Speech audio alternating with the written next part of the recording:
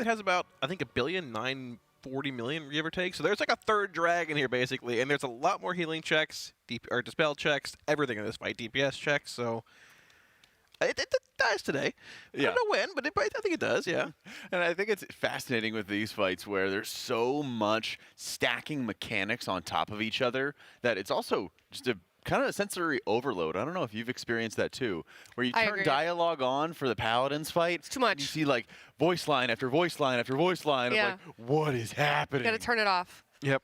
Well, we're going to be here to, explain everything for people. Yeah, and we can take a look exactly at what they are up to right now.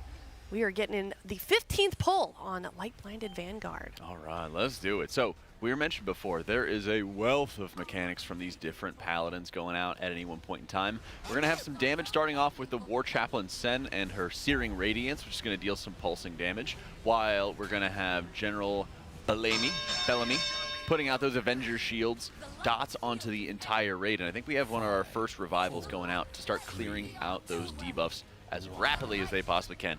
Running triple Mistweaver, Priest, and Preservation of Ochre. Now, one of the big mechanics on this fight is also this Zealous Spirit that is inhabiting each of the different Paladins and triggering another ultimate. Those ultimates you can see right in the top right corner. There is going to be the Divine Toll going out and the extra aura effect for the Paladins, and when that ends, it's also putting out a massive Consecrate, which will be pacifying any players that are standing in it, taking up a ton of the space around the room. Right, that's more or less the area of denial for the duration of the fight. You run out of room, and it's sort of just, you run out of space to kill the boss. I could be wrong, I think there's a comp swap or two they made today, though, as well. They're down to 4 Marks Hunters. There's 3 Warlocks now. Splats on that, I would assume, Destro Warlock. Triple Mistweaver still. I don't think anything changed tank-wise. Yips is still on Bear. But I mean, yeah, I believe they had 1 Warlock in last night when I was looking last. It's probably a concession just needing more dispels, actually, which is... What is the cooldown on the Avenger Shield ability? Do you know? Is it like every... Ooh, that is a good question.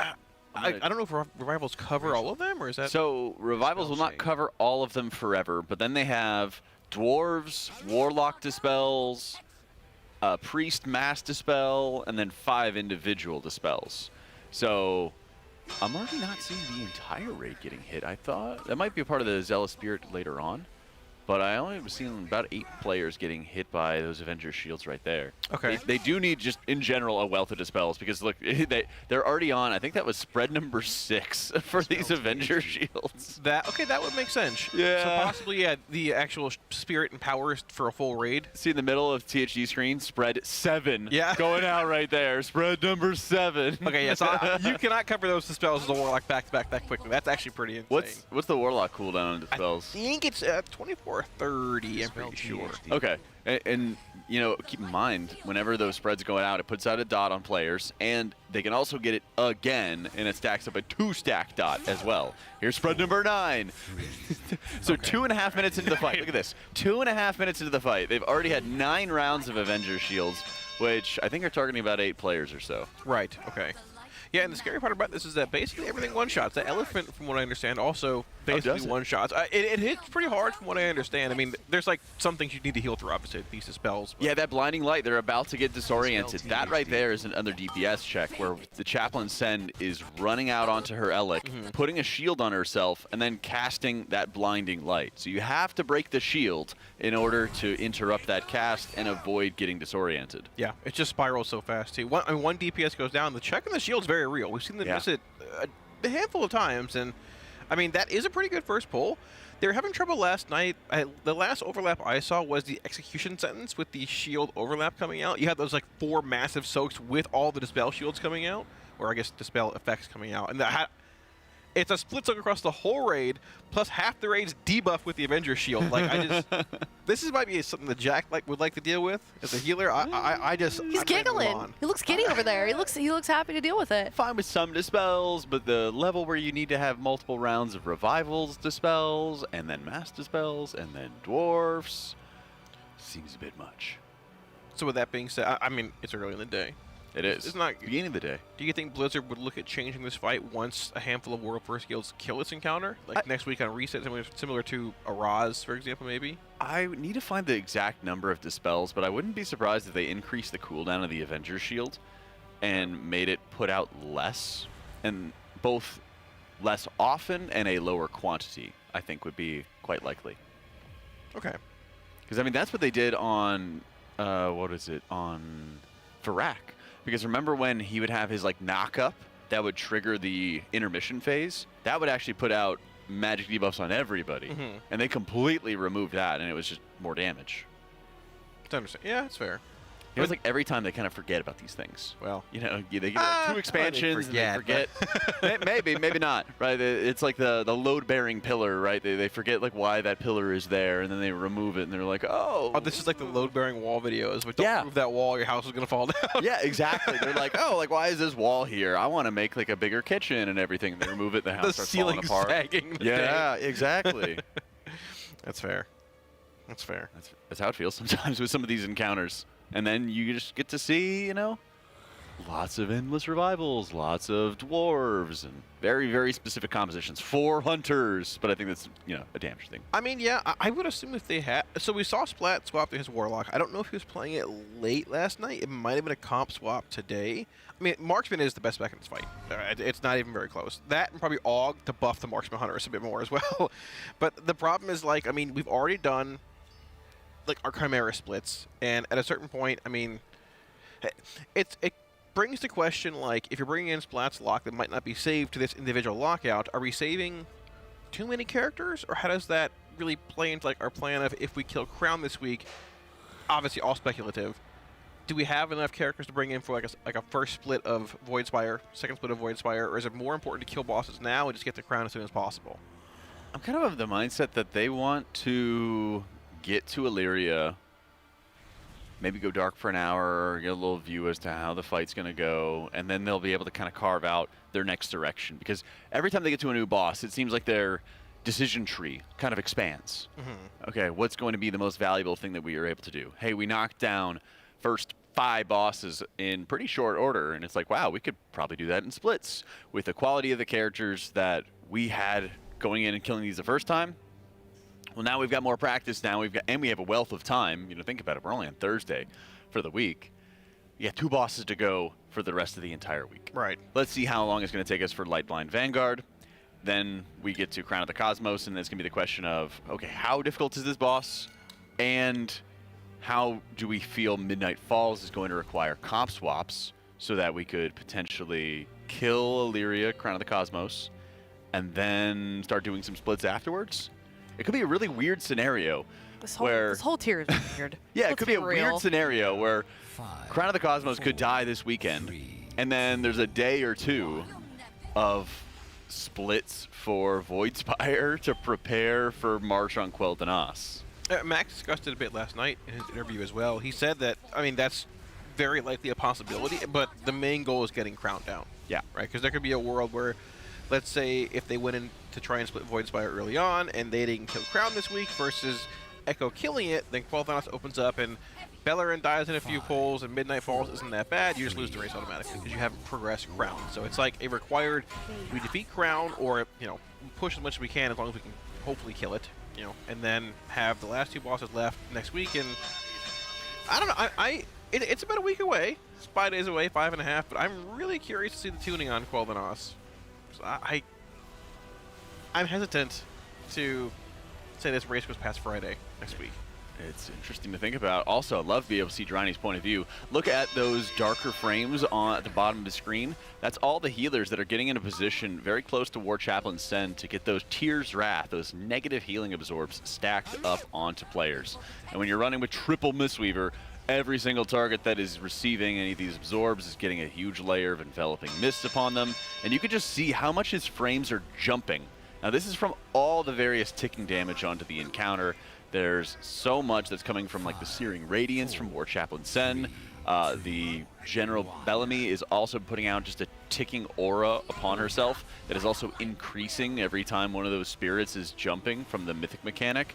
So there's a massive amount of extra damage constantly going out, but it's also the benefit for Mistweaver, not only having the revivals to help with the dispels for the Avenger shields, but also just having really high quantities of ticking healing on the entire party. I kind of call it the spew healing, where you're putting out lots of renewing mists onto the entire party. using your rushing wind kick to empower them, to crank out more healing. And you're not doing massive prio output, but when you need to, you have the capability, like we saw with the Tears Wrath mechanic. But you're also just doing constant, steady output to the entire raid, which is really, really important in this fight. Yeah, there's so many nasty overlaps in this fight that you have to just see and get through, and then learn, okay, I need to wall here. You can see right there, wall right now on these 4 large execution sites and so it's Avengers Shield overlap coming out. This is a nasty one they've had trouble with for a while, trying to just go down. Yeah. They should have a res available, possibly. I don't think anybody died as of yet, but with one healer being down for even a moment or spare, 2 other players do fall. This is probably going to spell disaster pretty soon here. How are they determining who goes into what soak? Sorry if you...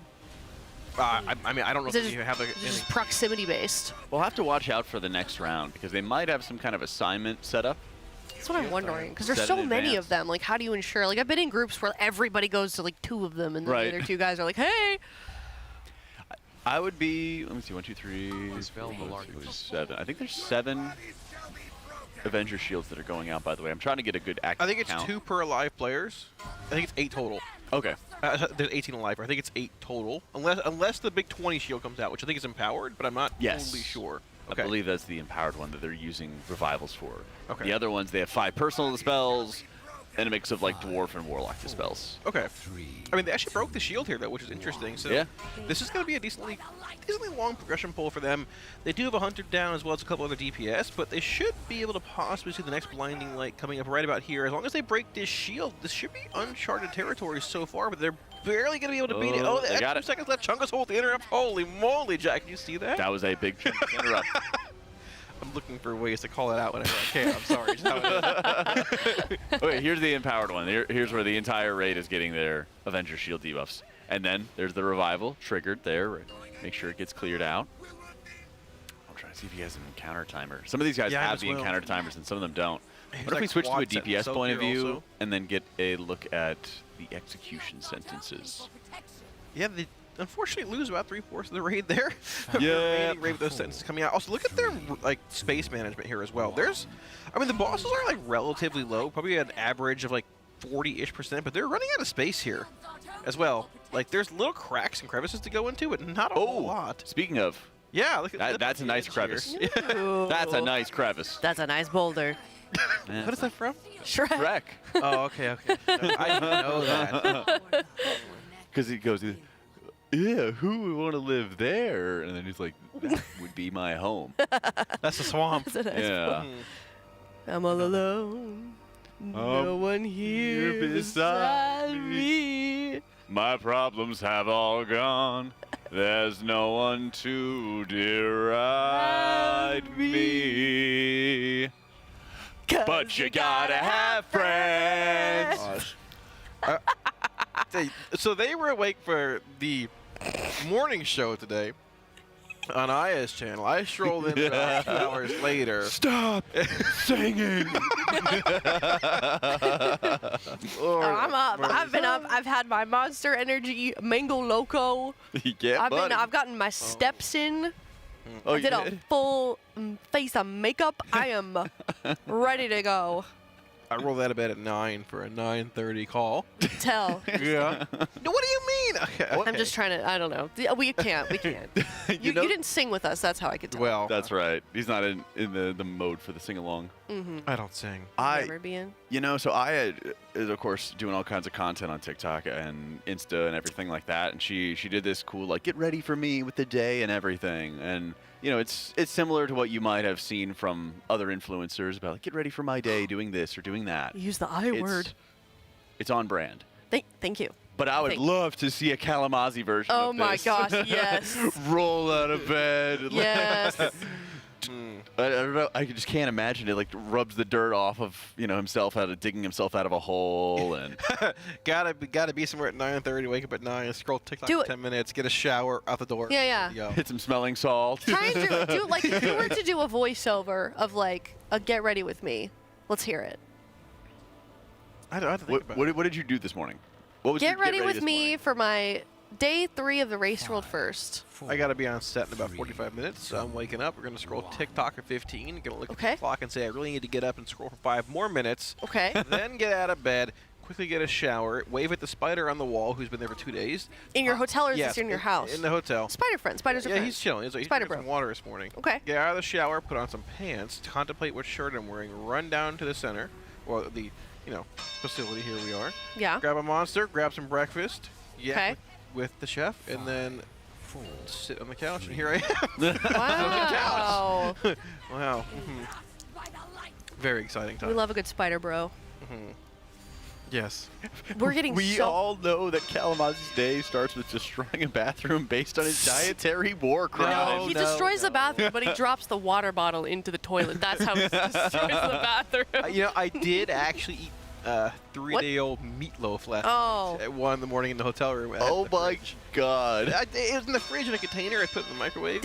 Was it leftovers from Oh, yeah. Chef Josephine's meatloaf? It was probably still fantastic. It was great, yeah, but the microwave has this weird lock feature on it, so I was like pulling it. Oh, is it like a baby lock or something? I don't know. There's probably a button to push. Well, yeah, but why is it locking? I don't know it to lock. Can't let you in. Point being, I was eating my meatloaf half an hour later. They're fighting the microwave for 20 minutes, but it's okay. 1:30 a.m., little meatloaf. Topper, then go to bed. No problem. Top off a tank on fuel and go to bed. Top off the tank. Big old loaf of meat. Man. Oh man. Okay. That's always the funny part is when you grab leftovers, save them for later, and then 3 days later is when you eat them. That's Well- like the cutoff. I feel like past 3 days, you're pushing it. Yeah, exactly. 72 hours. Was it good? You are right, by the way. It is 8. Oh, yeah. Looks like 8 there. 8. It what? Eight. 8 shields. of Oh. Avenger shields going out. Ooh. And whenever you hear that, their bodies shall be broken, that's also another burst of damage that comes from Commander Lightblood, which is a huge wave of like judgment hammers that he throws at the entire okay. party. This It's makes really sense. dangerous because you see that watch HP moment?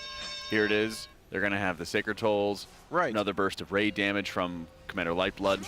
This fight kind of mixes like ticking damage with a round of burst damage with dots, and it seems like one of the first encounters that can really just wombo combo and kill you off quickly. It is cool design. I wish it was a bit less spammy, but I do sort of like how some of the abilities overlap. Like the shields with sentence soaks. That's actually pretty interesting. The tornadoes that come out here, Jack, like the swirling ones we saw a minute ago there, Yeah. is that heroic or is that mythic only? I think it's a mythic one. I think I'm it is pretty too. sure I don't that know is what that is though. mythic only. Mythic only what? What are we looking at? The light tornadoes. With how many different mechanics are going on, it's easy to like be like, what is that coming out of the blue? Oh, it's Divine Storm. Oh, Creates dodgeable tempests. oh, we're about to get a Divine Storm Whoa. right here. Let's see it. Okay, so we're gonna have the Divine Storm from Lightblood. Oh, well, they also we're just going got. to. They got Was that our first disoriented. caster curse? They got a little. It might have been disoriented. actually. Yeah, we didn't break the shield in time. Hmm. Fortunately. You hate to see it. Well, something interesting to note we haven't quite touched on. If you look at our Alienware leaderboard over there, we've got some guilds catching up. We've got Echo, 5 out of 9. Honestly, the Australian guild, love to see them coming up 4 out of 9, 50% right now on that 5th boss. I honestly agree. I honestly agree as well. We've got damage as well. We've got Cope.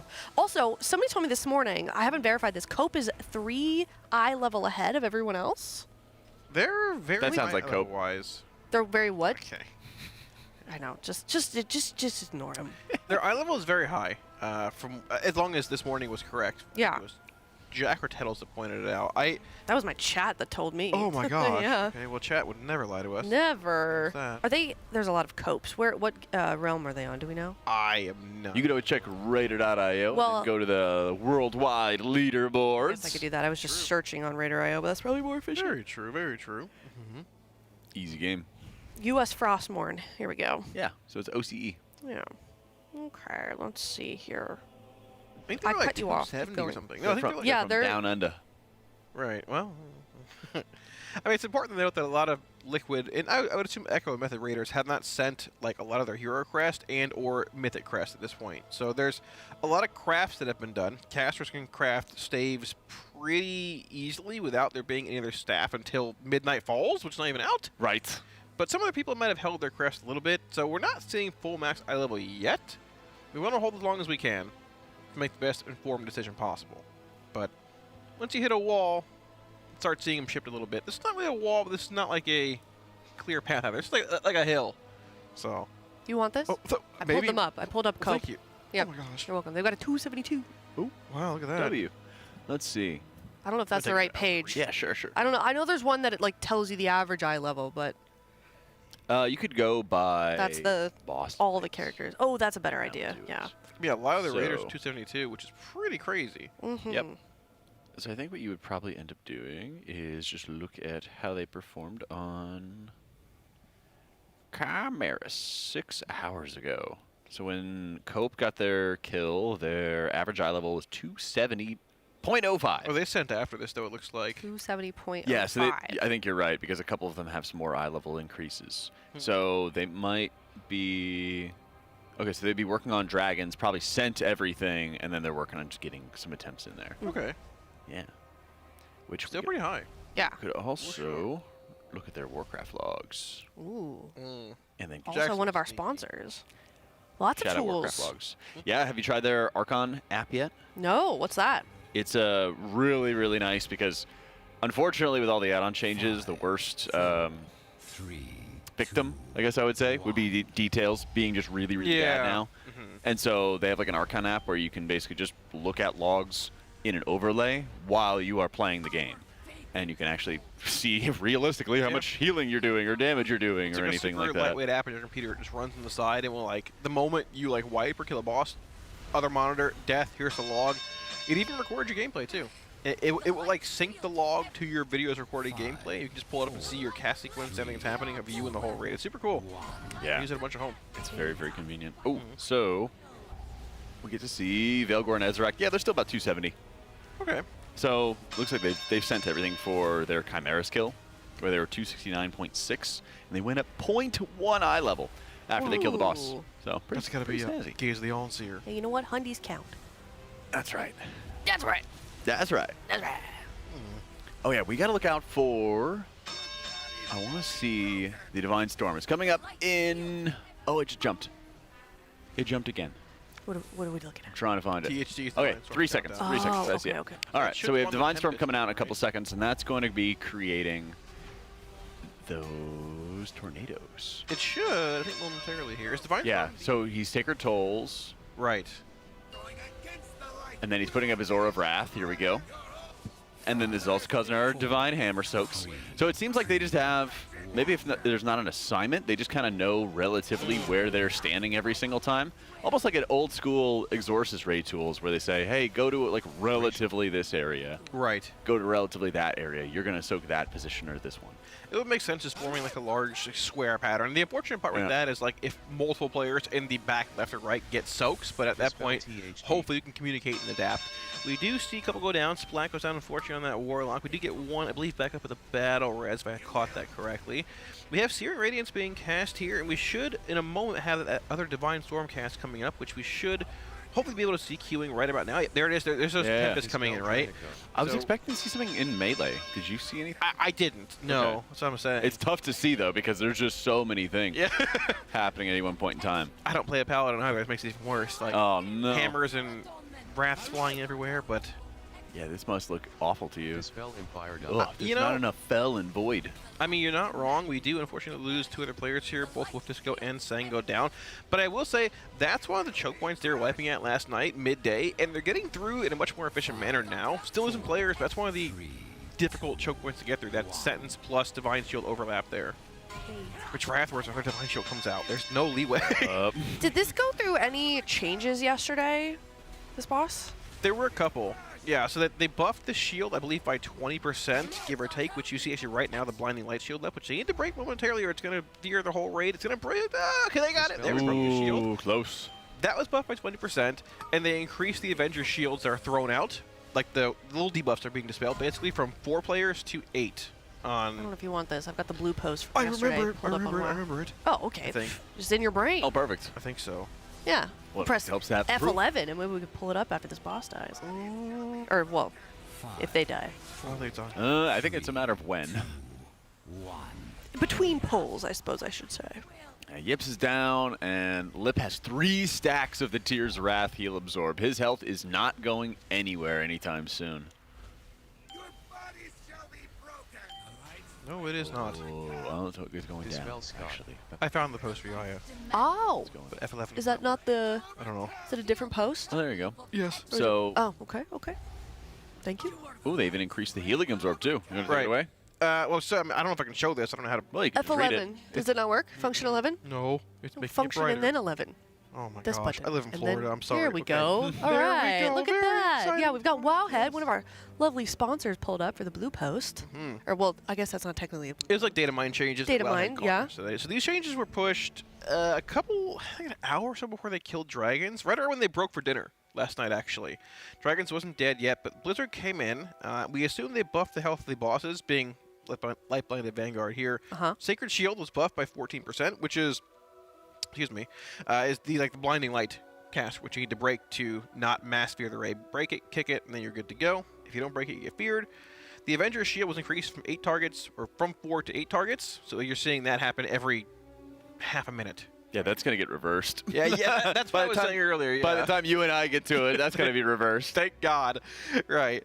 And Tyr's Wrath healing absorbs were also increased by 20%. Yeah, and that's whenever War Chaplain Sen has basically her ultimate, reaches maximum energy. She puts up her aura of peace, and then if you are standing near that aura circle, the closest, I think it's 4 players, or 5 players, excuse me, it's right there. The closest 5 players to that circle are going to get a negative healing absorb. It's an absorb that you need to heal through in order to actually move their health bars again. Right. So you'll often have a lot of times the healer standing really close to it, because most of the time it comes at a moment where there's not a lot of other damage. So the healers can build it up, they can all heal each other, benefit from leech healing, top it off quite quickly, and then go into the next round of like mechanic combos and mechanic bullet storm hell. The next overlap of death. Perfect. That's right. Also some Crown buffs, we assume. Target to health, I'm not really sure. That fight also is interesting because Crown is not in the journal. Crown is sort of like Gallywix, where there's like, hey, there's Void, go figure it out kind of thing. Yeah. So, but Blizzard very aware of the tuning of the raid and tweaking a couple bosses yesterday, quickly before Dragons went down, and, well, you know. I was kind of I think interested. Crown's on the docket tonight. Yeah, they might have realized that by the time that Liquid was pulling Dragons, that Dragons was just going to die. Help! Yeah. It's that meme with the little girl in like the child seat. Blizzard just, What? help! I don't know what that is. It's good. I don't know. It's like an old TikTok. She just like turns to the camera and it's like, help! It's Blizzard when they're just destroying all the bosses. Yeah, I'm talking to myself. It's fine. It's okay. Someone needs to send me that because I feel like I'm very chronically online and I'm not sure what you're It's an referencing. older one. Don't know it. Yeah, it's an older. Is it older like the Charlie, like that era, or? Oh, she's eating wasabi. It's a baby, and she turns to her parents just like, help! That's Blizzard like, looking at blasting his bosses into the ground. Another good one would be the I'm in danger. Yeah, exactly. Yeah. But I mean, like at the same time, it Was it very Ralph? could have just been like, wait, what is Ralph? The guy that's I'm in danger. I'm in danger. Yeah. Do you know that one? I watched Simpsons a bit. Okay, we are not mind melding this morning, guys. We have some bad casting chemistry. I mean, I know where it's from. It's like a little. I know what you're talking about. Yeah. He's on the bus. Yeah. He's smiling. I'm in danger. Yeah, no. there we go. Yeah. Yeah. Okay. Someone DM me the other one. Charlie. Oh, yeah. Who are you calling Unk? I wasn't even talking about him. I was talking about him. Wait. Talkley is as old as us. Hang on. I know that guy. You don't have to. Okay. You know. It's always the people who are like our age who are like, oh, they're Unk. Yeah. It's probably all unks saying that, huh? Yeah. Well, You guys have any new vocal stims? Well, you do. What does that mean? You do, Cal. His. Yeah. Oh, it's like a when when you have like the dad grunts. It just feels good. You sit down, you're like, ah. Yeah. Well, it's you just know? like words that you're like echolalia, I- where you're repeating things a lot. I had this new thing where I just wake up and after I get out of bed, I forgot to mention it in my daily Get Ready With Me video today. I just wake up and start making rapper noises. He just did a rap. He's doing. Do you take your hands and go like this in front of you, like little rap claws? and I run around the room. Yeah, exactly. Like, I gotta find my toothbrush. I mean, like, listen, you get what you gotta do every time. Sometimes, like, it's tough. You gotta cope the way you can. Absolutely. A lot going on right now. I haven't had wings in 6 days. Whoa, Oh, no, he feels the withdrawals. Tanks running on empty. Need some wings for dinner tonight, actually. I'd like to bring up a gripe, by the way. Oh. I see, this is what happens. I don't know if it happens to you guys, but I made a reference on the desk. I don't remember who it was with. and nobody got it. I did the "Do you wear wigs?" bit, but I did "Do you do Mythic Plus?" Good morning, Azula, and it went over everyone's head, and I'm very upset about that. Don't know that one. You don't? Do you, Cal? No. Oh my god. All right, never mind. Sorry. Will you wear wig? 5, 4. When will you wear wig? Where's it from? It's from a Lord of the Rings like fake interview sort It's of not where Lord of the Rings. the actor no, it's not from Lord of the Rings. The actor that plays Pippin is interviewing the actor Elijah Wood. I think it's either Merry or Pippin. I always get confused between the two actors. The same actor. And does just I'll send it to you. Did you know that they're actually the same actor? They just recorded scenes I twice. could see that, yeah. Yeah. I didn't realize that about Lindsay Lohan in The Parent Trap for a very long time. Let me tell you about Thought she was Miley sister. Cyrus and Hannah Montana. Oh my gosh, so cool. No, wait, no. Oh, I thought you were talking about how she recently did like a tour or Oh. a concert as. I don't know anything about that. I thought we were talking about that. I got really excited. I just know Wrecking Ball. Yeah, I don't know anything about that. 4, 3. Well, let me tell you about that, Jack. Miley all right. Cyrus Yeah, well, we got a minute. revisited Hannah Montana, and she did like a whole concert. Huh. Bank account must be a little empty. Oh, come on, it's fun. I would have gone to it. I'm sure I would have. That would have been fun. I know I have Shaq people. would have gone too, actually. Probably. I was talking to THD about K-pop this morning, and I was throwing out K-pop words, and I was like, "Who's your bias? Do you think Felix is cute?" And he knew exactly what I was talking about. Oh, okay. I was about to ask you, was it a conversation, or No, were you it was- talking to him about K-pop? No, it was a conversation. I was shocked. He's like, "Oh, that man is handsome." I'm like, "All right." THD knows ball. He's chronically online. He knows everything. I didn't know he was that I feel like there are different sectors of being chronically He's online. in every sector possible. Apparently, yeah. He's got his chatbots in K-pop streams. Apparently. Oh yeah. He sleeps for like 4 hours a night. He really does. Yeah, like you can tell if he's awake if his little like Discord dot is green. If he's in bed, it's just not on. Yeah. Like it's always green. He's always online. Always plugged in. Always monitoring He's the the always. situation. It's between him and Sideways Sang for the camera. first player in the building. What's that? It's between him and Sang usually for the first player that gets in the building. He was here when I got here this morning. Actually, yeah, THE was. Do you wear wigs? That's it. That's what it's from. Oh. Do you Will wear you wigs? wear wigs? Yeah. When I will don't you wear wigs? I don't know it. I'm so upset that you don't. Once we get off, I'll have to show you. It's really fun. Did you guys like the Lord of the Rings movies? Of course. No, they're good. Yeah, of course. Apparently, you didn't read the bonus content or watch it. There's The DVD. in Texas, we have an Alamo Draft House, which is like a movie theater. Ooh. And then they show old movies. And I was a little bummed because they were showing the extended edition of Fellowship, Okay. like the 4-hour version or something like that, Of course. right as I left for race. No. Fun. Oh no. Yeah. The Fellowship is the best one. I think it's time. I've watched them so many times. I have like a pretty long cooldown on them now, so I don't get burnt out. I think it's time. I think it's time I revisit. I feel something. A tingling in my finger. Well, I think when it's affecting me. when they clear all the bosses, Yes. and then they're doing splits on Ooh. Sunday or Monday, Let's do a watch together. we'll do a little watch together, and we Yes. could just spend the whole day watching. Oh, we'll be like Will Neff. We'll watch a movie. Very exciting. That'd be cool. Yes. Ooh, somebody told me the Denver Alamo Draft House is doing a marathon of all the extended editions this weekend. Good thing I can't Well, I gotta go. be there for that. I like the.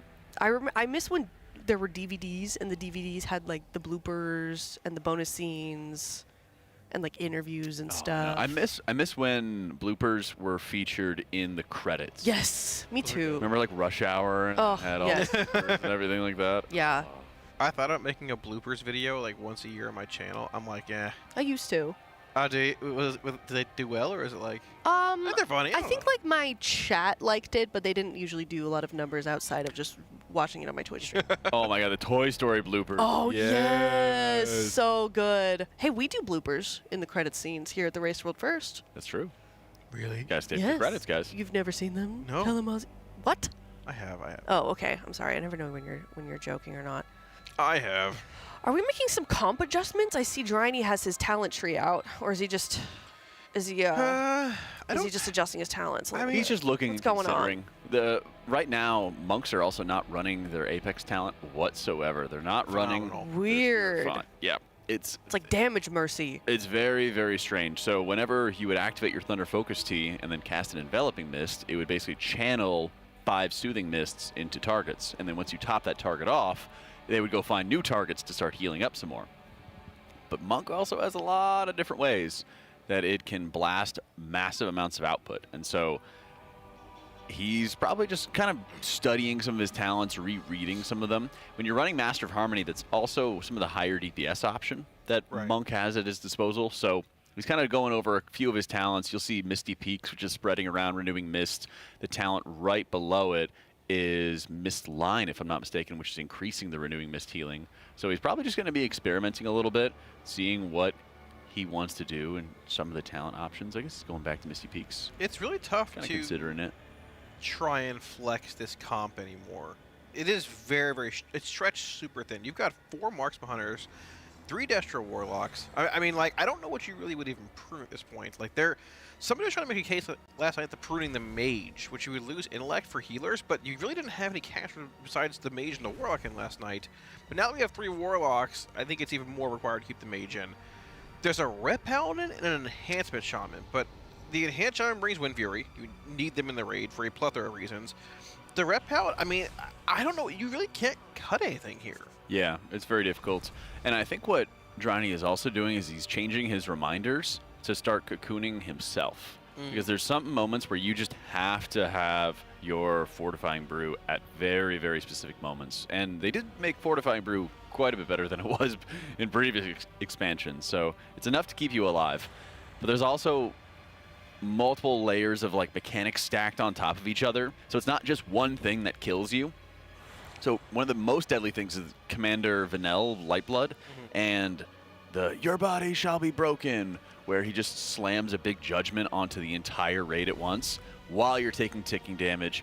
Maybe you're dealing with healing absorbs. Maybe you're dealing with the Avenger's Shield dispels. And that's another problem, is when you're dispelling, you're also casting a global that's doing no healing. Right. At a moment where everybody's taking massive amounts of damage. Yeah. I mean, there's no world you can trim a healer here, correct? Right. Okay. I mean, There's no shot. they're 5 healing, to clarify. They started with 4 initially and went to 5 very quickly after 2 pulls. So bringing in the 3rd Mistweaver Monk. So, I mean, You need to have the Revival Mass Dispel for the empowered Avenger's Shields that are hitting the entire raid. right. You need to have just 5 Dispels in general when you're having 8 Avenger's Shield dots going out on the regular ones, which are happening, I think, almost like every 20 seconds. You're having 8 dots go out on the raid.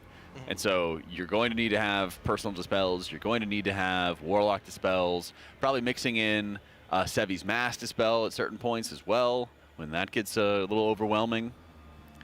Man. Very difficult. I think they might even be running the Revival cooldown reduction to maybe help a little bit. I didn't get a chance to see Right. that in his talent setup. But so much of Mistweaver in general is just high passive output, which helps a lot for the high ticking damage of the fight. And then you've got Nick on the Preservation that's going to do really strong bursty output through their Marithra's Blessing. They're actually taking their Apex talent. Take advantage of that. And then Dis does really well in this fight because there's a lot of multi-dotting value. Because Dis got a lot of its like penance damage nerfed in beta, but what survived was their Execute and then their dots. And you have 3 targets you can be maintaining your dots on. It deals a tremendous amount of damage. Apparently, Max mentioned dropping Ret if needed. Thoughts on that? I mean, it's Where are you getting a Devo from? But getting what? Where are you getting a Devo from?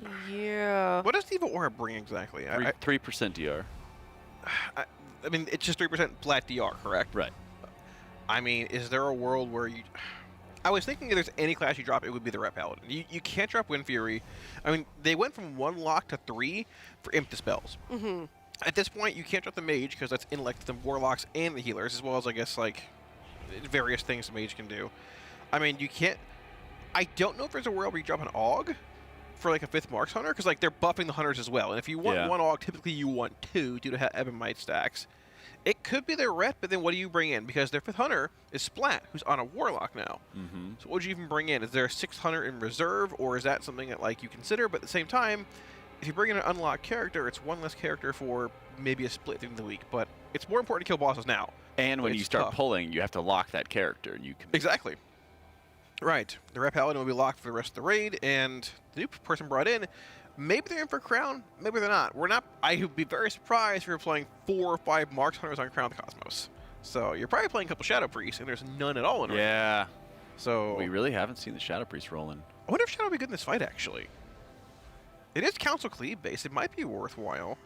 I wonder if they're. I wonder if they might have some struggles with surviving. That's what I was Oh, wondering. yeah. That would be my question. Possibly. What do you mean? Our healers are fantastic. Well, there's just a lot of damage. I know. That's the Yeah. thing. There's just a lot of damage. I mean, Somebody, go ahead. well, even the Hunters were saying last night that they're having trouble surviving certain overlaps too, and they're so good you bring them, but it's like, okay, they're just on fumes the entire time because they're Hunters, and well, you know, even though I think Turtle's a real CD now, it's like there's a barrage of damage every 10 seconds in this fight. Messiah. Somebody said, wait, he was not a panda yesterday. Are people race changing to panda? Are we bringing in panda alts? Oh yeah, the food buff is very good this time around. Yeah, I knew that, but So Oh yeah, movement is also really bad for Shadow. There's a lot of times you have to move so much. there's a meme floating around on Twitter of the Shadow Priest trying to break their link on dragons. Dude, it's so They're bad. just I was running doing into it thing last spot. night. a meme or it's like an actual clip of somebody. It's a that's clip. playing It's a Shadow- meme, but it's so and- bad. Yeah. Oh like, no. yeah. I was playing my priest last night for dragons. I was playing a little bit of holy priest for that Hmm. fight, and oh my gosh, it's so bad. Use your feathers, Jack. Yeah, the Or feathers is it because suck. you have to move and it interrupts casting? Well, or you do have just to- have bad mobility. You just have bad mobility. Like, Okay. you can't really cheat for the tether or anything Right. like that. You just got to send it. Yeah. Can't relate. Well, yeah. I just DK moment. Hey, you know what? We were the worst mobile class for years, okay? Yes! We didn't have Wraith Walk. We didn't have Death's Advance. We had Dispel nothing. Okay. We had nothing. Well. We had a slight speed increase with Unholy Aura, but they got rid of that too. Unfortunate. Primor, top of the meters. Let us be in the light now, okay? All right, well, here we go. Poll number 20. Lot to discuss between that last poll, but we're getting in. Best being 47.71%, as you can see in the bottom of your screen right now. This is kind of surprising to me, at least, because I know there was a lot of discussion in the last couple of days, like what's the first wall going to be? I saw Cosmos thrown out a lot, saw Dragons thrown out a lot, Light-Blinded Vanguard.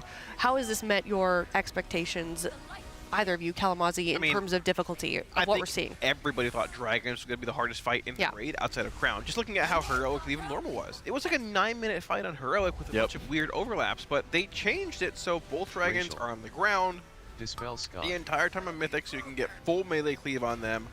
Just in general, the fight just seems maybe not more forgiving, but just not as bad as we thought tuning-wise. They just sort of Right. died after like an intermission and a half. This fight, though, What was Liz that? saw it and cranked it up. What was what? He like moved in and then out again. I think he was getting that ready to get intentional? back into melee, and then he got targeted by the Oh, mechanic. okay. It looked like Okay. okay. So he kind of Must have already already got committed to the Mhm. to the role. Was Can you not already- cancel those? You used to be able to. No. I'm Uh, thinking the other one where you kick.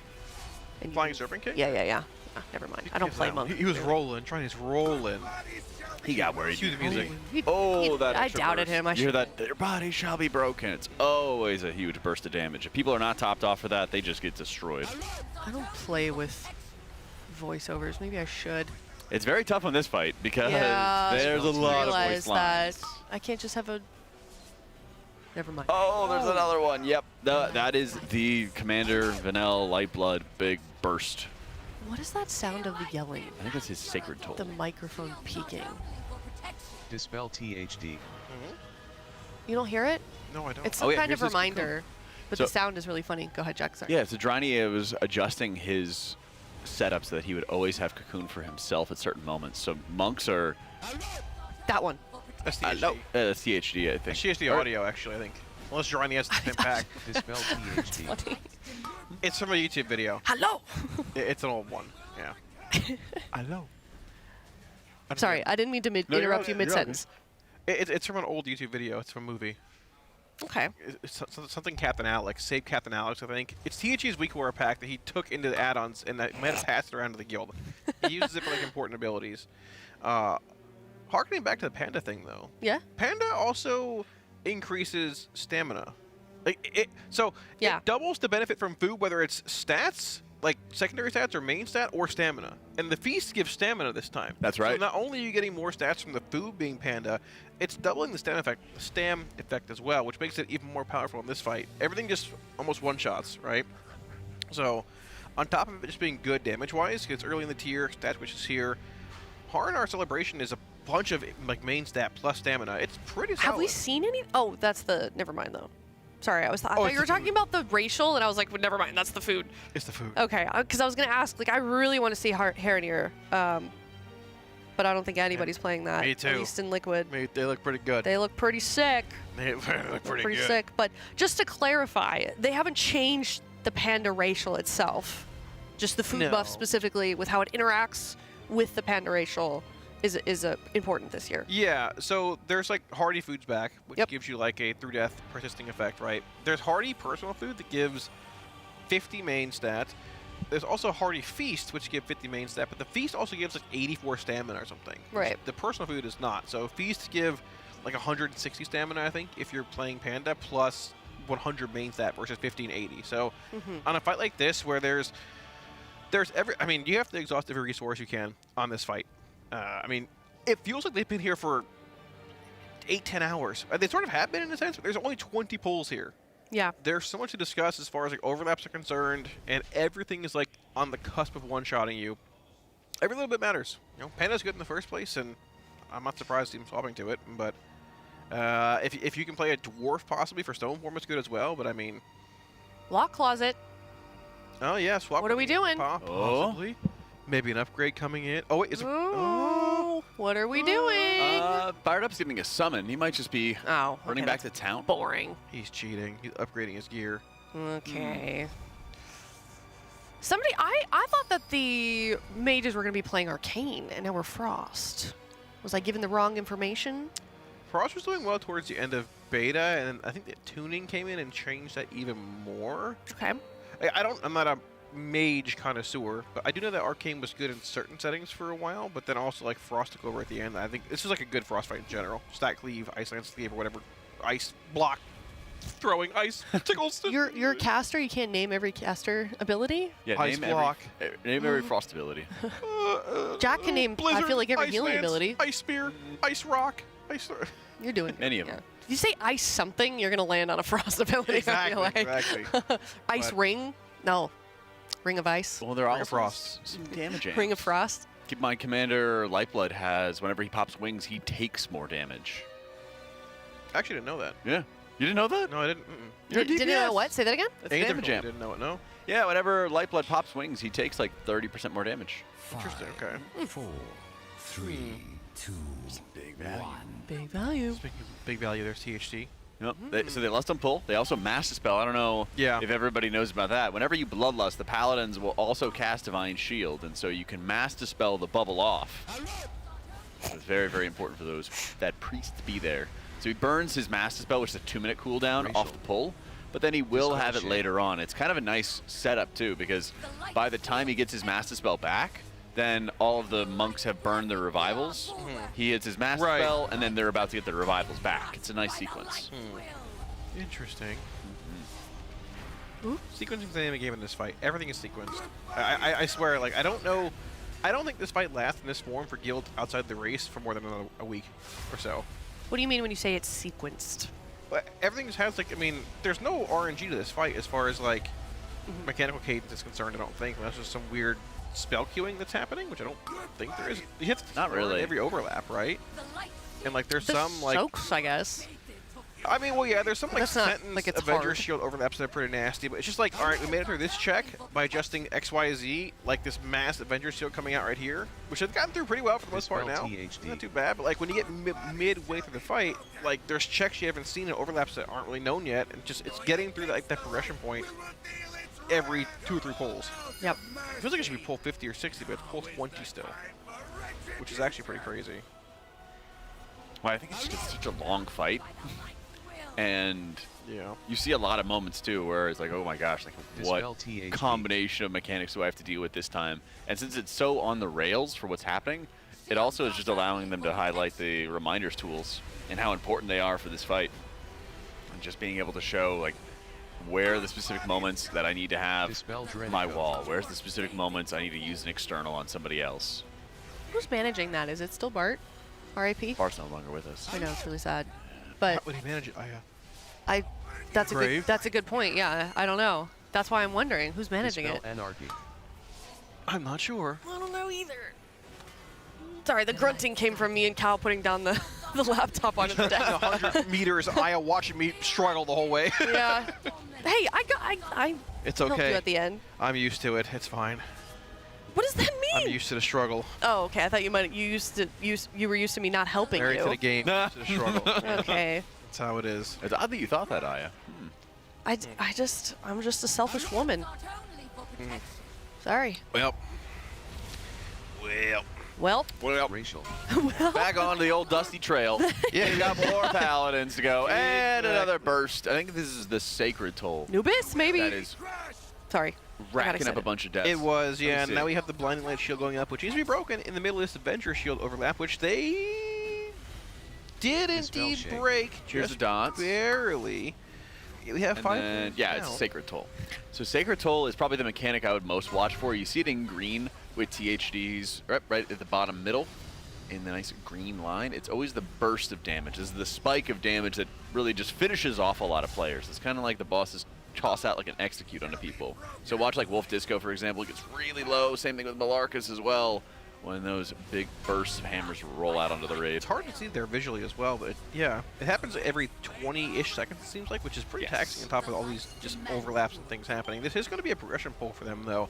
They made it through the double Divine Shield overlap. Now they're back into, I guess, like, I can't even tell what's happening as far as mechanics are concerned here, but the raid is dead. What's queuing? I couldn't see. There's a lot queuing. I wanted to see the next There's a overlap there, lot yeah. queuing, but that's some progress right there. It was, yeah. Woo! 0.62. I did hear that last pull, Echo did pull slightly ahead of Liquid, but looks like we're maybe back at, I don't know what their actual percentage is. It's not updated yet for them, at least. I guess I could pull it up myself. It's a wash. But basically, we Like- are neck and neck. Seems like the race is started. Yeah. It started on Tuesday, Aya. Okay. Just to, Okay. the race never ends. It's true. Ra- We're still back in Boston, actually. This is Oh this my is all a God. simulation. Send me back. What? They had free pizza. I never got any of that. I had pizza every night. I know. I didn't know about that until towards the end. Well, Ooh. I can check out Izzy Panda's logs. He's logged in up here. oh wow. Okay, let's look at. Make sure we don't leak anything. No, it's he's not on the guild. Oh, well, Tettles is here. Hello, Tettles. Hello, Tettles. Good morning, Tettles. Let's see. His arm. Okay. It What's is, up? yeah. Yeehaw. We should be like 45 pulls into this though, but I mean, so I'm curious. Do you think this fight actually dies today, Jack? I think it could. Yeah. It could. Okay. I mean, Max said he The- thought it probably died today. Yeah, and I think night. it's a big challenge figuring out each combo of mechanics that's happening and how you want to adjust positioning and like what cooldowns do you have on hand. I think there's a lot of moments where as healers get more comfortable, then you're able to hold off and using your health pod or your health stone, and then you can find which moments you need to hard assign them and which moments you don't. It's also, you know, beginning of an expansion, there's a lot of times where everyone's kind of getting used to a class change or used to how they want to set up their healing onto an encounter, and that always plays a big role as well. So it's just once you get a lot more pulls onto an encounter, everything kind of slows down, everything gets a little bit more comfortable. I've been kind of watching Driney on our second monitor as he kind of tweaks a couple talents, makes a couple adjustments here and there. He just swapped to, oh, I wish I remembered the name of the talent, but I know what it does. It's one where you use your Manatee and it actually cranks up the healing of your Shaylun's gift. Wow. And then that's going to allow him to take time to increase a lot of his single target healing, his spot healing in those moments, and make sure that he's able to better cover some of the people who have the negative healing absorbs, or quickly top off some of the players that have, you know, perhaps like a dot debuff or are taking like really heavy damage right before the sacred tolls, which are putting up a huge Okay. burst of AoE damage on the entire party. So there's a lot of times these combo deaths can be avoidable, but you just got to make sure you're comfortable with each piece, I guess, of the fight. Right. Sure. And what can kill you. Makes sense. Understandable. All It's right. a puzzle. It is certainly a puzzle, but real quick before we get too deeper into that, I do want to do a quick mention to one of our shout-outs, one of our sponsors. A shout-out to our sponsor, my God. Teal.gg/sweepstakes. Alienware is giving back to the community, and you can have a chance to win a PC and monitor bundle or a weekly prize of the Pro Line bundle. It is tested by Pro Team Liquid players, a keyboard, a mouse, and a headset. You can head on over to teal.gg/sweepstakes. Check it out yourself. You can get a 360 hertz QD OLED monitor. I have it at home. It is absolutely stunning. I feel like I could see. Do you guys remember back when Sanguine was kind of that red color? It was the exact color of Death and Decay, and I could like never blood. see. Yes, I could never see the two when I threw it down. I could see that now. Sanguine Depths. I could. Yeah. No. I want one of those monitors. If I win, I'm not giving it a chat. You can enter. Ooh, there you That's go. what I'm saying. Head on over teal.gg/sweepstakes, Kalamazoo. Me and my backpack. Nobody told us that we couldn't. Yep. Don't ask. Just enter. Yeah. Ask for forgiveness later. Enter What's the the giveaway quote? and let's ride. Yeah. Don't ask for permission, ask for forgiveness. Yeah, there it's we better go. to ask for forgiveness, permission, something like that. I don't know. Yeah, something like Yeah, that. something like that. So that's what I did when I played AF on Nazoth. And my GM was like, "Why are you playing AF on Nazoth?" Well, it all worked out in the end, right? Nobody, That's right. Yeah. Nobody died, right? Don't do it again. Okay, well, I'm sorry. How could you do this, Cal? I listen, Jack. Listen. I'm listening. I don't know. What do you guys say? I honestly don't even know. What do you get to say? I don't know. I'm not sure. He's just going to make weird grumbles. Oh, yeah, our leaderboard updated. Echo's at 42.5%. Are. 49%. Cope is doing well. Do you have any comp differences as well, Aya, on your laptop? Let me look. Yeah. Do that. I would be curious Jack. about that, actually. It's a good Dispel call out. 'Cause Echo did have like a day or so to possibly run more splits or other groups like gear for this fight, being the first check in the raid, but I don't know if they actually ended up changing or going with a much of a different comp than what, Liquid's playing right now. Oh, I don't think they're logging on Raider IO. We Oh, are no, going to they get... are. Okay, so here's going to be the next... Okay, we have the Divine Storm coming out in just a second. I'm looking for the next round of the execution sentences. Oh. Because that's always going to be one of those moments we keep on losing players, Dispel and we just THD. lost a couple more with that Sacred Toll coming out right here. Another burst. I think we had a sentence about half a minute ago, so we should be off by about 35, 40-ish seconds, but I could be wrong. I'm not, actually, no, I'm wrong. Here we are. So here's that shield quad sentence overlap, which has been killing players in the past. Fired up pretty low here, And gets in for... Oh my THD. gosh! The challenge right now is you have to deal with the execution sentence where everyone has to soak, and then you also have Belami also hitting the Avenger shield on the entire raid, so you have to tank that hit the revival, keep everybody alive, make sure that they can actually survive that incoming hit, and then all the healers have to shift back to War Chaplain Sen's aura, where that Consecrate is, so they're close enough for the Tyr's Wrath for the negative healing absorb. And you got to make sure it doesn't go out on anybody else. Yeah, speaking of that, there's that blinding light shield going up on War Chaplain standing there as well, which they will Dispel break in time Malarkers. here with 2 players being dead, but the question is how much longer can we stagger on? There's a Sacred Toll coming in right now. Ray takes a lot of damage. Able to heal through it. Divine Storm coming in 5. Here is another ultimate coming as well. I believe this is the... This is Belami with the Divine Tolls. Oh, so getting hit by right. any of these these shields is going to just silence you. Phenomenal. Yep. While also at the same time, you still have Tyr's Wrath happening because of the Mythic mechanic, which is that Empowered Soul. And so everybody standing really close to Sen is also having that negative healing absorb, and so everybody has to kind of slam healing and adjust their positioning, top it off, and you really, right there. most of the time want to have it on the same people. You want to have it on the healers. They benefit from Leech. They also just have really high self-healing. A few of them have mechanics where they do more healing to themselves. Oh, Mass Shield coming in here. We do lose Boomy as well as Scott here, unfortunately. We do make it through the shield pretty easily, though. We're at 46%. There's another progression pull here. But the question is, how long can we stagger on? Here comes that Aura of Wrath as well, with the quad sentence coming in also. We have to move out of this circle, but I think it's going to spell disaster before we can get out. That is a new best, though. Yeah, 45.5. That is a new best. They're getting some good pulls in. I'm waiting to watch an ad so I can look at their comp because it's not on Okay. Raider IO. How about Warcraft logs? I don't know using their progression mode. either. Damage is coming up every pull, like as well. I'm looking at it earlier. They were around like the 51% mark at 415, give or take. Obviously, less players are dying, which makes a difference there. But like damage and things do come up just passively with more pulls coming in and getting more familiar with their surroundings. We also don't know though, like how tight of a DPS check this fight is.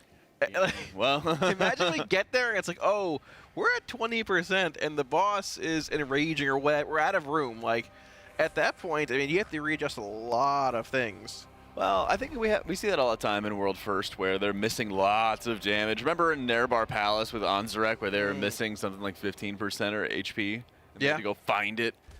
Very true. All right, We've got some moments. ready for the comp? Let's see it. Here's what Echo did for the last pull. So Blood DK and a Prot Warrior for tank. They are running, oh my gosh, 1, 2, 3, 4, 5, 6 healers. Oh. We've got a Resto Druid, 2 Prez Evokers, 1 Mistweaver, 1 Holy Paladin, 1 Disc Priest. We have a Devour Demon Hunter, 2 Og Evokers, 4 Marksman Hunters, 1 Frost Mage, 1 Ellie Shaman, 2 Destro Locks, and 1 Arms Warrior. Interesting. Yeah. We have 5 healers, right? Yeah, Liquid has 5 healers. Okay. Right. Interesting. Oh. So if we were to drop like at the Paladin or something, would we swap it in for another healer? Would that be the move? I don't think you could 6 heal this and meet the DPS check. We're trying. Yeah. We're going for it. I mean, a decent bit of that strategy could just be like they don't know what the enrage is in the fight, so like they're just sort of going with healers to see into the encounter, which is totally fair, right? No, I think so. Yeah, we do see that a lot. But at a certain point, like, it brings the question when you do trim like a 6 healer to 5, if you need it, somebody has to learn to fight again, unless it's a healer going DPS, for example, right? And that's also a weird thing of like, well, maybe somebody can swing that right now, but if not, you're locking another character, which might make splitting a certain run later on in the week a bit more of an issue than not. It's so weird this tier with these splits, man. I don't like it. I really, really don't. I like watching because it's fun and interesting, but I don't know if I'd like trying to figure out the best schedule, I guess. Yeah, I mean, I don't think you can really let like the potential of double splitting Void Spire after you kill Crown influence your decisions as far as killing a boss and progression is concerned. But it's just there, subliminally looming in your head, right? Because, oh, well, if we don't lock the 5th Hunter, then we can split for him. He's good on Reclear. Or we're our Shadow Priest. It's a good Shadow Priest fight. Well, we can't fit him in the comp. What do we do, right? So it's tough. We saw him playing a DK for a while, too. We know DK is good on Crown. But, like, at a certain point, you have to be like, okay, well, they're good on Crown. Maybe they need gear, but we have to kill his boss. And they're not as good as 4th Marksman Hunter or 3rd Warlock or 6th Healer, right? So... And I think this is where you just have to kind of pick a strategy and just roll with it and see how far you're able to go. Because everybody else is also running some different setups. Running with a Holy Paladin, running with a Resto Druid on the side of Echo, for example. And then, meanwhile, that might cause them to actually have some more problems, especially when they don't have those Mistweavers for the Mass Dispel with a Revival at certain moments where Bellamy is going to have Avenger Shields go out on the entire party. Right. And so there is going to be the negative idea of like, okay, well, maybe we're going to have to reprog if we don't have like the specific comp that might have been perfect. But your opponents are also in the same boat. And they're also having to run with what they think is going to be best. Yeah. How long is Echo raiding today still? They're getting close to their end. I don't know their Don't they have another schedule. 6 hours or so. You know, it is early in the morning. You are correct. I thought it was Mage is wearing socks with ducks on them. They're Ethan's right. adorable. It's okay. I'm sorry. It's okay, don't worry. They're so cute. I like ducks. Too. They're nice. They're what, 6 hours ahead of us, roughly? I think it's even more than that. They're like 8. We're California. Are they in the Oh, same true. facility? They're in Germany, aren't they? Like 6 to 7 hours. 6, 7, Okay, stop that. It's 7 p.m. now. Okay, 7 p.m. 7 p.m. Yeah, see? So they're 8. Nice, all right. Right? Isn't it 11? Just putting Boom. Aya is spying in the Echo chat. I'm admiring their fashion, okay? Leave me alone. All right, we're going to head to a Monster Energy listen in and see what the Raiders are talking about between pulls here. Leave it on enhanced. I'm leaving it on enhanced. Yeah, enhanced game.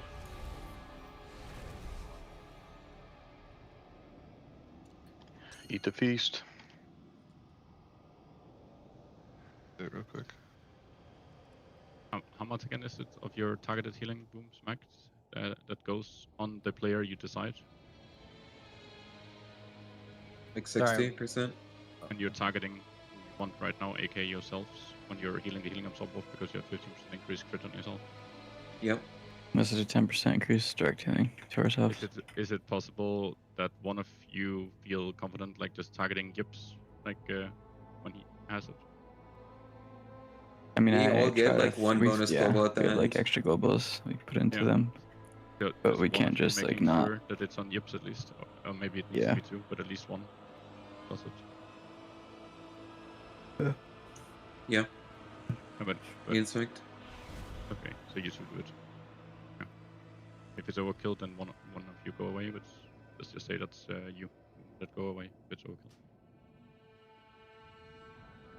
Because he doesn't heal it off when he gets killed.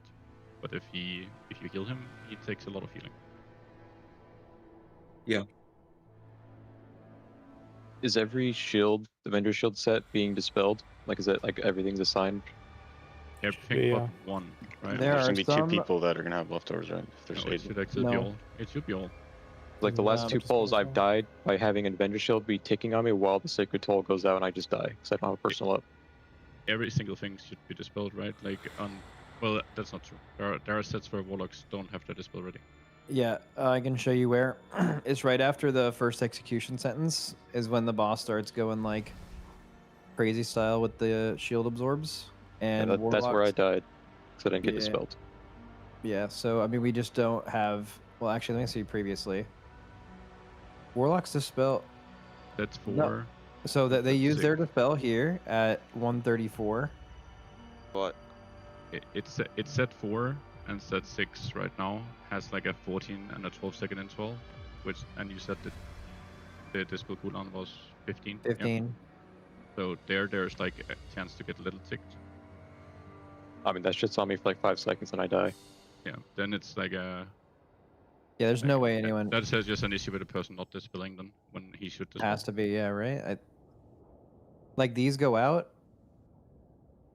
Bare minimum, the only dispels that are not up right now are warlocks, which means 5 dispels should happen instantly. Fast forward 2 seconds, only 2 have been dispelled. I think that's just a we'll play better situation, I think. On that one at least. I can go through everyone dispel like once in a while and see who's like being slow on it, but I know everyone is trying their best. I Okay, have so- revival on the 10th set. The things we wanted to fix on that poll, we're making sure people's reminders work again. Has that been fixed? Where's the glows option in this? We don't know. If you go /liquid, right, Yeah. and then raid, void spire, light bond, vanguard, dispel assignments, and then should be able to choose glow type and the glow color.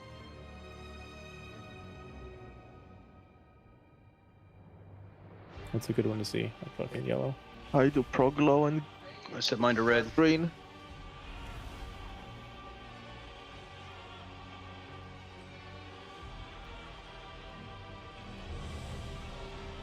All right, we good? Okay. Boom, add 10 to the list. Okay. So it never got answered. Do our reminders that people are setting work again? Is it possible for them to get notifications on Reminders that work, they've been? yeah. The reminders work Remind- the entire time, I think. Yes. So Yeah. what was THD talking about? Big weeks messages, right? No, Right, yeah. Yeah, no, we're talking about big wigs That That wars. shit's fixed, yeah. Okay, let's go.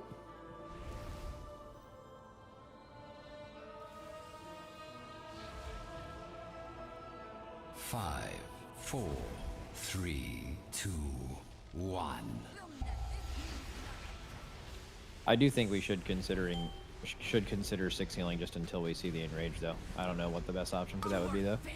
We would just simply be alive more often. Yeah, for Rambles. Could be pup man. Yeah. The punish for that is it's 5 healable, and you end up living 6 healing, and it has to be a 5 heal, and then you waste time. 5. Punish Okay, me. Waiting here. 3, 2, 1. PD. Keep fading now. Who went on the wrong person? All Not good. bad.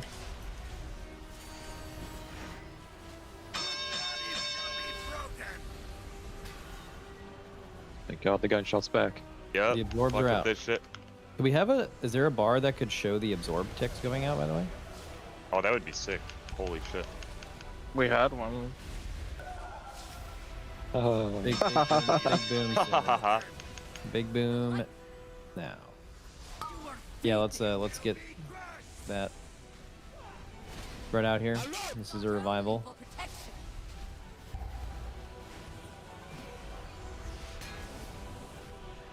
Okay, and big boom soon.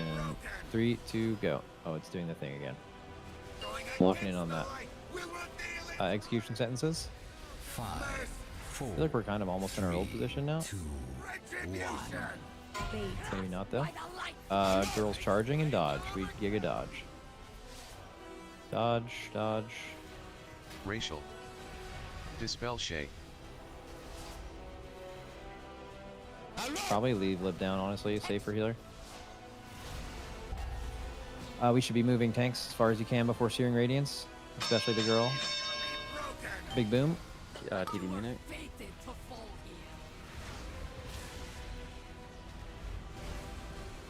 Good, and we're spreading for debuffs. These are singles. And then tornadoes were like Babby moving through and then doing execution sentence. Other bosses running away. Watch tornadoes. Oh god damn it. Keep missing that.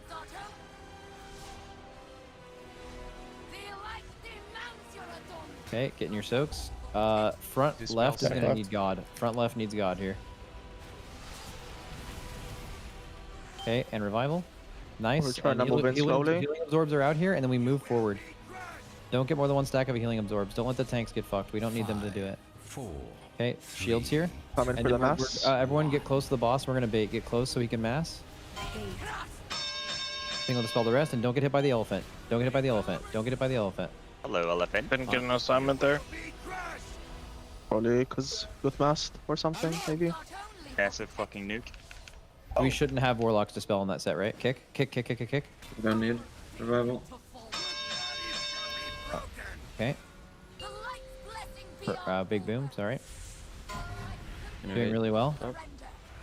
This is where we're getting turbo fucked, by the way. Yeah, this is a hard one. This is the healer absorbs here. Healer absorbs going out. This is the big boom. Big boom in 3, 2, 1, boom. Okay.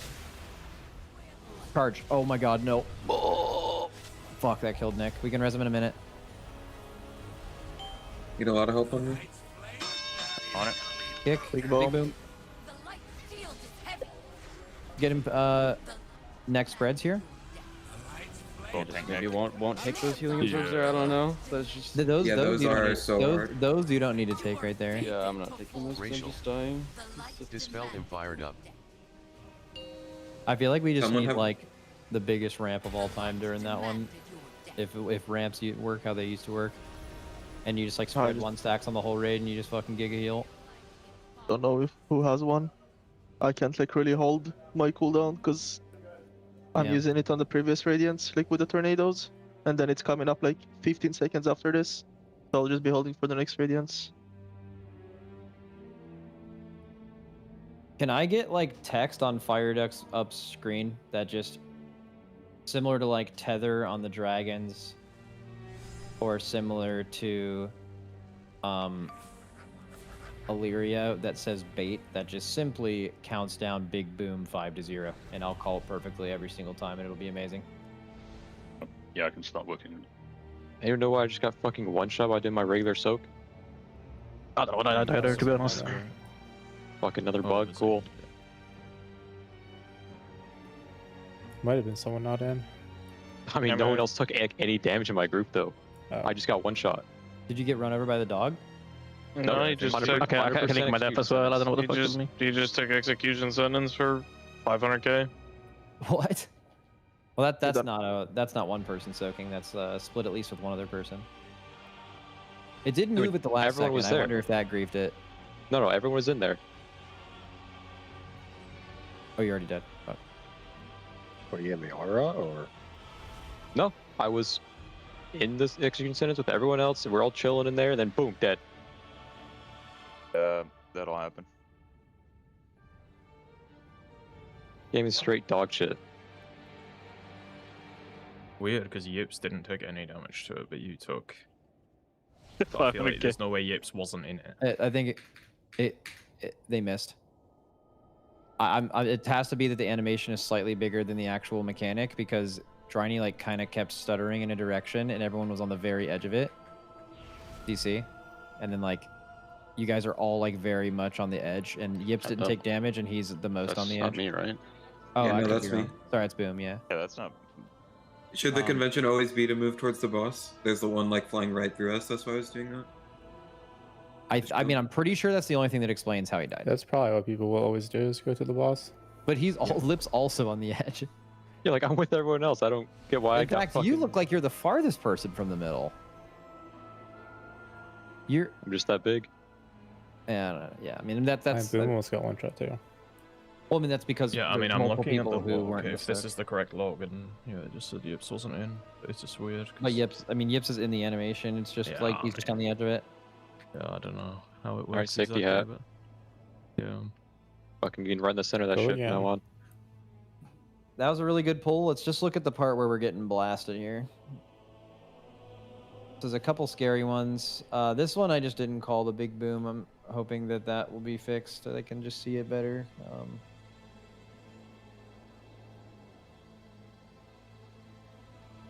Is this one scary? No, right? Because like there's no. No, it's the next one. This one there needs to be. This is the one we like moving in bait. We get a master spell.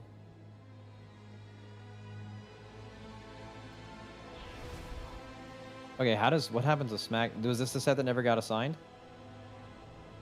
Because like this is the one we're massing, right? But we can't mass all of them. So maybe you guys heard massing and you're like, that means no one dispels here, maybe. Because like At least for me, I got an No, I assignment died after the because- mass, and then I dispelled as well. So Well, I typed it in the other chat, but so the absorb when it goes out, it's like 800k or something, or like 750k. But if you have an absorb that you get down to like 50k and then you refresh it, you'll get like a 1.6 mil absorb. Like it refreshes the first absorb entirely. Oh Jesus! That's what happened to me there. Is that intended though? Like, is that a bug? No, that's. If you ever get a second stack before the first one's get off, it's just fucked. No one Yeah, can I'm do that. pretty sure that's how it was working in Heroic. Which is why the extra stacks felt so bad. Can you you can immune try the to heal report it. absorb? Maybe it's not Like what intended. happens if you have an No, immunity you up cannot. for it? The heal absorb Oh, is wow. like to stack, goes so through. if you get a new one, it will stack it up. Yeah, but like it's It's not. So it's- it taking makes- the value away from the first one. I yeah, think it's it like worth reporting refreshes the full nonetheless. value. Yeah. I think it's worth reporting. If the tick thing is doable for the heal absorbs, it would be like insanely. I mean, we had one. I'm pretty sure Yeah, at some I point. don't know where to find Probably it. just not working with the current timers or something. If it ever works, just ping me like 7 times. Yeah, I got that shit enabled. I'll let you know. Yeah. I mean, let's get all the technology. Let's fucking get it, and it'll be amazing.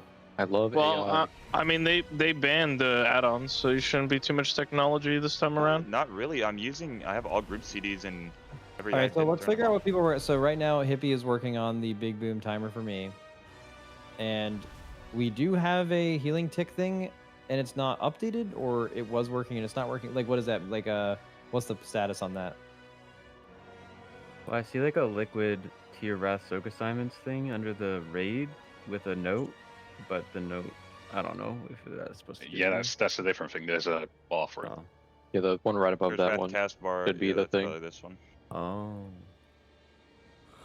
I tried I just make look- it work with the mythic mechanic, and I guess I screwed something up. Yeah, I just enabled it like a couple polls ago and I haven't seen it yet. I didn't know if it was working before though. On there, we'll see. I added like all of Heroic and saw it, so.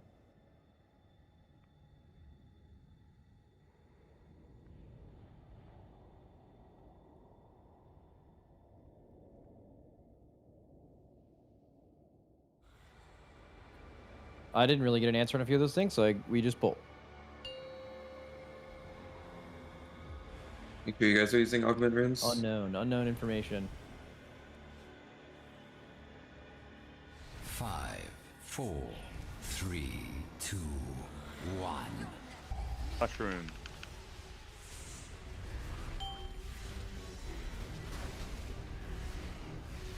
You were fated to fall here.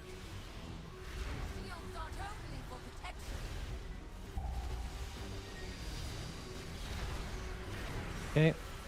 And big boom soon. 3, 2, 1. The light shield is heavy.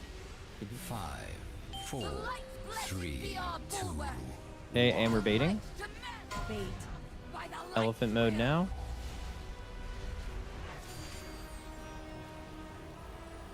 Okay, and big boom soon. Big boom 3, 2, 1.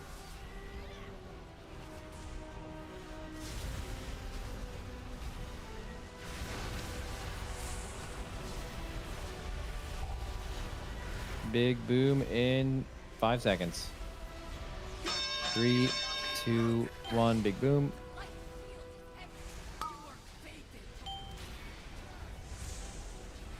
Okay, spreading here. This is revival.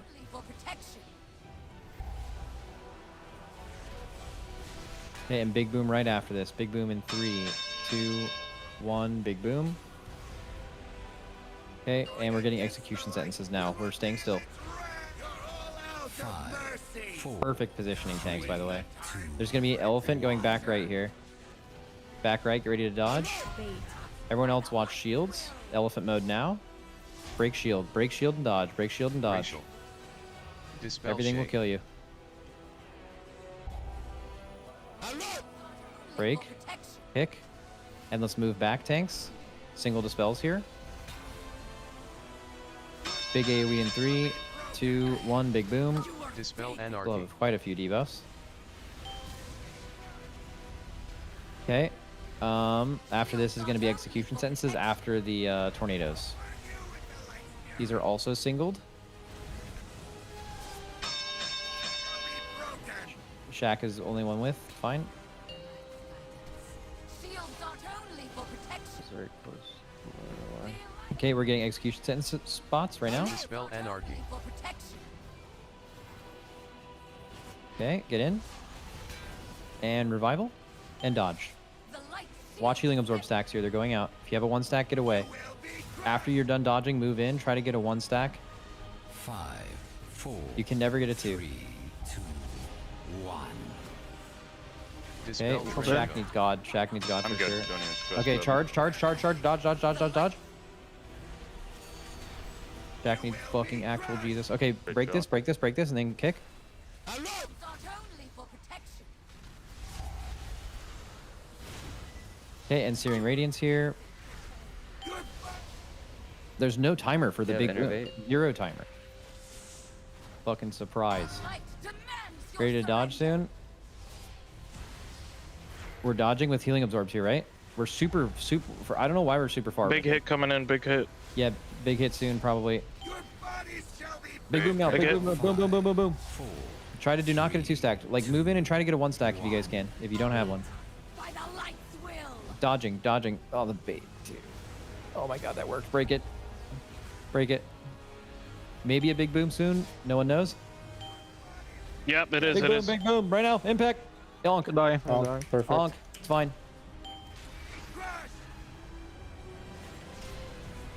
More on Bellamy, probably. Spread here. Revival. My We arrival. don't. What?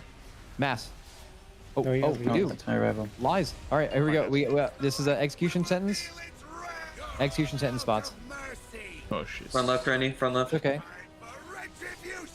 Personal. And then when there's a spread after this, personal this. That's gonna hurt. Dodge. 5. Dispel We have a res setting. for Mark. Just hold in like 15 seconds though. Spells. Dispels now. By the light. Dodge. Bait. Shields are only Break shield. Is this singles? Oh, watch me. I Good don't have silence. revival. It's singles. This is singles. It's fine. Boom. PD now. Okay, spread here. I'm gonna take Sin out. I'll take her out. You just Yeah. Storm. Dispel Storm, Divine Tingles. Storm, watch it, watch it. This is Execution Sentence and Healing Absorbs, by the way. Boom, boom, boom. Execution Sentence and Healing Absorbs. Can revival next if you want one more. Not single dispel this, revival after it hits. Single dispels, singles. Yeah. And then get ready to revival. Revivaling in 3, 2, wait, go. Dispel, singles. Watch. Oh, it's a different timing than the first one then. Heal absorb. The healing Thank you, absorbs here are guys. just going to be absolutely fucked. Smacked is going to die. Tanks are going to die probably as well. Charging in. Dispel Big boom. THD. Yeah. That was a good pull. That was a good pull, and we were literally getting surprise big booms for like 2 minutes, so that's good. The light demanded your death. Great pull.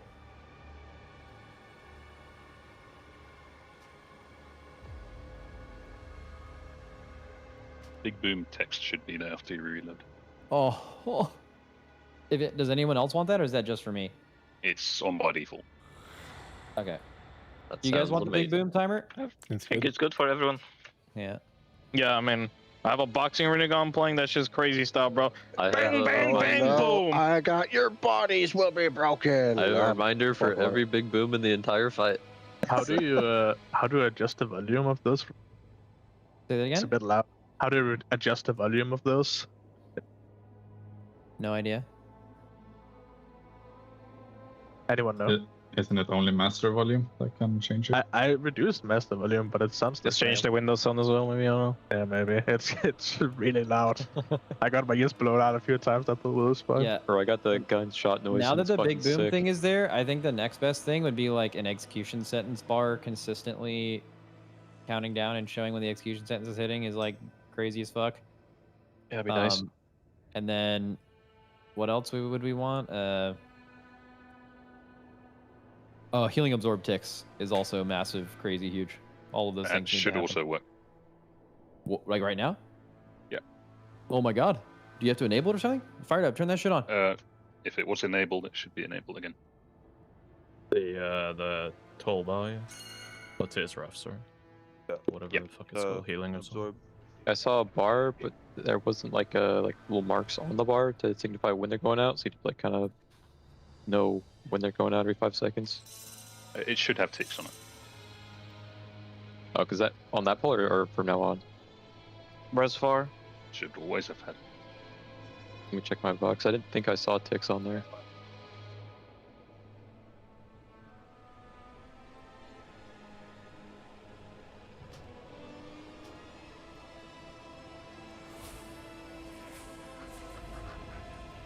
Did you give us lip yips?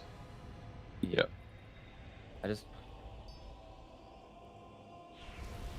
very confused It's why the heal didn't absorb run out tick all the way thing. the first time, like during the Searing Radiance. Yeah, where is the healing absorb thing? What's it called?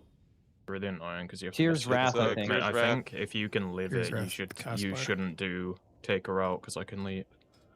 The But I two don't know if you can bosses? live it. You mean yeah. like the hit? Or No, you mean you're like not taking. You're just both taking the of them? melees. Yeah, you're Oh, just taking yeah, the no, it's melees. fine. Because if you want to do that, I should be able to get sent out better. Because I should be able to leave her. Like that time I got her out there, like she literally moved so far. Yeah, I mean, like, well, the thing is, the reason I don't understand is because like during the Searing Radiance, like I just run to the edge before it's even over. Like I'm just here waiting for it to finish, and then she just stopped like, I don't know, like here. Yeah, sometimes she does. I don't know what call. It might be shields breaking quicker or slower or something. I'm not sure. I mean, it seemed playable regardless. Yeah. Okay, so we just need the execution, or apparently all those things might work. Did we want to look at some of those lineups there, or just go again? I feel like later there was Yeah. a couple. What do you say, Lomo? I think we should look at that lineup where we were talking about Dryness revival. Like, It's just a weird one. So like on the previous time that this lineup happened, Dry Knees Revival is like basically right as the execution sentence hits, and on this one the shield is like 1 second delayed. It would be right, and I called Yeah, I it like watched a my half VOD second back delay. and I got the time now, but I just need the timeline to be updated. Whenever that is done, I can add it. Oh, I can do that right now. Like 5:07s when it goes off. Okay. All right, let's go. Loving life right now. That was a great pull. And we did with surprise big booms. If we knew big booms were happening, we're fucking banging. THD On the knew, force he just steering. didn't tell you. The force steering, can we try and stack it a little better? Stack the bosses? No, stack the raid. There's Oh, nothing yeah. happening, but What's up, Nebula? everyone's still standing out. Said you knew the big booms, but you didn't tell anyone. Did I? I don't know. Because the sacred toll is the actual name. Yeah, well. 3, 2, 1. There's no way to fix that, right? It's just gonna be that way. It's just gonna go away when it casts. Oh, the text isn't moving. Sorry, I Yeah. Oh, I we thought were I being fixed big that. boomed. No, that's not fixed. Yeah. put in the wrong spell ID. It's my bad. Your fault. Okay, this pull will be a movie. Big boom now. Never get a 2-stack. There's the cast part for tears.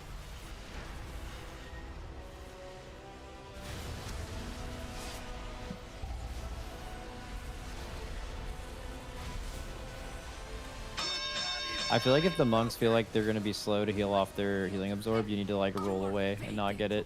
You have to like bail early. Like a 1-stack on anyone else is so much better than getting a 2. A 2 is fucking crazy bad. Yeah. Okay, get ready to revival soon.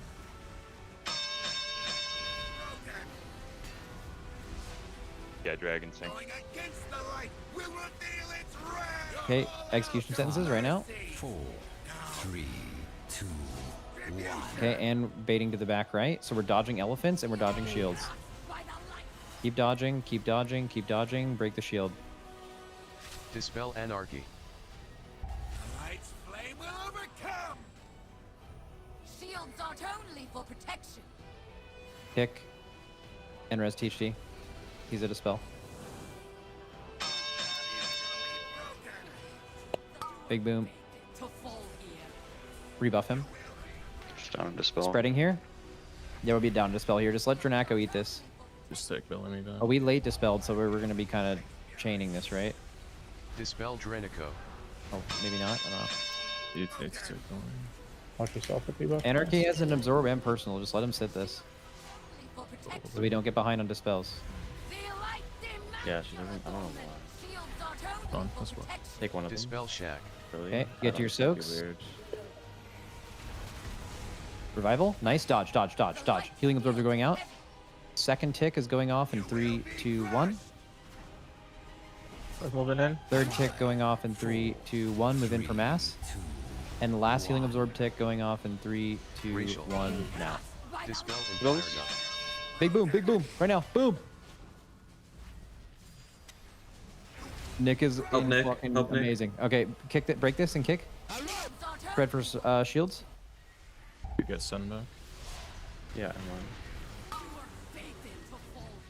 Perfect. Innervate It's here, try and stack in. Yeah. This is 4 healable, by the way, right Yeah. now. It's looking fucking amazing 4 heal. It's Okay, very could be a important big to boom do soon. stack. Could be a surprise big boom. Just be ready. It's not surprised. Surprise! Surprise! Surprise! Surprise! Pull down with that wording. We're not getting Activate healing the absorb shield. ticks right now. Dodge, dodge, bait, bait, bait, bait, bait. Blah. Okay.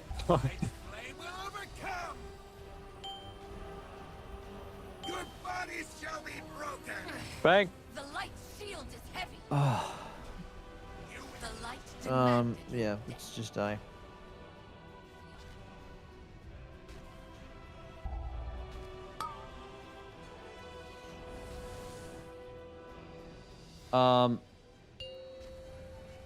Simple question: Are the timers for the big booms gonna be ready for this pull right now? If not, we should take a 5-minute break.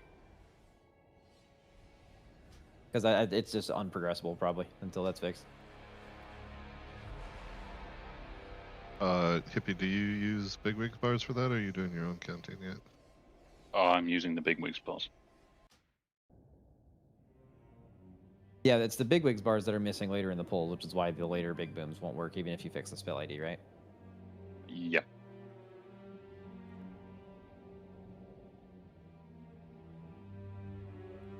So if you guys want it on your, so can we take a 5-minute break or not? Do we need to take Yeah, a let's take a 5-minute 5. break? Okay. Did you guys see the healing absorb bar when the boss was in? Hello, everybody. Welcome back from that Monster Energy. Listen in. We're taking a look at some prog on Light-Blinded Vanguard, and now we're going to look at Liquid Armory, one of our sponsors for the race. And there's a lot of information that we can get from that website. Lots of tools. What do you have for us right now, Cal? Indeed, we have the Liquid Armory replay tool here, which we have Mr. THE's POV, as we can see here.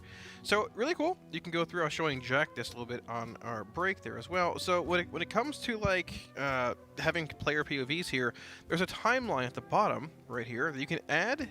You can like search abilities, like for example, execution sentence, and check that ability, and it adds the ability to the timeline for every time that it's cast over the course of the fight. You can see right here sentences overlapping with this is Divine Shield, I believe, correct? Yeah, the Avenger Shield. Avenger Shield, yeah. Dude, Paladin's Shield. I know, right? Yeah, I'm losing my mind already, right? So we can see at the start here. Jack, did you want to mention? Yeah, as you can see, every time you add a new ability, there's a lot. There's a lot of overlaps on this encounter. Yeah. So, I mean, you can see, like, right about here, the fight's going to be beginning right about now. This is the little THD POV, which also a countdown in the middle of the screen here. Right into, you can see, starting up right about here, following the timeline, we're going to have those shields flying. Yeah, those Avenger Shields, especially early on, you're hitting 8 players, and then when they get empowered, they're going to be hitting 20 players. Yep. And since it's happening almost every 20 seconds, 30 seconds, you're able to look at how it combos with other abilities to kill players. And I think it's even the red lines in that timeline that are showing when players are dying. Yeah, you can see it aligns perfectly with the timeline here as well. Adding in Sacred Toll, for example, right now, there's going to be a toll coming out. Yeah, that Sacred Toll is the burst damage on the encounter from Venel Lightblood, the commander. He's going to be doing a massive AoE of hammers onto the entire raid, and this is usually an area that chips players away. I kind of call it chip deaths, where one person may not survive the mechanic, and then the next round of mechanic combos come around, and then it kills off one other person. And this is where people have to take all this information, and the raiders themselves and the analysts are taking this information and finding, hey, here's where you need to use defensives, or you need to commit a health pot. You need to find some way to live. Yep. And it's enormously important on this encounter when so many of the mechanics combo together. Yep, very, very true. And even like for your own guild's planning, right? Having the ability to see the exact timeline of when it's happening in like a VOD replay is so important. Like it's important, pivotal, all the above, right? Right here, lining up execution sentences coming out with that Divine Shield overlap coming out right now. You can see in the timeline, both literally overlapping almost to an exact T there. Having to dodge those hammers from those sentences being soaked as well. And right about now. And you got to dodge the Divine Tolls, which are also silencing you from Bellamy. Yep, and there's that Sacred Toll coming out, also lining up perfectly. So as far as like a progression tool, phenomenal. Being able to see the gameplay with the timeline directly below it is insane. Do you want to jump to one of those red lines where we can see one of those player deaths? Right about there. So we should see somebody going down right about... Yeah, I'm going to jump past it. Yeah, and if it... Sure. It's back. It might have been rezzed briefly. There we go. Playing through. So someone should go down here, I believe. Impact's a little bit low. You also have some of the Tears Wrath, which is some of the negative healing absorbs, kind of stacking up on players. There's the impact death. Yeah. So if you want to rewind it one more time, sure. Let's go over just before that death is going out. So when we pause right here, you can see impact in the top right corner of THD's raid frames. He's already a little bit low HP, and we're going to keep an eye on that as you hit play real quick, because there's we're looking at what specifically is affecting these players. You're going to pause one more time. Right below Impact's frames, in the bottom right of his frame, you can see that he has the Tears Wrath negative healing absorb. Right. Now that comes from standing close to War Chaplain Sen during one of those ultimates. It's going to be triggering stacking negative healing that must be topped off in order to move his health bars. So when we hit play one more time, then you're going to look at what is actually killing him off. And if you pause right there, since they just had the death, you can even look in the top right of your overall screen as to what mechanic killed them. Sacred Toll. And then boom, right there is the Sacred Toll. I don't know if you can mouse over it and it shows it, but it shows the icon. Right there. Yeah, there it is. You know what else is cool? Awesome. If you want to see exactly when Fire Up died, bang. Oh, you can there it is. Go right to it. Bang. This is so BM, Bang. Kalamazoo. Bang. Yeah. and so what I love about this is you can look at what is the mechanic that kills them. Yeah. And then you can instantly jump skip towards what's going on. And so what we were talking about before is the chip deaths. The timeline that we have so far, 3 minutes 40, we have one death. 409, 412, 416. Those are multiple different parts of the fight where people are getting chipped away by various different mechanics back to back. Yeah, you can see it all in the timeline here. And to clarify, you can add and remove abilities from the timeline at will. If you don't want to see Sacred Tolls, simply click it off. If you want to add sentences in, you can do that. If you don't care about shields or Tyr's Wrath, just turn it off and the line begins to clear, or add more icons. So super customizable, super easy to see, and makes things it just telegraphs ability overlaps, deaths, whatever you want to see tool-wise is basically here. Yeah. And Super well. This won't be available just on this fight. This is on all of the polls. It will be available as soon as that boss dies, or in this case, during the basically like right after. So very cool to see. Thank you so much, Liquid Armory, for all of this information. That's not all you can do. There's so much more courtesy of Liquid Guild, so much data that you can do as well, Jack. Yeah, and I think this also goes to how do I use this information in my own gameplay? How do I take what's on this website and start adjusting it to the gameplay? Well, on this fight specifically, there's a lot of overlaps. And so Dryny is looking at how he's going to be using his cocoon, for example, as a personal defensive. And so he was adjusting some of his talents, pops open his Liquid Reminders add-on, not only has a section with that little notepad where it says wall. That's going to be his fortifying brew. Then he's looking at, okay, well now I'm going to start using cocoon for myself. He grabs the icon ID for his life cocoon, types it into his reminder tool, adds it into that section, and then finds another spot to add it into. So right there you can see that's when he has his fortifying brew, is that white paper that he's mousing over, and then he's got another section set aside for his cocoon. He's adjusting these defensives so they're always at the same moments. And as they go further in the fight, he might continue doing that with a health pot or a health stone and using those to sort of tank certain hits or be ready. Because so much of this fight is not just one mechanic. It's combinations of like 4 different mechanics stacked on top of each other in the blink of an eye, and you need to be ready for the one that's going to finish you off. Yeah, it is a slew of random, preset overlaps that you have to somehow micromanage. And like timeline reminders, replay tools like this, obviously through Liquid Armory, are just, it breaks it down in like a perfect form where you can digest every individual ability, overlap, and just mental note, this is going to happen here. Yeah. This is going to happen there. And at 35 years old, I need that. Yeah. I need that. So do I. I think we could all take advantage of it. Yeah. And it matters so much for when many mechanics are 2 seconds apart or 5 seconds apart, 10 seconds apart. Those things make such a crazy impact. And you're also going to be realizing when healers have cooldowns, when they don't have cooldowns, because the ticking damage on this encounter is also really high. And so certain moments of the fight, you just have to personally, you just have to health pot or health stone because the output just may not even be there. Right. In this level of play, they're going to have pre-assigned defenses, health stones, health potions, all already micromanaged, but this breaks it all down, puts it in perspective just perfectly for any kind of analysis you would want to have for your own POV. Yeah, so check it out, liquidarmory.com, if you'd like to use that tool for yourself, and so much more on that website. Definitely a great tool. I'll be using it myself, and I know that a lot of these guys are as well.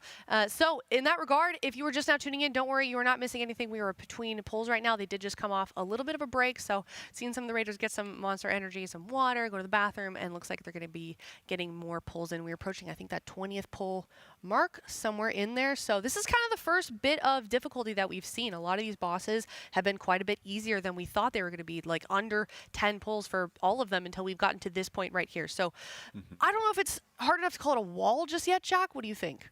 I think I'm ready to call it a wall. Okay, it is a wall. I'm ready to call it a wall. There's a wall joke in here somewhere with the paladin abilities. There's some kind of wall. Yeah. I don't know, a tank it's wall. bright and yellow, pop whatever your it shield is. Wall. Yeah. I see. Yeah, The shield wall is probably the best one to put it because it's the hammers and the shields. That's what I'm saying. Yeah. Well, we certainly found it, and I think Liquid is taking great advantage of Liquid Armory's tools. They definitely are. To overcome it. Doing it right now. Yep. Absolutely. And we're seeing some adjustments as well, some potential adjustments that we've heard they might make. Also interesting to note, we found out Echo is running a slightly different comp, different tanks, about the same DPS, but notably 6 healers. Yeah. I'm going to throw this one to you again, instead of 5 that we have here on Liquid. And that makes a world of difference when it comes to progress because we still haven't seen what the DPS check might really hold in store for them. Right. And so at this point, it's, well, let's figure out all the combos. Let's figure out all the overlaps that we are going to die through. despite 6 healers. And then we're going to figure out how we can personal, defensive, other raid cooldowns to deal with that. Then comes the problem, though. New overlaps kind of form when you drop from 6 healers to 5 healers. And you got to overcome that, too. And so people got really excited when Echo got just a little bit past Liquid. And it was like, wow, that's awesome. But there's also going to be an element of reprogress that Echo will have to have, assuming they're going to drop down to 5 healers. It goes both ways. We don't know the DPS check, like you said, and there's a lot of unknown or semi-partially known overlaps. Which, I mean, if you get to the end of the fight with 6 healers and you're just 15% behind, it's a lot to make up. But at the same time, you don't want to like overkill the fight in a sense and say, okay, we could have 6 healed this and saved 20 pulls. So it's a hard call. 2 different ways of progression being sort of like put on display here, but. I mean, they're both valid ways of approaching this fight because it's the first wall, and it's really unknown where this fight's going to land as far as like pull count is concerned. I'm assuming like 45-ish. I think it dies tonight somewhere for sure. But yeah, first wall, and well, a little surprising. I mean, I'll take it. Like, I didn't want everything to die in one day, but I mean, I would prefer dragons to be the wall over this. I think honestly. I think there's a bit of like trepidation when you're like watching this specific boss fight be the wall, and you're like, oh no, I'm gonna have to prog on this myself. Dude, right? Where I'm like, oh man, I wish it was the dragons, because then it's like much easier to parse the information. Where it's like, you got gloom, you got orbs, you got a tether. Okay, let's figure this out. This is like 5 things stacked on top. Vomit again, please. That's right. We can handle it. It is the spew of shields and hammers all across. You like that word this tier, huh? That spew. It's Jack's new favorite word. It is. There's taking icky. damage, spewing all over. I don't the like that word. It makes me uncomfortable. Certain healers, like the Mistweavers, they just kind of spew lots of consistent, even healing onto everybody all over the place. I do think it's better than Demon Hunters. I'll say that much. Spewing is better than Demon Hunters? No, this fight's better than Demon Hunters. Oh, okay. I was like, that's an odd comparison. They both spewed. It's okay. All right. Well, I wonder, in the meantime, they still haven't pulled. We can take a look at the caster predictions, maybe compare where we've landed, where we are right now, because I know we are all pretty much wrong. You were dead on, Jack, I think, with one of them. Maybe not literally dead on, but very close. Oh, let's see. I'm not going to count the first couple. Those are always, the highlights 1 or 2 pulls. Sweet. Yeah, this is new. The highlights are the ones that are correct. Or closest. Closest. Okay. So Tettles is closest on Veilgore. A lot of us thought Veilgore would be much higher in terms of the pull counts. And I think we're some 20 pulls in to Light Blinded. And so many of us are still alive. Cams and Drownos are down bad. Cams, Dash, and Tettles are down bad for Light Blind. There's still hope for me, Cal. We were 1 off from each other. Yeah. Maybe Aya. Maybe Zyro. Okay. There is hope. There certainly is. Well, let us know, Chad, what you predicted, how you were feeling about your expectations for this boss, Jack. I'm feeling pretty good about Light Blinded. I might even be around 45, so I don't think I'll be the closest. You're that old? 45? It was a bad. It wasn't that great, but I feel like memory's slipping in your age. Vanguard. I don't know. I would like to change my Mr. Bellerin prediction, but I don't know. Not allowed. No take back. Denied. Request denied. Was your 35? Oof. Well, take a look at the Alienware boss progress, and we can see kind of where we are in the week. As you can see, it's segmented. We've got Dream Rift done, Voidspire. We are 4 bosses in and currently on Light Blinded Vanguard, as you can see. And then, of course, Kalamazoo, we've got March on Kildanis. We do. Yet to be discovered. We do, yeah. I mean, Bellerin's a weird one because it's the first boss of a raid, but it's the first boss of a 2-boss raid, which is the final raid of the patch. I don't think the fight's incredibly complicated if you know your colors, yellow and purple. It shouldn't be that bad, but there is likely a pretty tight DPS check in that fight with the egg and the intermission. We'll see where it lands, and Midnight Falls hopefully is going to be 200 plus. The fight looks sick. I haven't read a whole lot of it, but what I have seen, it looks pretty cool. So I'm hoping this race goes till next weekend. But I mean, it's hard to say. Right, it's scary when it's only 2 bosses. It's a weird raid tier, man. It is. It's weird. But I'm fun, excited though. for it. It's fun and whimsy. Yeah. I like that the raid is spread out, so you kind of have more time to kind of process and take everything in. That's what I'm really enjoying. All right, looks like they are going to be pulling right now, so I'm going to sign us off to a Monster Energy listening. We're going to get some new casters in. We'll see you in a bit. Bye-bye. I don't think so.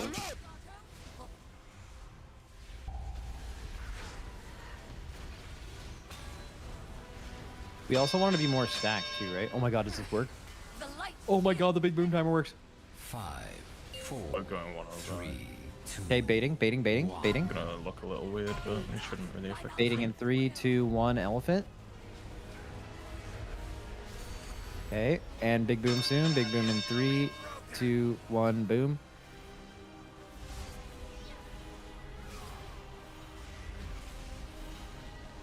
Can I make that even bigger so it stands out from the rest of their notes, maybe? Just small optimization. Big boom. You can adjust this text anchor if that's okay. 3, 2, 1. And then now we have next spreads here. That devotion timer I think still off. All fine though.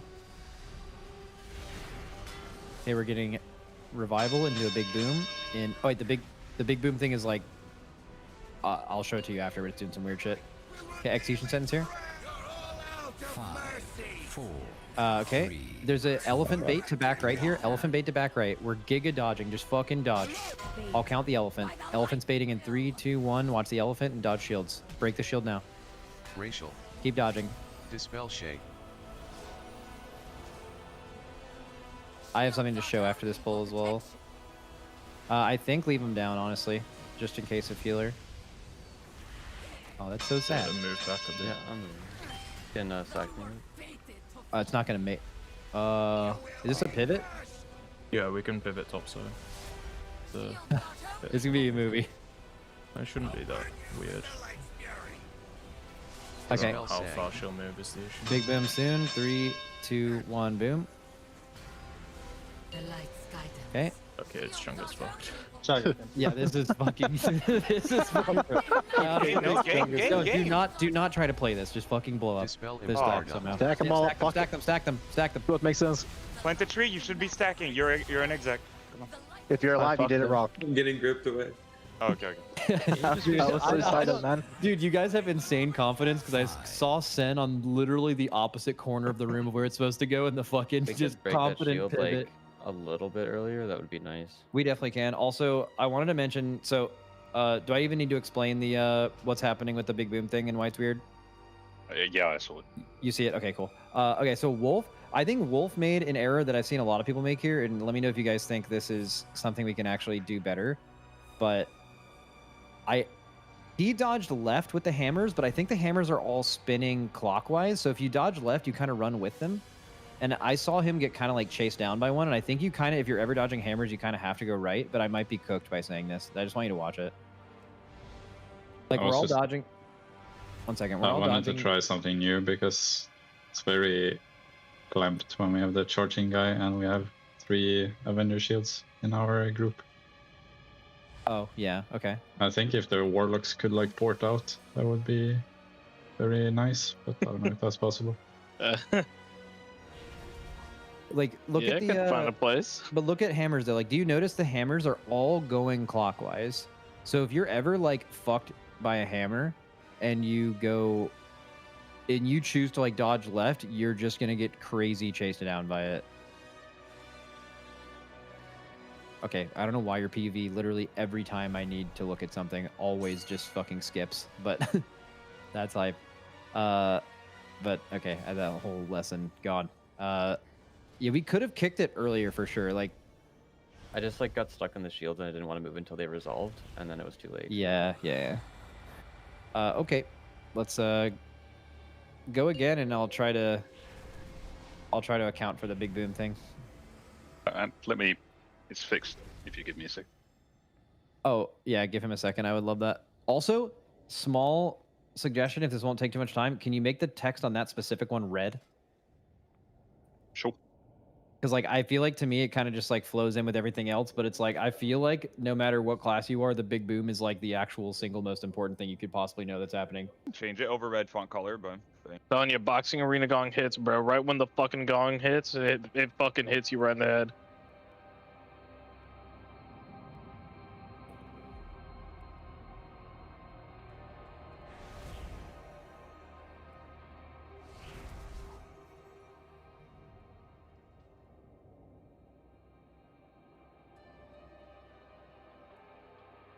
Y'all ever listen to some music you listened to in like high school and middle school and you had no clue what it was about, and then like you're an adult and you think like, damn, that's crazy they were singing about that shit.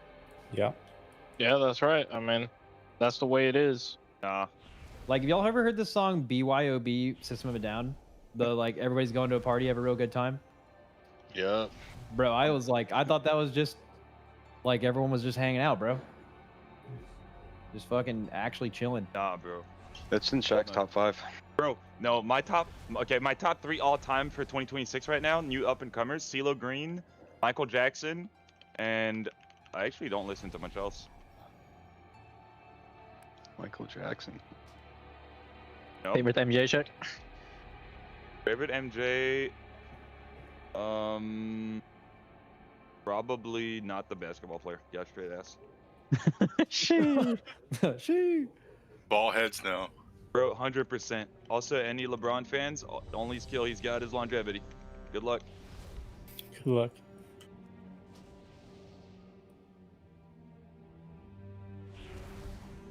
Anarchy, Zevi, Scott, you guys good?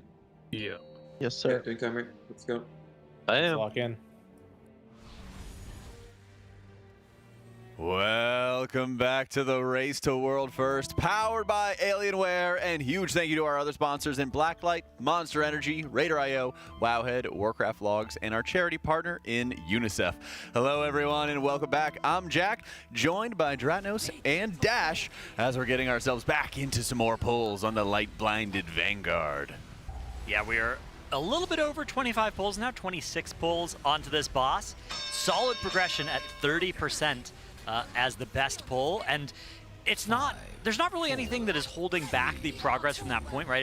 It's specific mechanics that are tough, but nothing that seems impossible. So I wouldn't be surprised if we can get some more heavy progress over the next hour or two here. Potentially even a kill before lunch, I think, is very much on the table. There has been still a lot of optimization, a lot of add-on optimization if you listen to the Monster Energy listening of stuff that I had thought we weren't allowed to do anymore, but I guess still works, so like that's what? Cool. I don't know, I heard that add-ons weren't going to be assigning dispels and stuff, and yet they're finding a way. Yeah. Well, I think part of that is the act of removing dispels from a private aura. Yeah. And so they were making a lot of mechanics, private auras, to prevent them from having add-on automation, but as a result, you couldn't see the dispels. Right, even with the default UI, you couldn't there were settings in the default UI that wouldn't work on the private auras. Yeah, and so their only solution was to remove dispel mechanics from the private auras so you could see them to dispel them. But that also has the second order effect of allowing you to fully automate who is dispelling whom. Yeah, I'm sure this is going to be an ongoing battle, not yet quite finished, but we are on another pull here. So the comp has changed a little bit over the 26 pulls. The 5 Hunters has dropped down to 4. We are up, however, to 3 Warlocks. The 3 Mistweavers as well have looked incredible here with that revival, able to instantly dispel everybody. But the Warlocks, part of the reason they're here, the damage is good. It's not as good as Hunters, but also they have those imps out, so those can dispel too. Yeah, we've seen 8 dispels coming out from the Avengers shields, and when the boss is empowered, it's putting out 20 dispels. So the 20s are the revivals, and then the 8 is 3 Warlocks plus 5 healers. And Dwarves. Yeah, Dwarves help as well, Mass Dispel helps as well, so there's a couple of get-out-of-jail-free cards on top of that, but in theory, that's how it should work, because THC actually ends up getting silence here. A couple people in the raid ended up getting silence there as the bosses didn't quite get out of that aura of peace in time. Looks like we've avoided that killing anybody, at least. Yeah, this is one of the toughest parts of the fight because you have to make sure you're dodging the hammers that are spawning from the execution sentences and making sure you have all the dispels covered and making sure that when these Tears Wrath come out, you are properly having the healers in position to start building up those negative healing absorbs. A lot of times they're just spamming themselves as much as they possibly can to clear the absorbs quickly. Yeah, and going back to your point, Dratnos, though, about how, there's the potential maybe for this boss to even go down before a lunchtime, 30%, that feels like a lot of boss health to get through, but is the point more that we've seen everything this fight has to offer at this point? There's really no more surprises left in store with that last 30%? Yeah, I mean, there's a couple of, overlap spots where the cast sequence is slightly different, but you've dealt with every mechanic in the first 2.5 minutes of this fight. So it is just oh, maybe we have to do this, and now there's tornadoes or hammers that we have to worry about at the same time with an overlap that we've already dealt with. Also, you know, your cooldowns are getting exhausted. You might have a little bit less to get through there. But the only other thing is that the damage does go up every time one of the bosses does an aura. It does increase the damage for the rest of the fight. So the numbers are slowly getting nastier. And then, of course, there is ultimately the Enrage, too. Yeah, it's a 25% damage increase for each aura that gets dropped, stacking across the entire fight. We did see Lip go down, or got brought back up. 30 seconds till our next B-res. Impact dropping low. Gets topped up just in time. Now we spread for our soaks. Oh, here comes more deaths here. I think we're probably going to have 2 or 3 of those deaths as this execution sentence is going off. Yeah, there's 2 out of Lip and Scott's Scott. down. That's a tank death. That is not good. It seems like they might have sent their revival at a different time they were not expecting, because they did not have a revival ready to clear the 20 Avenger shields that went out onto the raid, so they started smashing out as many dispels as they could, but then some of the players just were not able to get cleared. And healing is very limited on this encounter, and so you can see the stacking, ticking damage of the fight really becoming more of a factor as the spells were not there when they needed them, and then the next round of mechanics from Execution Sentence came out and just finished off a couple players. And on that point, around healing, Jack, we learned recently, right, that Echo has gone even a step further. Yeah. As opposed to going from 4 to 5 like Liquid did in terms of their healer numbers. They're rocking 6 healers on this encounter currently. Yeah, and that helps a lot for when you deal with some of these overlaps with Avenger shields, going into execution sentences, always having the extra dispel as you need to, and then also just better spot healing. The single target healing requirements are very high in this fight. Bringing the Paladin especially is going to help a lot with that. Unfortunately, it also means that they're not going to have as many revivals. So some of the mechanics are just going to be ticking players down a little bit more. It almost feels like you're gaining a benefit in one area, but then you're going backwards in another. Both for not having the damage, which you might have to find to make up later, and as well, you might just have to do more single target healing on a couple players who don't get their Avenger shields cleared. It's not just the Avenger shield as well, it's the healing absorb. So Tears Wrath. Tears Wrath healing absorb that comes out happens for 2 of every 3 ults rather than 1 out of every 3 as it does on the lower difficulties. It's a pretty hard mechanic to see. I think if you had to poll non-healer players on the mechanics of this fight, the one that would be most missed would probably be that healing absorb relative to the impact of the mechanic, because it is a huge amount of extra healing that's required, but it's pretty hard to see and pretty hard to, it doesn't have a good visual for it, but it has a weird behavior too. So it puts this 800,000 healing absorb on players, and it puts out a bunch of them over the course of the Tears Wrath. It's the people that are closest to the source, right? Either the image or the Paladin that's casting the Tears Wrath.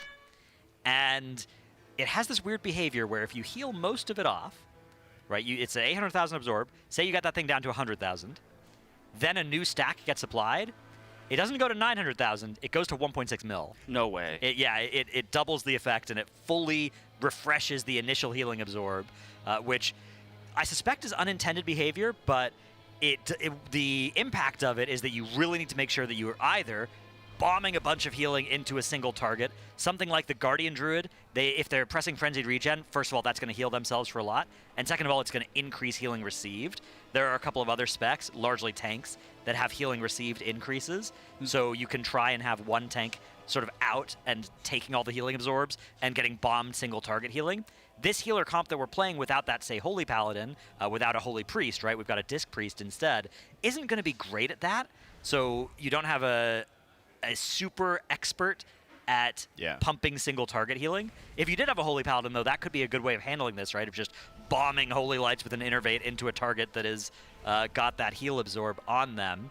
The other option is to just have a couple of different durable people, you know, maybe some Warlocks, maybe some Devourer Demon Hunters, alternate between taking a stack each and then getting away, and then, you know, living for a while with it and letting it slowly get healed off by the AoE raid healing and pressing it defensive as needed. And that's a big challenge, though, is that sometimes they are doing that. We saw moments where Impact would pick up a stack of Tears Wrath, run back into melee range far away from War Chaplain Sen, not get any extra stacks, but then it came to a point where some of the healers, I think there might be some kind of miscommunication or some kind of assignment where some people are just clearing them on themselves and then worrying about other things or repositioning themselves afterwards, and other people are trying to evenly heal everybody for max efficiency, because certain players I've noticed are kind of repeatedly getting that second stack while others are not. Right. And then everybody needs to go pile tons of healing into that second stack, while then players like Impact, who grab one stack and come back into the group, are not getting fully topped off before the next combo of mechanics are going around. So I think that there's some mixture of dodging mechanics, target priority that could get cleaned up a little bit more to make this even easier. Some fairly consistent pulls, though, most recently here for Liquid, and that's what you like to see. You don't want to see a whole bunch of ping-ponging from a new best, you know, and then regress. Yeah, what I liked was they went from 45% to 30% over the course of, I think, maybe half an hour. It was really quick. And a lot of times it seems like they just need to find how they want to align a lot of personals, a lot of defensives, survive the next combo of mechanics, then they chunk off another 5%, another 10%.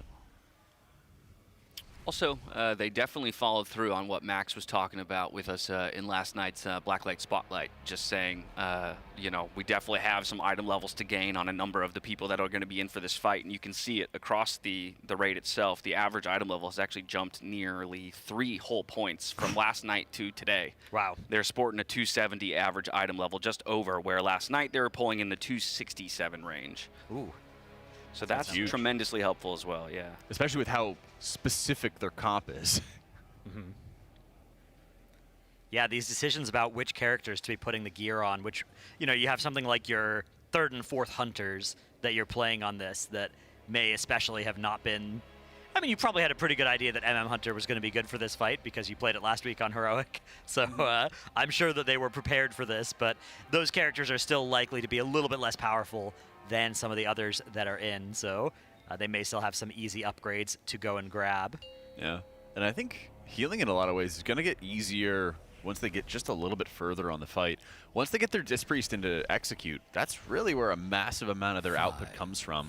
I feel like they might not even be bringing or trying Holy Priest, even though it would be better for the single target healing with Tyr's Wrath, because I don't think its mana is going to sustain for the requirements that they have on this encounter. Guardian Spirit still comes with a healing taken increase, right? It does, and it's massive. Yeah, so that could be a really good way if you wanted to use the strat of bombing healing into a single target to make that work. A lot of the strength is kind of coming from doing cleave AoE healing, where you are hitting a lot your single target healing and then also cleaving onto other players in the process. So you're kind of like a hybrid single target healer in that regard. But you don't really want to just sit there and be spamming lots of Flash Heal as your primary output. It would be better just to play like Disc for that.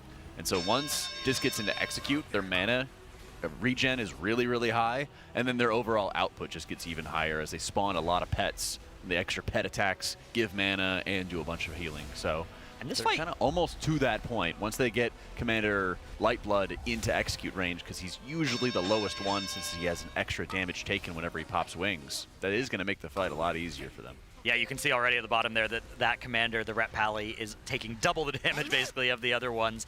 I think it's only a 20% damage taken increase on the wings, but because of that, everybody's focusing all their cooldowns on pull into it because, you know, that's going to be how you do the most damage. And then once that wings falls off, now we need to start hitting the other ones at a little bit higher priority. You do need all of them to die within the same, you know, ballpark of time. Although at least on the lower difficulties, you know, you can kill one 20 seconds ahead of the others, and it's sort of like the Demon Hunters fight where it's going to get you eventually, but there probably is more panic than there needs to be in some raid groups about killing all 3 of them within 5 seconds. You know, you've probably got a window where you can have it safely, you know, and you might even want to kill one early so that you can remove a mechanic, even though the other 2 will be doing more damage then for a little while. So we'll see how this fight ends. That might be what it looks like, right? You're sort of approaching a point where one of them is about to do another ult, and then you kill it right before then, and the others still have 5 or 10% health left to get through. How many auras do we think will be dropped by the time this fight ends? Again, just talking about that 25% damage increase, and then once one of the paladins dies, Retribution comes into effect with a stacking 5% damage increase for every 2 seconds beyond that point when a paladin dies. Yeah, I guess I haven't. I think something like 6 auras. Yeah, because is we're on likely 2 right the now, amount right? that we're gonna have. Like so 6 ults, 6 consecrations. So 150%. Yeah. Yeah. And then stacking 5% every 2 seconds after that once the first paladin goes down. So the 150% damage amp from the auras being put down, I think only applies to the ticking damage, right? The raid. Gotcha. It's not like all sources of damage from the paladin. Okay. But then the retribution aura that starts stacking up is all sources of damage. Gotcha. So that one is a lot more lethal at a lot lower percent. Well, 4 people going down here is not going to be a prog pull. Yeah, we've got a tank death among them, so I suspect they'll be even potentially jumping off here momentarily. There we see some dragons leaping off the edge. Yeah, that's enough of that. As we've got Shaq playing Devourer on this one. Somehow they have that Consecrate out on the ground out there. I guess it's just because it was on the platform, but then ended up going out there. But interesting. Yeah, I wonder if there's something they can use that spot secret tech. for. Yeah. I don't think you're going to run out of room before you run out of hit points on this fight, so I'm not sure you need to do that. But sometimes the boss arenas have some optimal way of handling it. Yeah, the Consecration that's left behind is also nastier on Mythic. Not only does it deal damage and increase your damage taken like it does on Heroic, but it also pacifies you if you're standing inside it. So really can't let the whole platform fill up and try and kill through a little bit of Consecrate standing in at the end. Yeah, absolutely. I'm seeing a few different times where that second stack, like we've been mentioning before, keeps on getting applied to a few different players in particular. I'm trying to see if I can identify which of the talents. Have we happened to confirm whether or not the heal absorb can be like immuned off? Let's say Pally Bubble, right? Like Lip decides to take 2 or 3 stacks and then just immediately bubble it off or something like that? I think it applies through and doesn't get removed by immunes. Okay. Yeah, typically for like super important, because otherwise you could have somebody immune and just negate a whole ult, right? And you just would do that for each one of them and trivialize the mechanic. So yeah, it looks like Echo have now got a 29.7% pull on this, so inching into the lead here over Team Liquid. Things are getting fairly late over there. Right. Wouldn't be surprised if they're going to be going to bed in the next couple of hours here. Yeah, it's about an 8-hour difference, so 8:30 or something like that for them, if I'm not mistaken. Yeah, it's either 8 or 9 hours, although I think right now we're in this weird, like, 2-week period where it's daylight savings here and not there or something. Oh, is there really? There was...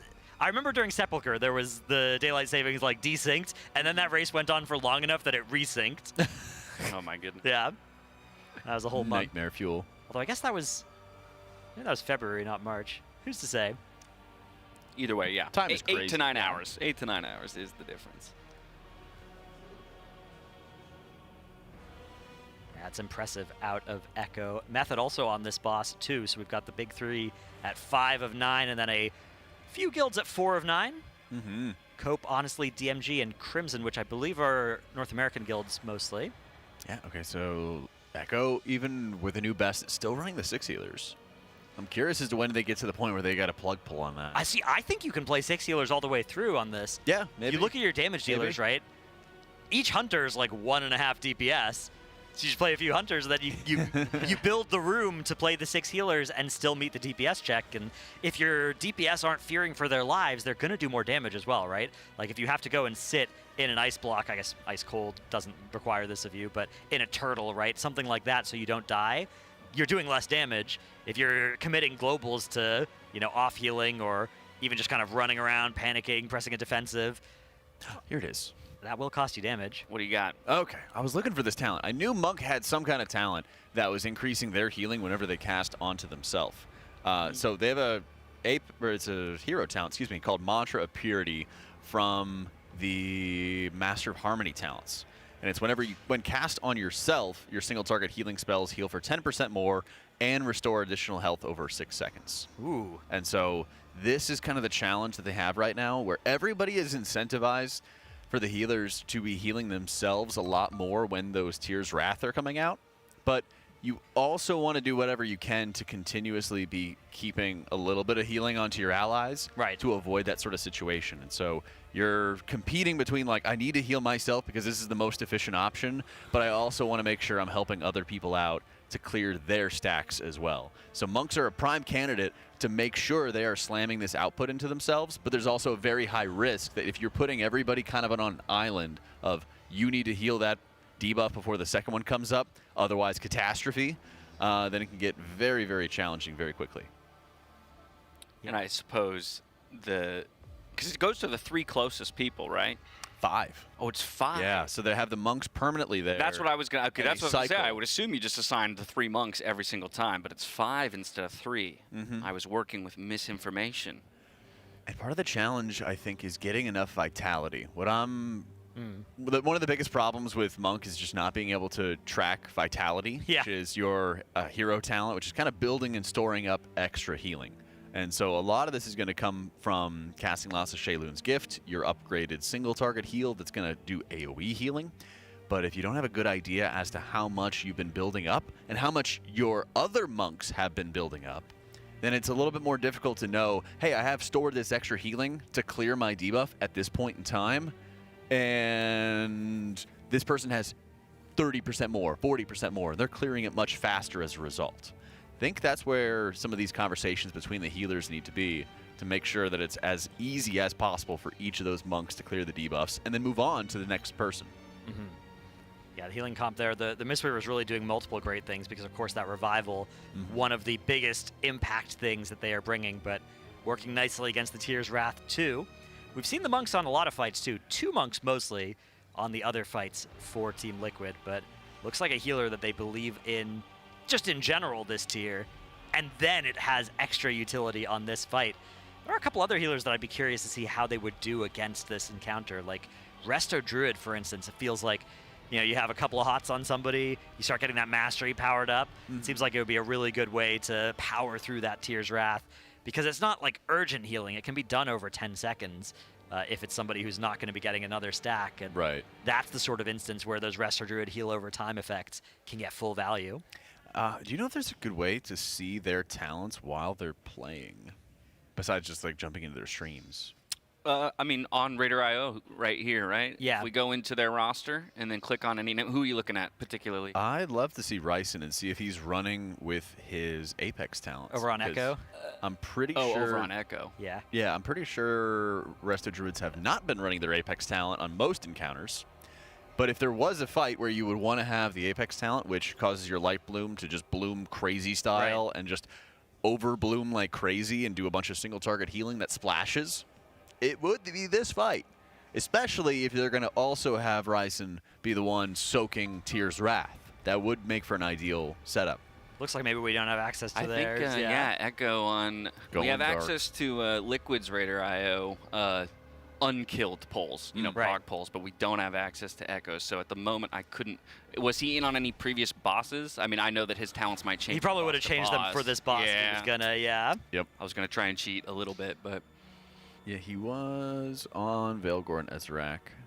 But I think in that situation, you would probably not run. Yeah, that doesn't look like a boss for not much single for that target. Apex talent. Fair enough. Yeah, the buff situation has definitely been interesting because, you know, you've got these hunters, these warlocks that are just turbo OP for this, right? These monks. And then you're sort of thinking like, okay, what are we going to do to get our one druid, our one paladin, you know, our one warrior, our one demon hunter into this raid? A lot of different options for those, the priest and the shaman as well. You know, you could set up a lot of different configurations of tanks and healers with those, and then, of course, the rest coming in as DPS. But, yeah, we have Dryny, for instance, playing that Mistweaver instead of, say, the Holy Paladin, which is his main. We've seen him on a lot in the past. And the Mistweaver, though, we've seen him on a few different races. That's a character that's gotten some play as well. Yeah, and we saw it in Amir Drasil, specifically for the Revival Mass Dispels, for another fight just like this one. And then we also saw 3 of them in Undermine with just the constant huge output they were producing on fights like Muggsy, which was kind of similar in regards to the healing profile, where it's stacking constant, steady healing required over a very, very long period of time. Same idea with like the spirits roaming on this mythic mechanic, increasing the ticking damage in the fight. But also, there's a lot more spike damage here, too.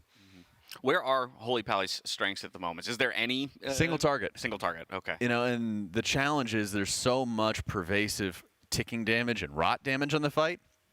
And when you pair that up with like the Sacred Toll mechanic, which is just a big burst of AoE on everybody in the encounter, well, it's nice to have a healer that can do lots of single target, but it's nicer to have the Revival Mass Dispel, to have the high personal self-healing, and also the mana efficiency. Right, the high throughput healing. There are a few specs this tier that they can do high throughput healing, but if you want them to do it over a 6-minute fight, lots of times, you're going to need to give them some innervates, and there's only the one innervate in this raid, so that is a heavily contested resource. Yeah, it's a combination of like really high ticking damage, and then healers could sustain the healing with their buttons, but they can't afford to really do so. And a lot of the question comes to like, who is the most mana efficient? It's almost like when they got rid of Fish Feasts in M+. Right.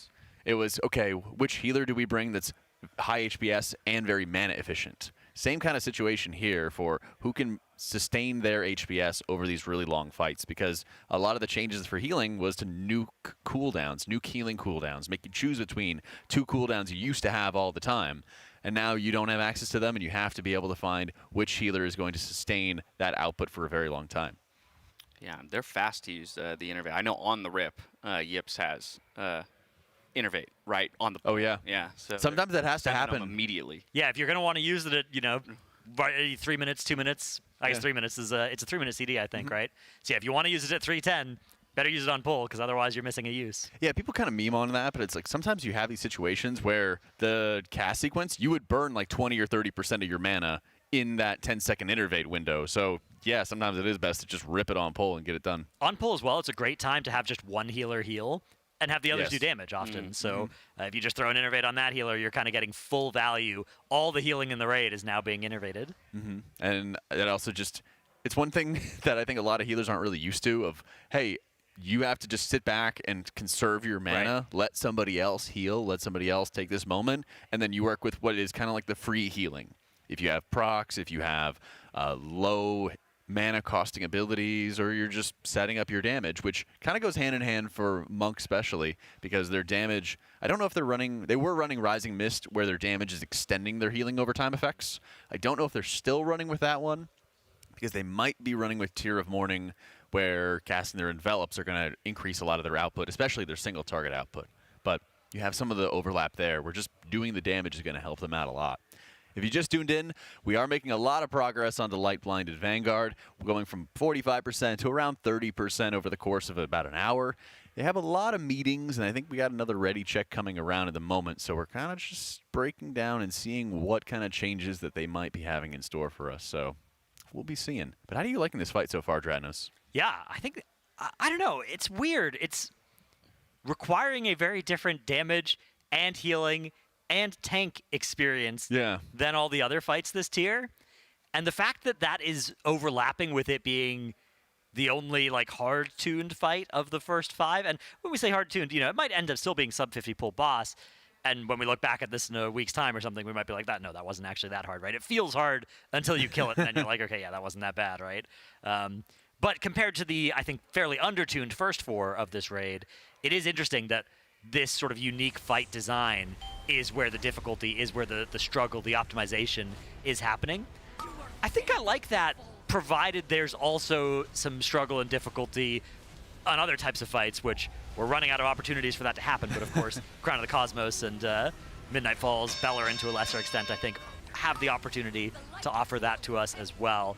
The MM Hunter thing is, I think they were a little under-nerfed on this boss. That could probably have gone a little bit more nerf on that aspect of the Hydra cleave thing. Yeah, we see some of these guys getting close to 1 mil DPS on the rip, sometimes spiking up into that 900k, settling somewhere around 500 when coming out of the Lust portion of the fight. Dratnos, there is tuning coming up on Friday. Yeah, well, I think it's a little late to do anything huge to specs. I mean, you can maybe take MM Hunter down a little. I think it's at the point where if you nerf MM Hunter's damage by a substantial amount on 3 targets, you have to pair it with an equally sized nerf to this boss fight. Yeah. Otherwise, it's going to be pretty unfair to the guilds that may have already done it or progged it with that comp. Yeah, otherwise you gotta wait till like week 2 where item level increases will kind of cover for the nerf on Hunter. They typically don't like making bosses harder after they've already been pulled by a lot of people, or if they've been killed by anybody.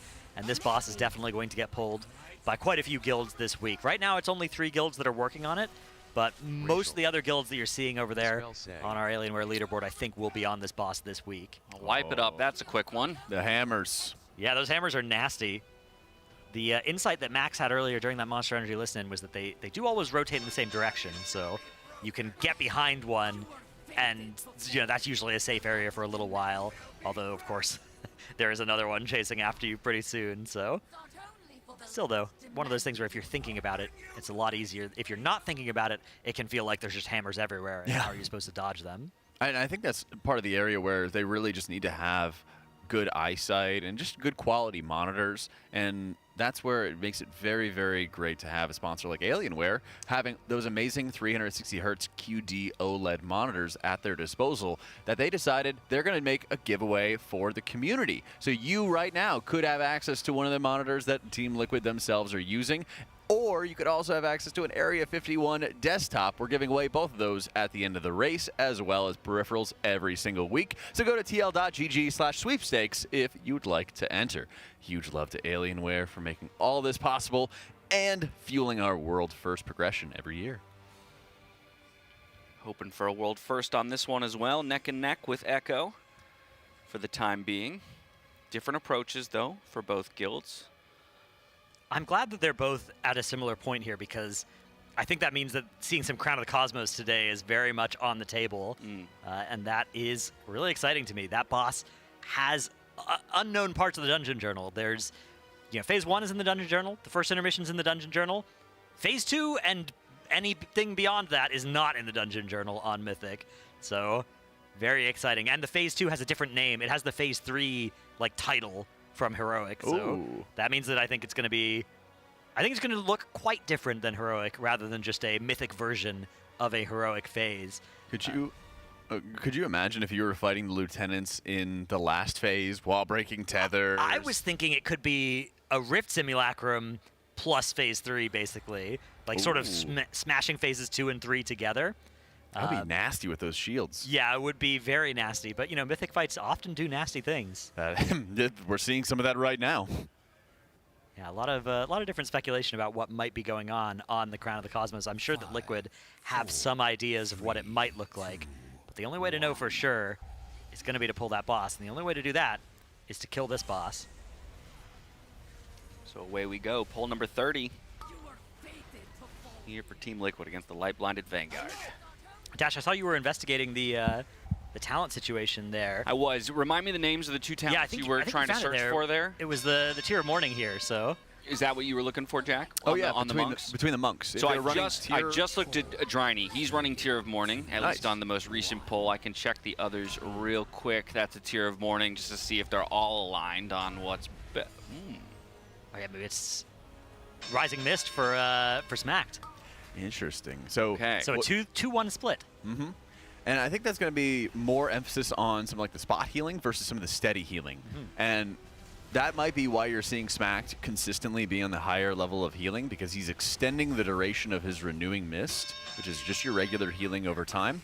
And he's using his Rushing Wind Kick, which extends the duration of your Renewing Mist, and then also empowers it and makes it heal for more. So they're probably in a situation where they realize we don't need everybody to be running Rising Mist and doing more AoE healing. We do need the other 2 Mistweavers to do more single target or more priority target healing, and that's where Tier of Morning's effect of doing additional healing onto targets that have the Renewing Mist when you're casting your Envelop is going to be very helpful.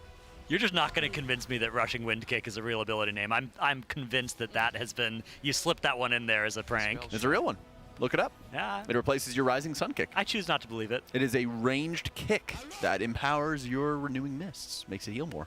As you did say, though, we do have Smacked near the top of the healing meters, so yeah, I think that's this is the putting the Rising Mist assignment. That's something that the healing officer is going to do, right? Be like, you guys run the Tier of Morning, I'll do the Rising Mist. Don't worry about it. Oh yeah, and it's always a question of what are these other monks doing?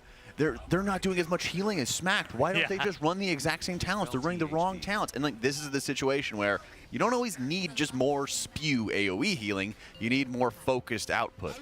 And that's where Monk has a variety of healing profiles they can bring to the table, but you also have to commit to them based on your talent setup. And that's also what where these guys have been doing. Judging healers by healing meters is absolutely fraudulent behavior. Yeah.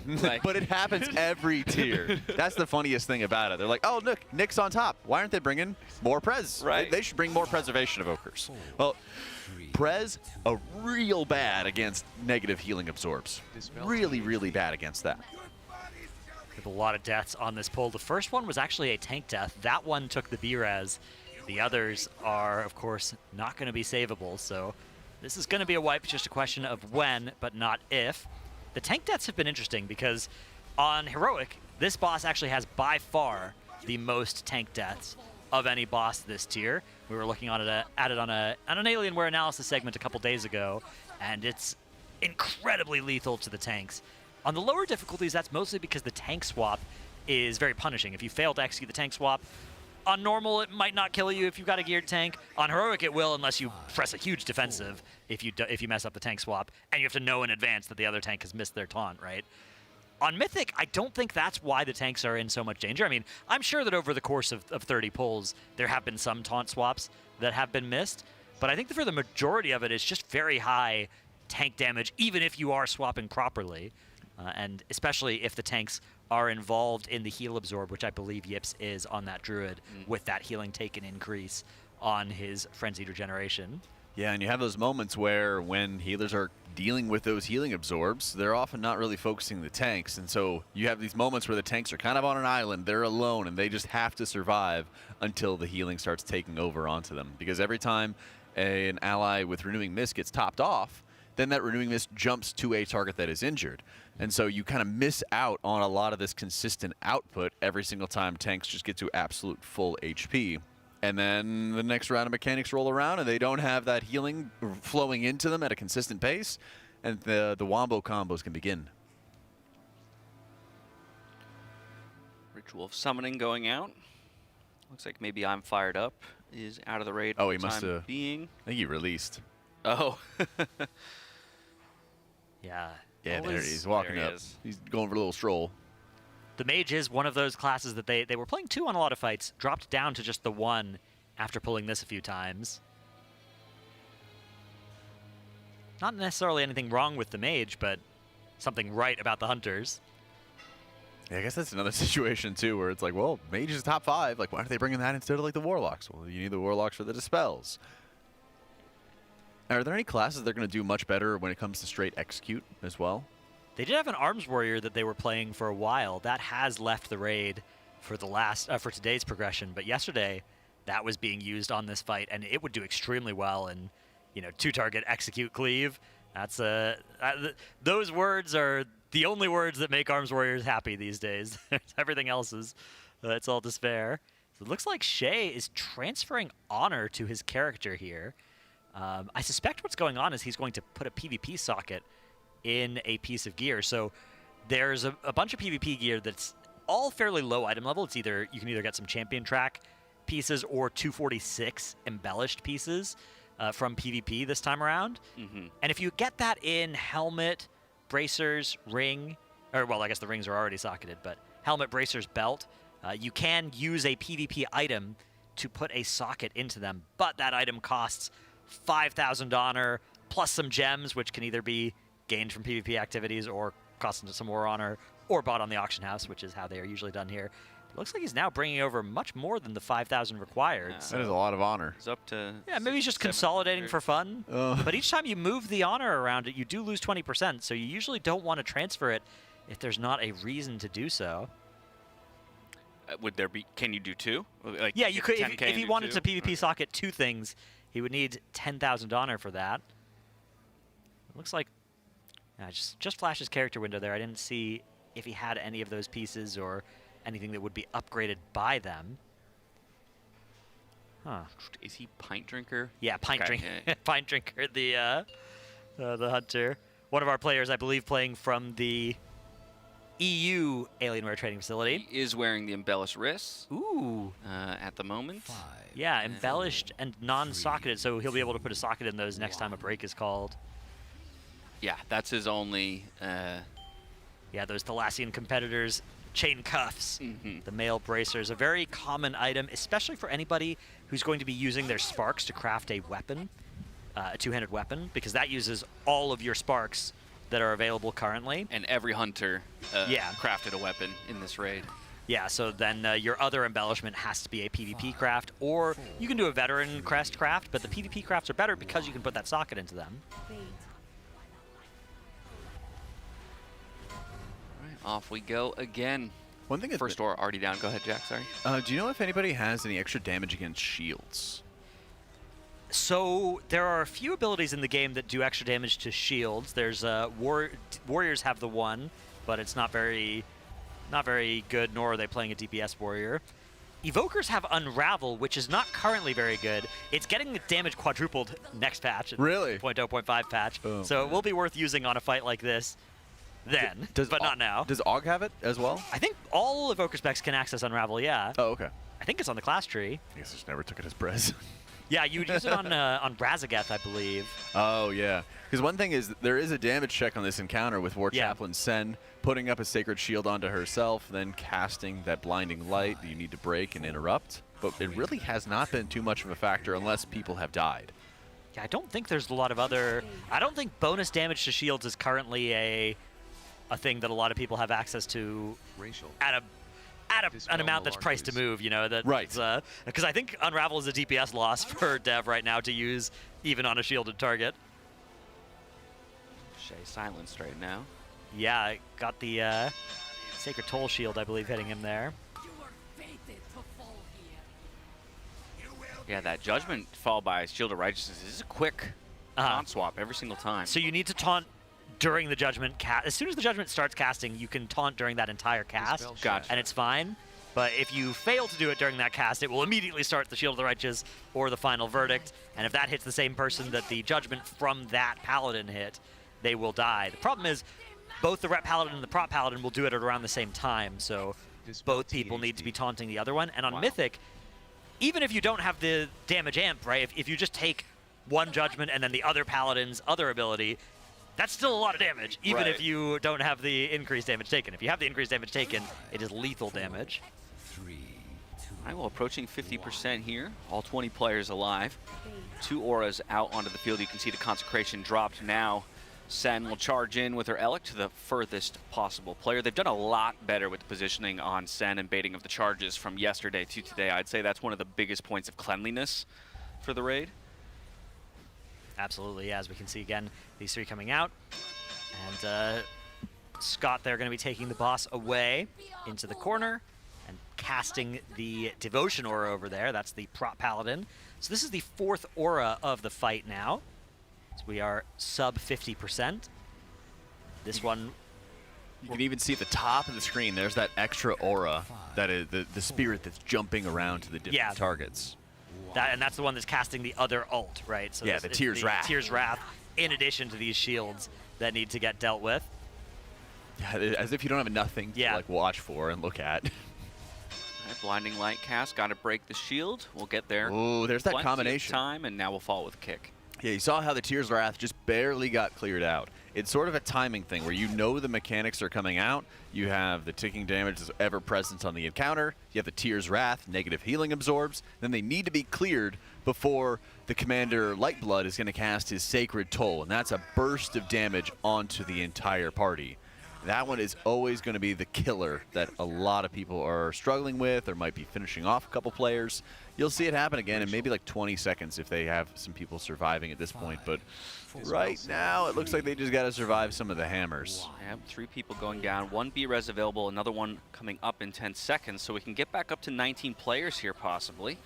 Probably looking for Zevi to come up plus 1 DPS. Yeah, here's another combo. Avenger shields go out. They got to get through the spells. 2 seconds from now, Sacred Toll goes out. Big burst of damage. And this is that quick timing every single time where you need to have smacked with the really high HPS of things like Rising Mist to help you overcome some of the ticking damage from the Avenger shields getting applied.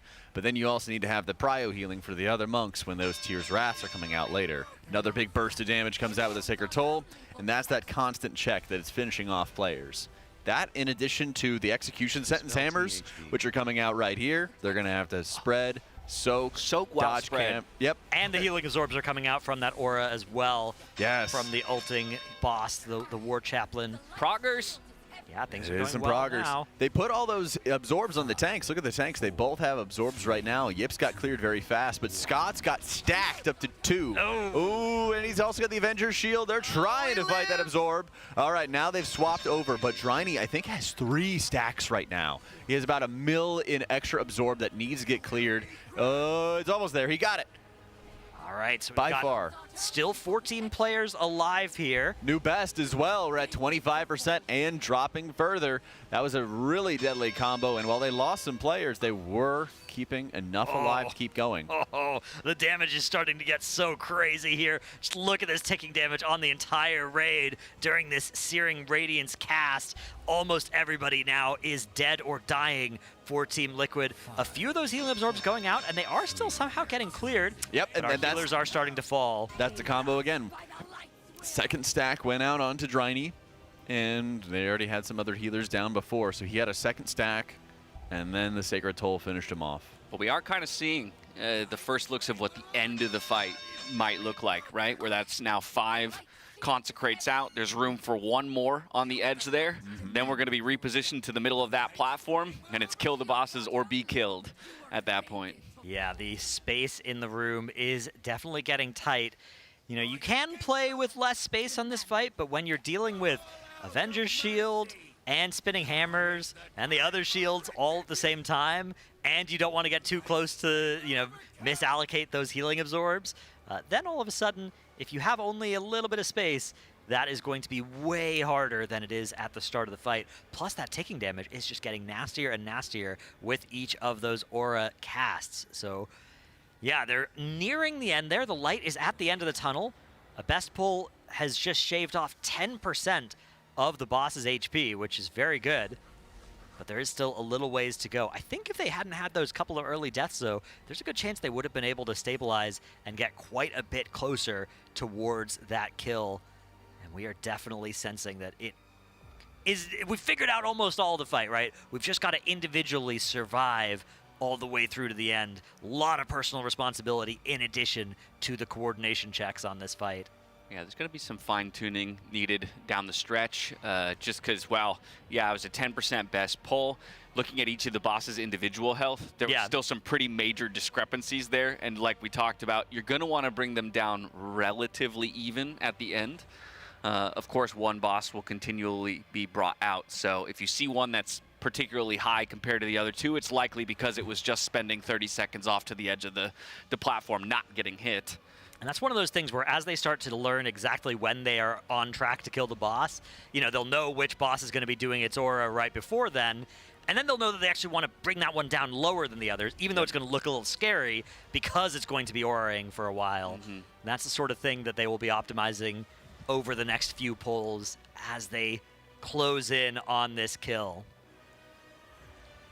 Yeah, they're getting really close as well to just figuring out how they can get past that overlap. And I think once they do, things are going to start getting much cleaner very quickly. Sevi, for example, I think is going to rise really, really high on the meters once they get into that consistent execute range. And it's basically going to give him near infinite mana, because once you spawn a lot more pets, they're constantly regenning mana for you with each of their attacks. Then he can be a lot more aggressive when it comes to his overall AoE healing. And so they may not even need to have like other Mistweavers go into Rising Mist, and they could just keep their Tear of Mourning for better spot healing, better single target healing, and then Disc is going to start building up and ramping up even higher output in their consistent execute phase. Yeah, again, that mana stops being a problem when one boss gets low, right? We start being really happy with our Disc Priest mana, so sort of things are getting scary for a while, and then they get a little bit less scary once one gets into execute, and then they're still getting scarier again. So it looks like Fired Up's getting tech support here from Riney, is that? Yeah. I think so much of this fight is just how you can survive the combos. And you see it very acutely in different ways. It's people using their defensives or people using their health pots at very specific moments. And you're going to see a lot of it with the healing coming in and making sure that second stack does not get applied onto somebody. Because like you mentioned before, it's not adding on top of that extra stack. It is giving you the second stack for the full value. And so the 800k absorb that gets ticked down to, I think at one point Dryny had maybe 200k in his absorb, but then it got stacked to 1.6 million. And as he's finally clearing out the last remnants of that, a Sacred Toll goes off and drops him from like 80% to like 20. Yeah, a lot of very dangerous moments. No surprise, they're taking a solid break here after a nice prog pull. Pretty typical. Yeah, we know that at least something had to change about Fired Up's UI. I suspect that Dryny was going over to help Fired Up put something on the UI that maybe wasn't even for Fired Up's own eyes. Fired Up, of course, is typically the profile that Max is watching from. Oh, yeah. So oftentimes there will be alerts and timers and bars and stuff that go on Fired Up's screen. Fired Up's not looking at. They're there for Max to be able to make calls off of. So that might be why Dryny was over there. Was like, hey, I want to, here's how you can put this bar that Max wants on your screen, because Dryny's looking at it for healing purposes as well. Well, and here's where we could use Tettle's lip reading skills. Yeah. Yeah. From that previous lip reading segment. Has he done any lip reading with you guys? Because every time he's like, I can lip read, guys. No, I just saw the one, but I was wildly impressed. He was 100% accurate in the one segment I saw of it. Yeah, Max wasn't saying anything. That's well, hey, it's 100% hit rate so far, as far as I'm concerned. It's a perfect score. Oh my goodness. I'm mesmerized by that alien logo screensaver in the background right now. Trying to see if it can get into the corner. It's maybe on the bottom left here. Problem is the head needs to be tilted a little bit. Yeah, so that it could actually satisfyingly touch that corner pixel. Yeah. Okay, top left maybe here in a sec. Oh, this could be the run. No, this could be the run. This could be the run. Too low. Nope. It'll be close. It's gonna be so close. Wait, it was so close. Oh. What about top right? Top right. Oh, I don't think. No, I it's think bouncing off the top It's gonna miss to the left. Yeah. Oh, it's too high. Too high. Yeah, we're gonna be ages off. This is like the Eclipse tracker, right? Where it's like, oh, there's not gonna be another one of these for years. Right. We missed our chance. Did you get to see the stars align or the planets align at the end of February? No. No, I didn't either.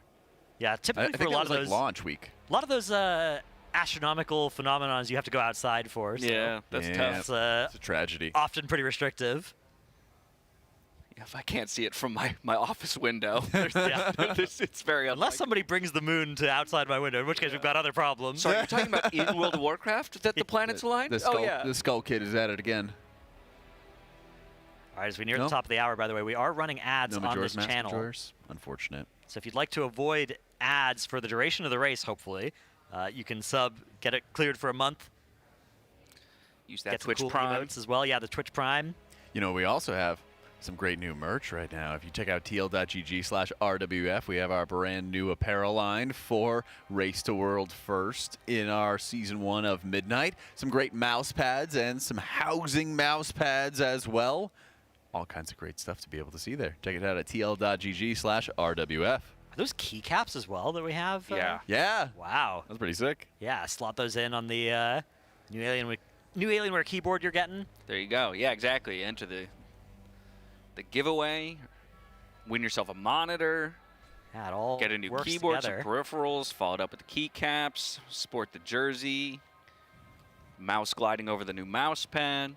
And then 20 cases of Monster. That's rounds right. out your collection. There you go. What kind of monster did you guys get after last race? I always get just the white Monster, the M0 Ultra. Well, I did not have the green tea monster that they teased last race, so I asked them if they could send me some, and they sent me 3 full cases. Wow. It's like 100 cans of monster or something like that. I still have one of the cases. I couldn't finish it off in time. I want to be honest. I didn't know that was an option. What? Are we allowed to just make requests? Yeah, you know. Okay, hook. Maybe they put me in yours. contact with your contact. I'm drinking a Java right now. You get this notification that an 150-pound package is on its way, and you're like, what could that be? Yeah. And it's just crates of Monster Energy. The best is when they deliver it to your door, and your neighbor is like, why'd you order 3 cases of Monster, bro? Why didn't you? Yeah, don't worry. You tasted it? I tried to hand him out a little bit too. I was like, hey, you want some? All right, looks like we're maybe getting ready to pull once more here as a reload notification has been pushed. So something has changed with the Liquid UI add-on setup. some way here. Scott, there you can see it looking at his items on that Prot Warrior. Let's read chat. How surprised is Jack about the triple Mistweaver stack? I kind of am, and then also I feel like I kind of should have known, because when we tested this fight on Mythic, the guild I was playing with almost immediately plug pulled, and they said, we're not going any further, because we would die on like almost the very first. Right, the first overlap or whatever. Yeah, we had like 6 healers in from the beginning, and we were like, we're just gonna die. And so in hindsight, you think about the few fights over the years, like Farak, that had massive magic debuffs on the entire raid, and it was like, okay, this is where you just bring Mistweaver, you just power revival through it. You're being accused of sandbagging. Yeah, Mistweaver on your tier list right now. One of my shorts on my YouTube channel, youtube.com/automaticjack, I was interviewing Megaset, and we were talking about the state of Monk, and Monk was actually, to be fair, while it was current, Monk was ooming in a heartbeat, and then they buffed Monk's mana, and they fixed a bunch of bugs. And this is always the classic one, is the bugs where your talents are just not functioning. Which some of those still do exist. If you do an M+ dungeon with a Mistweaver, you sort of have this enrage on the dungeon where eventually all their spells aren't going to work, because they just keep turning off over the course of the dungeon. They do. Yeah. And so there were a number of them that were not working in raid either. And so, to be fair, it was accurate at the time, but it almost immediately after that short went live, they like got buffs, and then they got some bug fixes, and then they started getting better, and then so I got used by. They're cooking you with the "to be fair" in the chat right now. Yep.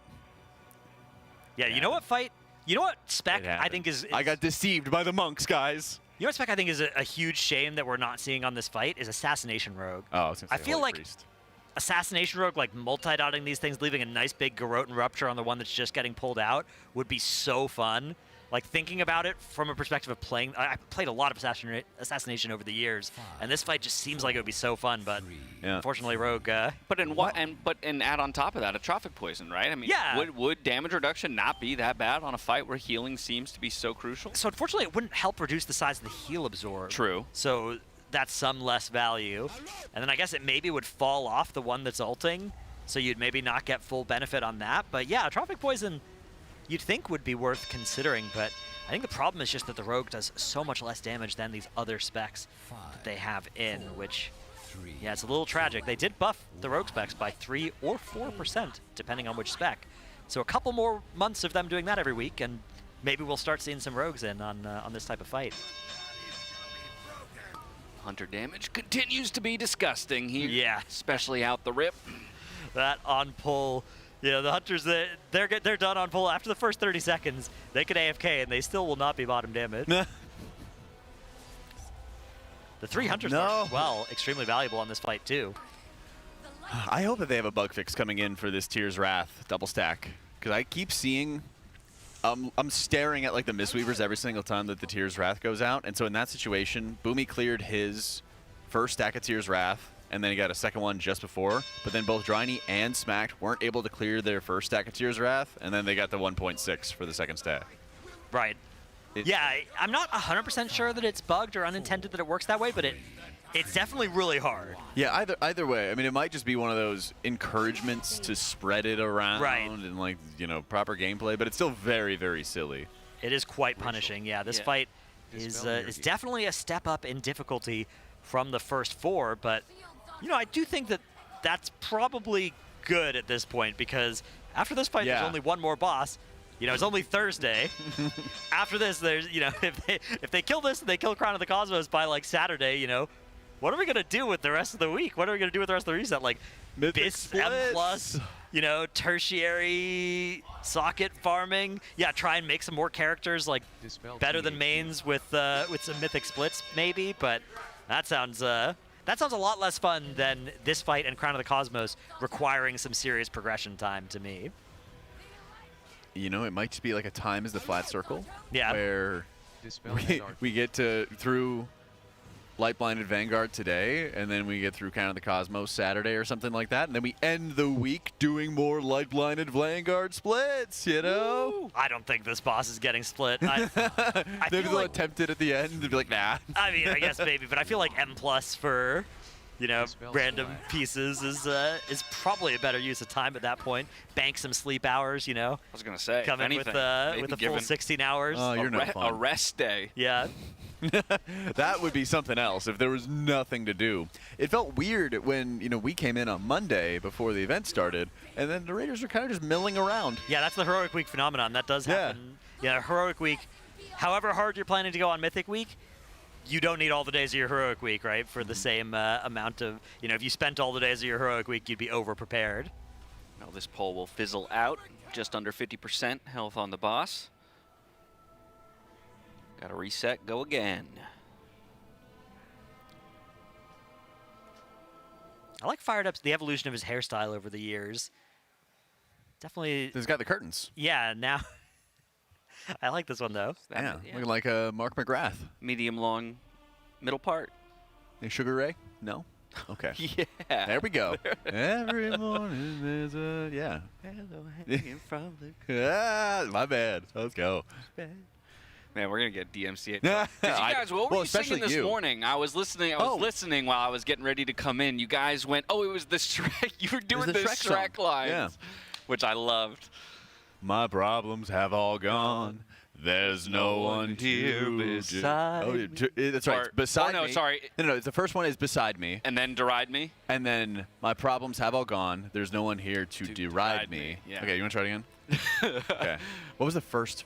Yeah, that's the thing. We got to get. Oh my goodness. Hang on. We'll do listen in a second. Stop singing, says Eat Accept. We'll They're pulling the wrap plug up. on us. Let's just do it. Okay. Wow. There's That's shut down. There's no one. 1, 2, 3. There's no one to. Just do the. There's no one to. Okay. Oh, okay. 1, 2, 3. There's no one to deride me, but you gotta have a Monster Energy listening. Let's take it on over to them. All right. I mean, can we rotate back and forth between melee, Lip and Shack and Evokers, for example, to alternate with the 3 monks? So very first tick is always Lip and Shack. Second 2 ticks is always Sang and Anarchy. Then it's Lip and Shack. Then it's Sang and Anarchy. And then Scott and Yips. Very simply, when you have cooldowns and you know you're not going to die, you just take stacks instead. I don't think we'll heal it off them in time if they're alternating like that. I usually can get 1 and maybe 4. It's pretty rare I can get 1 and 3. Well, you're not going to heal them off in time. But what is time, right? You're not before the 2 stack. There is no before it refreshes. but it's not. It doesn't. It's not going to. It's not going to refresh. You know what I'm saying? Like in this scenario, yes, you wouldn't have healed Lip and Shack off before their next stack comes on, but they're not getting the next stack, so it doesn't matter. I hear. Is it it's? I guess it's easier for is refreshing. Yeah. Because it's not going to be healed between the first and third. That's what they're calming. Yeah. Oh, so there needs to be even more. Sometimes I can get if the monks are spamming themselves, then the other people won't be healed off between 1 and 3. So if the monks get every single one, I feel like we can just assign 2 people that are not monks to get every stack. Lip and Shack first, Anarchy and Sang second, and literally anyone else, like 2 other people we can hard assign to get third that feel like they're somewhat alive. Maybe it's tanks, but that probably depends on the pull, right? At the certain time in the fight. Yeah, I mean, if I have my cheat, if the healers are tracking my cheat, if it procs ever and I have heal absorbs, you should just spam me for a second because it's gonna nuke it up. I know the one at 6 minutes. I have Incarn line up there, Is there so I can just take all, literally all. Yeah, it's gonna be kind of hard. I need 2 people. Healing, so it's if you're ever gonna get it off me, it's during this. I need 2 people who feel somewhat tanky that are not Evokers, Lip or Shack, or tanks or healers to get one of the ticks, the 3rd one specifically. I feel like for sure. I feel like somewhat it just has. tanky. I mean, the third one is the most free one because it's never during any damage. Don't have a cheat death. I mean, I feel like I always move in a bit, even on 3rd and 4th ticks. He's talking about 2 more people after us. I basically, if the monks are always getting it, I just want to straight hard assign 4 groups of 2 to get the other 2 debuffs for the rest of progression. So there's never a 2 stack ever unless it's on the monks. And I have Lip and Shack first, Anarchy and Sang second. And then we need 2 more sets of 2. The only problem is sometimes that's tanks and sometimes it's not, so that's hard, kind of. But I don't know if tanks can ever. I think tanks always just make we can definitely take them. It's just the fact that it's random every pull is bad. If we're assigned 1, I think. Okay, that's perfect. Can you guys get 4 is the hardest one, so they should do 4. Okay, tanks get 4, so I just need 2 DPS fired up plus 1 other person to get tick 3. I guess Can it it could be be unique? I mean, I can, but it's bad. But yeah, I'll try. If I'm stuck at low health, I'm gonna Can do it a lot of be healing, teach? right? I'm gonna have THD do it. Fuck healers doing it. Fuck you guys doing it. It's gonna be THD and fired up third. I will call it every single time. Yeah, because like, yeah, it being said is fine because I can always save Yeah, something. It's I'm just gonna hard call it. Random like one, like you're getting the first one, and then sometimes you're getting the third and fourth. Dude, as well, so yeah, dude, I cannot believe I ripped a what is time Bro, that shit in the was, middle of that. yeah, that was the craziest code of all time. Holy shit. I was loving the life. You know what I meant though, right? Yeah, I For the do, tick but bar on the absorbs, it's just Tears Wrath cast bar. Or Yeah. It's very goated, by the way. If you're ever I know, soaking, you I should have have it that on, 100 It's p. just not showing up for me. And then what we'll do, tanks will assign you hard 4 to only get a 1 stack ever. But just like if you guys have Incarn up and you can just like it's 6 basically minutes. 6 minutes in the fight. It's up. I'll be there the whole time. Yeah, just like say that and just like you'll just end up taking people's stacks on accident, which is fine. Okay. Let's give this boss the whole thing. Need to drop off the feast. Hungry. Maybe make use of my Zandalari I'll do it now, one second. as well. I can like pop you and you can spam it, yeah. Click defensive channel, click the seed, and need food. like plug in what you have assigned, if you have a plan.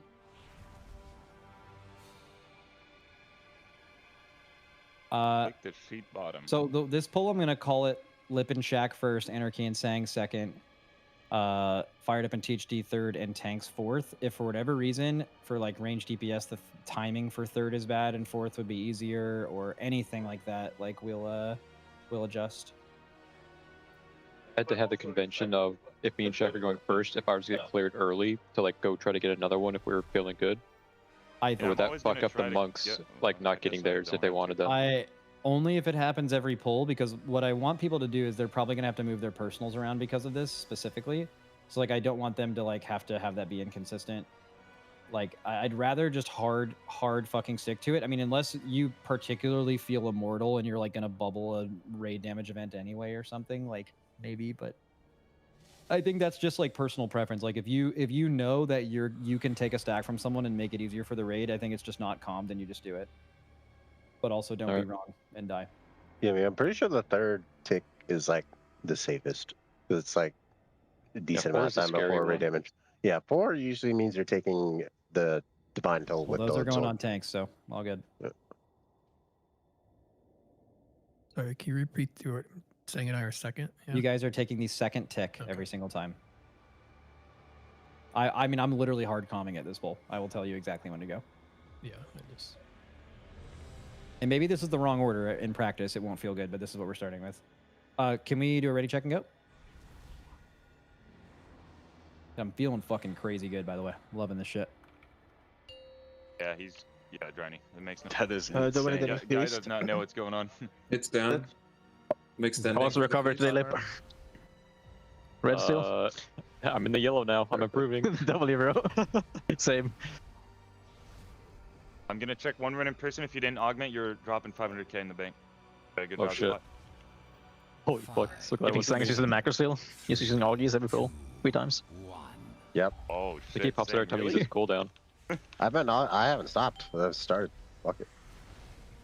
Dude, if the boss is not like, if the enrage timer is longer than we think, and we instead of adding a healer, I'd rather just like sack raid DPS by bringing a rogue instead. I feel like a trophic poison would do unholy, insane things on this fight.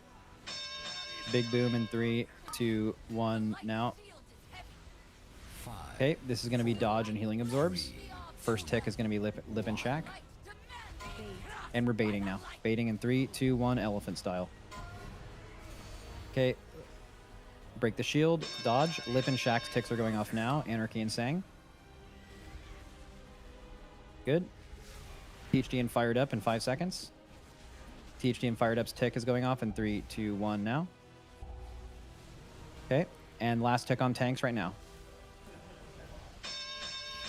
Nice. And big boom in 3, 2, 1.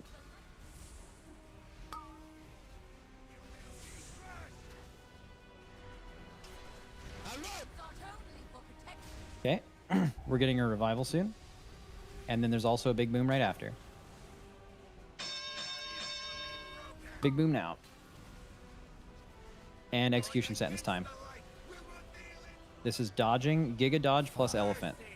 Ooh. Backlash. Okay. Execution sentence going off in 3, 2, 1 now. And dodge and watch Elephant. Elephant going out. Break the shield. Keep dodging. Dispel Wolf Disco. Okay, and break and kick. Kick now. Get close. These are singles. And Big Boom in 5. Big Boom in 3, 2, 1 now.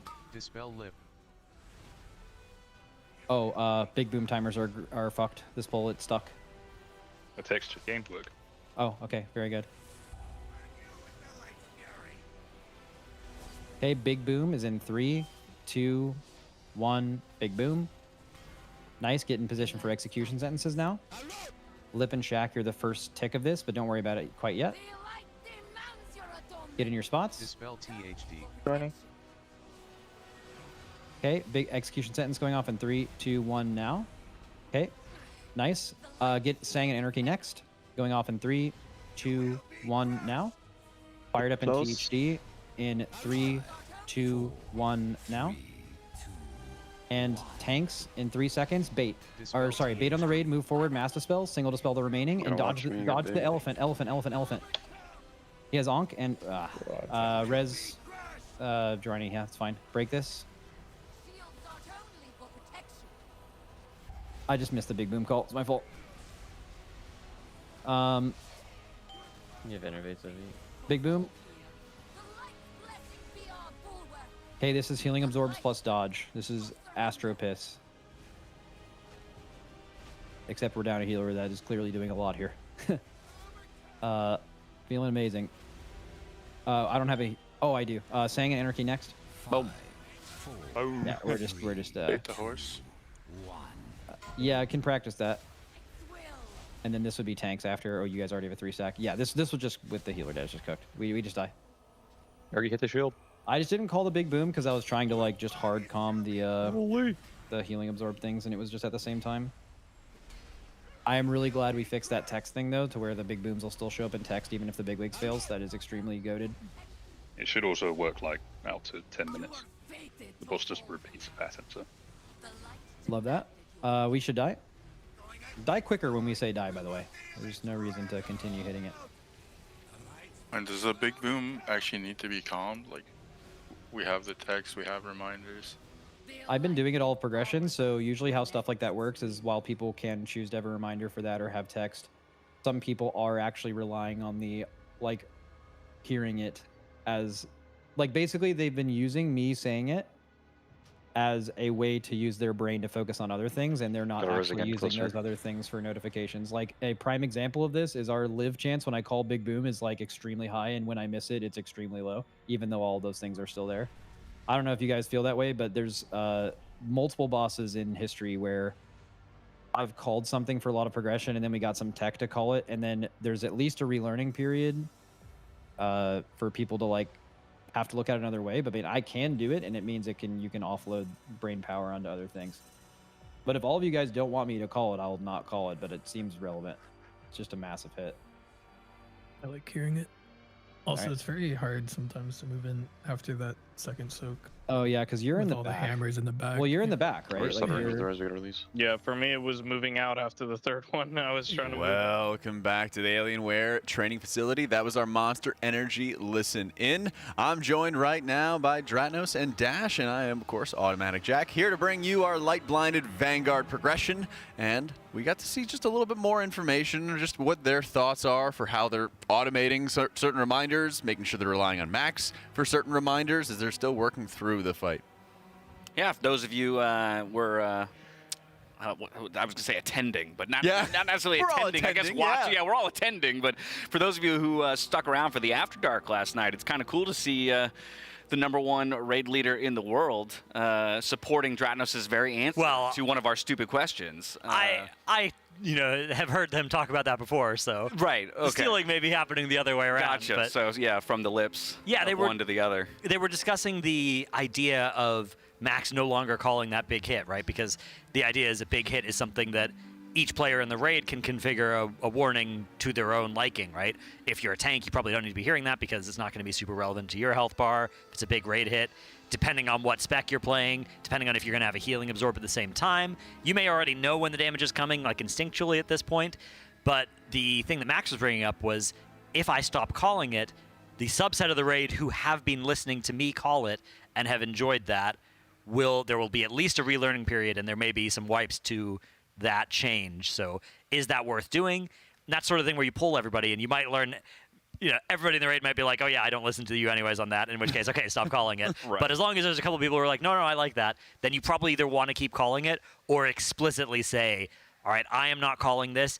Everybody who was relying on me, set up a big air horn thing during that, which is still possible this tier apparently. So right, we've seen already how many different like private auras or seemingly private aura effects are not going to have these extra alerts, and it turns out that they do. There's a lot of assumptions as to which specific auras or effects from add-ons would not be present, and a lot of times it seems like they are. And so for I think most of the Race to World First, it feels like we have the majority of those tools that we were already really reliant upon. They're just being exhibited in like different forms. Yeah, my favorite is there's just still weak auras for both. Yeah. I've watched people on both Liquid and Echo open up. Liquid have just like a fork of the weak auras, I guess. And Echo's is called sneak auras, which I think is, that's great. Is brilliant. Yeah, I love that. And we can already just see, like, in between all of these breaks, we have, like, the extra monitors, and we're looking at how everybody is setting up the different reminders, because a lot of this fight is just surviving a few different combos. Like Max was talking about, making the big call out for when the Sacred Toll is happening, because there's stacking negative healing absorbs onto each of the healers, and there's the dot damage going out, pervasive throughout the entire encounter, and then there's a huge burst of damage from the Sacred Tolls that they have to top off before they have to top off the healing absorbs before the Sacred Tolls, otherwise it just finishes them off. And so there's a lot of just like these quick timing mechanics, it almost feels like, where you need to just survive this specific moment, and then you chunk off another 5% of the boss's HP. Another big combo of mechanics, you chunk off another 5% of the boss HP. So we just have to do that four more times, right? It seems that way, like yeah. 20% and boss is dead.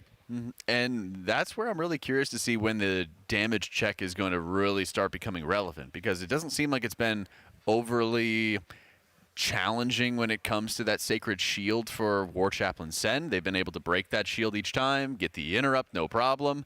Now, the question is kind of, well, Echo has been 6 healing it, and they haven't run into this wall yet. Right. Is Echo going to get to that point where they do have to drop a healer, or could they just kill off the fight with 6 healers, and then Liquid's going to be killing it with 5? I'm just trying to recall their best pull now. And we did kind of see that 6th Consecrate begin to drop in the area of denial, where they'd have to maybe reposition towards the center of the platform. But at that point, you're entering you're into execute, but they had maybe like a third of the raid alive. Yeah. With 20% health. If you go into that with all 20 people alive, it feels like it's very much killable. This is secondhand information coming from Tettles. So take it, yeah, careful, so, you know, exactly. I'm going to throw it out there.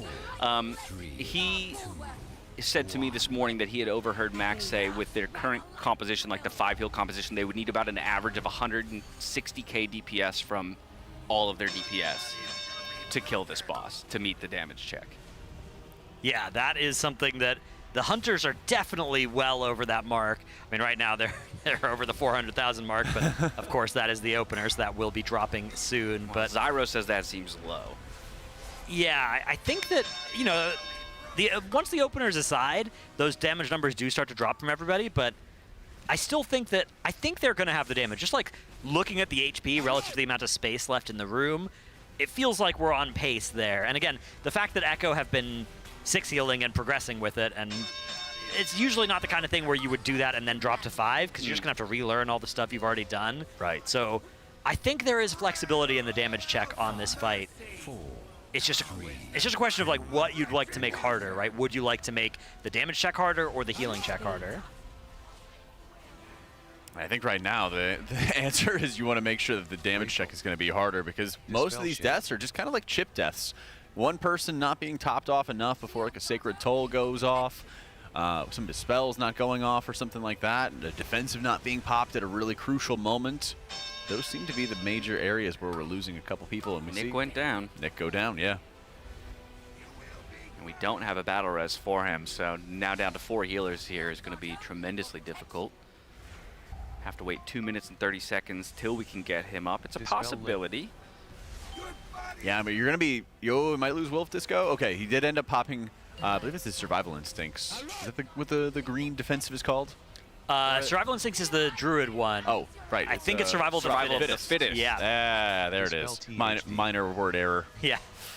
Tragedy. But they're going to be missing out on that extra Dispel, and you're seeing when the execution sentence is going out, a few people still had their dots on them from the Avenger shield that were not getting dispelled.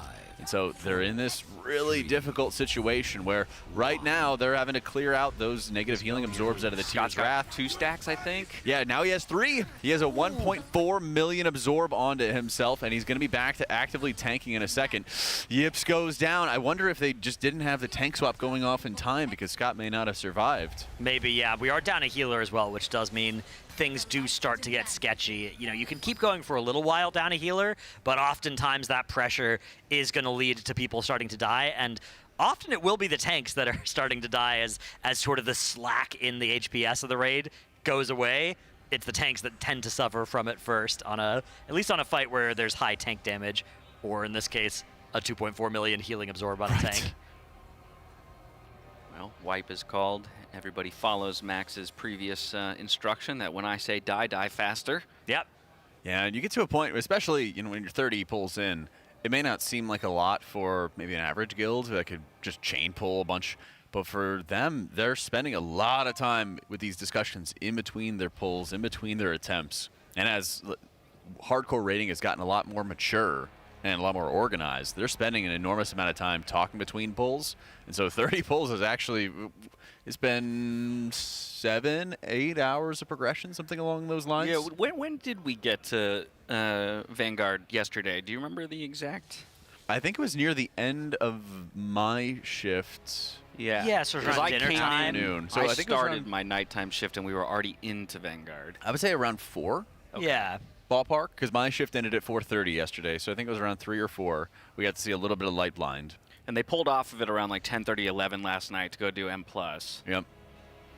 So give it about 6, and then we've been going for about 4 hours or so today. Yeah, so only almost 34 pulls as well. It's a very slow pace of adding pulls to this boss. A lot of these pulls do have a 5-minute week or a break between pull to pull, as they are just ironing out the add-on situation here, getting full power access to the right kinds of reminders for the different mechanics, people setting up their own timeline reminders, which of course, those do still work. Those would be a very hard thing to break as well for Blizzard, because if you fully broke them in game, you'd still have the tech of starting a YouTube video, right? 10 seconds on the pull timer, right, and it's like synced to give you the same timeline reminders at different times in it. Is the timeline literally just a trigger on entering combat with said? Yeah, with the boss. NPC. Yeah. Okay. And again, Blizzard could make that not work, but there is always the low-tech solution of the unlisted YouTube video, which would not be... I think that would be a lower quality of life, but accomplish pretty much the same purpose. So it's a lot of the reason why that one in particular is not easy to kill. Something like, glowing the dispel frames of the person you're assigned to dispel, though, or... those bars with the different ticks in it for when the different healing absorbs are going to go out. Those are the kind of things that I'm disappointed are still possible, but no longer by add-ons that are publicly available. Now it's just by the private add-ons, and also there's not a good way to do it in base UI. That was, to me, one of the biggest things about the add-on change that I was really looking forward to was I wanted every piece of functionality to either be impossible or possible by the base UI, right? By the default UI. And I think at least this tier, that mark has not yet been hit. But maybe a lot of the groundwork is most optimistic way of thinking about it is maybe a lot of the 80% of that work is done, and we'll get there next tier. And if that's the goal, it's very admirable. It is an admirable goal, yeah.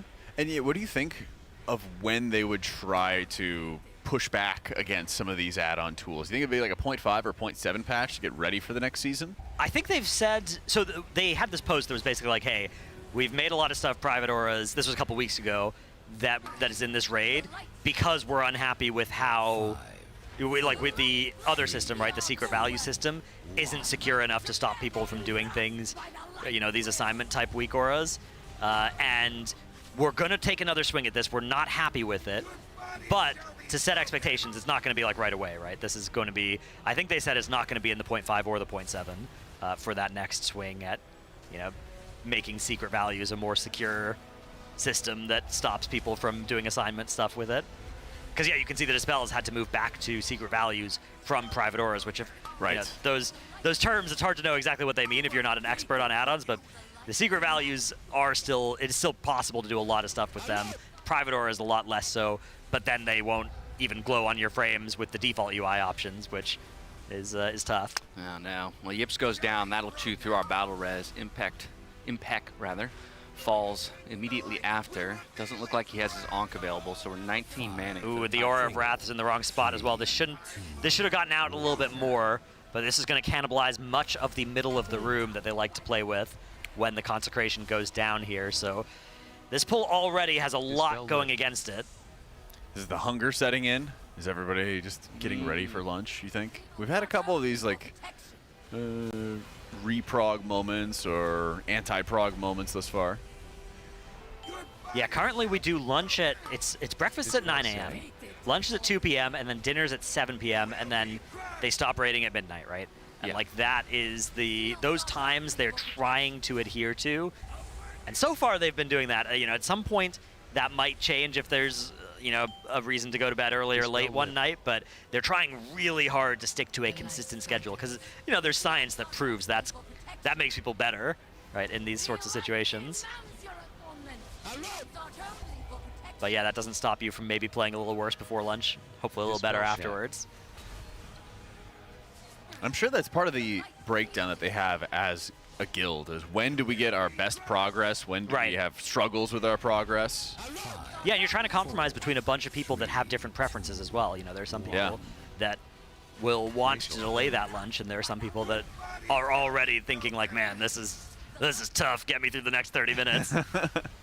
Made even slightly more difficult by the fact that we've got raiders on 2 different continents. Right, you're having some people that are going to be eating, you know, their lunch at midnight over in the Netherlands at the Alienware training facility over there, which, yeah, those players, they know what they signed up for, but it is a cursed schedule.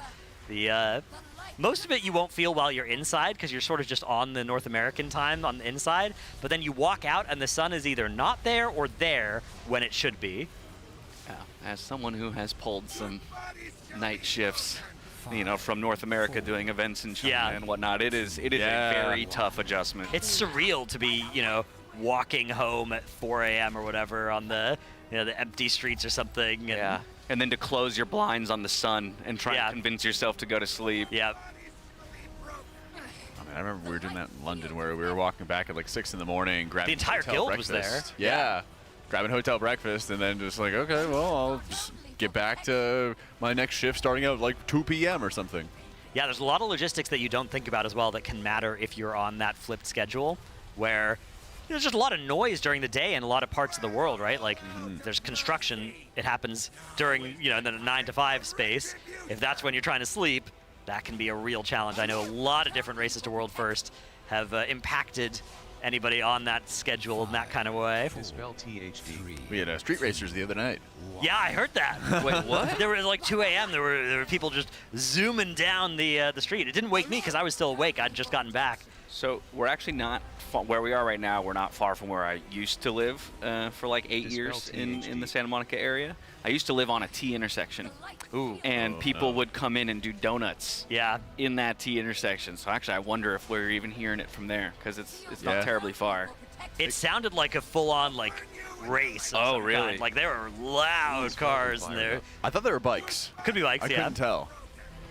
Loud engine vehicles. But I put in my earbuds, and then I somehow woke up and I had taken my earbuds out and then put them back on my nightstand perfectly in like a nice position. Usually I'm used to just like they're lost under the covers or something like that.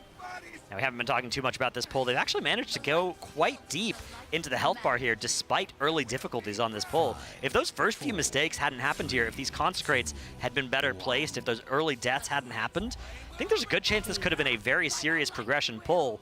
But as it stands, these 5 minutes were really doomed from that first minute.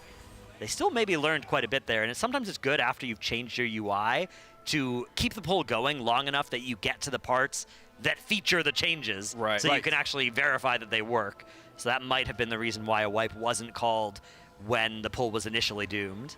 And I think it was also their deepest poll for a while. I want to say it was their deepest poll in maybe 5 or 6 attempts.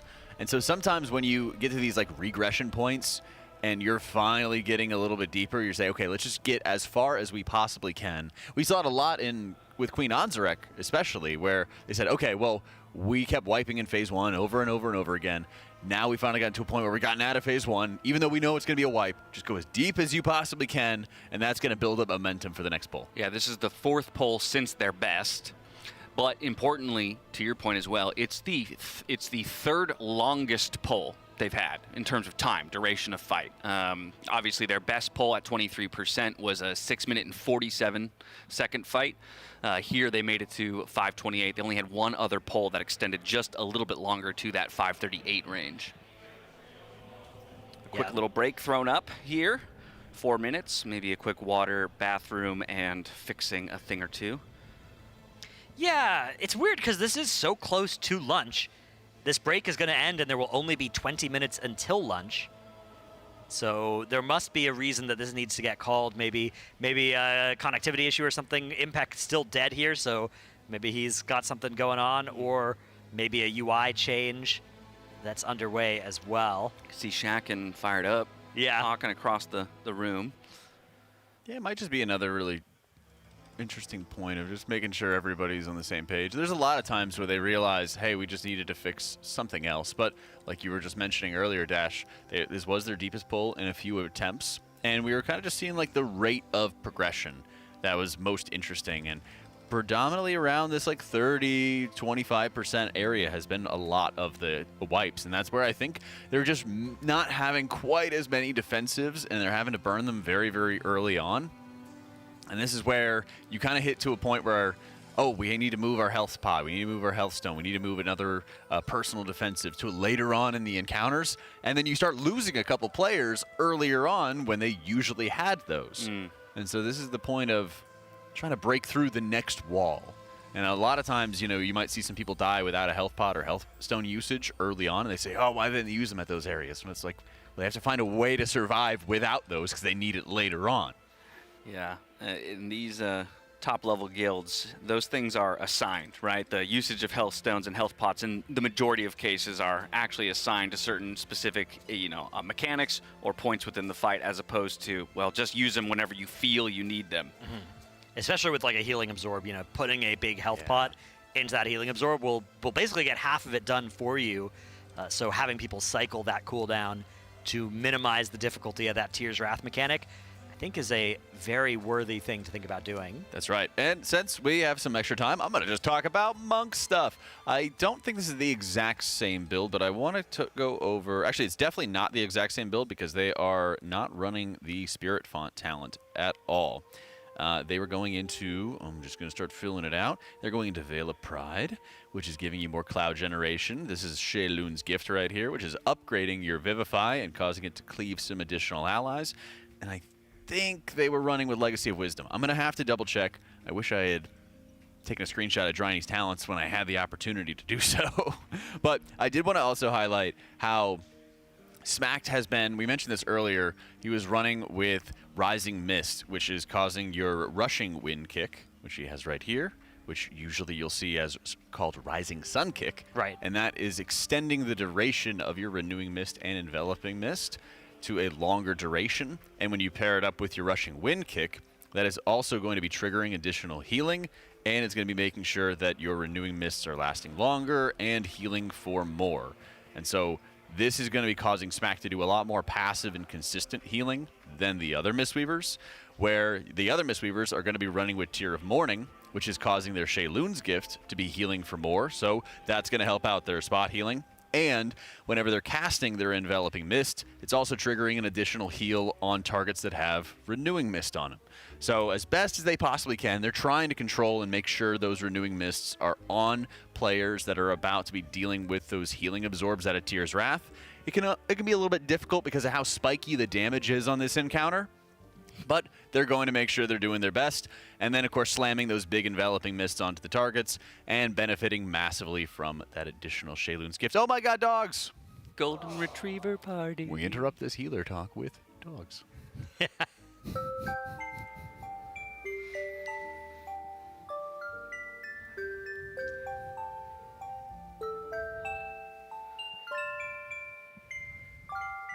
sweet. It's her happy place. Yeah. See it. Just so content. Oh my god, you're so large, though. Camera adds That's 10 our big pounds, though, chungus. okay? Yeah. Camera adds 10 pounds. I promise. Raiders are on a quick break and everything like that, so we've just been breaking down just a couple of the different things behind the scenes that we've been able to notice and be able to pick up as we're waiting to get into some more light-blinded Vanguard pulls.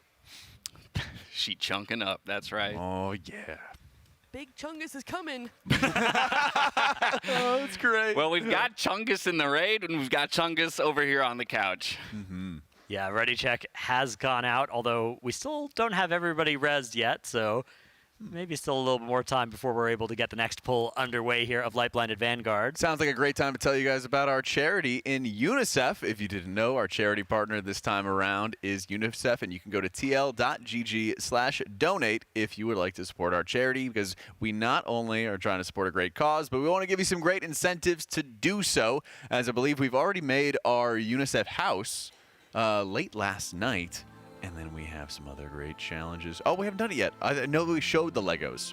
That's right. But at $12,500, we have acoustic graphics package. $25,000, a special video gets released. $35,000, casters do a first-person key. And at $50,000, Kalamazzi, the food criminal himself, is going live with some of his concoctions. Yeah, very dangerous segment that'll be happening if we do get to that $50,000 mark. Right now, just $2,594 in there, which is already really remarkable. Thank you, everybody who's donated so far. We have some incentives as well. If you donate $12 or more, you'll get your name under the special thanks section in the credits. Then for $30, we offer a variety of choices. You can get your transmog rated. Just make sure you send your armory link, not an image, because we have some cool tech where we can rotate it around and take a look at the version there. Just make sure you've logged out in the transmog as well for that to refresh. For $30 as well, you can get your pet featured on the broadcast. That one, again, can be the image link. And for $30, you could also get your house rated, your in-game house, with either an image album or a 20-second-ish video tour. And then we will take a look at those, which that's the highest effort one. So I encourage people to do that one. I think that one's cool. We haven't seen a lot of those yet. I have yet to see a house in my time on the couch, so I would love to see some WoW houses. There's some amazing things. There are. I've seen some really good ones. And, don't be ashamed if yours doesn't stack up against the best ones you've seen on Twitter or whatever. We will be incredibly impressed with whatever you've put together. Well, because any of us made a house? Do you even have a house? I have a house. Okay. I don't think I really have a great house. I've just thrown some furniture down to test some stuff, but I was kind of waiting until the expansion came out to get all, because I knew there was just so much decor that was in this expansion that wasn't available before. But I should have started. It's the perfect is the enemy of the good, right? I should have. That's right. That's true. Just got going. That's what I'll do after this tier, even if there's something that I see data mined from next patch that I'm like, oh, I gotta wait for that. No, just do it. There's a couple times where I've put down 10 different tables, and I'm like, which one do I want to put down? And then I move to another room, and I'm like, okay, I'll decide that later. Yeah. And I put down 6 different beds, and I'm like, which bed do I want to have? And I'll decide that later. And so it's a sprawl. Yeah, you're making a furniture warehouse, right? Yeah, pretty much. Building an IKEA instead of a house. I think in a lot of ways it's just nothing tougher than starting with a blank canvas as well. Seriously. Right? If I could take somebody else's template and then maybe just be like, oh, here's the things I want to add or subtract from it, I would have an easier time. Have you guys seen Pokopia? That game that came out, the Pokemon Animal I've heard of it. Yeah. Oh, yeah. They do something really smart with that, where a lot of the world is sort of half built, half destroyed, half built stuff. So if you want, you can tear it down and build your own stuff, but you can also just fill in the gaps, right, of what is already there. And I think that sort of thing that removes that sort of writer's block to get started. Right. Yeah, because you kind of see something that's missing and you say, wow, they should have added that. Yeah. And it kind of leads to the chain reaction. I like that. Very cool. All right, we are underway here. Next pull, getting started here. About 15 minutes until the lunch break would typically begin, but with a break having happened so recently, they might delay it a little. Yeah, they'll have to see how much progress they're really going to be making and kind of like feel out the momentum. I think a lot of times they realize there's those certain moments where they're really making a lot of good progress and they need to continue. Did they adjust their position somewhere new? Yeah, it kind of looked like it, right? Yeah, I think that initial aura would typically go onto like that point. Yeah. That's 10 feet or so to the left of where it's currently casting. But this might be for one of the later auras, right? Maybe they wanted it shifted a little to the right, and so in order to do that, they have to shift all of the other ones 10 feet to the right, which means this one's going to intrude a little bit more on the center of the room, but that's fine. Yeah, there's still a lot of space, as you can see. They got it very close to the edge there. Yeah, I wonder if that was the additional discussion where they said, hey, we know we need to make sure there's a positional change, and it's just a matter of when we wanted to pull the plug and do maybe a little bit of progression and figure out where they best need to sit the other lieutenant, the other paladin. Already into the second aura. We've got the execution sentence coming out. That'll be followed by spinning hammers. We're dodging the shields. And of course, we're spreading for these avenging shields that are going to come out on 8 players. The charge is baited. Send the most difficult of the 3 bosses to position because she essentially just permacasts. Yeah. So. One of the nice things about the Prot Warrior on this fight as well is that Exorcism cast that she spams on the tank is reflectable. So a little bit of bonus damage available from doing that. Nice benefit of the Prot Warrior. But yeah, it is a little bit harder to relocate that boss because she will get into these cast sequences where she will not move for like 15 seconds in a row. So if you need to get her somewhere, sometimes you need to get her there early. The good news is it's a pretty fixed spell queue from pull to pull. So you can sort of learn like, okay, at this point she's going to cast for a little bit, and then I have 5 seconds to move her, get her out for this Aura of Peace, and leave the other 2 paladins on my other tank for a while. That's right, and here comes another round of the overlaps where you're having to deal with the execution sentences, and then healers are going to have to fight their way through these spinning divine hammers to be the closest players for the Tyr's Wrath. They need to be as close to that big circle as they possibly can, and then it becomes the mini game of clearing these negative healing absorbs before another stack gets put into place, while also topping everybody off before that Sacred Toll goes off. Look at how low everybody got at that point. That is the sort of like game within the game for the healers, making sure you clear those negative healing absorbs before the next burst of Sacred Toll goes off, and it can be so easy to lose people in that. See that big burst? You say, oh wow, that was really deadly. Well, that was actually with almost nothing happening. They'd already cleared out the Avenger shields. There were no Tyr's Wrath dots. It's just this is almost very similar to a lot of War Within boss fights, where everyone just needs to be topped off before a mechanic hits you, otherwise you die.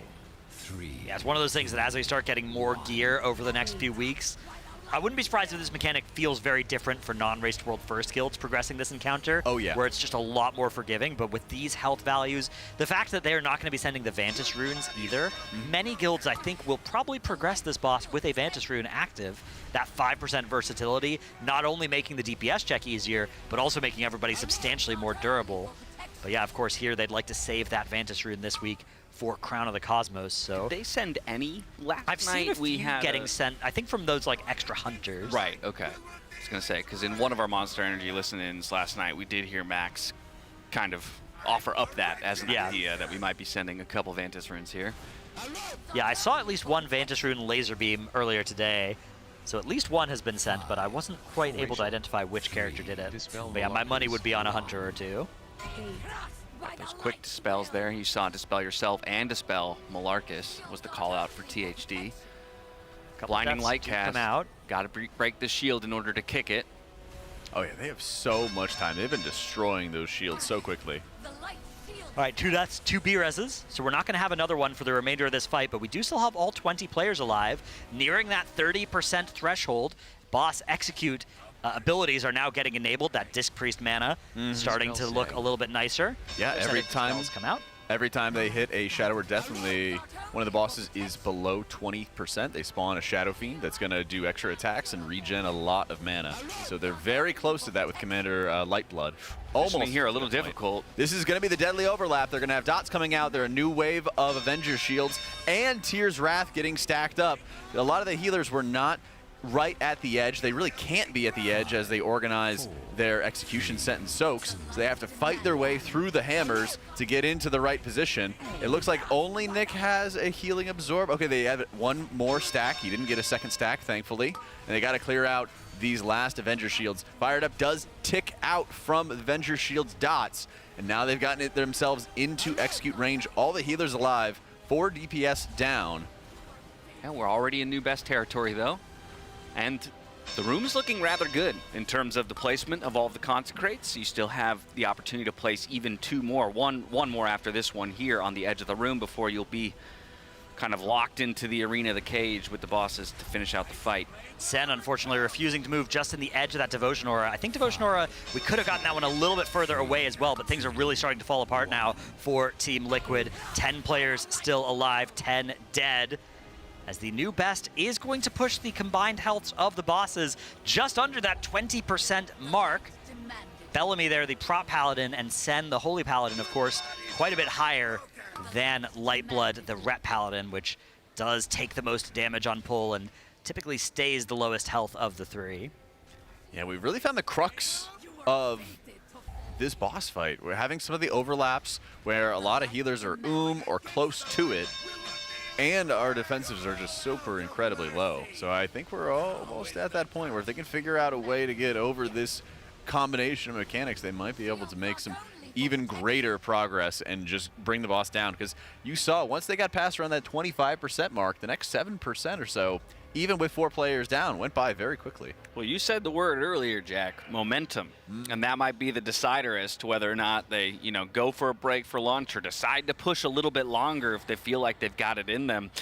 After a poll like that, what are you thinking? Is this the kind of like, let's go again, we're on the edge of kind of cracking this boss open? Or is it more of a, hey, that's a great progression pull to take a quick break on and come back refueled and ready to smack it? I think it's the later that you just mentioned, because they know that they're not going to be, there's going to be a point where, yeah, they could make it, 17% and then 15% and then 10% or something along those lines. But we know it's going to take about over an hour of pulls to get this boss down. Yeah, 17 to 0 is not happening. Yeah, and so that might hit a point where they say, hey, that's a really great pull. We showed that we were able to break through this plateau for the past hour that we were really dealing with.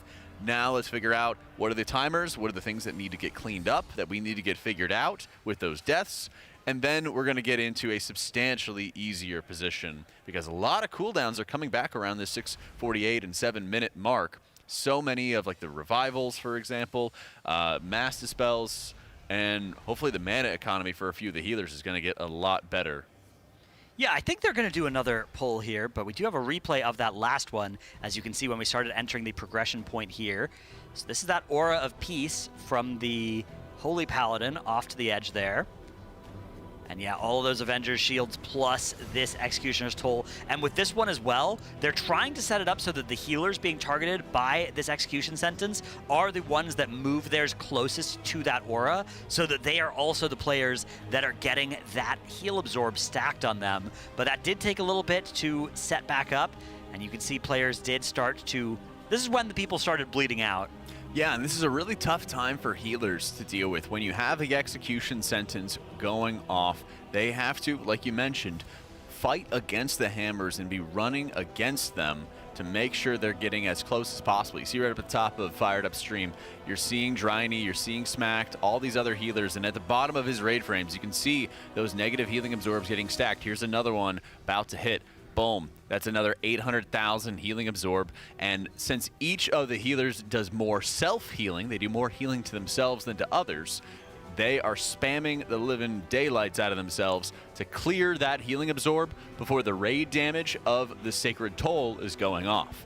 It's a very challenging heal check that they have to do on an individual basis.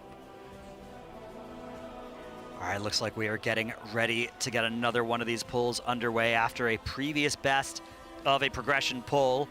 Let's see if they're able to make this happen with another pull, that Lust on pull. Now, when you Lust, 2 of the 3 Paladins do bubble, but it is mass dispellable, which is a funny interaction reminiscent of like PvP. Yeah. It's a nice flavor to it. Yeah, it is a little nice little Paladin flavor. It's interesting, you know, last year we had the Demon Hunters bosses with all 3 DH specs. This year we've got all the Paladin specs. Wonder what they'll do next year. Master Spell was the bane of my existence as a Holy Pally PvP player. What if they do a Shaman fight? Yeah. You know, you go to the That'd be last fun. Titan, and then that's going to bring... Just totems all over the place? Yeah. Yeah, and then you have the last Titan. It's going to bring back a Ridicron, and he was like the Earth Warder aspect, or evil aspect. Are you talking a Shaman Council fight, or just like one Shaman that's summoning a bunch of elementals, and that's the Council element? Like, he brings in a Fire Elemental and an Earth Elemental. I quite like this theme, though, of like one of each spec, right? Where it's like, you know, there's the Resto Shaman, the Enhanced Shaman, and the Elemental Shaman. That could be, I don't know, if they start doing these more often, you know, it's sort of a lot of mechanic spam at you. But one of the Shamans just sits there and purges you. Yeah, it's, you know, we're replacing the council fight. Like, it's not like council fights have historically been great on average, right? You've got Council of Dreams, right, where it's just like spam polymorphing you, that kind of stuff. So I think at least getting kind of the class flavor is cool. You just get quacked and become a duck. Yeah. That was certainly a mechanic. That was one of the boss fights of all time. Yeah. That's for sure. All right, we've had a couple of deaths already here. This one we don't have a B-res for, and it's one of our healers. So I think this is already very bad news, as we know this fight. It's not super healing intensive on pull, because that stack hasn't gone up super high. That goes up each time one of the auras does go off. But even still, just the base mechanics of this fight are quite punishing, and that Preservation Evoker that is currently not alive would be doing a lot to just keep the raid topped up, do a lot of raid healing, and let the other people then target the priority healing targets much more freely without worrying about everybody else just dying. I feel like this happens a lot where you make a bunch of progress, you say, okay, let's like do one more pull, see where we can kind of like build our momentum, and then one person dies, and it's like, oh, well, we're gonna be wiping, so let's just kind of go as far as we can go and kind of see where it takes us. I'm really surprised they were able to survive that execution sentence, but now I think we're going to start getting some more deaths. Dryny goes down. That's the second healer hitting the floor. Yeah, and again, this is one of the toughest times for the healers, because you need to spread out for your execution sentence, and then you need to run against the hammers, get into position for War Chaplain Sen's aura effect, and be ready to start receiving those Tears Wrath negative healing absorbs. It's a moment where you need to be doing full output while moving and repositioning and dodging, and it's different just about every single pull. Yeah, and I know that Dryny is essentially like one of the most fragile players in the raid. Yesterday when we talked to Max in the Blacklight Spotlight, he said that Dryny straight up said to him, I am terrified for my life in this fight. At the time, he was 263 item level. He's gained 3 item levels from last night to tonight with some of that M+, and maybe sending some upgrades, but still sporting the lowest in the raid alongside Impact. So it just means he is playing one of the most fragile characters. And he just moused over his death log, and he got overkilled by 3k. Ooh. Oh! Yeah, I wonder if you ever consider sending the Vantis Rune on Dryny. Right now, he hasn't yet committed that resource, which makes me think they're considering that 3 Mistweaver composition for Crown of the Cosmos as well. But at a certain point, that will really go a long way to covering a couple item level disparity between you and the other healers that might be those mains of those people. Because they're stronger Vantis Runes now than they've been in the past. They are, yes. 5%, meaning 2.5% DR, yes, or damage reduction. Yeah, in previous expansions, those Vantis Runes fluctuated typically between, 1 and 2% versatility. Okay. Maybe 3 at the high end. This time around, it's a 5% versatility increase, but you can only have it on 1 boss encounter per week, which means that Liquid really want to hold that for as many players as possible to use on Crown of the Cosmos this week, and then next week they are, of course, going to want to hold all of them for Midnight Falls.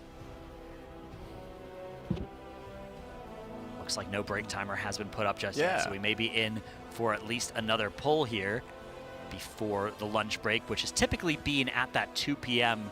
timestamp on previous days. This time, though, we've had a lot of these little and even medium-sized breaks peppered in for the last couple of hours, so there might be some incentive to say, all right, we've figured out a lot of this stuff. Let's see if we can get a couple of pulls back-to-back before we head off to lunch. Yeah, it does look like a Summoning Stone is down. I saw some pings going out from THD as they were wiping there of like, hey, jump off here, not here, so that your corpse is in the Master Res range.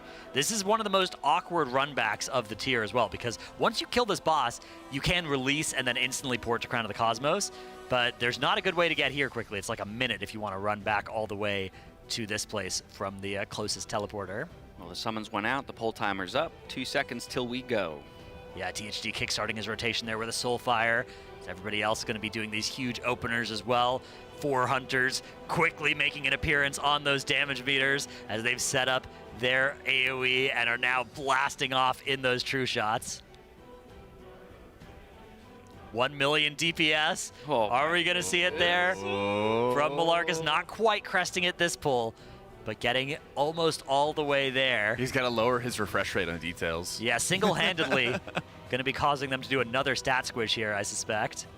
Get those numbers back down to something reasonable and comprehensible. Yeah, it is kind of funny because we're talking about how with the Hunters specifically, there's not a lot of fluctuation in their DPS, like from one pull to the next, because their aim shots are guaranteed crits, right? So it's like, you know, there is less of an RNG element to where their damage is coming from. So they've got very consistent DPS numbers, where some other classes from pull to pull, you could see pretty large, you know, percentage differentials in like smaller time buckets.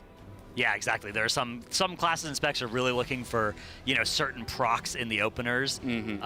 There's, for instance, Warlocks, they're playing Destruction right now, but when they are playing Demonology, there's huge variance based on whether your Implosion gives you a Soul Core or not, right? A Demonic Core or not. And if you ever get one of the ones where you're getting 0 of those cores in your opener, it is absolute despair POV.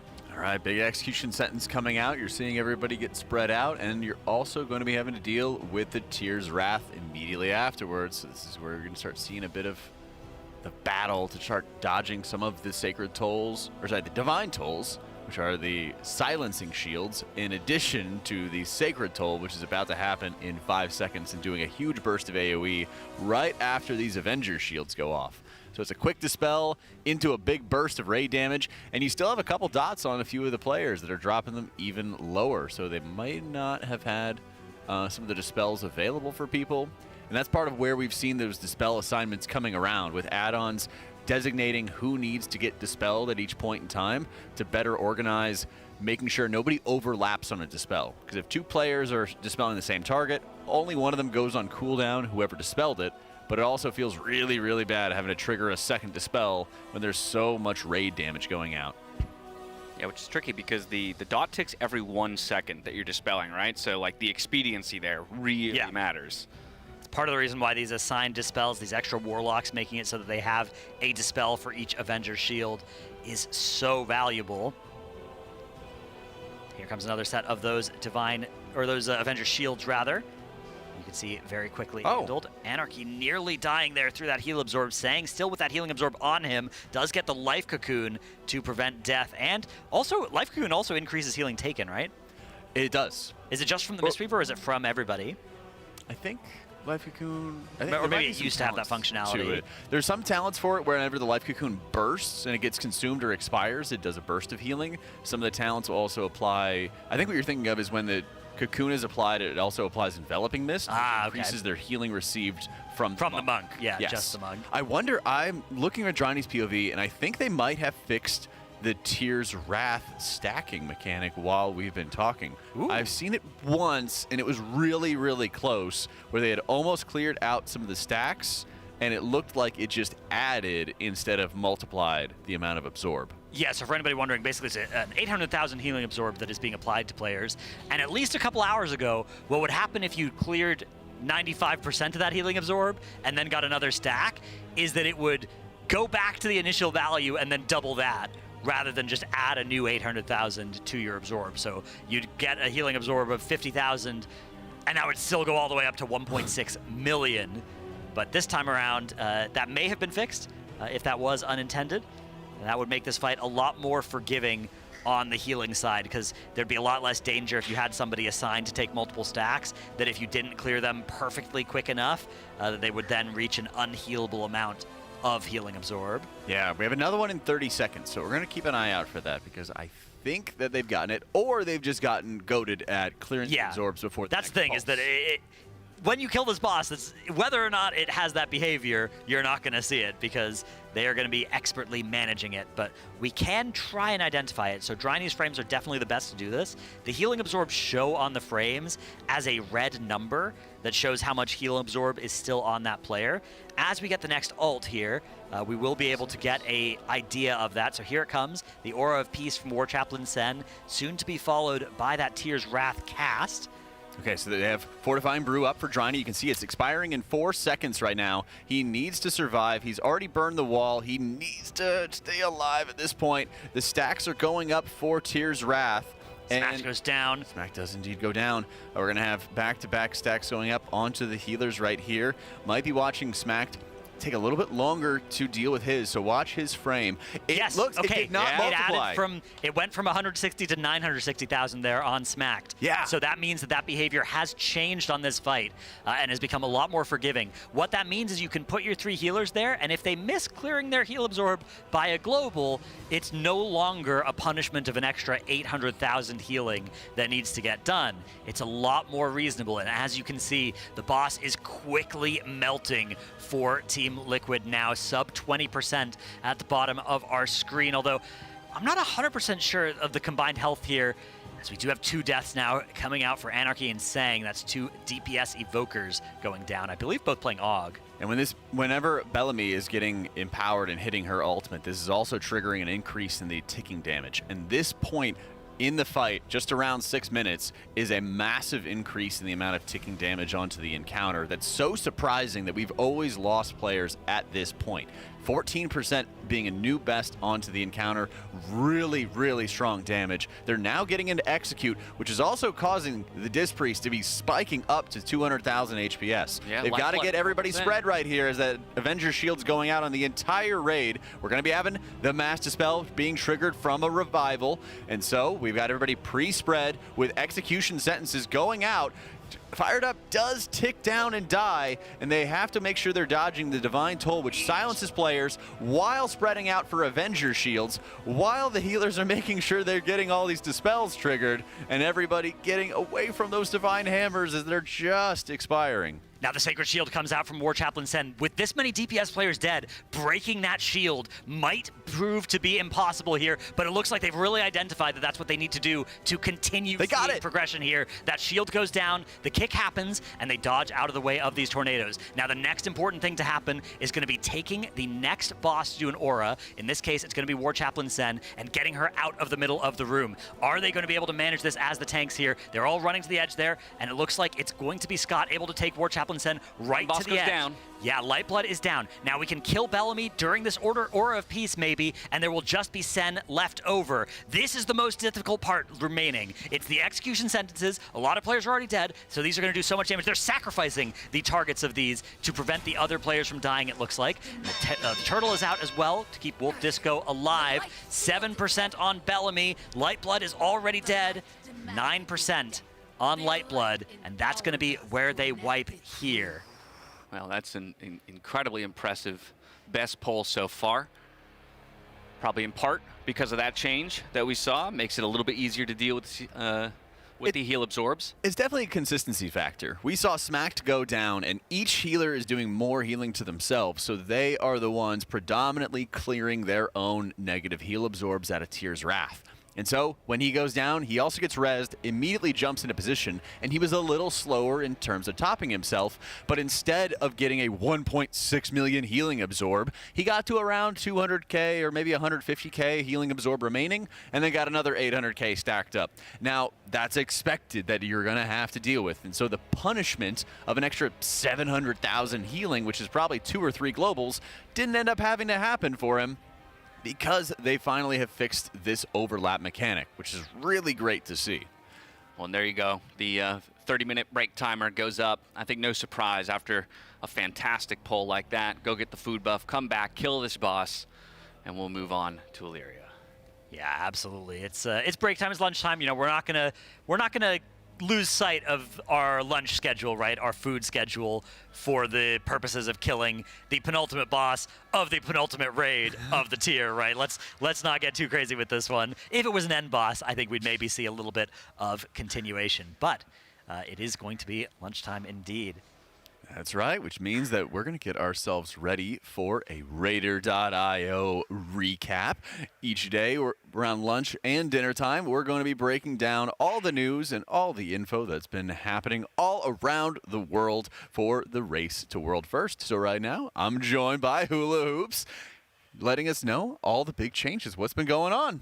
Lots, actually. So obviously, we have a whole bunch of guilds deep into Mythic now in Voidspire. Chimeras has died multiple times. We can probably start things off with the top 10 leaderboard, take a quick glance at that, and we can figure out what's going on there.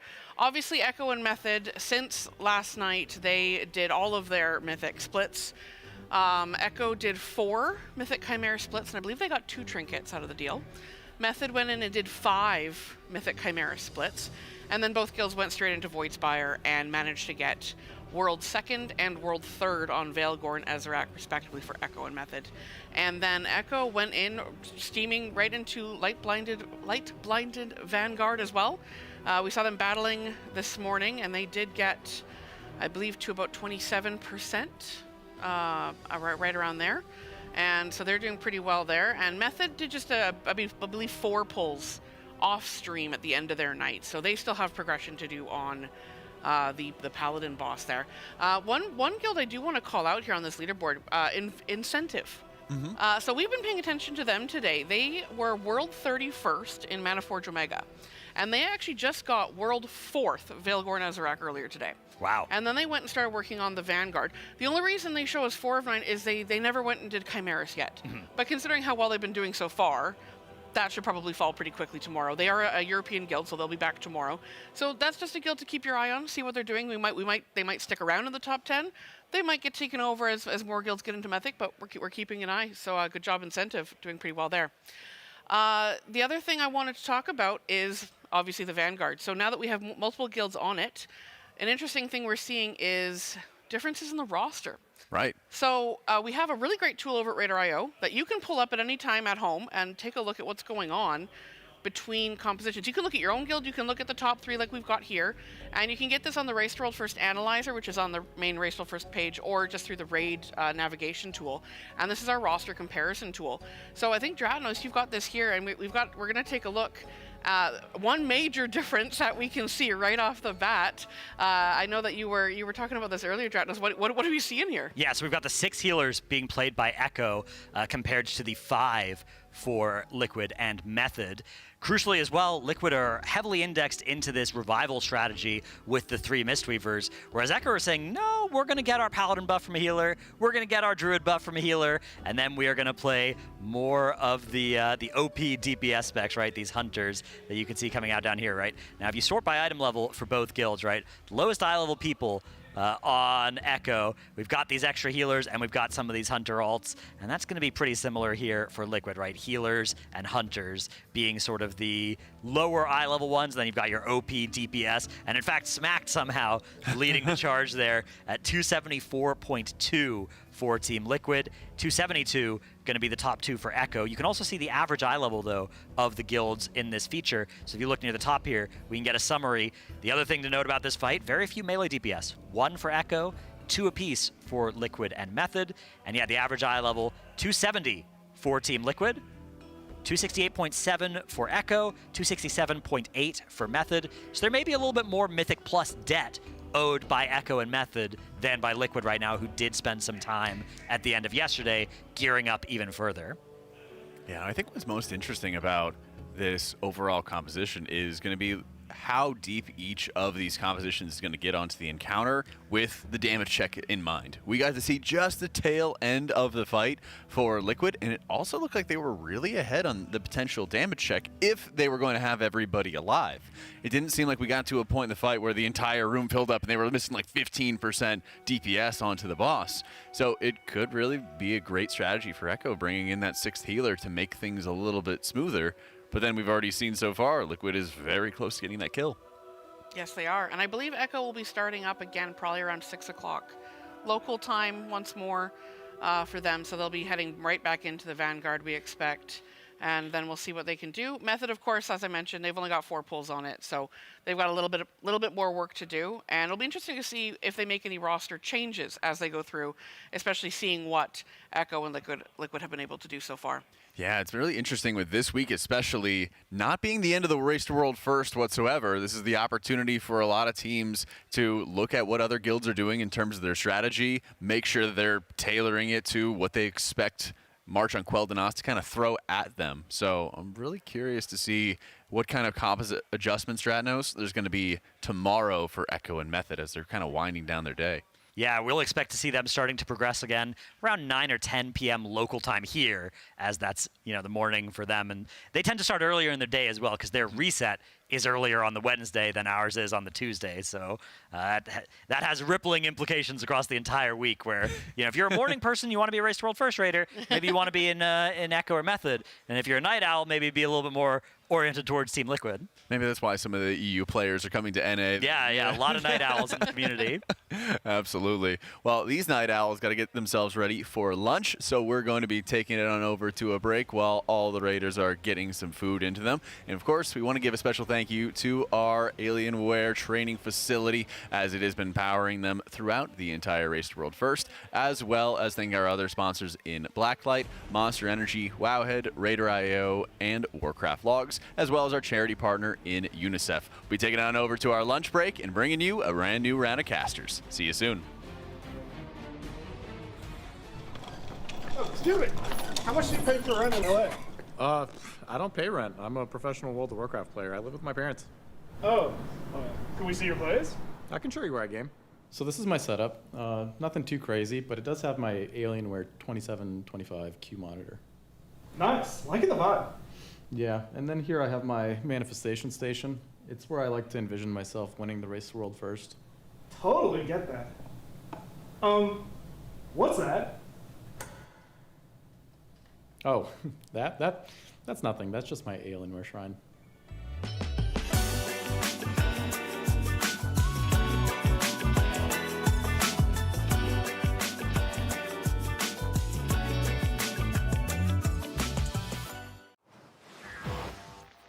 For views like this, you gotta get out there.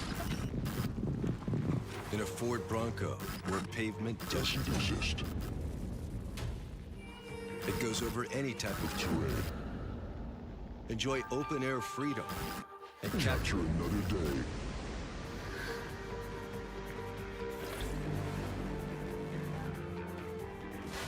In a Ford. Be more alien with Alienware.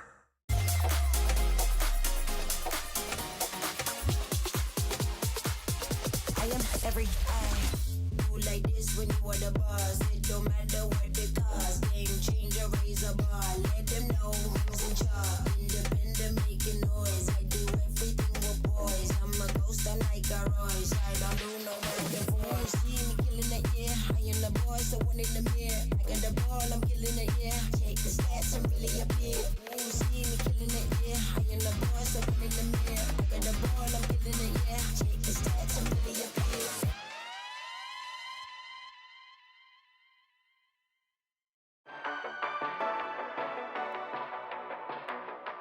Stop guessing your way through the season. Get a cheat sheet. Liquid Armory. Built on the same tools top guilds use. So you're not sitting there theory crafting. You just know what to run. It's kind of like a one-stop shop for all type of improvement stuff. That means it helps you gear, it helps you get to where your character needs to be. Every drop, every trinket, every decision.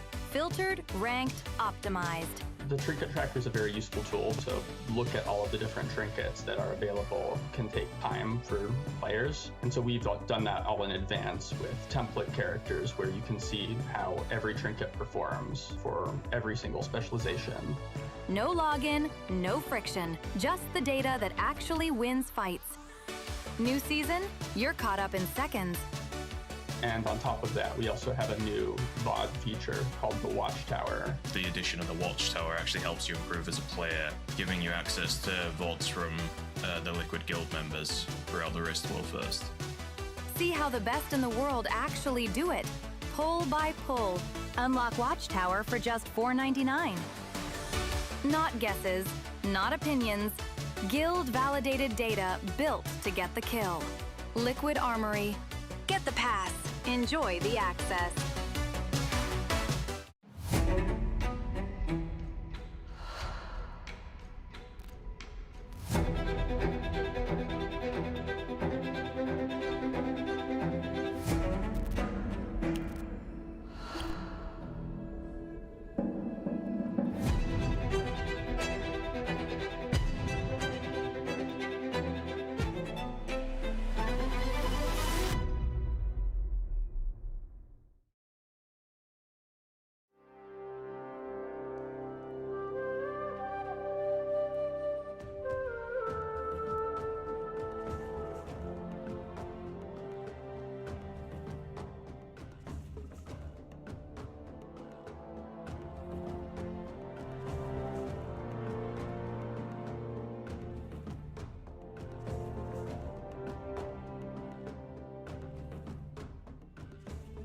Do you wear wigs?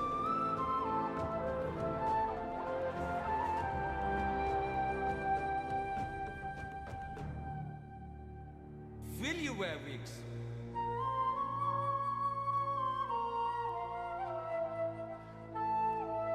When will you wear wigs?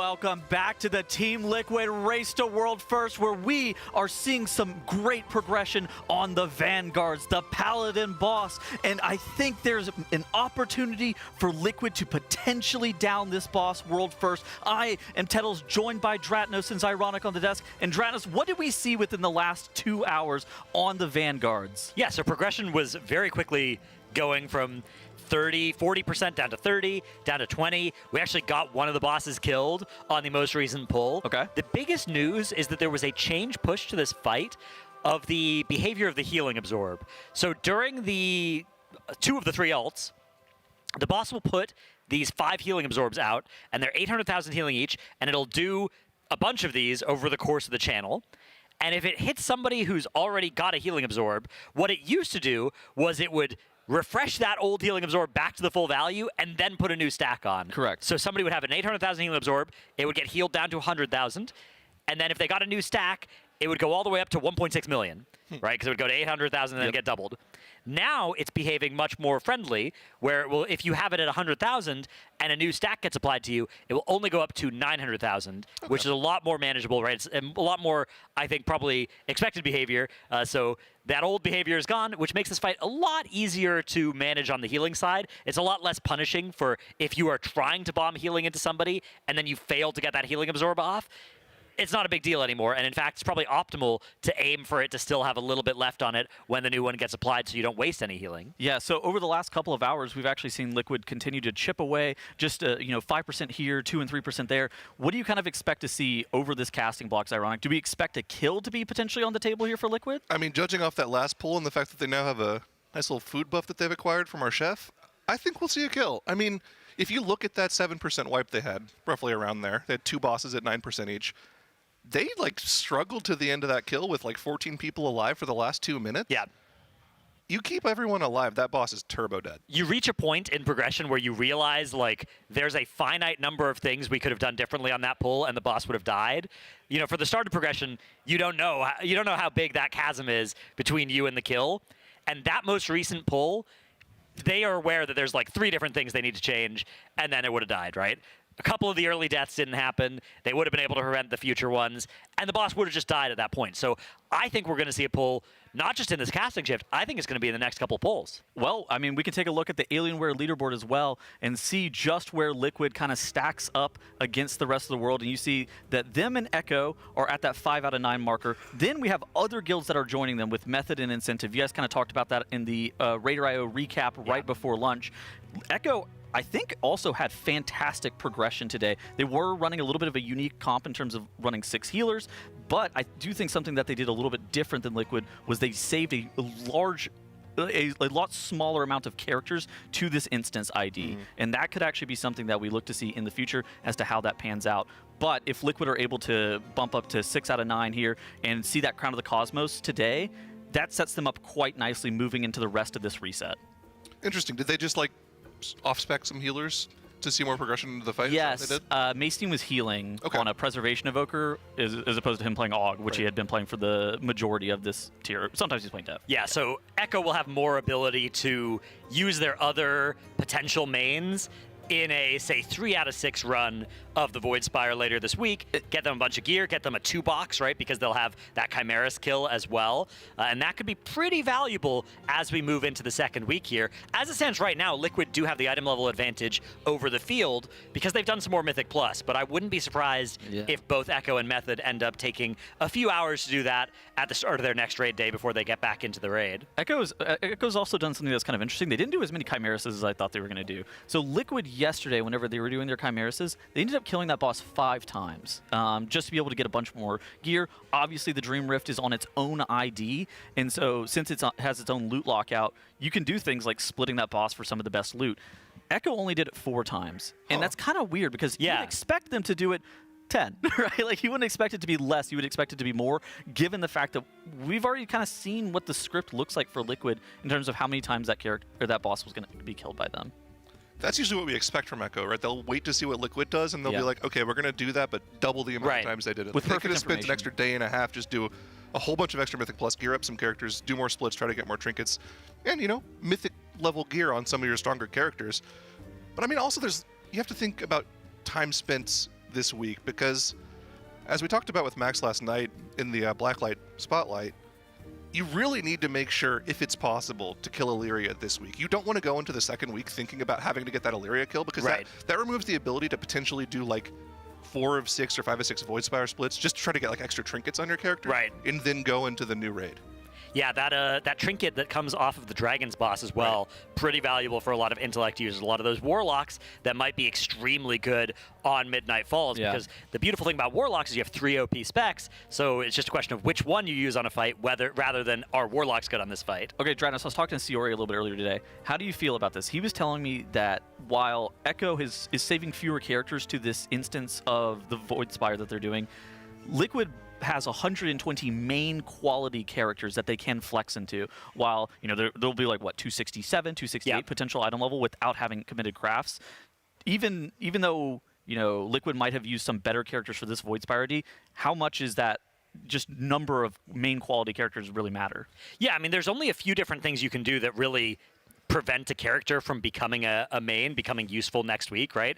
That would involve like sending hero crests foolishly, right? Using them on low budget pieces, or doing something like crafting a bad item that's just good for the short term. So yeah, there's still a lot of options. After Liquid progress, if Liquid can kill Crown of the Cosmos this weekend, they will spend the rest of the time gearing in some way, but it does look like we are ready to get back underway for some more progression here for the remainder of our afternoon. Lunch buff is acquired, and the boss is pulled once more. Our previous pull was a new best of 5.77%. As the average health between the three, that was 0% on the Rep Pally, 9 and 7% respectively between the other two. Look at this, THD's got a camera in his background. Somebody's taking a photo of him. Yeah, that's how you know that they're, the production and crew know that it's getting close as well. We're starting to get the shots ready for if this is the kill. Something I noticed as well on the previous attempt was they actually didn't have the greatest boss cleave damage allocation, so they could have optimized that a ton. They had Commander of Light Blood at 1% when the other two bosses were both at 20% or so. They spend a little more time focusing down the other two bosses. The bosses could have been easily dead before they even had some of those deaths near the end of their previous attempt. So let's see if that's something that they can maybe focus on, or maybe they don't even feel like they need to make that optimization. Just play it more clean and just get the kill. So Zyro, for the people who are just jumping in for the first time, maybe this is the first time they've even seen the Vanguards, what are some of the difficult pain points of this fight? What are some of the overlaps and difficult moments of this fight that you're going to have to be watching out for? So one of the main things is going to be these Avengers shields. That's the empowered version, the mythic mechanic. That leaves a dot on every single person it hits in the raid, and they've actually assigned spells to deal with pretty much every single overlap of that ability. I think the most difficult portion of the fight is this 40-second long sequence that starts right now. You have one of those auras going off. I believe this is the Aura of Wrath. Cast these execution sentences. There's Avenger shields that come out, which also then need to be dispelled. And then also at the same time, they're baiting this blinding light shield from War Chaplain Sin that they have to break, then interrupt. And then right after is another set of Avenger shields that have to be healed through and dispelled. It's just a ton of damage. And this is something that was wiping them in their initial attempts yesterday, but it's been super clean today. Yeah, the moments in the fight where 20 people are targeted by the Avenger Shield are actually a little easier than the moments where 8 are targeted with this comp, because those 20 target ones are just covered by Revival. The 8 target ones, well, you only have 5 healers, so your other 3 dispels come from your Warlocks. You can see THD and the other 2 Warlocks are playing Destruction. Now, Destruction has a good damage profile for this fight, but the other huge advantage compared to Demonology is that you can have your Imp out, and your Imp can dispel either you or somebody else in the raid, and that means they can get all 8 of those Avengers shields dispelled. But yeah, the composition restriction here is pretty tight if you need to dispel all of those shields. Now, you could heal through a couple of them. You could try and dispel 4 and heal 4, but it is a large dot, and there's a lot of other damage going on as well. Yeah, and I think that the large amount of damage that's happening to the entire raid is the thing that's scary, because if you're getting comboed, say you have that Avenger Shield dot on you, you can get hit by a lot of incidental damage from things like the Sacred Toll, you can get hit by the Divine Toll, which takes players out, you can get hit by Searing Radiance ticks of AoE, and if any of those happens, or even the Execution Sentence, which are those big circles that you see the group soaking, if any of those things have to happen at the exact same time while you have a dot on you, that's where you're seeing players die. This is how you can tell we're pretty close to them thinking it's going to be a kill. We're just in a kill at any pull territory. The second something goes wrong, we're just like, oh yeah, quick wipe, let's go again. Yeah. Well, the thing that was wrong was we had a tank dead with no B-res, so that was going to be a wipe, even if we tried for it to not be. What has been killing the tanks on this fight? Because I feel like tank depths are something that have been pretty common throughout this entire raid, but this fight in particular has the highest share of tank depths. What is killing off the tanks here, Dradnos? Yeah, so when you're doing this fight as a tank, especially on the lower difficulties, it's the taunt swap that is just going to one-shot whichever tank doesn't have their partner taunt swap for them properly, which it's always tough. With tank mechanics, it's often the tank that doesn't make the mistake that dies, right? It's like the famous parable, right? If you go to a town with two barbers and one has shaggy hair and one has clean hair, which one do you want to go to get your hair cut, right? You want to go to the shaggy-haired one because they're cutting each other's hair, right? So you know that they're the better barber, right? It's the same with the tanks, right? The tank that makes the mistake is usually their co-tank that dies first. That's how the taunt swap works on this. Chat, write that down. Now, the problem on Mythic here is that in addition to that being a one-shot, you're also trying to corral these 3 mobs to very specific locations for their auras to go off. And even if you do the swap properly, there's a lot of damage that goes on those tanks. And often the tanks are also preferentially choosing to be targeted by that healing absorb, which the combination of a healing absorb plus tanking 1 or 2 of these bosses, it's very easy to die. We've heard them talking about when they're using those few defensives because of course most tanks have had a defensive taken out of their kit going into this expansion, so it is a very difficult thing to budget the one that you have left. Yeah, and I mean those auras are very dangerous. One of them puts like increased holy damage on the entire raid, so if any of the other bosses are inside of it, say they're casting like Divine Toll while they're inside that increased holy damage, you just die. There's also one that like makes them take reduced damage, which is particularly annoying, especially since that the damage check on this fight is not free. It's not maybe the craziest damage check we've ever seen. It certainly is seeming doable, especially whenever you're seeing Liquid stack their comp like this. The aura that I think is by far the most annoying, though, is that silence aura. And if you see players ever accidentally getting like pacified, that means that they damaged the boss that was inside of that silence aura. Yeah, I haven't played Destro on this fight yet, but I wonder if you're playing Mayhem and it procs on War Chaplain Sen while she's in her aura piece. I don't think you'd get pacified for that, would you? That'd be a little mean. Yeah, I know there's a few things that are that do trigger it, and like if you accidentally put a frozen orb over there, for instance, as a mage, it's gonna just keep silencing you every time it ticks. But yeah, for the most part, they haven't really been having too many issues with bosses remaining in other auras, except for sometimes War Chaplain Sen, because she is a caster and she stands still, but she's also the one that casts the Aura of Peace. So if she's the one that's like just at the edge of somebody else's aura, well, by definition, it's not one of the Auras of Peace. Yeah, so something I was identifying yesterday as a problem that they were going to have to solve was how they bait this shield in between all these executions and THD perfect dodge there. Oh no! Caster curse. He was looking to dispel, and I think he didn't see his feet with that shield coming at him. Okay, they have a res. They'll probably get him up in a little moment here. Yeah, we do need that dispel, so he is not an optional player to be alive here. Part of the problem that particular bait is an issue is because, like you were talking about, War Chaplain Sen, she doesn't like moving that much. She's a caster. She's casting spells constantly. And right after that bait, right after you break that shield, she just channels Searing Radiance. And then after the Searing Radiance, she casts like maybe 1 Exorcism and then does her Aura of Peace. So they have very little time to move her over into the corner. They're actually going to try to move her almost instantly here out of that Searing Radiance. And it looks like they've got her in the position. Yeah, that's a lot better than it was yesterday. Yeah, there's that Aura of Peace happening just by the entrance of the room now, and this means we are going to get these execution sentences overlapping with the Tyr's Wrath. So the players that are closest, the 5 players closest to that aura, are going to be getting that healing absorb stacked on them. You can see the healers are preferentially playing over there. Squishy hunters are preferentially staying the heck away from that aura because they do not want to get any of that healing absorb on them. Yeah, it's basically been determined that the Mistweaver monks are going to be the players that are trying to get that Tyr's Wrath aura on them with that fat heal absorb the entire time. Yeah, Mistweavers, looks like the Aug Evokers are a pretty high priority for it. Sometimes the tanks are taking it as well, depending on whether it's one of the moments where the tanks are in danger or not. But if they're not, they tend to be often some of the easiest people to bomb heals into. You know, there's talents in the kit that let them get extra healing for both actually Prot Warriors and Guardian Druids. I think part of the difficulty of this fight is just how easy it seems to have 1 or 2 players go down Right. at any point. It's not like a huge raid-wide pass-fail like you see on some fights where it's like if one mistake happens, the entire raid wipes. It's like, oh, this person got 2 ticks of the dot from Avenger Shield on them, and then it overlapped with the natural course of the fight, and they died because they weren't topped 100%. It also seems like something that the raid was talking about during a lot of the breaks is hard assigning defenses because they have to be used at specific points, meaning that you're relying on your healers making sure that you're topped if you ever have these weird overlaps happen.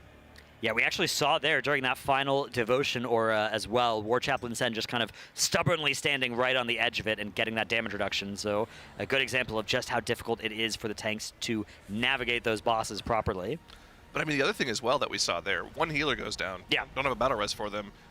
And you're starting to lose that fight against the AoE damage on the fight. It's a ridiculous amount of healing that's required just to heal through the passive AoE healing of things like just a Searing Radiance. Yeah, and remember the AoE healing requirement on this fight goes up every single time one of them casts that aura. It increases by 25% some of the damage that's on this fight. I really love that Blizzard got rid of all of our computational add-ons and then designed a fight that has 8 dispels that is done with a computational add-on. Yeah, it's funny as well because yesterday it was 4 dispels and then it was hotfixed to go up to 8 as Liquid were carving through the first 4 bosses like a hot knife through butter. So this fight got made more difficult, and it got made more difficult in such a way that if you do have the ability to assign dispels, that has now become very important. And Liquid do have that ability, as we see on THD's frames.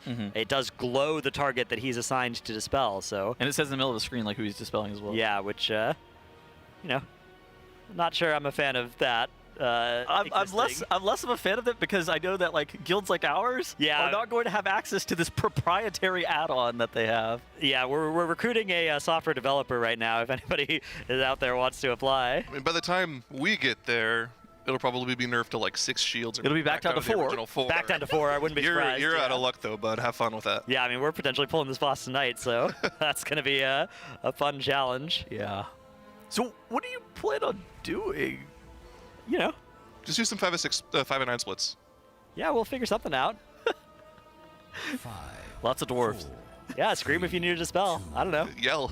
That's what Blizzard intended, so we'll see how it works. Let's let's test what it feels like without an assignment dispel, so that we can really verify that it's that much better. Thank you for your service, Stratno. Yeah. I tweeted earlier today, congratulations to add-ons for winning the war on add-ons. That's right. That's right. Who could have possibly predicted this? Yeah, for anybody wondering what we're talking about, you'll see when the 8 shields come out, the 8 circles around players, which actually it's going to be 20 on the next cast because the prop pally is getting empowered right now by that spirit. So it's going to be a little bit until you can actually see this on THD's frame. We have to swap off THD's frame. For some reason, it doesn't work with his LVUI. Dryny was on him at lunch about the fact that he can't tell who actually has the Avenger Shield debuff, so we would need to swap to somebody. Well, it does glow a frame, though, for his dispel target. It just doesn't show which other people have it. It doesn't show the other 7 people who have the... Well, he doesn't need to know that. That's not his problem. Was he Demon Hunter? Not his circus, not his monkeys. I see. What was the German version of that? I forget, yeah, I remember we were talking about this earlier. All right, so here's the 20 people being targeted by this. Now this one is just handled by a revival, so you'll see everybody gets hit, and then bang, the health goes back up, and also the debuffs go away. That's a big part of the reason why we're seeing the 3 Mistweavers in for Team Liquid. Now here come the 8 targets of Avenger's Shield during this next section here. We're going to see that. First, it is the execution sentence. And yeah, we have the Divine Toll shields going out. And now we have 8 people being targeted by these shields. And look at THD's raid frames here in just a second. There's one, Dispel Shay. He goes and dispels that person. And the other 7 have been assigned to other people to dispel. It's weird that he's got all these TTS and sound alerts in his game as well. And there's a Dispel Yourself with the Dwarf. And he's going to hit that stone form and clear that debuff as well. And you can see the raid frames looking fairly stable as a result of handling this dispel so easily, so systematically, one might say. So there, while you do say it's easy and systematically, there is actually a downside, is that while the healers, they have the ability to be able to dispel every single time, at some point, since the Warlock dispel is a 15-second cooldown, it does become desynced compared to when the 8 Avenger shields are going out. Because it does happen back-to-back a couple times. Exactly, it happens back-to-back, so that means that that's the reason that you're seeing the dwarves become available in some instances, like THD having to press that dwarf there. Little silent silence there on THT. Might have gotten a cleave onto War Chaplain's Head during the Aura of Peace. Yeah, sometimes your wither's falling off, and you're like, you know what? I'll let myself get silenced for a bit. I need to keep that debuff on that target. Those hammers are also incredibly scary. I feel like everything, all of the avoidable damage that you can avoid on this fight needs to be avoided, because if you ever end up getting double ticked by anything else, you just immediately die. Yeah, we do have one player dead right now, and the first battle res has already been expended. It is a warlock, which means we are down to dispel, but a lot of the raid are playing dwarves, so they do have the ability to dispel that way. This time around, yeah, you can see all those do go out. How do these add-ons actually talk to one another and tell you who you're supposed to be dispelling? You know, isn't it supposed to be removed? Well, they don't have to talk to each other.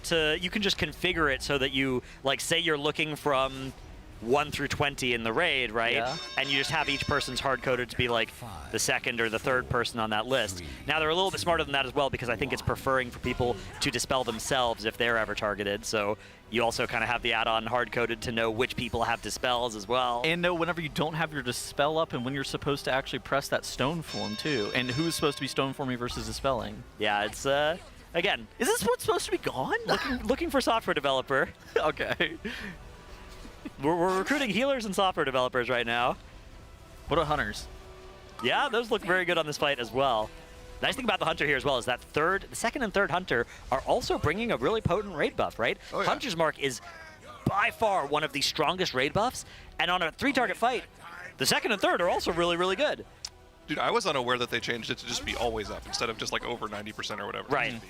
That was a this expansion thing. Yes. Yeah, this expansion, yeah. That's very nuts. Yeah. Very, very strong now. And they have it on all 3 targets. Plus, they have 2 extras if they want. Yeah, only 1 extra now. Twitch chat was telling me that it's stacked last night. That would be nice. Just get 20 hunters and one-shot the boss. Obviously. All start your first aim shot cast, you just 100-0 the boss. I mean, we're on a great pull here. We've gotten that battle res back up. We'll see if they end up using that under Naka right away. Looks like THT is going to go for a res here in a moment. They've actually gotten much more even bosses this time as well. Commander is the lowest. It's the lowest HP target, so that makes a little bit of sense. But yeah, they're a lot closer together than they were on their 7% wipe. Now, last time they ended up killing off the Ret Paladin early, right, Dratnos? Yeah, the Ret Pally was the first to die, and I wouldn't be surprised if it always is the first to die. It does take every time the Ret Pally casts wings, not only does it deal, but it also takes increased damage. But yeah, we are down once again. Another player, Shaq, going to go down as well as Impact. So 17 players still alive here. And whenever one of these paladins dies, it starts to buff the other one. Yeah, the others start gaining a Retribution Aura, which very quickly becomes a lot to deal with.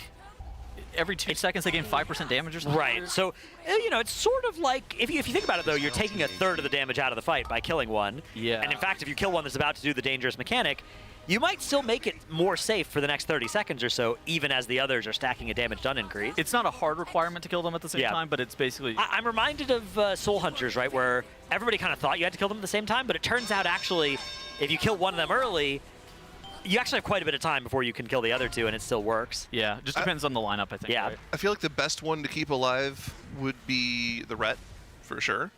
Yeah, I think the Holy Pally does a lot of ticking raid damage. Right. So it has the passive aura that I would want that one to die either first or within 10 seconds of the first dying. And you don't want to leave the Prop Paladin alive because you don't want those Avenger Shields going out. Yeah. With a damage buff on them as well. Although, the Avenger Shields do a lot of damage, but if you do have a revival to spare or something like that, as long as it's not buffed by enough that it's going to be one-shotting, that is maybe an option for something to leave alive for a little while. You can see here, the Ret Pally is dropping quite low, but so is the raid.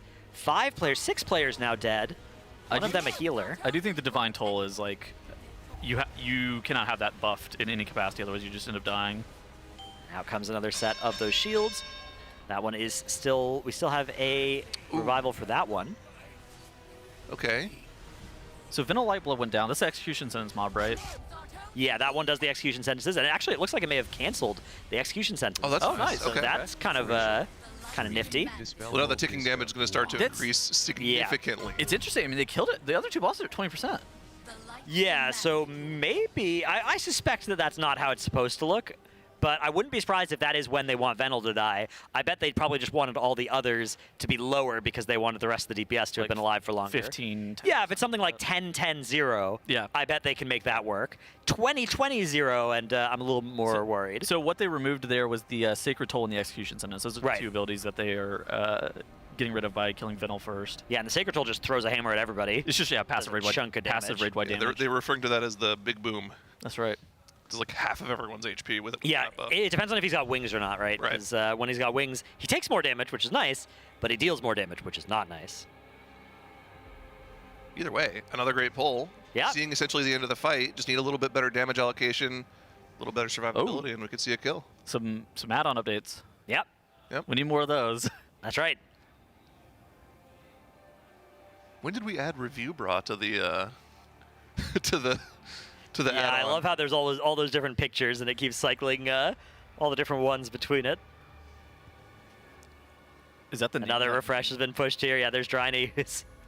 He had the got Rivens on there, yeah. Yeah. Gosh, Rivens. Bernardio. I saw Bernardio. There was a screenshot of Bernardio on a Bear Druid out DPSing some Ellie Shamans during Heroic Week. Wow. Yeah, I believe it. The secret Bernardio build. Yeah, famed world first raider. Was it Ovanax that Bernardio has a world first That's on? right. Yes, yeah. it is. A character that under no circumstances should ever hold a world first. Another refresh comes out. They're getting a lot of add-on updates. Yeah, I can see some people are re-logging as well, so really making sure that all of the UI is properly updated. Yeah, you can see a bunch of the raid frames have gone gray here as players are logging out. Here we've got the beautiful camera angle on Shakib of just dramatically overhead. He's stationed in front of 6 extra Alienware monitors that are placed on the wall to give him a truly comprehensive view of the situation. Like to see you still hoarding those plates. Yeah. Might get a third proc for dinner. What is he saving them for? You never know, You man. never know, yeah. Oh, okay. All right, here we've got a jump scare. Goop and a Skyreach. Triple Dragon Group. It is worth noting, though, we don't look at them very often, but there are, of course, much more than 20 players on Team Liquid, right? They have about the 30 Raiders is where they try and keep the roster, and that does mean that there are players that aren't in at any given time. And it is worth knowing that, unlike in a regular raid guild, if you're not in for a night, you can't just go and play another game or something like that. You have other stuff that you should be doing if you're a Race to World First Raider. Gearing up your character in Mythic Plus, making sure that you are also staying current with the encounter, because at any time you might be swapped in. There might be some reason why you need to come in, and it's important that you know as much as possible. Of course, nothing is a substitute for actually pulling the boss, but if you have 80% of the knowledge of the fight versus 20%, that is really valuable in a Race to World First setting. You'll very rarely get to the point where it's been like, okay, I've done my Mythic Plus, there's no more I can get from that. I've geared my ult just in case that might be used. Right. At that point, yeah, you're just watching and like making sure you understand the fight, so if you are called, you're ready to go. Yeah, typically it'll be like M+ while the fight, is on your other monitor and you're watching that and you're staying in comms and listening to that and, offering ideas even potentially still from the bench as well. But this tier in particular, you're never going to run out of potentially useful gearing stuff to do, because you could just always be gearing another character that might be useful for some degenerate split next week. Or later this week. Or later this week, yeah. 5. Yeah, again, we haven't really enumerated all the possibilities, but depending on whether and how Crown of the Cosmos goes down, we might have a couple days at the end of the week where we might see some more Voidspire Mythic on some new characters. This fight is so interesting. I feel like every single time they wipe, they actually just take somewhere between 2 and 5 minutes to talk about changing healing cooldowns, changing where defensives are getting pressed. There's always something to be discussed here. And you even see in the middle of Shakib's screen there, it was telling him when to blur. Like, basically all of these players right now have their defensives hard assigned. It's a lot more frequent this season and in this raid where you're using your defensives to try to mitigate as much damage as possible. But on this fight, since the prevalence of one-shots is so high, you're hard assigned your defensives, and then the raid cooldowns have to be hard assigned as well, just to make sure that they are going to be picking people back up for the moments of time where players don't have those externals or defensives available. Right, and that's a lot more easy to assign on a fight like this where there's not any variance, right? It does the same things literally every single pull. The only real variance is who gets targeted by the Avengers shields, right? So yeah, the only time you can interact with the spell queue here is the decision of whether to kill a boss early, right? That is something that you can do to have some agency over it, right? Killing a boss right before it does a dangerous cast, something like we saw on Soul Hunters as they were entering that Enrage on that encounter. So we'll see how this one does end up looking when they're getting it low. I think that with that change to the healing absorb, they're at a point here where it's not like they've been walled in the last few pulls by an overlap. They've been walled by having the difficulty of having all 20 players survive the first 5 minutes of this encounter. I mean, this many hammers and Avenger shields coming out that can silence you at the exact same time. If you get ticked by any of those at the exact same time that any other damage happens on this fight, it won't one-shot you 100 to 0 just by those hammers incidentally, but anything else will also kill you whenever it's combined with it. Also, I didn't realize, but like, it must be really nice playing a melee on this fight when there's only, what, do they only have 2 melee in right now? Yeah, there's 2 melee in for Liquid and Method when they're on their last pull, and only 1 for Echo. Was it just Warrior?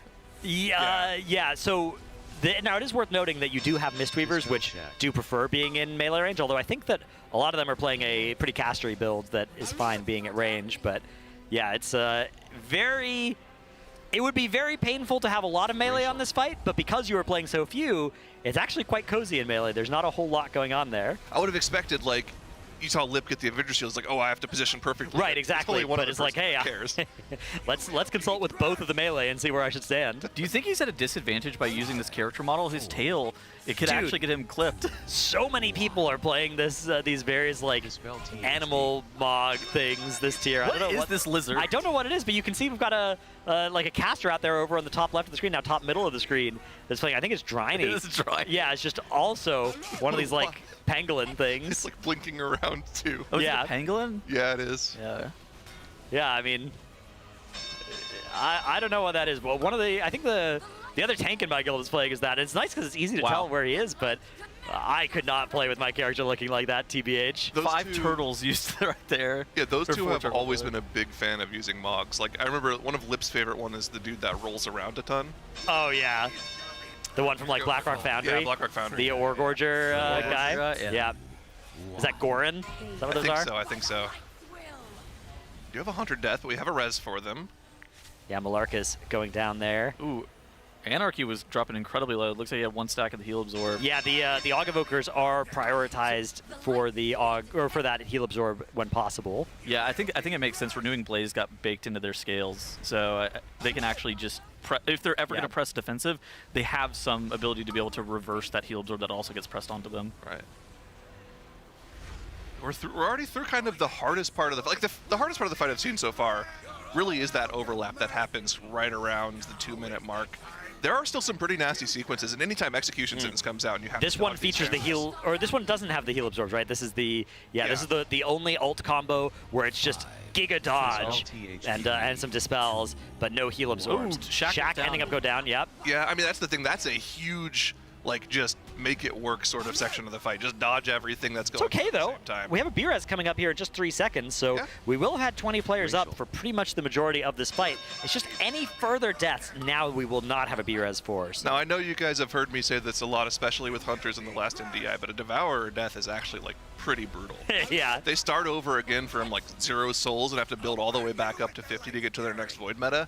So, yeah, they had a battle res for him, but I feel like his damage is going to be impacted pretty significantly by that. How much is that going to be relevant? Like, what is the damage check looking like for Liquid here? I don't think if you have all 20 players alive, I don't think the damage check is relevant for even with a Shaq death. Yeah, even with that. Okay. All right, here comes the execution sentence. This one is overlapping with healing absorbs from that Tear's Wrath coming out on everybody. Huge healing absorbs landing on the raid. Shaq does have one of those healing absorbs. It is going to get removed, though, from a timely Shaylin's gift from Dryny. And yeah, Boomy is down, but the other healers are still alive. Scott and Yips both with the healing absorb on them. Scott super low, but that heal absorb still on him. A life cocoon going to try and save a life. Big boom. Oh no. We're down another healer now. So 3 DPS and 2 healers are dead. The bosses are extremely low. They still have a lot of space left in the room. But without these extra healers, they're going to now be missing dispels. The limited amount of healing that they do have is going to be spread thinner and thinner. And more players starting to die here, starting with those hunters. And following pretty soon after with much of the rest of the raid. I mean, look at Veno Lightblood. I think that he's going to die in... The other 2 paladins are going to be at 20%. Maybe it's 15% Dratnos, but I mean, something you were saying was like 10-10-0. It looks like it's going to be somewhere between 15 and 20% in zero. Well, the good thing to know is the next ult that's going to happen, the next aura, is from Venal, so he'll get to stand out after. So after that Diva aura we just had, it was going to be the Aura of Wrath from Venal. Oh, okay. So that would be a good time where you could leave him out at 3% and DPS the others down, and then kill him as he's running back in. Ideally before he does the next Sacred Toll. I suspect that is the optimal way to sequence this death. His aura, him standing out and casting that aura is actually not the end of the world, assuming... Yeah, it does come with the execution sentences, so you could try and kill him before those happen to cancel it. Yeah. But I kind of think you want to tank the execution sentence and then let him stand out there for another 20 seconds and then kill him before the next Sacred Toll, because that will let you do a lot more damage to the other two while they're nice and stacked up. Something I noticed as well on one of their lower pulls, it looked like they had an aura of Peace Cast that was about to go off, but they killed the Ret Paladin. Do all of them stop doing auras when one of them dies? I'm not sure. I think they continue to. I think they should. Okay. Yeah, at least on Heroic, I'm pretty sure that I've seen an aura happen, but I wouldn't be surprised if the spell queue does get weird in various ways when they start to die. Yeah, that's one of those things that, especially with council fights like this, they can start to do really strange things. But I do think that Retribution aura that they start to stack up whenever one of the Paladins dies, making sure that Paladin dies, kind of like Dratnos was pointing out, at the exact optimal time to where it's before some of the crazy raid-wide damage happens, that's going to be a huge deal. I'm actually curious. I'm going to try to bring up the VOD of it because I'm curious how it did work. We also have like 30 tabs open on this computer right now. That's good. It's all right. It's an Alienware laptop. It can handle it. Yeah, it has infinite memory for things like that. Yeah. All right, let's see. We've downloaded a bunch of extra RAM onto these bad boys, so yeah, it's, those things are kind of expensive nowadays. Yeah. All right, a pull timer went up and then was canceled. So we've got a little look into the EU Alienware training facility. We've got a bunch of our players over there, including Impact, both the tanks. Some of the hunters as well, I believe. What's Impact playing now? He's back on Enhance. He's been Enhanced the entire day. He was Elemental last night, but he ended up swapping. Then they had to like swap execution sentence groups for like who is relative, who's the closest to the boss, basically, so the melee DPS can continue to get 100% uptime. And I think Impact ended up needing to get swapped into that melee DPS group.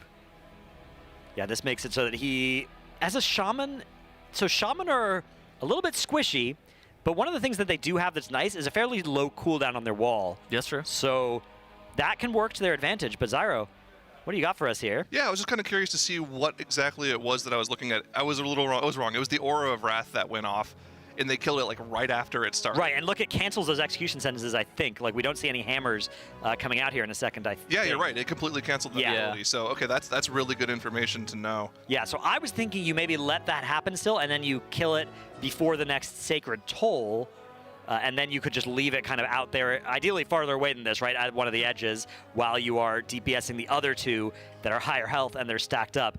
Again, you could kill the Ret Pally earlier, but then it does start to stack that Retribution on the other two. Yeah, and I think that Retribution, that basically puts you on a timer for when the boss is basically just going to wipe your entire raid hunter to zero.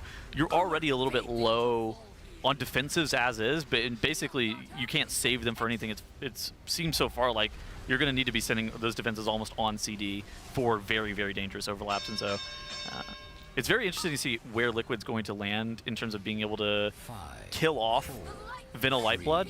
But I will say, I feel like we are on the precipice of a kill here.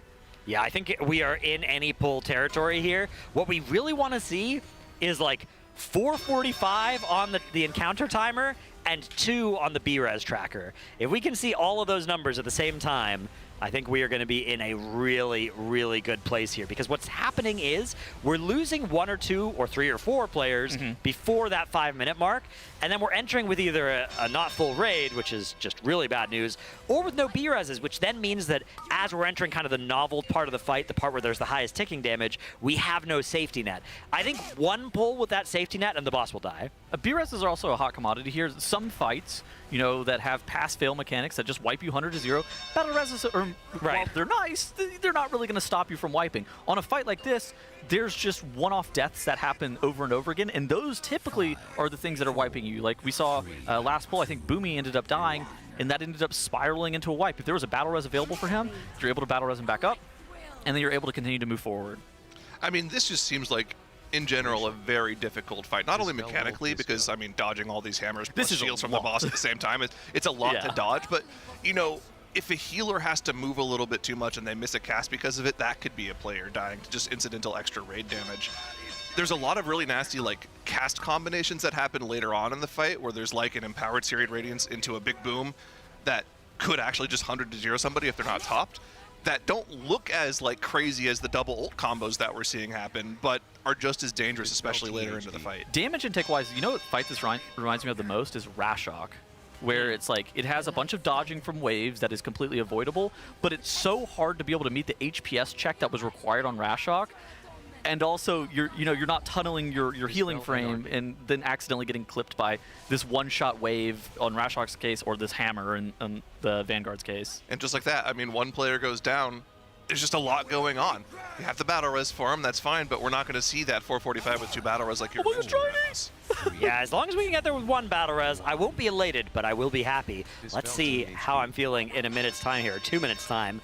As those healing absorbs, a little bit tough to take off of everybody here, but it looks like that last one here on Scott is barely going to get cleared, and the sack comes out as well from Lip. To just make sure that he's not going to die. Those Prot Warriors can actually live for a really long time at low HP. Prot Warriors can mitigate such a high percentage of the incoming damage, but doesn't stop it from being scary. I gotta feel like pressing sack is a pretty dangerous button to press on this fight, especially as a Ret Paladin. Yeah. Yeah, if I'm a Ret Paladin on this fight, I'm trying to press sack sometime when there's not much damage going on, so I can be like, oh, it was on cooldown if somebody calls for it later. Because if somebody calls for it later, I'm dying, I know. Dude, Hunter is so disgusting on this boss. Just look at the damage meter. They're doing 30,000 DPS more than the next closest class. Okay, impact down, but there is an Ankh available. You can see on his frame there, that little debuff in the bottom left does mean he has reincarnation available. He may wait until the next damage instance, and yeah, there he goes, taking it during a little bit of a safe time. Everybody is going to be stabilized before that big boom comes out. And we finally have a slight reprieve from the ridiculousness of this fight. Yeah, Avenger Shield goes out. This is going to be topped by a revival, so this one's not too scary. There's a little bit of time here where you just get to just happily DPS away and kind of relax for a little bit. It's kind of This one is going to be the Aura of Wrath. Just a little bit, 10 seconds. The Ret Pally going to hide out over there in the corner, and we've got Execution Sentence overlapping with these silencing shield projectiles coming out from the Spirit next to the Ret Paladin. Luckily, this is the ult combo that doesn't have a healing absorb overlapping with it, so it's a little bit easier. There's a lot of avoidable damage there, but not a lot of unavoidable either damage or healing absorbs that were going out. Despite that, we are going to have 1 death here. It is Lip. The B-Res is coming up in 2 seconds, so we will have 20 players alive, but we don't have that B-Res safety net. Now, it is still killable, but it is going to be very tough. It's going to have to require everybody to avoid these next few projectiles. Look at the boss HP split, though. It's so much better than it has been for all of the last few pulls. They're almost dead equal. I mean, the red is a little lower, as you would expect it to be, but it's not like 15% lower like it's been. We're getting the Tears Wrath here, which is, I think, one of the more dangerous points of this end phase here. That Tears Wrath is that heal absorb that Dratnos was calling out, and the ability to be able to get that cleansed off by these incredibly powerful Mistweaver monks after you had to heal through this Execution Sentence and this Avenger Shield overlap. This is going to be one of the most pivotal points of this fight. Yeah, the overlap here is really nasty. That Execution Sentence plus Tears Wrath. You can see Impact dropping super low, saying as well with that healing absorb on him. Dryny too. Smacked goes down. And down a healer. This is going to start to get tougher and tougher. Impact down once again. The melee and the tanks still featuring that healing absorb as well. Scott dropping so low, putting up a big ignore pain. Will it be enough though? 500,000 healing absorb still between him and safety, and the rest of the raid is not going to live to see it either. I think that 5-minute kind of overlap with the Execution Sentence, the Avenger Shield, and that Tears Wrath, that is probably the last most difficult point of this fight, where if Liquid are able to get through that with 2 battle reses available in all 20 players, we are in like kill territory. Yeah, I think that's the next thing we're identifying as like the breakthrough point for a potential kill here, because it was looking great there. They had all 3 bosses roughly around 20% there. The Ret wasn't going to die too early. That was looking fantastic. It was just kind of like a slowly cascading wipe there where one healer dies, you're missing the healing check for a certain set of mechanics, and they're not topped for the next big sacred toll, and that ends up taking out half the raid. Yeah. They're getting closer and closer, though, every pull. I mean, it's just getting mechanically better every time. And it's one of those things that you said a healer is dead, but it's more like somebody's dead for the rest of the fight, and it happened to be a healer. Like, it was partially due to the fact that, you know, both Lip and Impeck died in 8 battle reses earlier, was the reason that you couldn't end up resing Smacked. It's kind of like all of it culminating in this issue where that, you know, the Smacked death does end up wiping you, but it was all of it together. Now, it'd be a weird thing to do this late into progression, but judging by their best pull, it looks like the damage check is like more than easily doable if people just stay alive. Do you ever think you might want to swap to 6 healing? Yeah, I've been thinking about it. I mean, if I'm Echo, first of all, I'm asleep right now. But second of all, I'd be really happy about the amount of healers I'm playing, because it looked like the DPS check on this fight has been, it's also been the kind of DPS check where if you're a little slow on it, you could probably counteract it with some extra healing. And also, healing makes your DPS players more efficient, right? The amount of globals that you're going to have to spend panicking and pressing, on global defensives and on global off healing, those kinds of things, is going to be a lot lower if you have an extra healer involved in this. I do think that like 6 healing, especially as like an early progression strategy, is one that is, if you ever had to cut from 6 to 5, that is actually much preferred. Like Dryny was talking about it at lunch, where he was like, yeah, I think that's a great strategy. Actually start with 6 healers on this fight and then just try to feel out the entirety of the phase. And then if you ever needed to drop down, you can figure it out from then on out. Yeah, typically we see the progression move in that direction, where they will cut healers as they realize they need to for a DPS check, rather than add healers as they realize they don't need to meet the DPS check. I think adding one, especially this late, doesn't make a ton of sense. We've seen a 5.77% wipe. That's, it's probably too late to change things. Also, most of the deaths we're seeing at this point are like one-shots, right? Yeah. There is that moment afterwards where it's like, oh man, we lost a healer and now we're not able to survive. So it would, I guess, ameliorate that a little bit, but I don't think it's worth changing it. It's either 100 to zeros, or it's like a combination of I got clipped by a hammer into another hit of Divine Toll or whatever else. But I do think I would recommend for progression for most people to start with 6 healers on this fight if you have 6 people that are good at healing, that's a big problem with a lot of guilds. Is most fights are 4 heal, most guilds have 4 or 5 healers, so getting a 6th included is not easy. I think that's why locking 4 or 5 hunters in on this boss for Liquid and Echo and Meth and all these Race Roll First guilds makes a lot of sense too. That's a lot of the thing that's giving them the flexibility, the cushion on the DPS check. Absolutely. Is because they're playing 4 hunters that are each doing double damage of these other idiots, right? So it's it's a really smart decision, but a lot of guilds won't have access to either the extra healers or the extra hunters. So going down that line of thinking, if we did want to see 6 healers, what would you actually do here? Do you think you just swap one of the Aug Evokers over? It's Evoker, I think so. Yeah. Yeah, because, you could also drop a Warlock. The Warlocks are nice for the Dispel, but if you're playing an extra healer, that also has a Dispel. That's a good, I think that's a good point. It's just like, what healer are we bringing in? Right? That's, Any.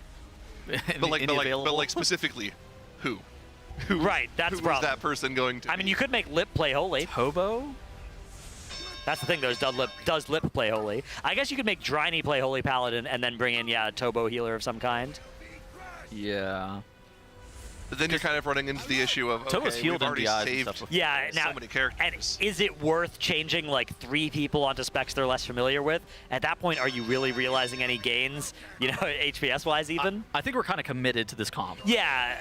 You'd have to really be convinced that it was like impossible, which it definitely isn't with this. This is going to work. It just might not have been the best way to progress this fight in hindsight. Yeah, and I think for Echo, they'll have almost perfect information coming into tomorrow to figure out, like, oh, are we swapping down to 5, or do we think that 6 is going to be the optimal strategy? And I think for them, their decision is a bit more straightforward. For Liquid, I think you're just kind of committed to this composition in a lot of ways. Yeah. And if you're out there and you want to do some Mythic raiding this tier, but not too much, you roll up a Hunter, gear it up, and you might, have some mail in your mailbox from some guilds looking for some help on this fight. Also, if your full-time job is in computer science in any capacity, Pop-Tart Corndog we're looking for, we're looking for people with either like 3 years of Mistweaver experience, maybe 2 years of JavaScript, any amount of time with Lua, any of those kind of qualifications, and that'll get your foot in the door. Preferably all of them together. Even. Yeah, that would be great. Yeah, looking for a unicorn a little bit. Oh no, Shakib got a collapsing star canceled. Ooh, despair. Surprised he didn't just slam his desk. That would be my response. The thing about Shaq is that his mental is unshakable. I love the spec. I think that Devour Demon Hunter, I know a lot of people, they'll roll a Devour Demon Hunter and they'll start hitting the training dummies and realize that it's 3 buttons. I think that does not do the spec justice, because I think that a lot of the engagement on the spec is how it interacts with like dungeon abilities and boss abilities. Right. Where, it has the highs of if you get an additional Void Ray that extends your Void meta a little bit longer, which converts into an additional Collapsing Starcast, that high is really high. And then if you miss the Void Ray, you fall out of your Void meta early, you don't get the Collapsing Starcast, and you're slamming your desk.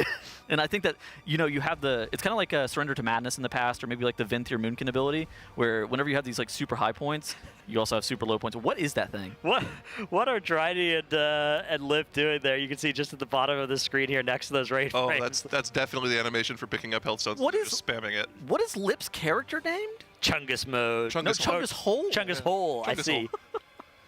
They had this weird, okay, so obviously Liquid players have a bunch of obscure bits that make no sense to anyone outside the guild, but I don't know, I think it was 3 years ago they did this bit where whenever they were describing their emotions, they would just say what emotion they were feeling and then put hole after the end. Ah. So like happy hole. I see. Or sad hole. Ah. It doesn't make any sense. I don't know why they were doing it, but now we've got Chungus hole because of it. Lovely. Yeah, a few good names on some of these characters. I feel like as time has gone on, the character names in this guild have gotten more and more absurd. Well, if you're going to make 20 characters, some of them are going to have some pretty funny names. Boomy's on a mystery right now named Plant a Tree. Yeah. Yeah, the best time to plant a tree is on this encounter, so here it is. Best time was 20 years ago. Second best time is right now. That's right, plant a tree. Mystery wasn't out 20 years ago. That's true. 12 years ago. Yeah. Is that right? It's about I think that. longer than that. 2012? 2013? Yeah. So, yeah, 14 years. Okay. Chat's feeling very old right now. Dude, I queued into an Ashran, and I realized that Ashran came out in the game's first half. Chat, how do you feel about that? Yeah, that's tough. That's a tough little reminder, huh? They're not. I don't think they're having a good time with with that knowledge bomb right there, Dretnos. Yeah. Truth nuke. What was in the first half? 5, 4. All right, here comes that next pull timer. All right, I'm cracking an M. Lock in. What are we hitting? What flavor of M are we hitting? Go for the vanilla coffee. Ooh, a mean bean. The mean bean. Yeah. Sir. Yeah, so I'm still got the remains of my M0 Ultra from earlier, so. What number is that for you right now? 2. Okay. Yeah, a gentleman's 2 monsters per day. He's got the pinky out while he's sipping it too. Yeah, yeah. Then you break glass on the 3rd in case of emergency. Okay, of course. When do we use the goblet? Oh yeah, that's for the classy monster day. That's for the in-boss progression. Yeah, or if we do some alchemy. Abed. Yeah. have you pondered the orb yet, Tettles? I have. I got told also make sure that it doesn't fall because it will break. I think this is what they call a Dragon Ball. I think you get one wish. I don't see any stars in it though. I gotta keep rubbing it. Okay. I'll buff the star into the orb. Also, don't you need 7 of them?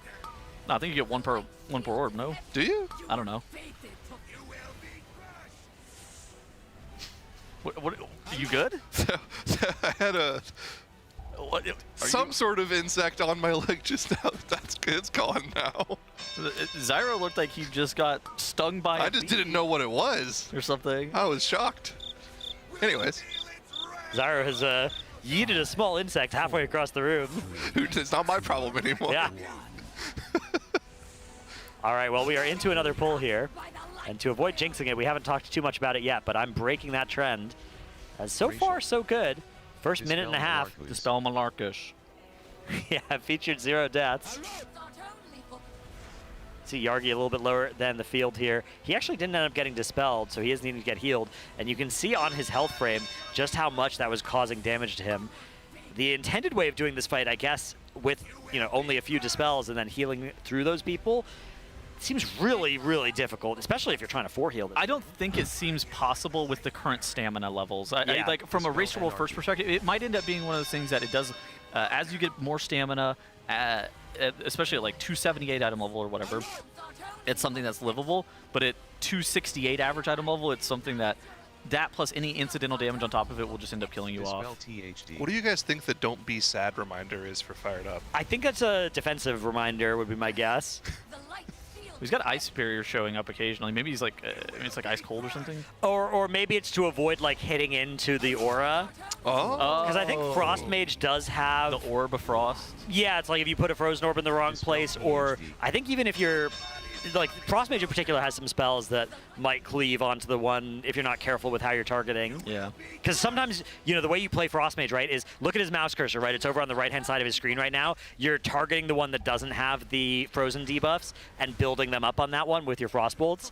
and that's the way to optimize DPS. But if you're mindlessly doing that, you might accidentally send a Frostbolt over into the mob casting the aura, which might make you sad, so you put a reminder that says don't be sad. This is looking pretty good. I mean, look at it. We're 45% on the bosses in terms of total combined HP, and we're going to be having another battle res available in 1 minute. Again, that 5-minute marker is what we were kind of looking for to see if they're able to have 2 battle reses at that 5-minute marker with those crazy overlaps that happen. Liquid is going to be in great shape.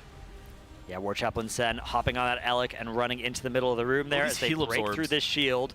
Yeah, the healing absorbs, but we don't have any damage for a little while. So this is a nice one, except for Lip, as he didn't get topped before that big boom. So yeah, they had 5 seconds without any damage, but then that big boom did get reached before it could get cleared. I was saying that you had a little bit of a breather there, but it really isn't that long before that Sacred Toll. This is fine. You have the revival. A little bit in terms of the literal definition there. It's okay. I got tricked by it literally last pull as you went into the execution sins right now. So like. Oh no, we have a War Chaplain Sen just hanging out in the border of that Aura of Wrath. And yeah, everybody dropping so low here. Another cast of Avenger Shield now. 8 people getting that debuff. These ones need to get dispelled quickly. Yargi once again not getting dispelled there. As he enters True Shot, we are going to have another death come out. This time it's Smacked going down. 7 seconds until that second B-Res will be available to bring him back. And they do still have the entire raid alive after that res comes out. Here's the big boom. Smack just accepted that battle res. He might be in trouble. Oh my god, he's barely able to keep himself alive. All right, 29%. The average health of these 3 enemies. They're nearing the end of the fight, but the raid damage is now higher than ever before. So this is Tears Wrath into Execution Sentence and Avenger Shield all at the exact same time. This is the highest point of HPS that is required for the entire raid. Yeah, this is it. Armageddon befalling them in just a second. First set of shields come out. Second set of shields now targeted. This is going to be a spot for big defensive ice block, ice barrier for Fired Up to keep himself alive through this and needing to avoid all these projectiles. Anarchy not going to be able to do that. Everybody else looks like is going to be able to stabilize. Still a big healing absorb on impact, and the next big boom in a few seconds here. If we can get out of this with just the 1 dragon dead, I think we're in a great spot to live through this, and I believe we're through. Big boom in 2 seconds right after the Avenger's Shield. Have to dispel those off and keep people topped. We did lose Nick. We did lose Nick, but I think we still have a possibility of seeing progression and potentially a kill here. All right, 18 players alive. Next sequence here is going to be another quite deadly one. They're going to be bringing that prop paladin out of the raid to cast the aura over in the edge of the room. This is going to be healing absorbs plus dodging the shields, but mercifully, we're not going to have those execution sentences, I believe, during this overlap, which is nice because those require a lot of precise movement and mean that you can't stack up for group healing. With this combination, you can. When is Vinal Lightblood dying here, Dratnos? Do we kill it before the aura? I think they are on track to do that. I think they're planning to kill it either before the Aura of Wrath or maybe right afterwards. It's a question of whether you'd rather that Retribution to start stacking on the other guys or whether you'd rather not cancel, like whether you want to cancel that cast. This is it. It's over. Yeah, too many dead now. Scott about to be one of them as well. That healing absorb just not possible to clear from everybody with healers dying. And now we're down to just 10 players alive. Commander Vanal Lightblood, the Rep Pally is almost dead. But the other 2 still have quite a bit of health. I think this is a testament to exactly why you need those 2 battle reses going into that 5-minute, like, Armageddon, as you called it. Yeah. Another good pull. Nearly a progression pull. 8.7% going to be the health values here as Dryany, the last player to go down. And he pulled territory, though. I think that absolutely right. Yeah. It's those first 3 deaths. If we'd prevented 1 or ideally 2 of them, I think it would have been very possible to keep this going. We would have had all of our healers, and everything wouldn't have spiraled in the way that it did there. Is this a fight where you might start thinking about maybe doing offset lust so your healers can have that available later in the fight? I have the visceral disgust to that is my reaction to that, but you're right, that might be good. It's so annoying to facilitate. So what you're talking about is like hearthing out, lusting your healers, then summoning them so that they're sated, and then when the lust happens on pull, they don't get it. The problem is you'd want to lust them at 5 minutes, so you'd have to wait 5 minutes between each pull for them to do that. So, I mean, there's kind of a feature of this fight where they bubble. Yeah, they bubble. You'd still have Mass Dispel back by then, so you could MD again when they bubbled. Does that work? Like, are they gonna rebubble themselves if you... Yeah, they'll bubble if they don't have Forbearance, which they get from a few of their abilities, but usually there will still be 1 or 2 that will cast it. There are a few spots in this fight where you can lust and no bubbles will go out, which that was how I was doing it week 1 of Heroic before I knew you could MD it. Okay, yeah. It's one of those things that it's a kind of a weird mechanic, so if you were ever committed to the healer lust, it would be unique. Cool fight. I think it's one of those things that Blizzard loves the mechanic spam, I think, with council fights. It's been but I think that this one is actually kind of cool in terms of the thematics of it all. Yeah, there is an interesting texture to each of these different ult combos, which I think is fun. It looks quite punishing, but the execution sentence plus healing absorb one, I think that's the nastiest looking one to me. It was a lot worse on Heroic. I think that the mythic mechanic kind of makes this a more normal, I would say, fight. I have to say it's an impressive buff that they did yesterday, because I think any one of those lines doesn't happen and this boss would have been dead already. So I feel like they really hit those buffs like on the head. Yeah. I think that the Avenger Shield one was the one that, like, whenever I was reading the notes, I didn't realize like how big, how big that change really was, and then seeing that you have to coordinate 8 dispels on individual players is tough. Okay, so what's going on with the players? They cracked a 5-minute break. They decided that they needed to get up, go use the bathroom for a little bit. That's basically why you see us on the full screen here, is because they're up walking around. See Shakib, I think he's just lingering in the hallway over there. I don't know. Just going for a walk. Yeah, he's going for a little tour of the facility. Investigating the situation, I think. But yeah, I mean, so how many more pulls do you think it's going to take until this boss dies, Zyro? I mean, it's one of those things where it can happen any pull, right? They just kind of have to make that breakthrough. Like Dratnos was saying, if they get to that 5-minute mark with both battle reses, that's a very possible kill. Yeah. But they could also have 5 people die to the next mechanic because it's just that difficult. They really just need to figure it out. I'd say it's likely to happen within the next 10 pulls, but I also wouldn't be surprised if it still was alive then. Yeah, it's 1 to 20 pull territory. Right. Yeah, something like that. Yeah. Dies before dinner, though? I think so. I think it dies before dinner, and I think it's actually very valuable that it dies before dinner as well, because then they can start getting Crown of the Cosmos information to be crunched by those number crunchers during dinner. I mean, the Crown bonus of the Cosmos, 30 minutes. Crown of the Cosmos is actually a really big deal, too, especially I think that especially if you're Liquid here, you're probably going to want to go dark on that, right? Yeah, I'm not sure. I mean, what the good news is that Echo have already committed characters. They're also very close as well. So, if you give some information out about Crown of the Cosmos, Echo are about to wake up and probably get there in the next few hours as well. So I don't think it's one of those huge leaks that you need to avoid at all cost. The value, though, of killing this boss earlier is that you get more prime time on the final boss. Exactly. Max talks about this all the time. When you start progression on a boss in the last 2 hours of the day, people are kind of tired. They're not playing their best. The information you're getting isn't the best. So killing it early would be fantastic here. You'd get prime afternoon hours, prime after dinner hours like you were talking about. And then maybe your last couple hours of the day aren't as great, but you've already gotten the information you want. Maybe you even get an idea of which characters need to go do M+, because they're going to be coming in on Crown of the Cosmos as well. Getting that information as soon as possible is absolutely valuable. I think as well, Crown of the Cosmos, while some of the stuff is absent from the Dungeon Journal, you still have an idea of at least what Phase 1 should look like in some capacity. But depending on the difficulty of Phase 1, that might set up your composition in a way, kind of like you were pointing out, where it's like, oh yeah, specs that are good in Phase 1, like Shadow Priest, Moonkin, Frost Mage, Augmentation Evoker, that spec is broken. What all do we actually know about Crown of the Cosmos on Mythic right now? What's in the Dungeon Journal that's available for us to look at? Phase 1 and the intermission are there. Yeah. And then Phase 2 has some cryptic flavor text, and that's it. Yep. And Phase 2 has the same name as Phase 3 from Heroic. So that is all that we have to speculate off of. Well, yeah, the last time there was a Dungeon Journal absent boss was Gallywix, and we saw how that turned out. Yeah. I suspect that this time around, that might not be what Blizzard are going for. And when we saw the buffs before Lightforge Vanguard had been pulled, also there was a health tuning change to Crown of the Cosmos that was included in that as well. We don't know the exact numbers, but it's speculated that was a health buff there as well, making sure that boss isn't going to fall over too easily. It is very typical. If you're a new viewer of the Race War First, it is incredibly typical where Blizzard will see the damage numbers that are done to bosses like Voracious or Chimeras or Aversion, the first couple of bosses of the Voidspire, and then be like, okay, well, this is roughly how difficult we wanted Vanguards to be. This is roughly how difficult we wanted Crown of the Cosmos to be, and then they'll change the HP before the boss is ever pulled. Sometimes even after the first couple of pulls, you'll see the health values change on bosses. Typically, once progression proper has started, they won't buff bosses any further. They will nerf as needed, but that's also something they'll try and avoid having to do.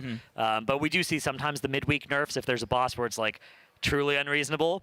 That starts to run into an issue of favoring one guild or the other. You know, if you nerf a phase that one guild has beaten and the other hasn't, if you deploy a nerf, it turns out any time of the day is favorable for one team or the other to deploy a nerf. So yeah, it's tough. It's funny that you say that because I do think this Vanguard fight is very liable to catch a nerf, but not a race to world first. Right. relevant. I think it's a good chance to catch one on a weekly reset. Whether it's next week or the one after, the one after that, you know, who's to say? I think with how easy the first 4 look like they were, remember, at fairly undergeared by Team Liquid compared to the standards that people will be able to achieve next week, the week after, as we start getting those better trinkets out of March of Keldanas heroic as well. I think a lot of guilds, you know, if you're a World 300th guild, there's a good chance you'll be pulling Light Blinded Vanguard next week. In which case, yeah, I think Blizzard will probably not want it to be quite this demonic version of the fight. All right, well, we're going to throw it on over to a Monster Energy listen-in so we can listen to how Team Liquid is pulling the most demonic version of Lightbound Vanguard. Reset the boss as Frost? I'm taking it out. I'm taking it out. I can't be playing like this. When you have one charge, swap specs and swap back, and you get another charge for free. Like instantly. Holy. We're mid tech. We're exploiting now? Sorry. Big boom in 3, 2, 1, now. 5, 4, 3. Dude, Nick just prepares a fucking nuke for that. Baiting elephant. 3, 2, move. That was where you were at the start of the cast. Right, Shay? Big boom in 3, 2, 1. Yeah, I was on the grip at the start of the cast. I moved after our cast. Yeah, but it went back to where you were, though. That's like not how it was working in the walkthrough. All good. 4th tick coming in a few seconds. If Scott gets 2 here, he needs to be washed. Hey, big boom now. Sorry, late call. Everyone's alive. Beautiful. This is Revival and Big Boom in 8. Big Boom is in 3, 2, 1 now. Execution sentence time. We don't even need to run away, right? We're just at the edge. Oh, that was actually... Back rise. Okay, and Elephant during the dodge, okay? Elephant going off in 3, 2, 1 now. Dodge shields. Break shield. Dispel Wolf Disco. Dispels. I'll sit at this one. Kick. Nice. Big boom in 5. Get close for healing. Big boom in 3, 2, 1 now. I'm silenced. Yep, so you have to pop something. Defensively? Maybe I got it. I got it. Oh god, I just had some. You literally just got every external in the game. In the end, maybe. We'll see what happens later. Okay. Big boom in 5. Watch tornadoes though. Watch tornadoes. Big boom in 3, 2, 1 now. This is execution sentence plus healing absorb. So make sure we do these healing absorbs right. First execution sentence soak now. Dispel THD. In 5. Sure, you got back out of range. And first healing absorb tick going out. Res Evi. Second healing absorb tick now. Third one evokers. Get both of these. Keep dodging, guys. 3. And then move in for Mass Dispel here, and we're gonna dodge Elephant with a big boom. Dispel THD. Big boom is in 3, 2, 1 now. I don't want this, bro. Yeah. 5, Scott. During Radiance in like 3 seconds. Make sure it's in position. Big Second boom after in this. 3, 2, 1 now. This is healing absorbs and dodging. With Searing Radiance though, so get close for healing. First tick is in 3, 2, 1. Big boom is in 3, 2, 1. Watch lip, he has personal. Nice, okay. Now third tick, which should be evokers, not at Sang. Nice, and then tanks last, bait. Nice, break this. Last healing absorb tick there. We're good. Big boom in 4. This is big damage. 3, 2, 1. I've opened up Microsoft services. I'll taunt though. Okay. Okay, that's good. Okay, you're doing a pain. Hit Bellamy, hit Bellamy, hit Bellamy, hit Bellamy. You need to take Sen out. Yeah, sure. This is a fucking vibe right now. You mean the other one? Yeah, right now. Cool. Okay, this is execution sentence time plus dodges. There's gonna be an elephant, but it's not normally It's like a little bit. She's Fuck, buffed it's enough, buffed. so- Seek God here. Big boom on, not big boom, but it's gonna feel like it. Keep dodging. It's almost over. It's over. It's over now. Nice. Okay, we have elephant soon. Shield, Dodge shield, the fucking- shield. Dodge, yeah. Dodge elephant soon.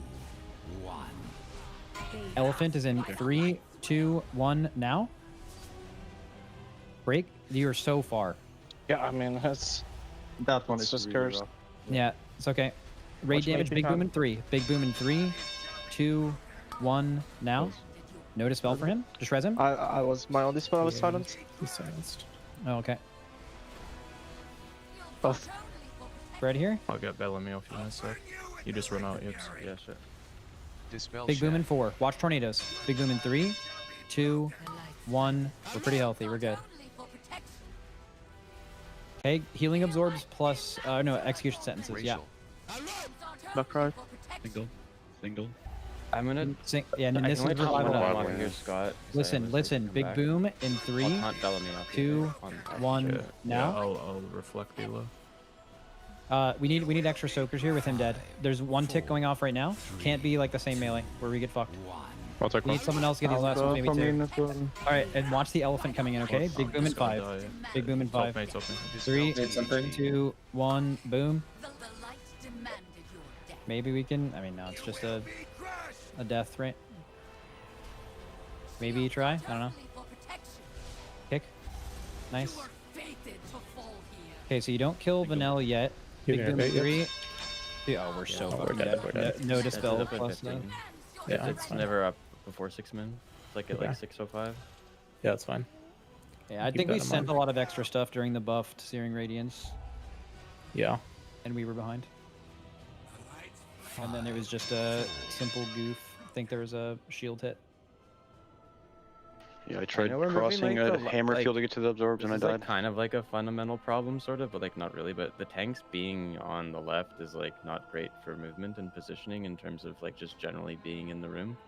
If like the left and right, so it could just shift more towards the center, I think it'd be good. I also like the people in my circle. Like you guys need to go to the edge. I keep getting clipped by your Avenger shield, and then I just die. And I mean, this time I died because I mean I usually have paints up there, but I paints up when Yips was in panic mode, so I didn't have it. But Yeah, I Yeah. think we're just trying to be inside because of the misleading hitbox. yeah, I'm just Yeah, getting so it's owned by that. People overcompensating. Yeah.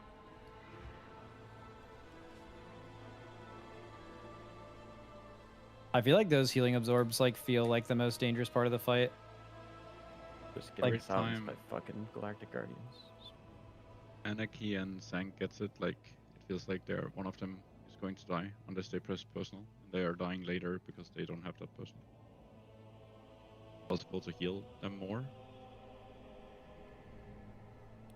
I mean, it's hard to weave in Fact at should be the times. cryo. Like, I'm trying to weave in every time, but then there's times where like I can't. Like I have to spin myself. I'm gonna fall behind. I don't know what the other mice. Like so it's just like the boss feels left here, right? But the only way to really solve that is just I mean, I guess maybe having you guys in like the right group would maybe do that. Maybe that's gonna fuck up a lot of other stuff though. Yeah, it's just the boss like is naturally just moving this way because tanks are going to left soak, and the left soak is always like, and we're just over there, which makes the boss more over there. But I mean, maybe it's whatever. I mean, execution sentences in 10, like left could just be here and right moves off, I guess. Yeah, it's just kind of annoying for like why the chaplain keeps getting buffed. It's just because she's like really hard to move. Is that just too far left? Is Yeah, that the- a little bit. Yeah, like that's Yeah. kind of a bit left, but I mean it's fine for the most part.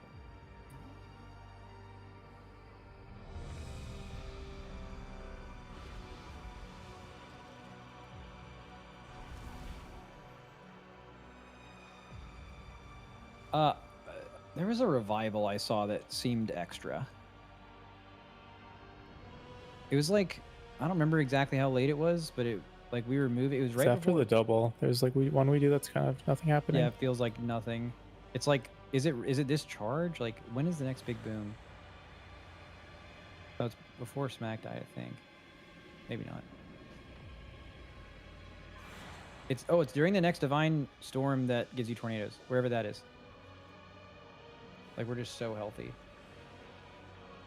When is the time of the second, like, Divine Storm, Empowered Divine Storm? You just... Oh, found it right here. Like 5 minutes. 5:41. Oh, we don't even... So, we revival at these debuffs at 5 minutes here, right before the execution. No, this is singles. no, it's single. Okay, that's good. It's after this, I think, is the... Except we... Oh, hold up, we just didn't single, right? Is that why that felt bad? People kept like missing the singles a lot. I don't know if it's that. I don't know. I mean, I've been getting glow every time, but I'm sure looking at my friends and a lot of people like still. I mean, I've always been getting it here, I think, but a lot of people are just missing it. Like right here, are... I think Warlock said they were out of range. We had 6. Did we get assignments here? What does that mean? Those Yeah, ones. I was out of range with Mav one time, but it was If it's on assigned, right? Sometime, yeah. I mean, sometimes getting it's not. assigned. Yeah, sometimes, yeah. That one doesn't have one. I don't think. Okay, I'm so glad we looked at this. Well, he has an Is this an assignment old now pull? on Shack. That's no, it's red for Driny whenever he gets an assignment. Oh, okay. Are you sure this is the right pull? I swear I got one that. Yeah, check the next poll. Oh, 10 minutes. Even then, sometimes it's cursive. The guys in melee as warlock because, but not much you can do about that. I just couldn't reach back there. That's why I told No, them it to was be assigned. careful. It was assigned, I think, right? Yeah, everyone got their dispel right. And that's it. And then revive. Oh yeah, it's perfect. So I I guess think the next set is the one that we're reviving.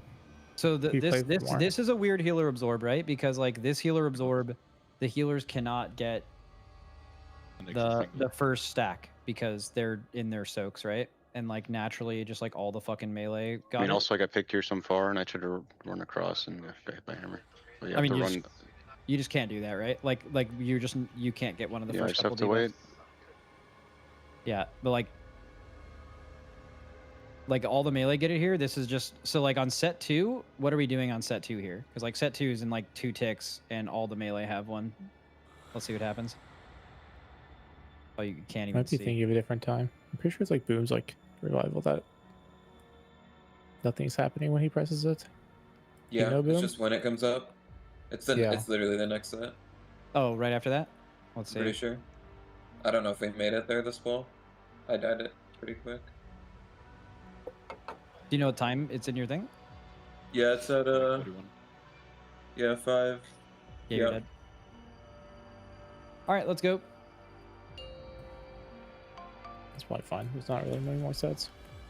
Yeah. I mean, I could, if it looks free, I can just save it. But The we're not problem going to is get that you assigned. can't because it won't get assigned. check.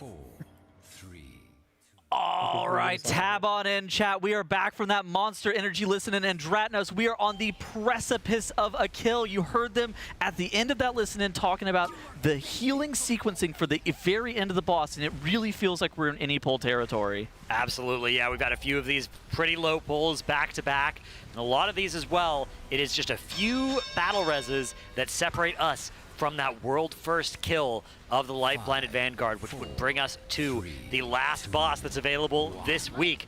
Of course, for anybody who's sort of just joining us or not 100% sure what's going on this tier, it is a 9-boss tier, but 2 of them are locked away in a raid that isn't open until next week. So after this one goes down, we will be at the Crown of the Cosmos, and that will be the last boss that can be killed this week. And it's only Thursday. But the Crown of the Cosmos is supposed to be penultimate boss level difficulty, right? Yeah, so I mean, it's one of those things where penultimate boss level difficulty is there's a wide range of difficulties that could mean. That could be as hard as Stone Legion Generals, 350 pull boss. Or it could be one of those easier, 50, 100 pull Tilted penultimate odds. bosses. Yeah. Does it have to be penultimate and then final boss level difficulties? Because I mean, thinking back to the last few times that they've done like split raids, think about the first tier of Cataclysm.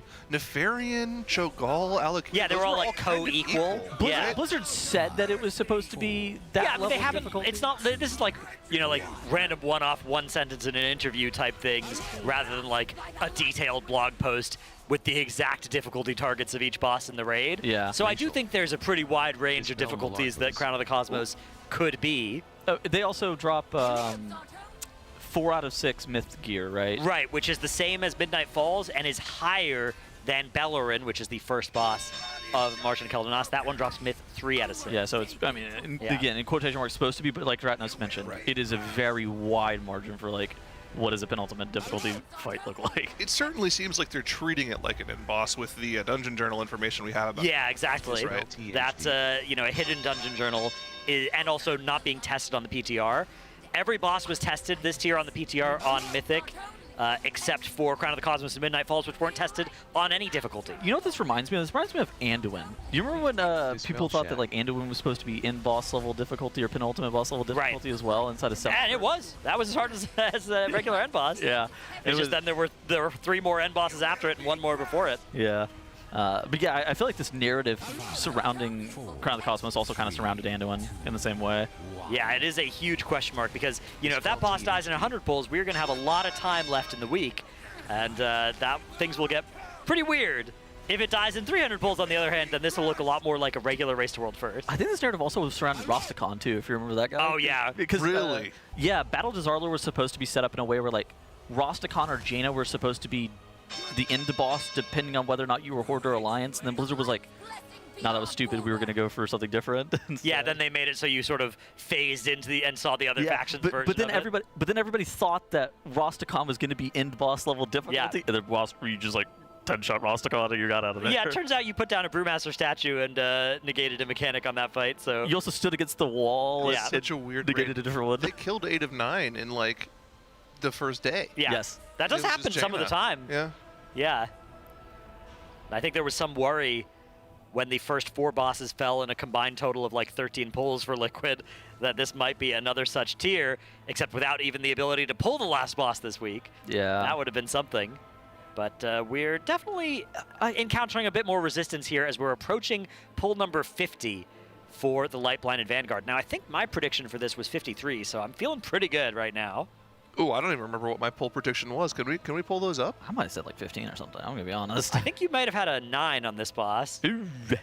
Yeah, but my predictions were pretty embarrassing for the other ones. I had some high pull counts for the earliest bosses because I thought they'd maybe be splitting more. Yeah. So I was thinking, oh, that might mean they pulled them a little bit more. But nope, turns out those were easily defeated. I know for a fact I did 1-1-1 for the first 3 bosses in Voidspire, which was pretty close. Yep. I think I went up to like 80 for dragons, and I think I was higher on that as well. I think I had 67. And then I think I went nice number by the way. I think I went that was unintentional. I went that down was for this. That was just a scientifically calibrated guess. Okay. It just happened to line up with a funny number. Okay, that's good. Yeah. I think I went down from dragons for this boss. I think I was around 60-ish. Yeah, I was 53, I think, on this one, so not 100% sure. What did you guys say for Crown of the Cosmos?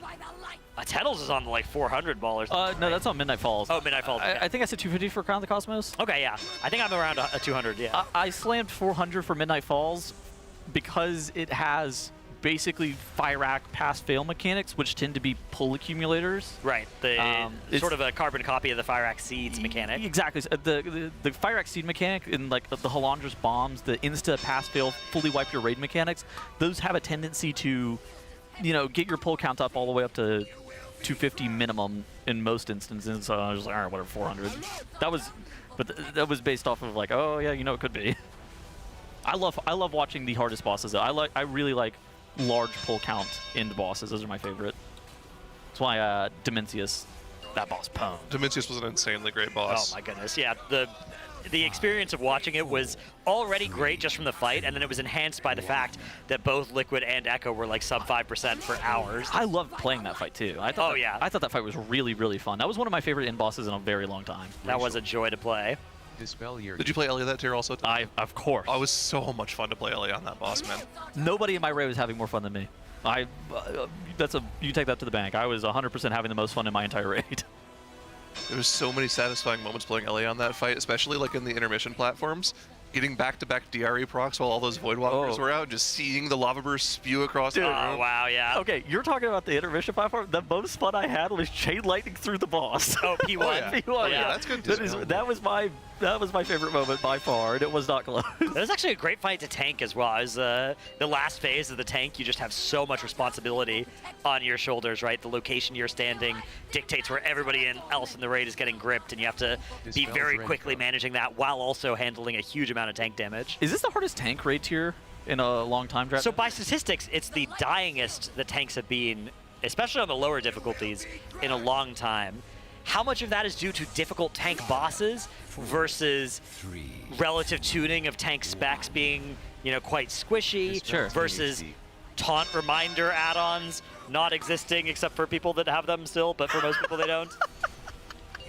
This is the question. Vibes based. I would say, yeah, it's probably the squishiest that tanks have been, at least in normal and heroic. Okay. I think on Mythic it's probably not that bad relative to the average tier. Okay.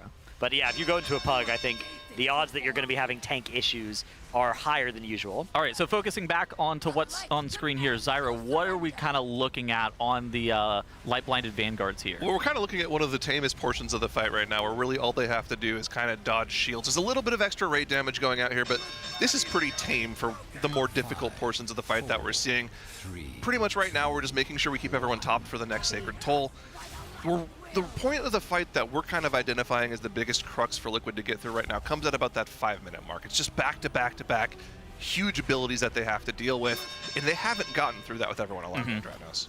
Yeah, exactly. Here you can see that first death already going to land. It's taking out a healer, which means it's going to be an instant battle res. 45 seconds until their next B-res recovers. Now, it is okay to be down a B-res, but it's not great. It's one of those things where there's a good chance that they will be able to kill once they get this without any of those deaths early. Second Aura of Wrath coming out. It's going to be the execution sentence. Are there any second ultimates going off between this one, or is this just the execution? There always is. This one's execution sentence and those spinny shields that need to be dodged. So this is the only one that doesn't contain a healing absorb, which makes it the least lethal unavoidably, Lip's dead. but the most avoidable lethality, as we can see some of that claiming a life here. And it's hard to say if that was getting hit by a shield or just too much movement on your healers not being able to top Lip off there. Either way, they have a battle res for him. They can get him back up here, so we'll have all 20 players alive for that overlap that we're talking about at the 5-minute mark. That's coming up very shortly here. Is this overlap livable without battle reses, or do we think it's something that needs a battle res to be able to get through effectively? It's livable. I mean, it's definitely winnable without a B-res. It's just, it's not a good sign, of course, to have those B-reses already expended. Okay, so here's what we were talking about. So it is Avenger Shield, which is that dot, which is why the 8 dispels are super important. At the exact same time, the execution sentence, which are these big soaks that you can see on screen right here, these circles. And while all of that's happening, the Tears Wrath cast is happening, where the 3 players there nearest to that boss that's inside that circle are getting a massive heal absorb, an 800,000 health heal absorb put onto them every 3 seconds. And, you know, we're just seeing a wipe again to the hardest part of the fight. Down they go. We lost a tank there. It was Scott. He was out holding one of the bosses, bringing it into position for that aura cast to happen. And, of course, pretty far from the healers while that was going on. Why did Fired Up just swap to Arcane, then back to Frost? Is there a bug with, like, a Frost Mage CDR talent or something? No idea. I think it might be for Ray of Frost charges. When you swap and swap back, you get both your charges back. Yeah. Some of those things don't reset nicely from pull to pull otherwise. Huh. We actually heard like the tail end of Hopeful talking about that right before we came back.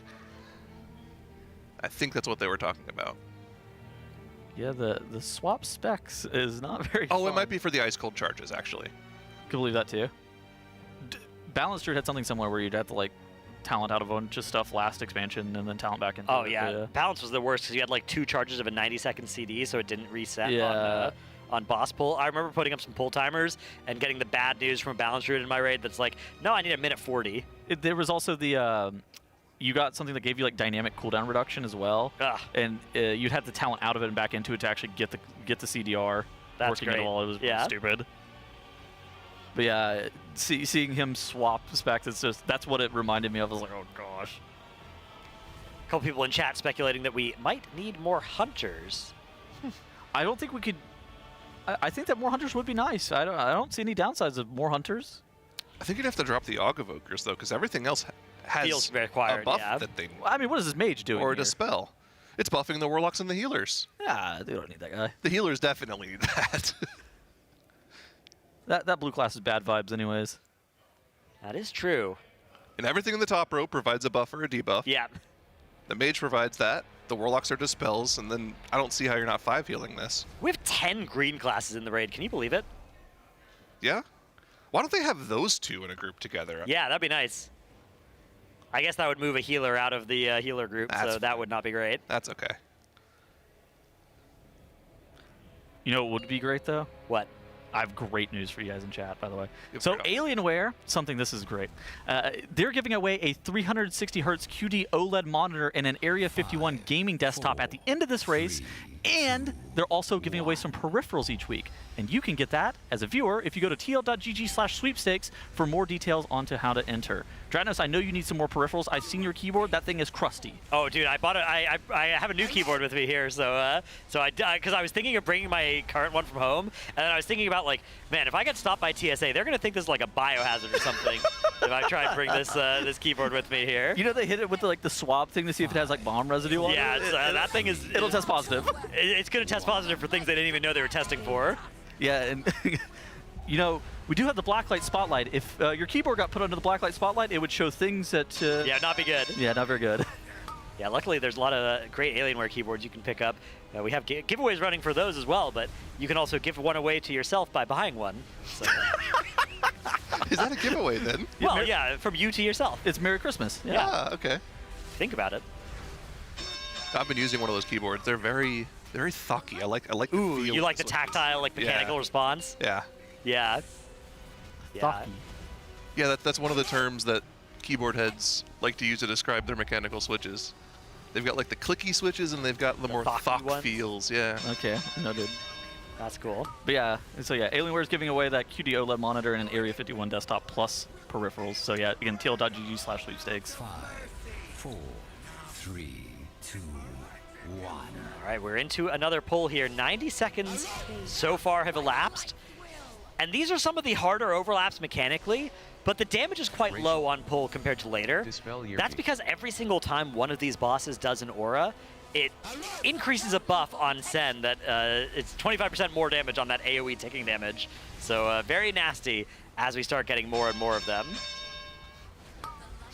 What's up, Pedals? Don't worry about me. Oh, yeah, creamy is another describer they use for some I don't like that one. Too. You don't like that one at all? we can't be using that one. What are the characteristics of a creamy keyboard? Dispel like, it's the opposite of clicky. Like, very little sound, but also still feels smooth, but not like membrane-y. Because I know that the keys have, there's like a force profile, right, where it's like, it's once you get to sort of the midpoint of depressing the key, you need a little bit more force to actually push it the rest of the way. And that can be like a higher or lower gate, right? Right. So I imagine creamy is probably like a nice smooth, you know, very little extra resistance there at the midpoint. All right, the Raiders don't like us talking about this either. They're wiping. Yeah, we had a couple of deaths early here, so just throwing this one away. They have found a way to reset this boss, which is not normally resettable. By jumping off just the edge there, you can avoid falling off and getting into that death zone, and you're just landing off the side, and that can cause the bosses to run at you through that light wall that exists at the front of the room, and once one of them is out there on those stairs, it does reset. Does it cost more to repair this expansion, by the way? Like, yeah. Like a lot more? Dude, if you're playing a Prop Warrior as well, oh my goodness, every single hit is hitting you, and that's taking your durability away. It's crazy. Inflation's hitting Azeroth pretty hard. Yeah. They gotta lower these repair bills. Yeah.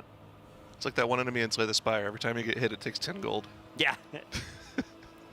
Good game. I've been meaning to play the Slay the Spire too, but I know it like went into early access, but the expansion was already out, so that's going to be on my after tier to-do list. That's kind of one of the great parts at the start of the expansion, though, is like there was a lot to do, but you could get it done pretty quickly. Yeah. And the week was over, and you can kind of just do other I think it overlapped with Path of Exile as well. Yeah, which, that was what I was playing with my remaining free time. You're also like slamming infinite YouTube videos too. Yeah, make some of those. You know, no more hours left in the day. Got someone in chat playing STS2 right now. Shout out. It's a great game. Of course, have you ever played any roguelites, Tettles? Torghast? No, not that one. Yeah, that counts, dude. Tettles had a speedrun.com world record in Torghast for a while. Right. Did that's you right. actually? Thank you. Yeah. Yes. There was a Torghast one, and then there was the Hellfire Citadel all raid. All bosses, yeah? Yeah, all bosses. Yeah. Wow. That's how engaged I was with Shadowlands content. Yeah. I think. Dude, yesterday I walked into the kitchen to grab dinner after everyone else had already kind of cleared out and gotten their dinner. And production had a Slay the Spire 2 Northern Lion VOD on the TV in there. I forget. I don't know who put it up, but we do love our Northern Lion around here. All right, next pull timer is underway here. He doesn't care at all. I'll be maneuvering the conversation over to the boss fight once more. Thank you, Dratnos. It's going to be pull 50 here, if I'm not mistaken, which is, I think, higher than a lot of people were expecting that dragons might actually be harder than Light Blinded Vanguard, but this has certainly not been the case. This fight was so easy on Heroic, right? And Dragons was so hard on Heroic, yeah, by comparison. So everybody thought it was going to be kind of, you know, Dragons going to be like this mid-patch or mid-tier wall in some ways, and then you saw, you know, Vanguard was going to be maybe a little bit easier. Blizzard has a hard time kind of tuning council fights in a way that, you know, specs aren't very imbalanced a lot of the time. And as you see on screen right here, they actually just upped the number so much on the Light Blinded Vanguard that, well, you have to run 4 Hunters, and the numbers are really, really high, but it's certainly doable. Yeah, I'm still a little confused. Like, I know AUG is very good numbers-wise overall. Yeah. It just kind of seems like you probably could make your comp a little better with running Hunters instead, but of course they're also buffing Hunters too. Yeah. Better. So as you start having 4 Hunters, your Augs are buffing 4 Hunters. Yeah, but then you could cut one and add a 5th Hunter, which is also really good. So. And also there's that thing we were talking about earlier where it's like, how many more characters do you want to get saved to this raid versus potentially doing another split after we have there is a 5th Hunter that's saved to this ID. It's Splat, who's on his Warlock now. Yeah. Okay. The thing about saving these extra characters is they have a lot of almost main caliber characters that can just go do a run later in the week and then become mains for next week. Yeah. So they don't want to worry too much about that. If there's a decision that they'd rather make one way and then somebody's like, oh, but this might save a bad character, it's like, no. Pick the thing that might kill this boss 30 minutes sooner, because we need to get to Crown of the Cosmos. We can just promote a new character to being a main next week. Yeah, for context for chat, like Siori cited me the number that they have 120 main quality characters available right now. Where in a normal tier, they'll have 30 main quality characters. They first off, they wouldn't have had a heroic week, and secondly, every player would have only had 1 as opposed to having 3 or in some instances 4. Sang told me that he had 4 main quality Aug Evokers available that he can jump onto at any point. Yeah, I knew something was up during heroic week when they're talking about, yeah, all my mains are really lucky. It's like, yeah. What do you mean all of your mains? What's going on there? The next evolution of the split arms race. I think it was a byproduct. I think it's a byproduct of like a couple of things. It's heroic week and it's March of Keldanos comes after. Yeah. And especially like the Chimeras, you know, split ability. Yeah, that 100% as well. That is a really good point. Do we have any information about whether or not heroic raids are going to continue to be a thing going forward, or did they only talk to us about this particular? Like heroic week? Yeah. I think they mentioned that they liked doing it for the first raid of the expansion, which makes sense because they've done it now for the last 2 expansions, right? War Within and Dragonflight also featured a heroic week only for the initial tier and then not for the future one. I think it tends to be a nice onboarding period to get people better gear progression, because you're jumping in with like... You're coming in with questing gear. Yeah, questing gear and world quest gear, but it's like the veteran M0 gear, not the champion M0 gear. Exactly. Yeah. And so I think that heroic week, from like a gear progression standpoint, it makes more sense, especially at the very beginning of an expansion. It's kind of like a shock, though, right? You go from that questing gear to being half heroic, half mythic geared in like the space of like 8 days. Like, these characters have gone from 240 to 270 in the past week, pretty much, which is a ridiculous increase in character power, way more so than you get on the mid-expansion raids. I do think the beginning of the expansion, though, feels better in terms of gear progression perspective. Like, from leveling all the way up until now, I do think it felt more gradual than like a normal patch where you jump into the heroic raid because normal mode gear is the exact same thing as you had from Mythic last patch, and it's just like this whole thing. Yeah, they did increase the amount of eye levels between tiers to make it so that, you know, Mythic is only LFR from the next tier. Yeah. I think to try and counteract that somewhat, but we are now nearing that 4-minute, 5-minute section of the fight. This is one of the pretty nasty sections where we have these execution sentences overlapping with the shields to dodge. Mercifully, there's no healing absorbs here, but the next 2 ults will both contain healing absorbs, so things are going to start to get very hectic. Now, everybody is still alive, but they have had to expend that first battle red. They have another one coming up in 10 seconds here, though, and that's going to be nice if they're able to save that for that 5-minute Armageddon, as Dratton has called it, where it's the Tears Wrath, heal absorbs on players, execution sentence, and that Avenger Shield dot going out all at the exact same time, where we see players dying over and over again.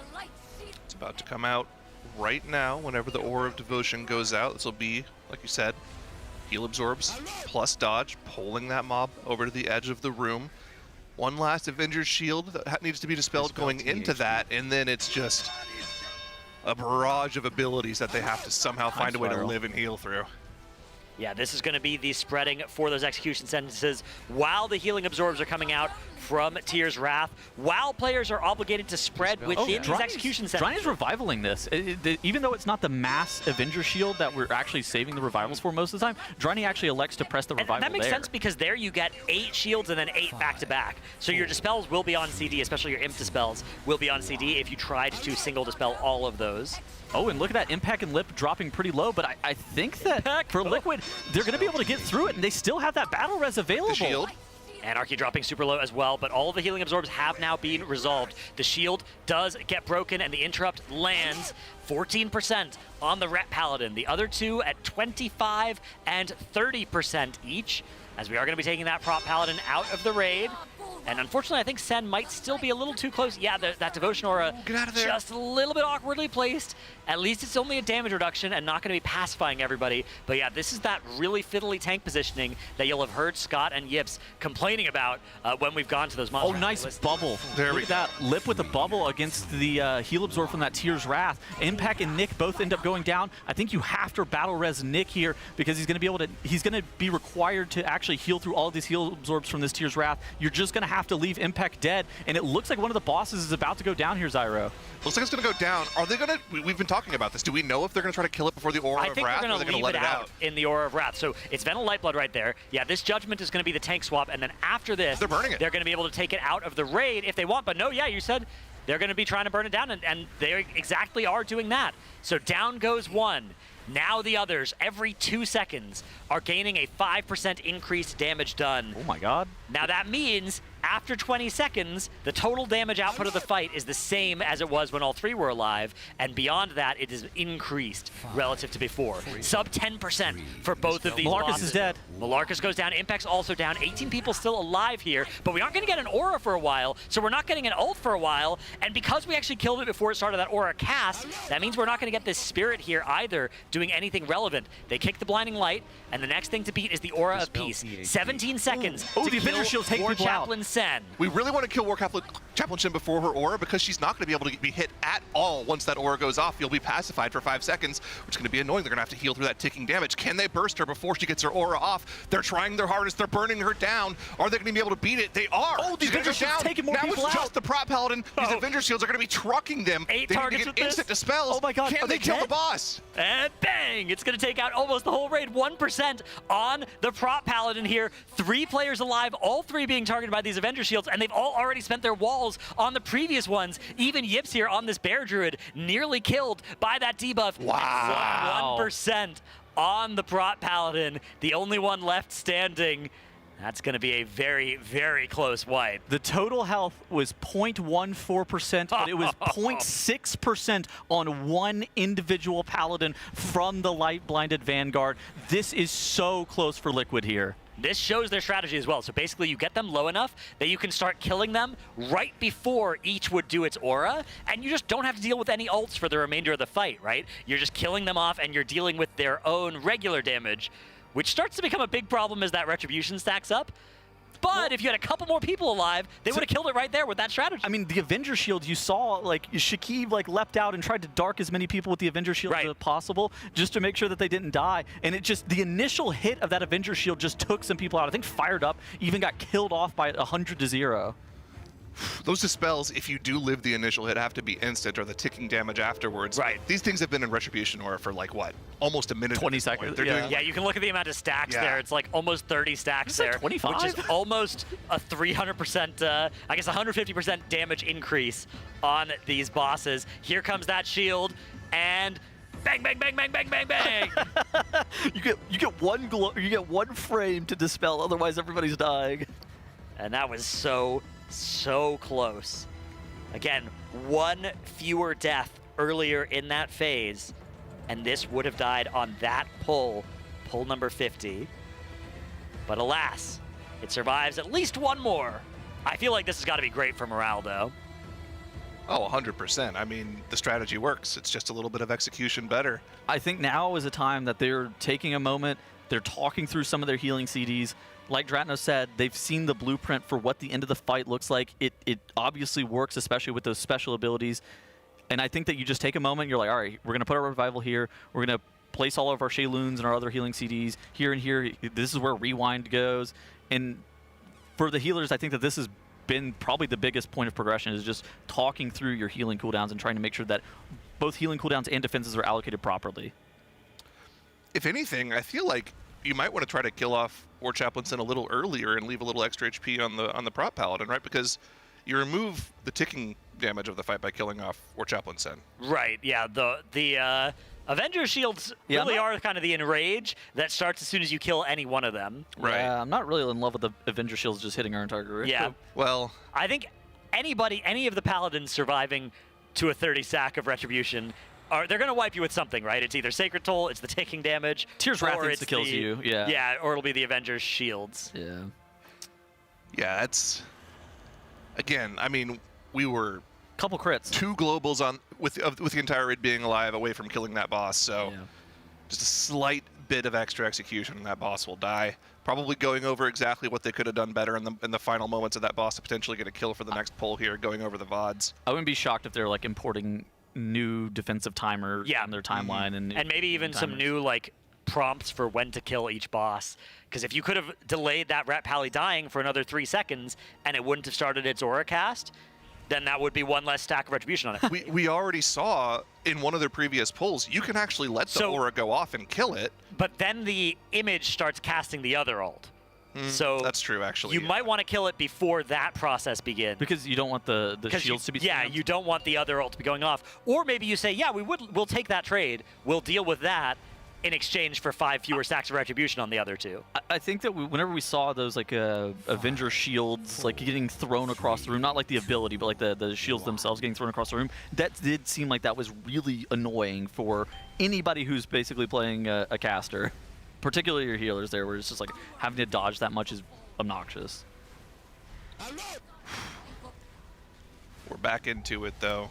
Few moments to talk about what went wrong there, what they could do better. You know, right back into the fight. Optimization is pretty much done right now. It's just a matter of execution. We've already seen it's not really consistent, right? We've been talking about we want to see a pull where they get to 445 with both battle reses. They still haven't had that yet, Dranos. I mean, that last pull, they used the second battle res pretty much the second it came up. So if they could hold on to those for just a little bit longer and have that res for later into the fight, that could be the difference maker on that previous pull. So hopefully we can just see a nice clean first few minutes of the fight here so they can get that kill this pull. Yeah, every single point of damage optimization matters now with a best of 0.19%.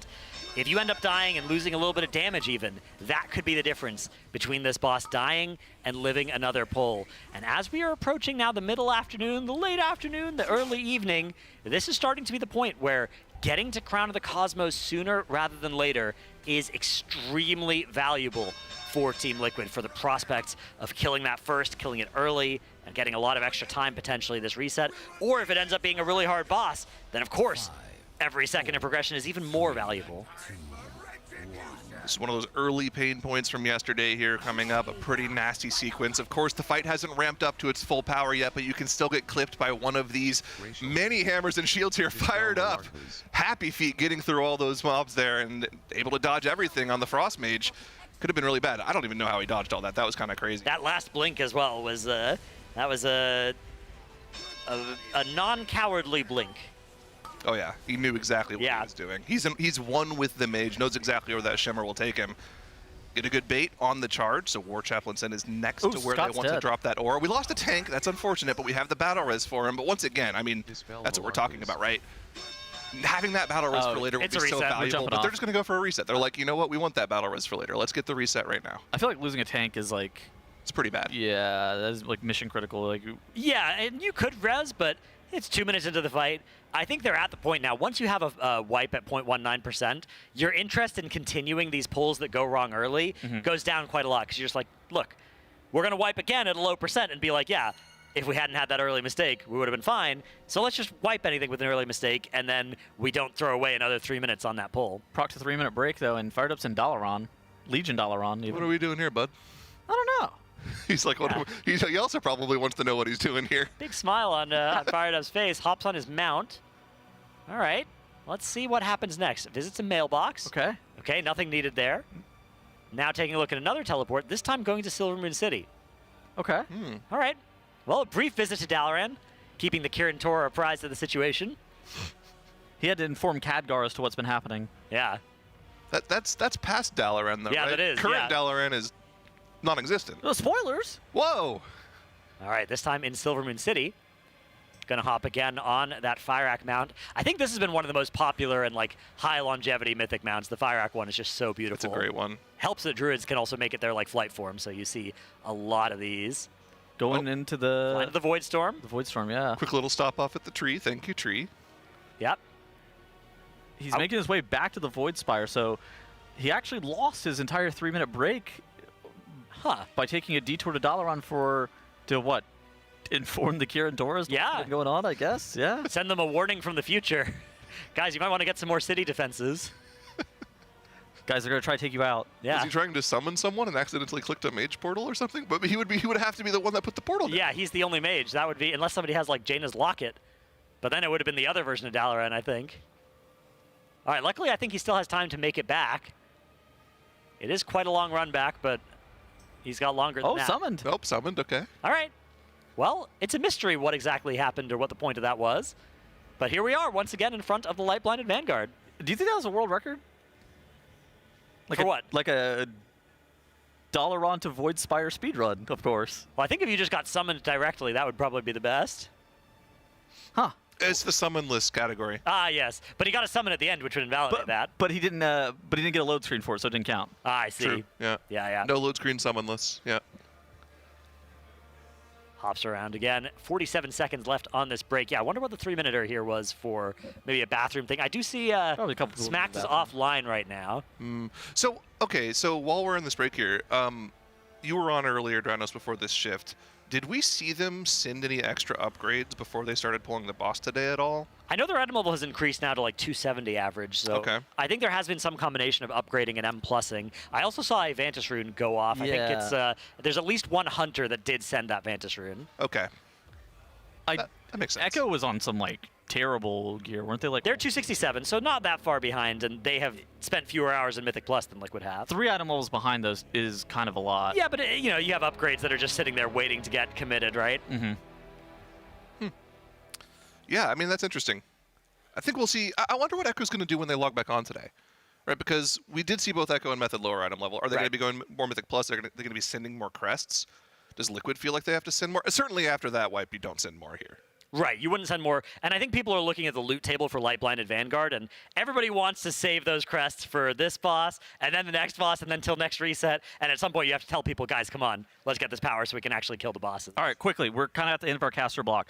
Final thoughts on this before we end up throwing the break. 53 pulls, made my prediction a couple weeks ago, sticking with it. Genius prediction. Zyro? You made it a couple weeks ago? Yeah, when we got that thing sent to us. I think it dies before dinner. Okay. Yeah. All right, cool. So that's going to conclude the end of our caster block. Obviously, I was joined by Dranos and Zyronic. We are going to be throwing it over to a Monster Energy listen-in, and then we will be replaced with some new casters right after this break. Don't have as much burst healing, so like they're not Bro, gonna don't burst bring you as that much. up. Bro, I feel like this is the burstiest raid damage boss I've seen in years.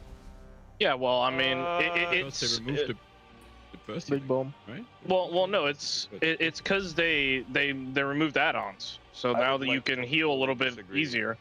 I feel like the burst healing in this expansion is just higher. Kadar was pretty bursty, by the way. But how many times have they said that though? Like that they were going to remove the burst? They said it 0 times. It was a myth. Yo, guys, I get Timer. You I use mean, good, right? Y'all I mean, they say it a few times, but It says 500 MS. Yeah, it's a hard. that's fake. Short's fine. Yeah, I'm sure it's fine. Looks sounds pretty good. That's usually fake. Yeah. It's not bad at 500. All of the Pro Lab just blue screened. Like raid testing. Check on the plug. Yep.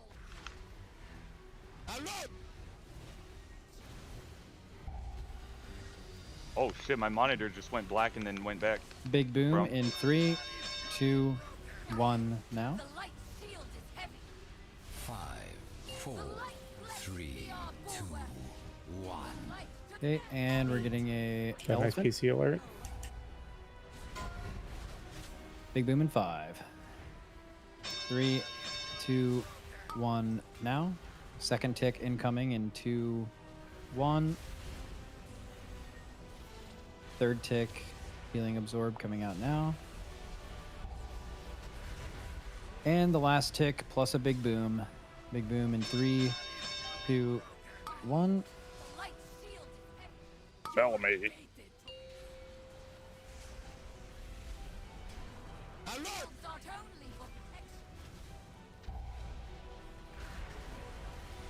Big boom in 5 after the revival. Big boom is in 3, 2, 1 now. Great. Now we're doing execution sentence. 5, 4, Look right. 3, 2, 1. Nice. Execution sentence is going off right now. There's an elephant here, but shields are the most important thing. And hammers. Break the shield. Dispel Watch alarm. all One shields extra. coming in. Can you Hammer. dwarf nice? Hammers are almost over. Just shields now. Watch me. Yeah, you're good. You have a monk bubble, you're fine. Yeah. Okay, big boom in 5, 3, Solar if we can. 2, 1 now.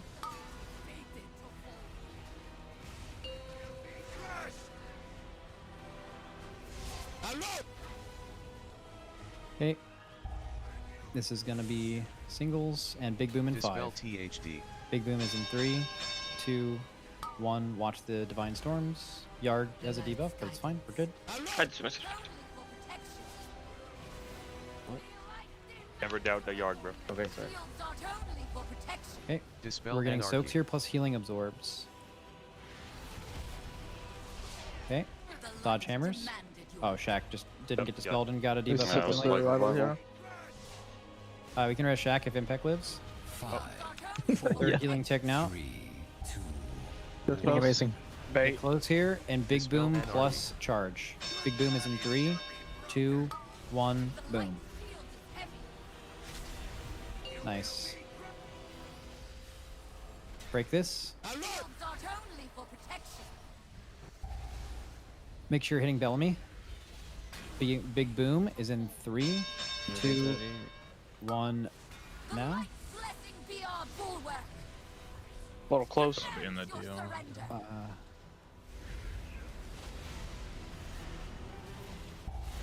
Okay, of these tanks, try not to get early ones. Like, try to get the debuffs instead of the tanks here, guys. Big boom is in 3, 2, 1. 5.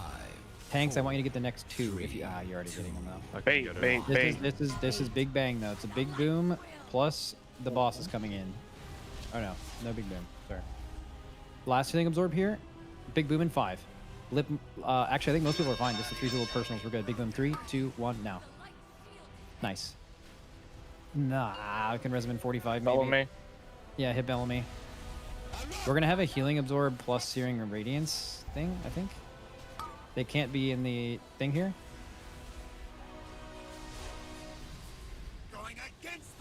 Okay, searing radiance, get close for healing, especially with dead healer. Execution sentence. We're like literally at the corner, but play it. Hey, they're going off in 3, 2, 1 now. There's an elephant during this, but it's hella delayed. We need extra help on dispels. Resing booming at 15, guys. Just fucking live this. We res boom. Get dispels. Elephant coming. Do not get run over. Elephant coming in 3, 2, 1. Elephant. Break the shield. Res Boomy in 5. Okay. Watch shields still. Watch shields. They're not done. I'll Big just boom- take big the boom in second part 5, of Bellamy and then 3, both parts of White Lodge. 2, Yep, so you take her out, 1 yeah. now. So you just Rebuff don't come on me. off me. Rebuff. Okay. You're dragging the girl out soon. Make sure you're hitting Bellamy. Divine Storm. I think this might be tornadoes. Yes, tornadoes. Don't cleave these. Big boom in 3. Do not cleave. 3, 2, 1. Big boom. Nice. We're in position now. This is going to be healing, execution sentence plus healing absorbs. Don't cleave me. I will die if you boss cleave me. here, and this is what it was. Big boom in 5. Yeah, but we can. You're gonna have sense. Big booms so it in should be 3, fine. 2, 1 now. Kill Sang. Should be good. Second tick. 2 more ticks here. Be smart with these. Tick going off. Shield charge. Bait, now. bait, bait. Bait the shield charge. Yeah. Here comes the. Here comes the I have a elephant. shield on impact. I have a shield on Watch the elephant. And big boom in 5. You're gonna have to taunt them. Big boom in 3, 2, 1. Yeah, it's fine. Keep going. Keep going. Break this blinding light. Swap. Do you have a dispel per lip or no? Or you have Just more one second now, yeah, stop. We're down a warlock, right? So it's about to get weird. Big boom in 5, 3, 2, 1 now. This is I think this is just stack up for healing here. Stack up for healing. Get really grouped here. Make sure you're getting Healing sand. absorb ticks. First healing Sand, absorb sand, tick sand. going off in 3, 2, 1. Second and big boom going off in 3, 2, 1. Watch HP. Boom. Nice. Third tick going off. Tanks got those, Hey. so if other people can get these last ones bait. No, I'm fine. Just let me take this. Okay, that's fine. Good. Break this blinding light. Keep hitting Don't kill sand the- and no, we have to hit the other two. Bellamy. Hit the other two, but not this guy. Big boom in 5. Can you innovate? Big boom in 3, 2, 1. Now we don't kill him for like not right away. We can chill here. You don't have to move. We're killing him in 10 seconds. Their bosses are about the same HP. Kill Velen now. Kill Velen now. Kill Velen now. It's fine. Kill Velen now. Swap. Kill him. Kill. Revival. Nice. You take Bellamy, I'll take Sin. Give me one global, yeah. I have to get it. Yeah. You need a personal. I'll get it before it's over. I can do both if you want. No, I Hey. just was catting. You ready for insta dispels here, okay? Singles. You have to personal to hit. Racial. 3. one Dispel anarchy. 1. I didn't dispel Okay. anarchy. And charge. Don't get hit. 3, 2, 1. Donkey. Nice. I'm dispelling. Break the shield though. Break the shield. And then Velen has to be the next one who dies. if you need. Press F here for these people. External, if you have. Gotta be in this thing. Big boom. No, big boom sake. Dispel. Nice. Stay together for healing here. Good. Kill Sen. We have to kill Sen and beat the Oreo piece. Everyone kill Sen. Full single target. Full single target. You can't get it off. Another I think we're good. Yeah. Send God. Do it like pre-mass spell maybe. THD. We got most. We got most. I think we're good. Spread these out. I have revival in 2. I'm bubbled. It's fine. We taunt Just you. bubble. I have cheat. I have Incarn in 1. I kind of want to live. And the tanks. Yeah. Keep the tanks alive. Nice. Let's go. Shit. Dude, we had 2 DPS dead for so long, by the way. Two-hand God bless Lip. Dude, that wasn't the taunt spot that I was talking about. My brain like broke. I was talking about like after that when you come back. I mean, I just did the opposite of what you wanted to do. I think. When you void light more. Like All right, we're going dark for 8 hours. Yeah, it was just a little confusing. It's all good. Just what day is today? As usual, live for the string. Today is Thursday. It is crazy style. You want to do the string story? Do not get cocky, Yeah. please. Okay, so this is, I mean, we'll chill for a second, but definitely have to like refocus on the next boss. It is a very weird P1, and we don't know the rest of the fight. This is going to be a lot of, we have to be extremely efficient today to not have this be something where we're just slowly figuring things out and coming up with stuff, and then someone can just yoink it right. We have to mix the two together. There will probably be times where I AFK P1 to look at stuff too if we get into P2 early. Well, we could always do like 50 splits. Hello, I was muted. Just instantly Is swap it in dead? the DKs, I Is it think dead? we need to pull with DKs to begin with. Fuck it. Oh yeah, no, we're gonna start with regular comp, right? Oh. Should we not take the orb so it's more epic? No. Nah, I already fucking moved. And Vantis as well. The epic part is the music, bro. I'm listening to it right now. And Oh, it's just heroic. champions as well. I was afraid you might miss this. Morning, everyone. Morning, bro. Hello. Chungus mode. Of course. No, you should have Yeah. banned this last one. She loves, leaving her with Are we Vantising? Are we Vantising? Yes, of course. For the exact boom The call? fudge? Actually, we're Vantersing Chimeras, right? Vantersing. Wait, you guys are Vantersing Morium? I'm gonna do Demiar. I'm gonna do I'm Demiar. gonna do Xalatath. I'm gonna turn Xalatath and Vantis. Or yes, gang. Just play this in chat and announcements.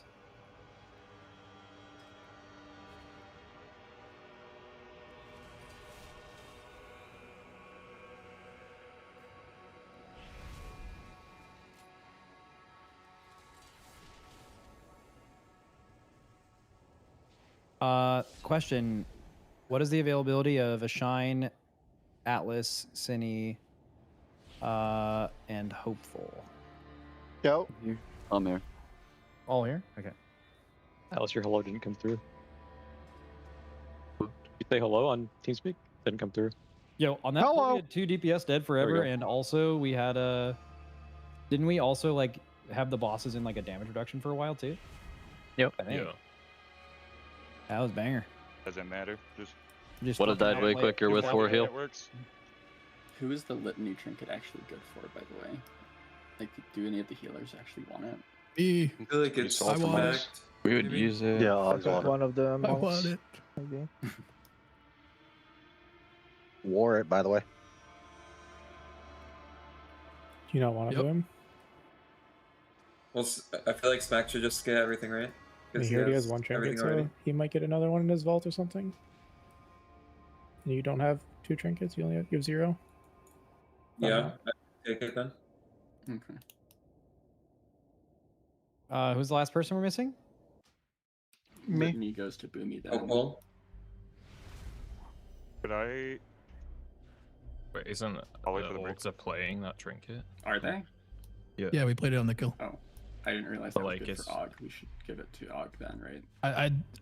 I don't know if we'll play it on this boss or not yet. I'd have to see it a little bit. Can probably sit on it for a little while then. Yeah. 'cause it's, On this boss, it's guaranteed like really good value because of how it works.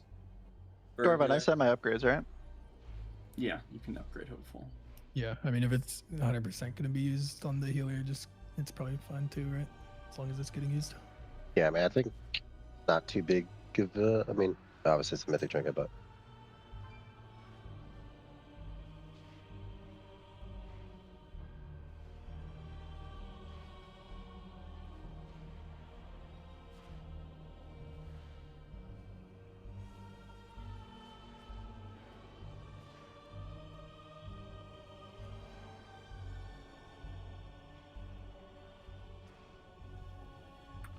All right, let's get a couple pulls. I think first couple pulls, I don't think it's really, you don't overthink it or anything. You just straight, I think you just do heroic strat, play it. I mean, these puddles are going to be bigger in P1. But a lot of our melee can hit from range, and a lot of the ranged are ranged. So I don't think it's that big of a deal. It might even feel a little nicer. One thing is you can't get hit by it, though, or else you take the damage reduction and not like the mob we're killing. I think you just start by going full. Do you have a hardy one, Sang, or no? I have to make them, but I can do that in like a minute. Literally just said it, but is there a diff phase? Hmm? Is there anything different from heroic in this phase? the blob explosions are a lot bigger apparently. Oh, okay. 15. Well, how do you know that? Whoa. How would you And know? also, it's in the journal, and also like it goes on the closest person. It's like on a heroic, you can like steal it as melee, right? Or you can't steal it. But here, how it reads is that the damage like increase only goes on the closest player or sentinel within 15 yards. There is a mythic tag for silver residue, right? Yeah, it's I'm pretty sure you just can't hit any of the ads until they're like you kill them with it. You can Like, cause that will constantly remove the damage jam, so you can never like hit them early and then kill them or attack it. Yeah. So you just basically do what we do on some of those pulls where you only hit them after they die. Yeah, like And basically you other hit than them that, at like sub 5%. It's same P1 abilities, but it's possible they like sped a lot of stuff up or gave you more explosions and stuff. I'm not sure. Also, Dryny, don't go too far because if I'm just the gonna watch. if the gate here is damage intake, right, we'll probably just 5 heal just to see farther. We're just looking for information right now. All right. I'll have a hardy piece in 30 seconds. Let's bait the first puddles like in the diamond dish area, right? And then like near the wall, so we don't like overfuck ourselves. It's possible the pools are bigger, and then we'll just again do the same thing, like you just blast MER. Probably definitely lust for progression, I think. Just like lust when we use our initial 2 minutes after we get the initial blobs on them. And tanks, are you guys just doing heroic straight up? Yeah, I can try it. Yep. See what happens. I don't know if you want to be on what was see the poll. I don't know what it's called. A shine you could do Varellus, I'll do Demiar. I'm sure it'll all just work out. The feast. Hardy feast, hardy The feast. hardy feast. I think Okay. Guardian prefers the second right and use Shielding Cone. Can I just equip this mace already? I mean, This we'll guy have to is see a bit annoying. what happens on Mythic, but I'm Yeah. definitely not pressing Incarn on 0 damage amp because it's. Yeah. Do I have the green light to equip this mace for these pulls? Yeah, I don't think Okay. anyone else is taking it. It's bro. literally your Scott War. I don't know. He takes a lot of loot. I mean, Oh, dude, you got a stick? could upgrade my shield next week if I get one. With free. Ooh. Bro, you sticking that in your hole? Bro, my Chungus hole is full. Yo, make cover for me. I'm not at the facility go. right now. Do a pull ready, 10. check? Do a pull 10. We'll have a lot more to learn after just seeing it. This poll's gonna go P2 right here, by the way. Vantage if you have in as well. Okay, it's just 100%. Yo, Yo, what's up? no, sorry, I started. No, I was talking Bring to my it down, TikTok chat. Let's go. Couldn't get it, Mark. Remember to bait. Remember to bait. 5, Or Where are you we can going with morale. the beams? 3, 2.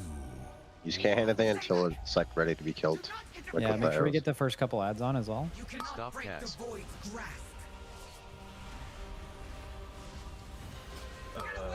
They're the same size. Say the same. Okay. So They look I- exactly the same. Yeah. AoE. We're baiting in the back. Silver strike arrow, hit the other. No, you can't hit anything here. Hit nothing. 5 Hit, holding hit 0 explosion. bosses. Hit 0 bosses. Pop a defensive The indicator. massive boom, by the way. Big, big is pop for- coming in. I did nothing. Okay, That that was did good. nothing. Yeah. All right. So next silver strike arrow has to hit Demiar. Get these droplets on. Let's get some CC on these. Get them in. And then we can just turbo fuck this guy. Silver strike arrow has to hit the old boss. There's no got one. No one moving. Oh, you got it. Nice. My goat. My actual goat. Demiar's dead. Guy has 8 stacks. Hey, void expulsion. Bait, bait, bait, bait, bait, bait, bait. You cannot break the void's grasp. Don't make I like the gate. There's a gateway if people want to use it. Watch the beams. Watch the beams. So AoE. yeah, big dam here. I think we can, if we pop here, we can maybe start getting some of these droplets to the next guy, maybe? The next arrow We should can definitely shoot hit this this guy. guy. Kill him, kill him, kill him, kill him. Next arrow hits this guy, and then we go across. Who's staying? You. Nice. Watch your HP outside of that, though. Arrows hurt when you get picked. You need a ton of all, Scott, or you? No, no, I'm good. Bad Okay, void silver expulsion. strike Careful. arrow hits nothing. Get all these droplets on. Communicate if we have to. Big boom coming soon, maybe? Don't hit. Hit though. And then I think usually the enrage is in like 20 seconds, but Yeah, exactly. The next one has to hit, or else we will be enraged. yeah. I'll get him low. I'll get him low. Off the lasers. I think we're good. As long as it shoots him. Make P2 to first hit, pull. He wins everything. Crazy intermission, bro. You have to hit it with this arrow where we die. Only one of you, you'll get one Use it shot by the back. other thing. Yeah. Killed the droplets. Crazy intermission. Get ready. Okay, this Everyone is together. Everyone together. you void sign. On the ping. On the play ping. together, play together. That was fucking. Oh, I guess we lost it. Oh, we're going in. You guys want to? You guys want to just kill it? This is Wait, Swirlies this is probably and gonna giga suck. Honestly, get ready to save Zinni and Zevi maybe. Pretty fast. expected. Okay. there'll be Swirlies too, like Dark One Swirlies. stack, probably. If a warlock is behind, can you leave a gate in the back for slow people to just get ahead? Can use Freedoms and Tigers last year for you. Any afraid of You me? can't get hit by 2 in a row. By the Okay. way. Already used it, bud. Cheers. Holy Rescue. fuck. Or I'm dead. Is it speeding up? Bye. I don't think it's speeding up. It's just you're getting slower, and it's a perspective thing. You can hit the boss here, by the way, right now. We made it. Lift you, by the way. Alright. Secret phase. Check out. Seems There pretty it is, chill. yeah. The You don't intermission know was what's made gonna for Shadow happen. Priest. Oh, Okay, it's so cracked. mixture of P2 and P3 probably. It's already broken. There's an ad over there. What is that? I'm gating over, gating over. Gate over. New ad spawned Yeah, back it's a there. barrier. Rift Simulacrum, and it spawns on Straight the up diamond execute. That is platform. lit. Oh, they're across the platforms. Well, they Maybe spawned they over there. spawned They spawned them there. based off of Yeah, I Lyria. see. Yeah. Away. Kick. Stop. You guys just Void kill the expulsion, by the way. Void if you can. expulsion. I'll put an MZ for this one on melee on top of We need Valyria. to break this shield soon. It's about to make another one. I have Captain Mark. Oh, it's static. Kicks. Okay. And you probably only go across with Warlock Gate. There's feathers There's down an right now. image in the image in the corner of the room. Yeah. Cosmic guy In the- here. So in you have the to kill back. 2 here. We don't need. Wait, what do you mean? Oh. There's an image in the corner of the room. Yeah, you can't ping it, but it's. Wait, it's not even hittable, right? Oh no, No, it says silver. It says silver simulacrum. Yeah. Come to the edge smack. Do the feathers go away when someone picks it up? I think Try so. to hit it. I just Try tried to to hit pick it. one up and it took mine. I need a grip if you can. Yo, hit the thing with the arrow. Yeah, maybe you need to hit the simulacrums Yeah, with the arrow. hit that clone with the arrow. It's on your platform. Yeah, because they pulse rate damage, right? That's what they're Yeah, doing. that makes sense. And so you have to hit that with the arrow plus all the ads. It also did the arrow mechanic. too, I mean, but is this only a second time we've seen ads? Like, Wait, we it's can also see an arrow doing the right now. mechanic. No, Frozen Igloo, hit that ad in front of you. Make sure it hits the ad. Yep, yes. Oh, that person moved, bro. Oh fuck. Feathers are Yeah, I couldn't personal, by the way. That has Only to one be how you get rid of it. only one though. per feather. Well, I got big fur. What? Well, the arena's almost filled, so we're probably good. I mean, this dies tonight. Yeah. 100%, bro. 100%. 100%. Okay, so I need to kind of think about this, but I think maybe the best thing to do right now is maybe learn P1 without Lust. It should be really. I mean, cool. yeah, this is like a heroic I didn't phase. get my second pop. Yeah. That's it. Yeah. Dorvan, you already have the line typed, right? Faster release on this boss, brother. Always Okay, release so very first thing we're trying then in P2. Let me see. I'll make a thing. So let's just assume the top is Hello, diamond. and everybody, that's where welcome we're back starting. from that Monster Energy listen in. That was previously an Alienware world first poll on Light Blinded, and that was kind of the first time we saw a little bit of difficulty in this raid, Kalamazoo. Yeah, Vanguard was the wall we thought we'd see on Belgor and Ezerok, but they are no more. Yes. And we've actually seen a poll on Crown of the Cosmos. Yeah, we did learn a lot of things as well, Cams. Yeah, that last, or the P2 kind of looks like a mix of P2 and 3. The Yeah. platform shattered. I mean, that's the big new thing. The Dungeon Journal has P1, so we kind of knew it was going to be similar. Not sure what P2 would look like and onward.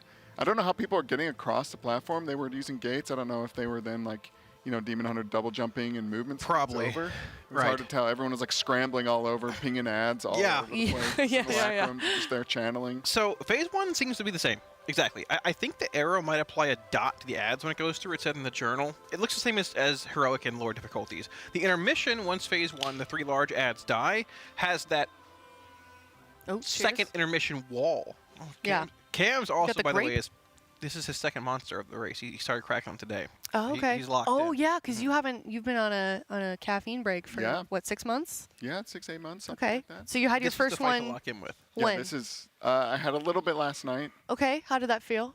How was that experience? It wasn't as like wild as I thought it would be. Okay. Yeah. Just But regular it day. was a rehab, and I was like really nursing it. All right. Yeah.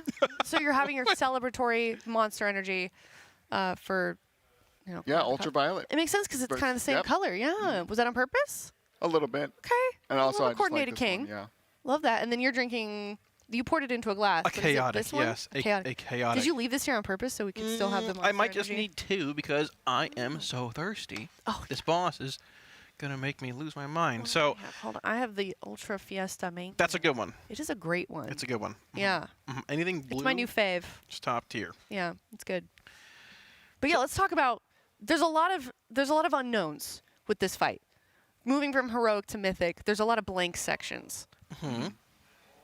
Yeah. There is. I mean, the simulacrum and the other difficulties, you know, it's like swapping with the boss a lot and runs around. And in this one, there were multiple of them, and they were just kind of like off in random corners. Right. Yeah. So I don't know if they're going to have to do any kind of like splitting the raid up, or if they just need to be like better DPS and move from one to the other. But then, you know, you have to have a way to cross the gaps. Right, That which we was don't know how quick. to yet, right? Like probably at least a minute or less. Yeah. Between the simulacrums. So, I mean, we can actually just watch this pull here. They're going to get back probably that same point roughly, give or take. Phase 1 is the same as it is. It looks to be on heroic for the most part. You get these 2 silver-tipped arrows, which you want to shoot through the ads to basically make them vulnerable to death. Without being shot, they have the shield on them, they cannot die.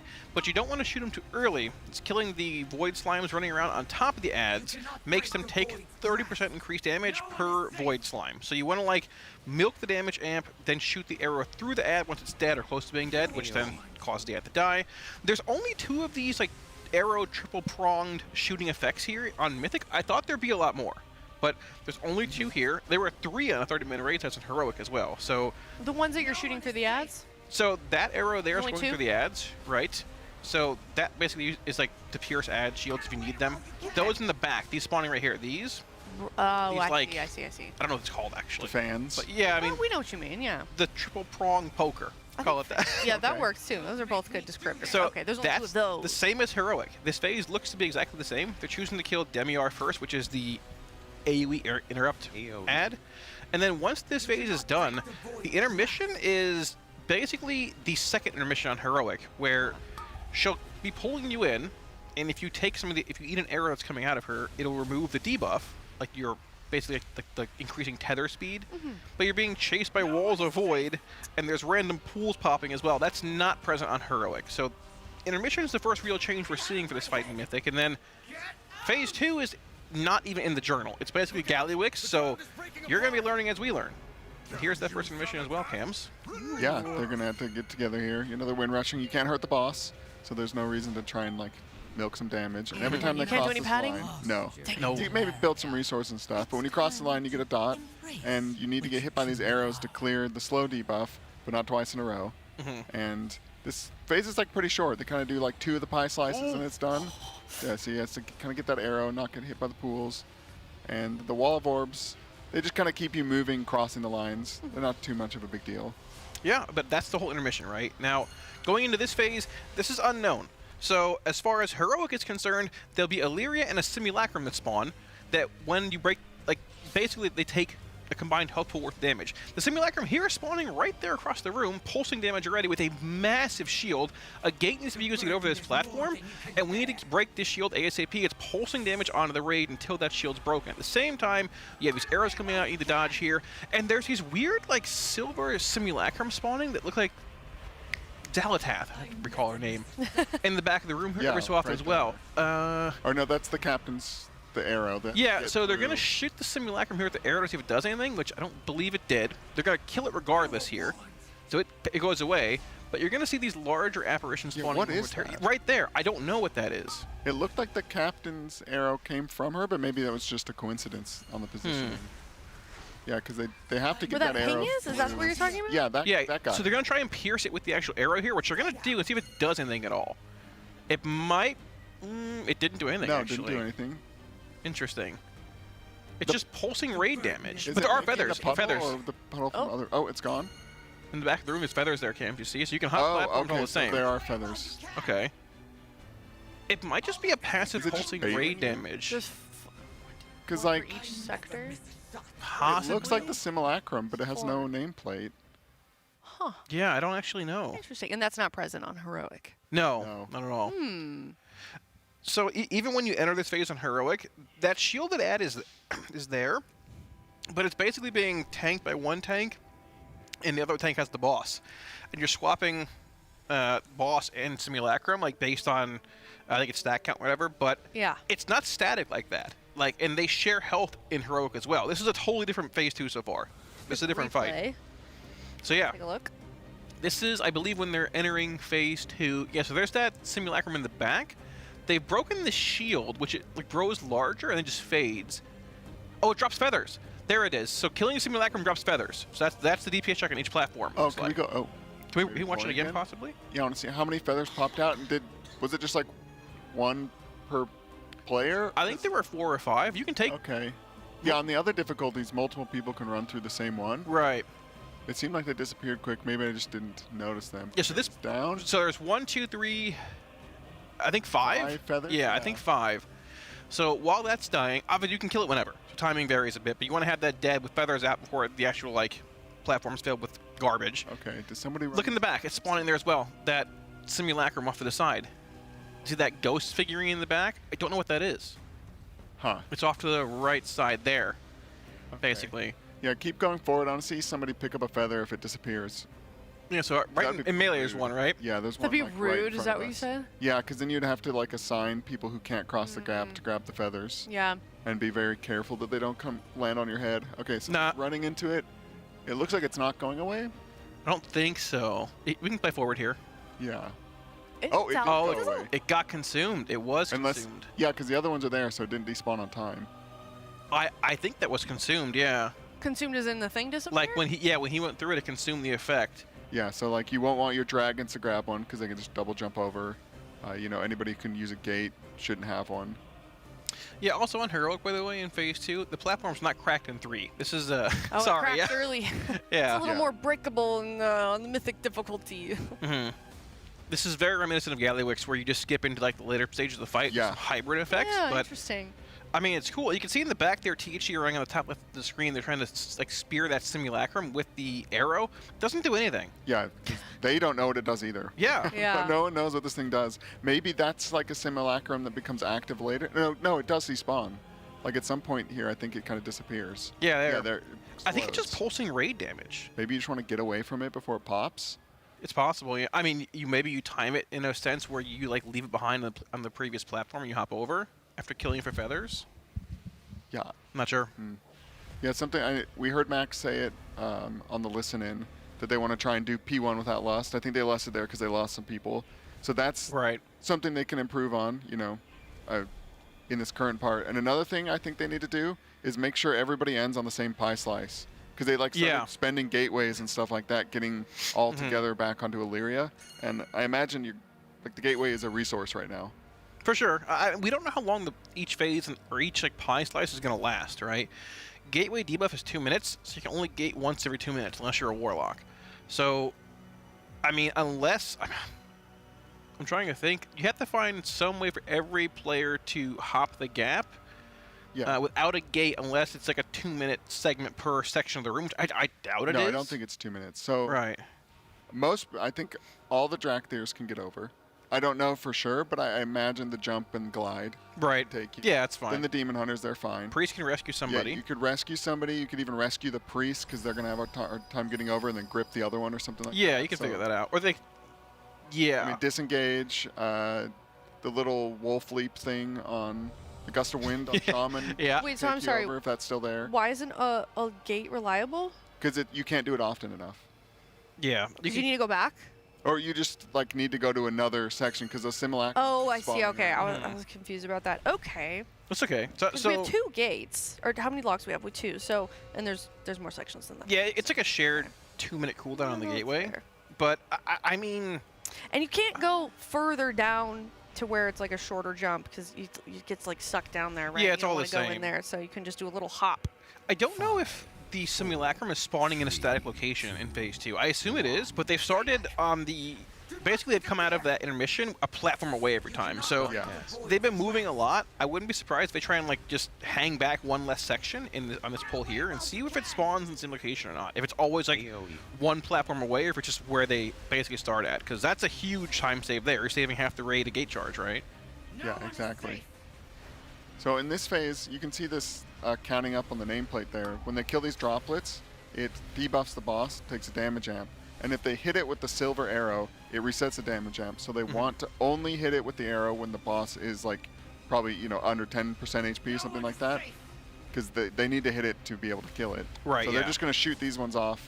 They're going to remove the shield from this guy because they don't have any droplets on. You can restack that one, right? Yeah. But look at the first one. See, it's still alive on the left-hand side there. This third arrow is going to break that. So one will go there, and third arrow either go break the third ad, or they'll just throw it somewhere else if it's already broken. Yeah, I wonder if there's any reason to do this phase efficiently. Yep. So breaking there, and that one just don't. Yeah, somebody died. That's fine. You broke the. Actually, I think they missed, but it's fine. Otherwise, it's fine. They're just jumping off. Yeah, they missed. Nothing to see here. It's tough because you want to coordinate it in a fashion where you're getting max value out of the actual slimes you're killing on top of the bosses, but you want to break the shield in an orderly fashion too, where you're not leaving one alive at 1 health for too long, right? Seems to be a lot of that where they're making you pace yourself. We could do all of it at once, but then you die. Well, yeah. You know what I mean? They try to pace me with my eating while I'm here. Lunch at 2 and dinner at 7, but I have meals in between. I heard it's tikka masala for dinner. I'm very excited. Wow. Not just fourth meal, you have 1, 1.5, 2, 2.5. I messaged Cams last night at 1 a.m. What did I say, Cams? Oh my I can't remember. I said I'm eating a meatloaf. Oh yeah, you're having meatloaf. Oh, I thought you were gonna ask him. I thought it was a Taco Bell thing. Okay. We tried. He didn't want it. Really? Okay. Cam? Well, you got him with the first time. Yeah. Yeah. There we go. There it is. Cams will always. I've learned with Cams. He's smiling. No, I'm not. I've been in this spot before, but I've learned how to deal with Cams. You learned how to manipulate him? No. Oh, okay. He will always say he never wants anything.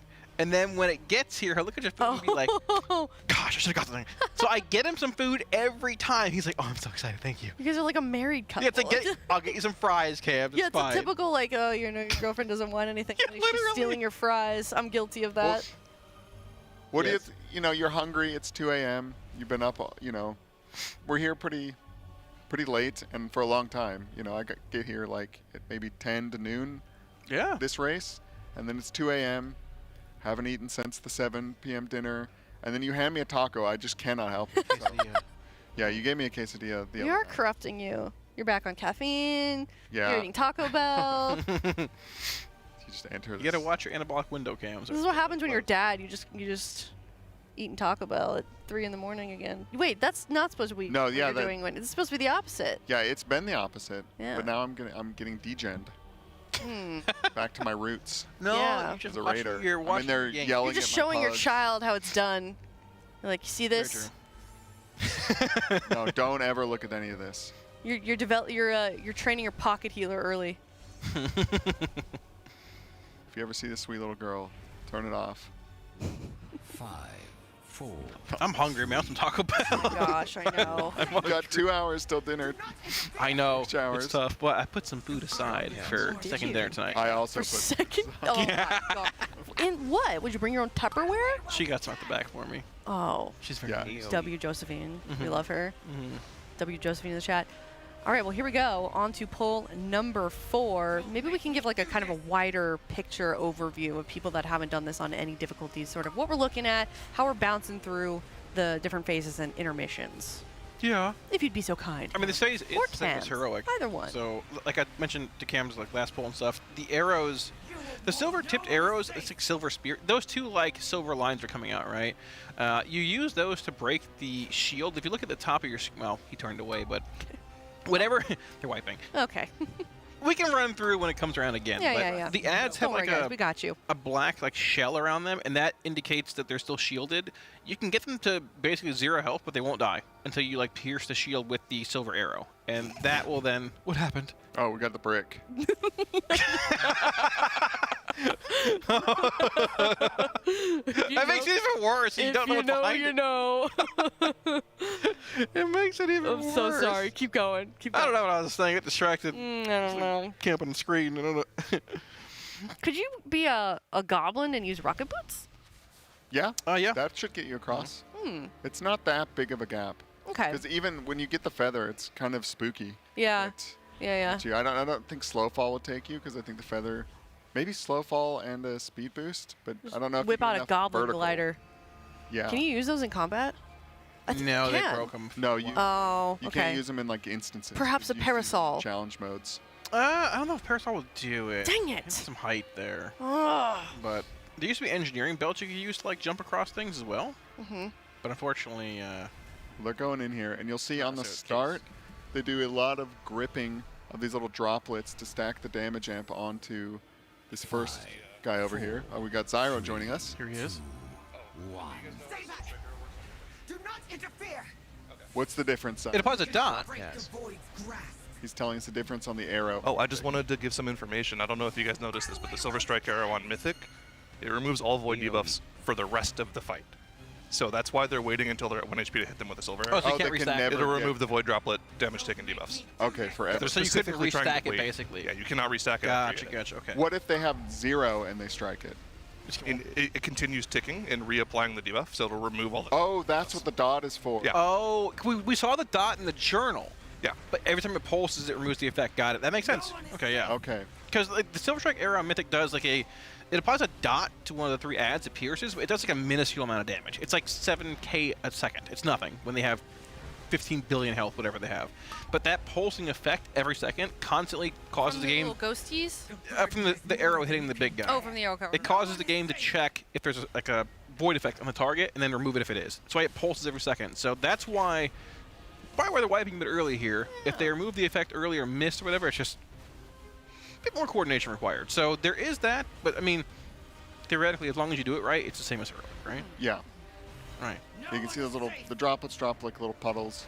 They stack it up on that guy. He's got 17. They can strike him now. Clear it, it's fine. Yeah, they do. Yeah, that was like he's perfect good. timing. This guy's already got 6. The Death Knights, kind of gripping these things over. Grip Right. is a raid buff. It is literally buffing their damage right now. I mean, you're not wrong. So these arrows here, for example, will not pierce this target, even though it has the invulnerable shield on. They want to get more damage. You can see it has 11 stacks, 12 stacks that damage amp increase taken on it. They'll probably pierce this on the next set, I would assume, depending when it's coming out, which is in, yeah, the next set will pierce it here. It's in about 8 seconds. it's going to be at 1%, but see, it's not killable yet until the arrows spawn right about now. The 2 silver arrows, which they will then pierce the ad with. Ooh, here's where you pad. Right there, on the left side coming in. Yeah, the pad. Pop yep, cooldowns on this guy. He's got 20 stats. Don't want to overlap here, though. There'll be a lot of damage coming in. Okay, Zevi goes low, but we're through. Okay, they're pinging which pie slice to get to. Love that. Alrighty.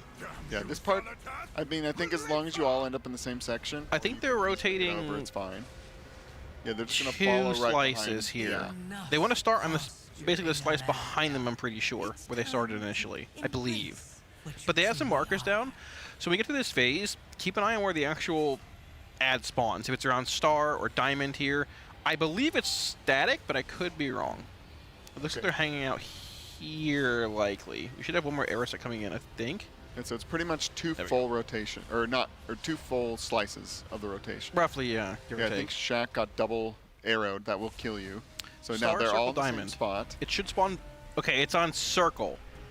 Yeah, they're just going to gate over there, get this thing down as quick as possible. All right, so they did not spawn on the same platform as them, but either way, they can gate over. Yeah, you can see the Death Knights going over to the corner, and they are gripping some of these void spawns. Oh, yeah. Oh, he tried to make the jump. Did he make it? He just barely made that. All right, well, so the addict is dead in the back, which causes the pulsing ray damage to come out. THC has a debuff here. Okay, just the actual void zone drop, which did not spawn the ad, but look on the far right there.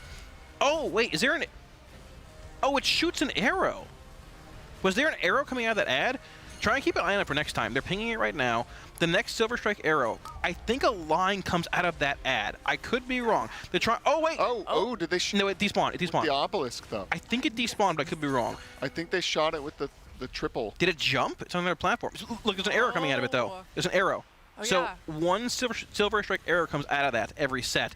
If we maybe we can get a replay on that when this pulls over to see. Piercing it might have caused it to jump or despawn. You are like right there, maybe. Okay, let's look at these this triple strike. If it hits it, it looked like it made. It's directly on. Oh, that does. It does. So the silver strike arrow clears that. No, that's the I don't know. Or not the silver strike, but the blue one. Yeah, we'll find the name for it in a minute. But obelisk guy. It just jumped back over there next to them though at the same time in the blue. Okay, so they're running out of room over here. I mean, they have to jump at this point, yeah. And they're going to bring the void spawns with them. Willy! PhD cannot gate. Oh, no, he can gate. He can gate twice. Yeah. There's a void expulsion here, going to the back for the spell, or a debuff drop basically right about now.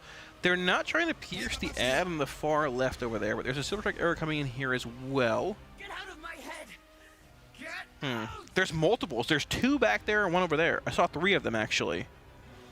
Okay, so something's happening. She's in the middle. Yeah, she's slashing. What is this? A ring. Dimensional slash. What is this? This like a World in Flame dance? No, it is not. It's already over. It was. Just she causes people to the middle. Yeah, she forces you to the room. Clean the room. Oh, it did. It cleaned the room. You're right.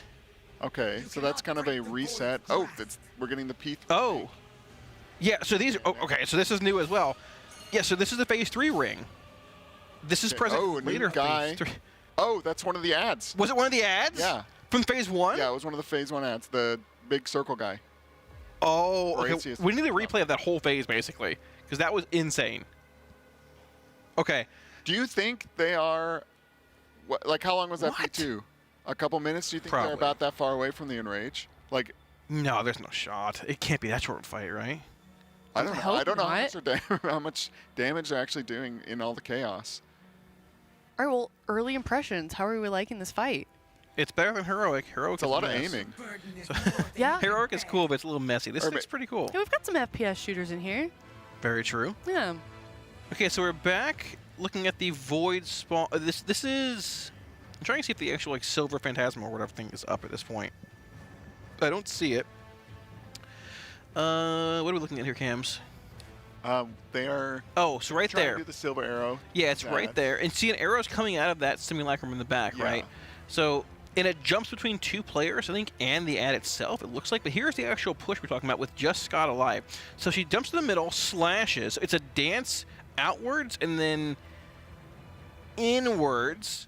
And then what ad is spawning back here? So she jumps back out.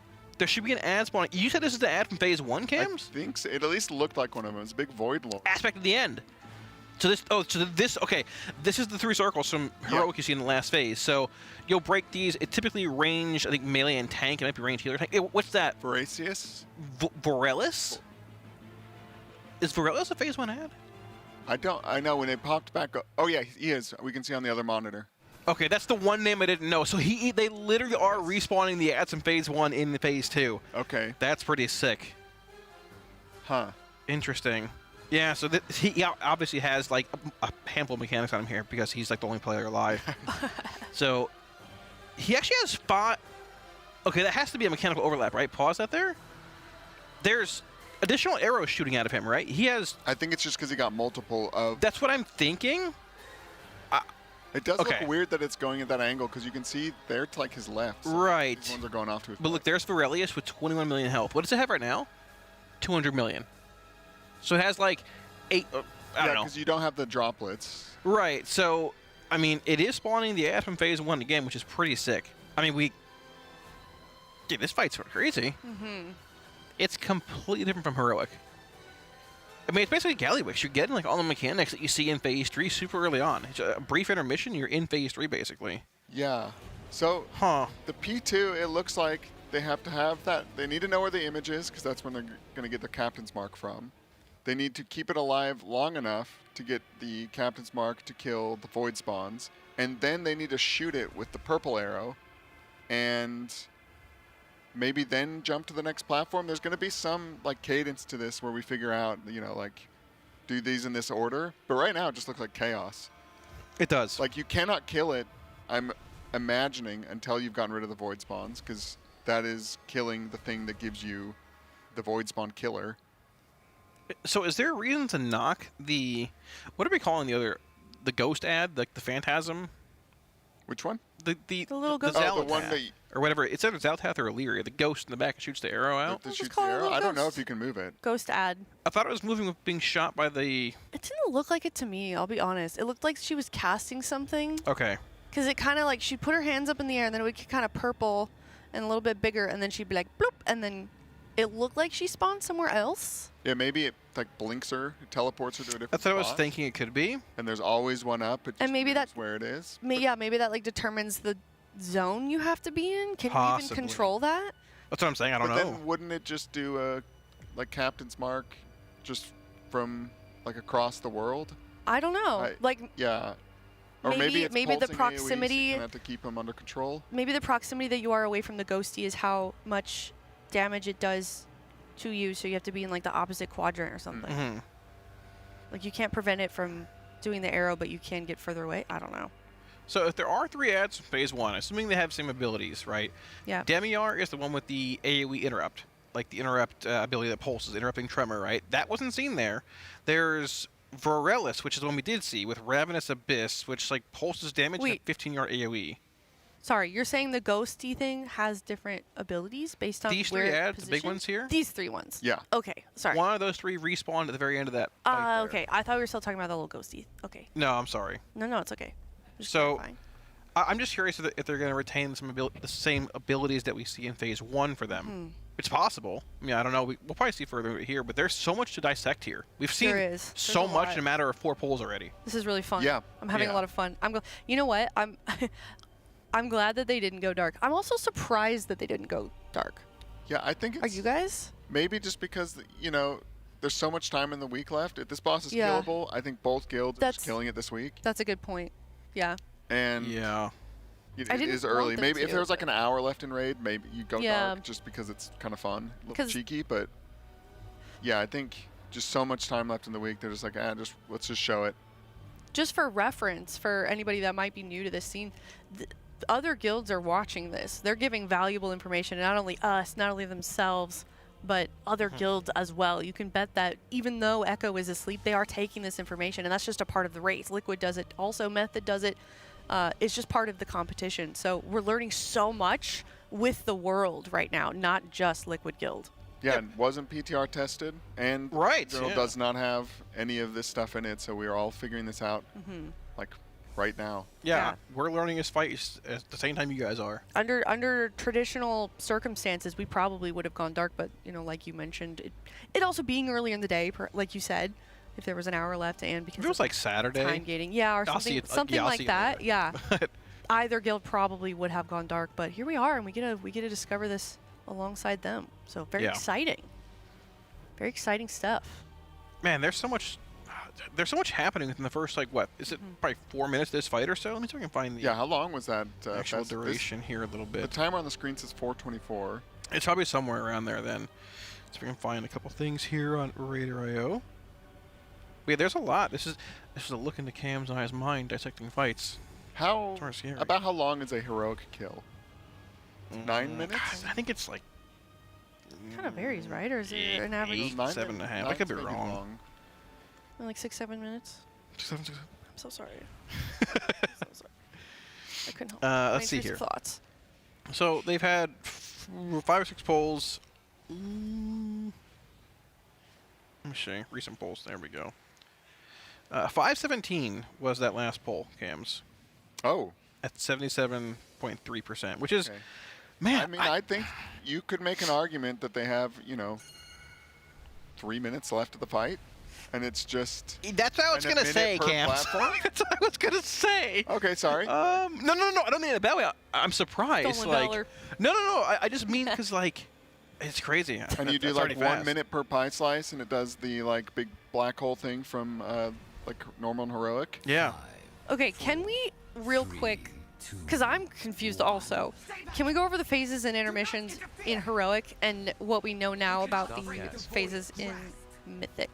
Realistically, phase 1 is the same on heroic. Okay. Yeah, so maybe- it's phase 1, intermission, phase 2, intermission, phase 3 for Heroic, right? Oh, I see what you're saying. Yeah, you can do this phase, Mhm. intermission, phase 2, intermission, phase 3. Okay. Yes. And then in this one, phase 3 comes earlier, right? It's not even phase in 3. Mythic. It's a mix of everything. Okay, so, okay, Yeah. sure. The intermission, I guess, if you could call it that, was the clearing of the room with the dance in and out. Right, okay. They- So, If that is a different phase, it's kind of, and all of that comes in phase 2?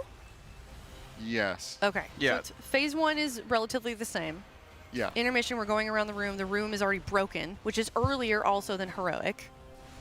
Yeah, it breaks in P2, which it only breaks in P3 on normal and heroic. Okay. Right. And then phase 2 is onward is a mystery. Yeah. Essentially. Yeah, is what we're kind of You could maybe unraveling right break now. what we've seen into 2 phases, but Mhm. it, it's maybe up to the logs. I don't know if she's like immune in the middle when she's doing that dance. It's just so quick. It's hard Yeah. to call that Mhm. an intermission. Gotcha. Yeah. Okay. Yeah, this is the guy that we got in that phase. So he just does the big purple circle right there. Yeah, and that- it's like a damage reduction or something. Damage taken increasingly if you stand in it. A lot of damage, obviously. Just don't stand in it. It's super yeah, easy. so he's right. maybe the interrupt one's going to be brutal. They've already It killed will him. be. That's what I was wondering. I mean, 21 million health is not a crazy amount, but when you have all these mechanical overlaps happening, it does get pretty insane. And what does this one do? This one, I've always thought just did nothing. He's a tank buster. Okay. I think it's basically it. Oh, so he does nothing. Okay. Well, tanks, yeah. I don't. Hey, one job, don't die. All right, so. Yeah, Great for Britain me, he never does dies. nothing. Yeah. I mean, phase 1, the only difference in phase 1 is that you basically, if you clear the ad's damage amp from the small adds dying on it, you can never put it back. But as long as you do it properly, same as heroic, basically. Nothing really changes. Right there, they're just doing it while he's dead. Yeah. What spawns the puddles? They just kind of pop They out? just spawn randomly. There's debuffs that people get randomly. If they move out, they get, I believe, just falls off after 5 seconds or so. Okay, so they're baiting here, and that line to the left of them, that is going to be where they end, but on the left side of it. Yeah, so the ad spawned on Circle last time. It was still one platform away. I want to see where it spawns this time. Because there's Circle, Diamond, and the Star, basically. And we're on Star right now. We're going to rotate the Diamond here. And we're going to see if it spawns on Circle or if it starts on Star. I'm kind of surprised that the pole into the center isn't stronger. Yeah, I agree. Like, people can not get every other arrow. They get, like, every third, and they're fine. So she is vulnerable Okay, here, they're by the way. on triangle. Yep, so where's the ad spawning in? It looks to be, I'm looking at Circle on the right. It spawns on the left, so it is random. It looks to be random. Okay, they're just going to gate over. Okay, so we are getting over here. This is around that 3-minute mark. Are some You people have, staying back? They just sent a specialist team over? I mean, it's possible. Oh, they're staying back to fight the ads over there, and you can use the arrow from, maybe? Okay. Yeah, maybe they're just seeing, like, what happens if we split the raid? Where does everything spawn? It's possible. So THD and Zernako can get back over easy with a circle. Yeah. So maybe you send a small team over to hit that ad. And the dragons. Yeah, I mean, yeah, basically, yeah. Yeah, the hunters are probably just waiting for the disengage. There they go. They come over. Mhm. Now there's this ad. They need to keep it alive. If there are void spawns, but it doesn't look like there's any, so they're going to shoot it. Like you can see a shine there kind of lining up, and it's going to go blasting through. Now it's gone. I believe that does get rid of pulsing damage. Now, yeah, there is another one doing the captain's arrow. Yep. They don't need this. They're going to have to shoot this one too, unless they need it for the next set of void spawns. Yeah, it can clear a debuff in phase 2 on Heroic as well, so maybe you take a bit of a hit there, but yeah.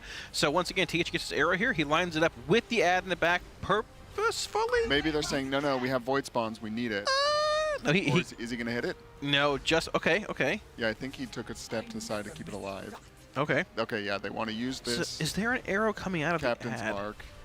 I don't know if there is there. Purple. Oh, because there's a new one. Oh, no, so they that's before could have killed that other one. Oh, right, 'Cause okay. They have another one just in time. Got you. Okay, so that makes sense.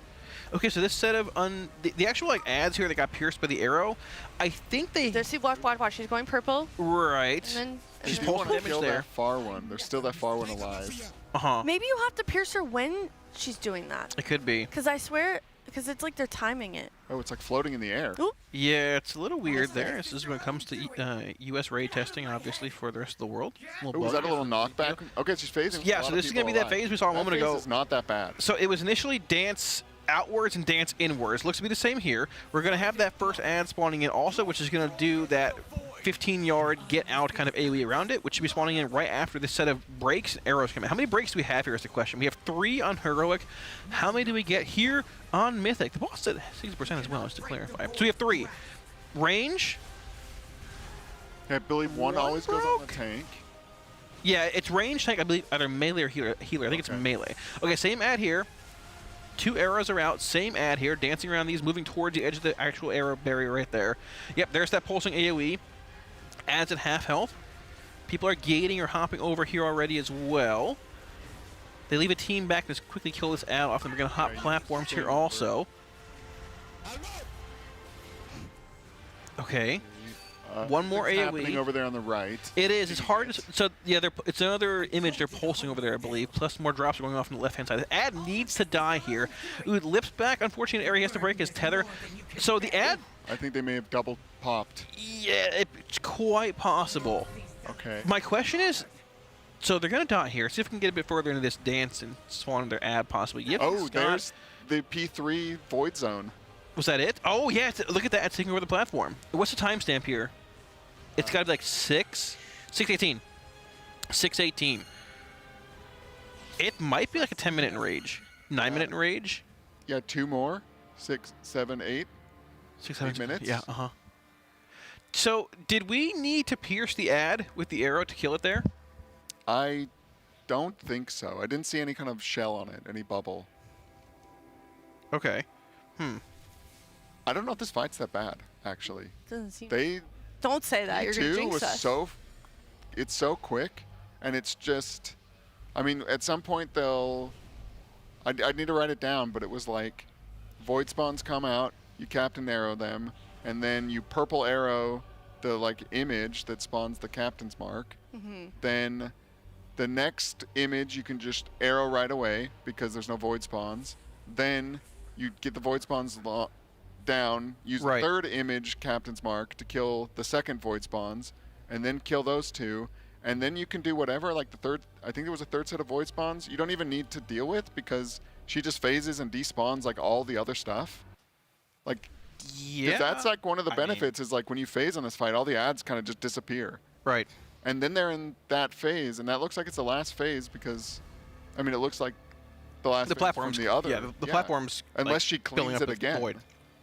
I mean, I doubt it. And then it's just 3, but with the P1 ads, and is that it? I mean, that does not seem so hard. Cams, I'm gonna let you know there's another raid next week. There is another raid.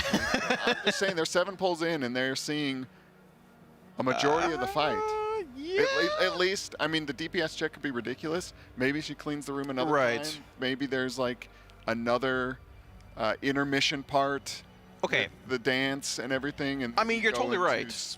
You know, she splits it up into like 10 parts. I don't know, but you are totally right. But if she did have a lot of health. Well, she was at 65% there. Yeah, she. So I mean, she was actually lower than it seems. That was a 57.4 wipe cam, just to say. I mean, and she enters that phase at almost 100% health. Now, if you had told me on pole 7 at this point, 6 or 7, yeah, that they'd be 6.5 minutes into the fight. Yeah, is that. And the boss is at half health. I would say I don't believe it. No shot. That's what I'm saying. I don't know. Yeah, I don't know. I mean, there's a lot to still unpack and unravel here. There's a lot of moving parts still. Obviously, we haven't seen second ad or third ad. Maybe she spawns 2 ads back on second ad platform, right? Maybe there's 3 in the end. Who knows? I mean, they killed that. They had like 5 people dead for that phase. Yeah. They still were able to get the ad down. It didn't seem that bad. Mm-hmm. You know, again, they're just priority damaging it, and it's they're going for. They're just going for getting further rather than any kind of damage optimization. So they can make it harder by keeping stuff alive longer. But that P2 did not seem awful. Like the traditional P2 with the void spawns. Okay. Because you only get like 3 sets. I mean, in like normal, you get a ton of sets. And it lasts forever. Cams. Yeah. Are we splitting this whole raid tonight? Tomorrow? Yeah. Can they do they have enough hunters? Yeah, can we kill the true end boss in Vanguard? I mean, obviously we're joking here, just to clarify. We don't know how hard I don't know how much we're joking. But I'm also being a little serious. I mean, we have a 4.5 minute pull, 420, 517, and 623, back to back. But I mean, I think P2 is solved. We haven't seen all of it. No, or I guess I mean the traditional P2 part. What's with the captain's mark. Is that the captain's mark right there, Caps? Captain something.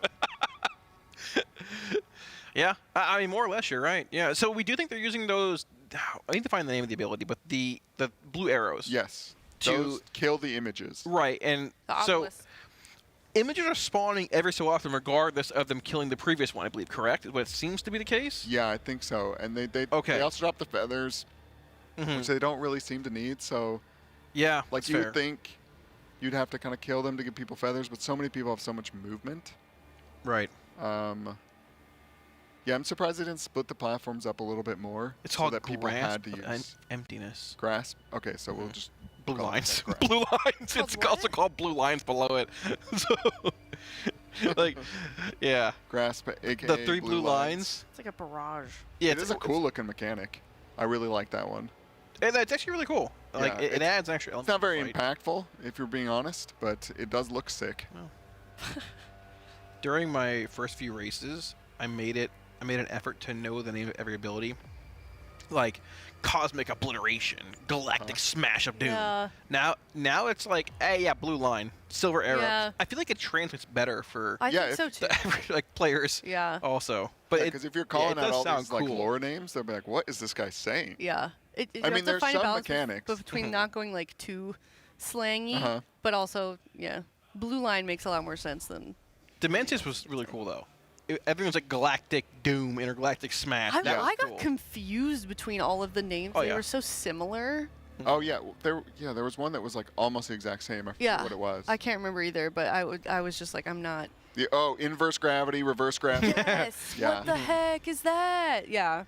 Yeah, I think there's some mechanics that deserve, I think the like Silver Strike Arrow, Captain's Mark, like they are like the premier mechanic of the fight. Those ones are fine to call. Yeah. Like Rock Chaos on Archimond. Go back. We were you asked me, Cams, what some questions were for. I'm not gonna roast you, don't worry. Some questions were for like newer players that they might not know. And I turned to my right to someone that didn't play World of Warcraft, and I was like, hey, like, what are some like questions about WoW that you have that we can maybe talk about? And she's like, yeah, why are we always soaking? Like, what does that mean? And what is lust? Yeah, there's no such thing as dumb questions. That's what I replied to you with. Yes, you did. Yeah. Absolutely. Yeah. So I welcome all players, new and old. Any questions? I mean, that's what we were doing last night, was just questions I had, and I knew Dratnos would have the answers, and he gave very thorough, perfect answers to everything. So. Did you explain what soaking is? No, we did not explain what soaking is. Okay, so if people don't know, soaking is a mechanic, and a mechanic is an ability that a boss does, but we just I think we bucket some of them together and say that it is a mechanic. I think it's because lots of bosses do soaking. Remember you're soaking in every boss in Team with Soak Garrus? It's like a soak fest. Yeah, it's a circle, and it needs somebody, at least one person inside of them. Sometimes more people can have conditions. Otherwise, it explodes or does something terrible. Really? What's going on over here? Nothing. It's fine. Okay. You're good. It's okay. So that's what soaking is. You want to be inside of the thing. Okay. Yeah. Yeah. So, Cams, now your pull count on this boss, I don't know what you had. Do you remember what you had at all for pull count? Pull count on normal? Oh, my guess on. I thought you meant for me personally when I'm in the pugs. 150 maybe? Okay. I was thinking like it's going to be a solid penultimate boss. Even though Beleren comes before Midnight Falls, I was like, okay, Windrunner. Illyria is going to be the true penultimate boss of the tier. I was the most excited for this one, though. I'm glad we get to see it. I mean, perhaps maybe not on Thursday, but the fight here we are. Really cool. It does, yeah. No, I love a fight when the floor changes. Yes. Right. And it's really changing. I can't remember a boss that was this, I don't know, monumental with It's kind of weird, does the cone kind of Do we skip right over that in Mythic though, when it's kind of just dipped a little bit? No, they do it in. Oh, it's in the they're intermission spinning when with they're the going. orbs. Yeah. Yeah. Okay. Yeah. Liquid up. We haven't done that. Oh my gosh! Look at it. Azula, hello. She's running over. Azula. Oh, she's looking for Dash because he's in a meeting. Where's Dad? Oh no, she's lost. Tettles is the stepdad now. He's looming. Tettles is looming? He's always looming. He does that, yeah. Man, look at the pull count of these bosses. By the way, Cams. 1, 2, 2, 5, 52. Oh, it's you, Cams. Did you get jump scared? Was that Sepulcher?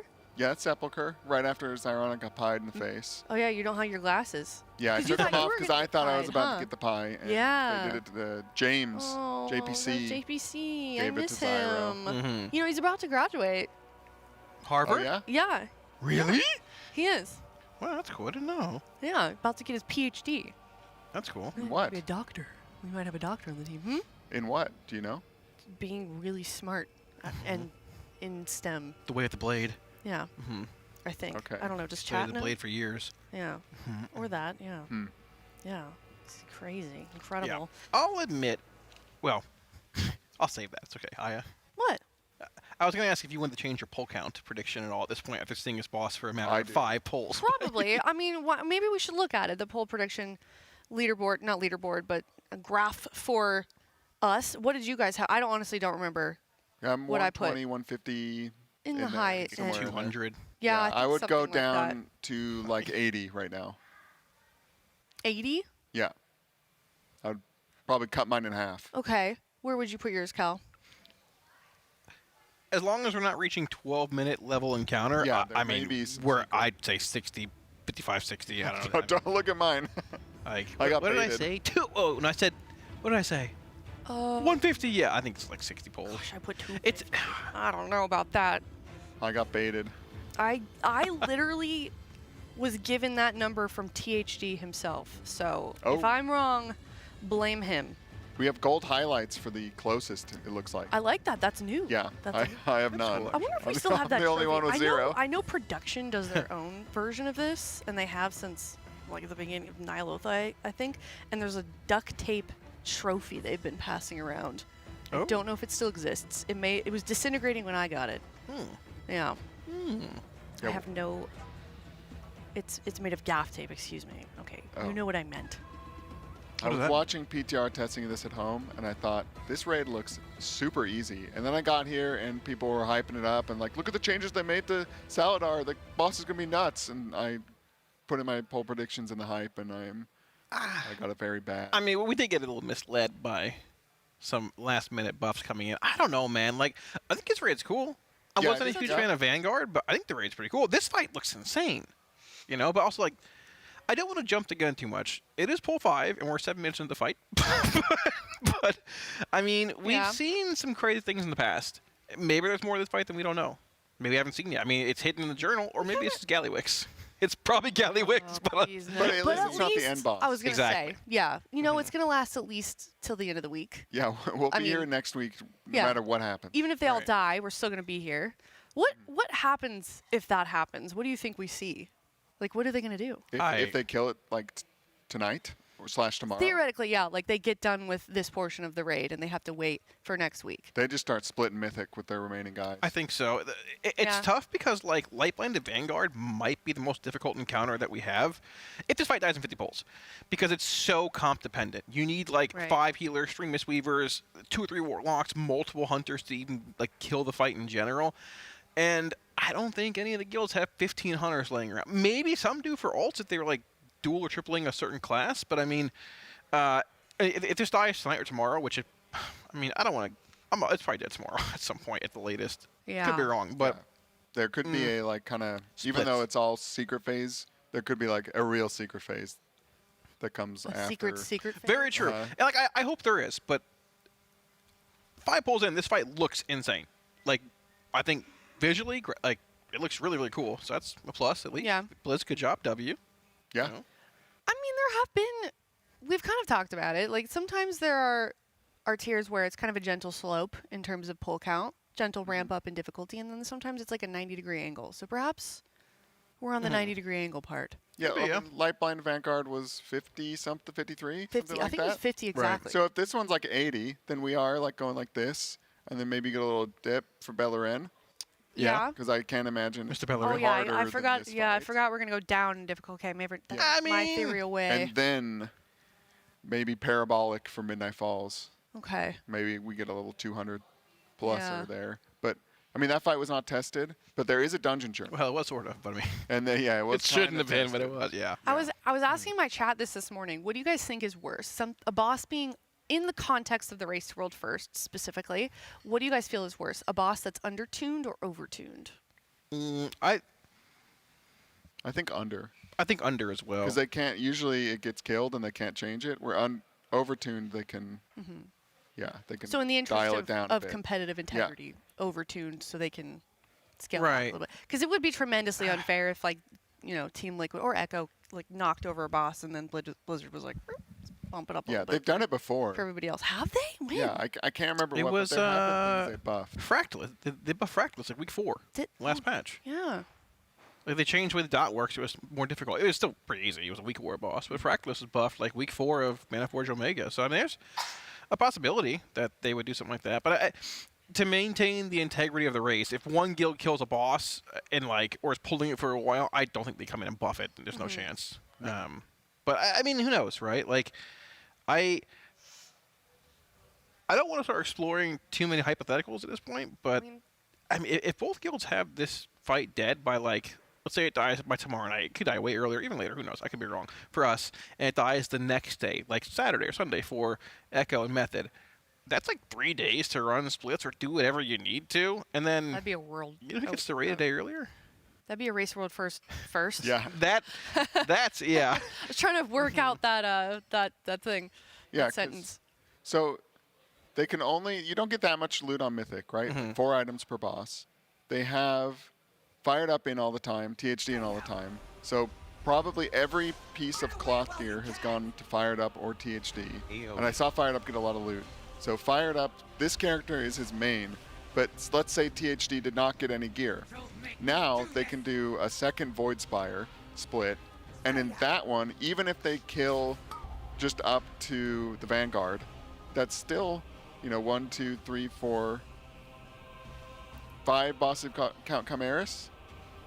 It would be yes. So that's Right. 5 bosses of loot that they can then funnel into THD's Warlock, where you think this is his main. Now all of a sudden, the one that got the split and had the cloth funneled to him, even though it killed less bosses, is going to be more powerful next week. Yeah. So now that is his main. So that's why they'd want to do like mythic splits, because they can easily clear up to the paladins with characters they have now. Because some of those characters, they're just like an item level or 2 behind.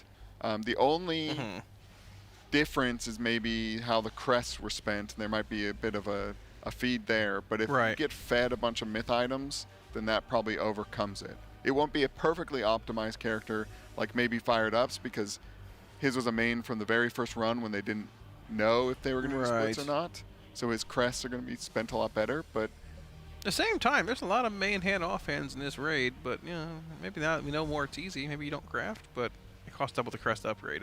There's so many little caveats of what could happen, right? I mean, if both guilds do get to split the raid, I don't want to get too far ahead here, right, once again, because this fight is still not died. There could be a lot more to this fight, right? Yeah. But sure. If they do kill this fight and have a couple days laying around and you see a lot of mythic splits, I think it's probably going to happen.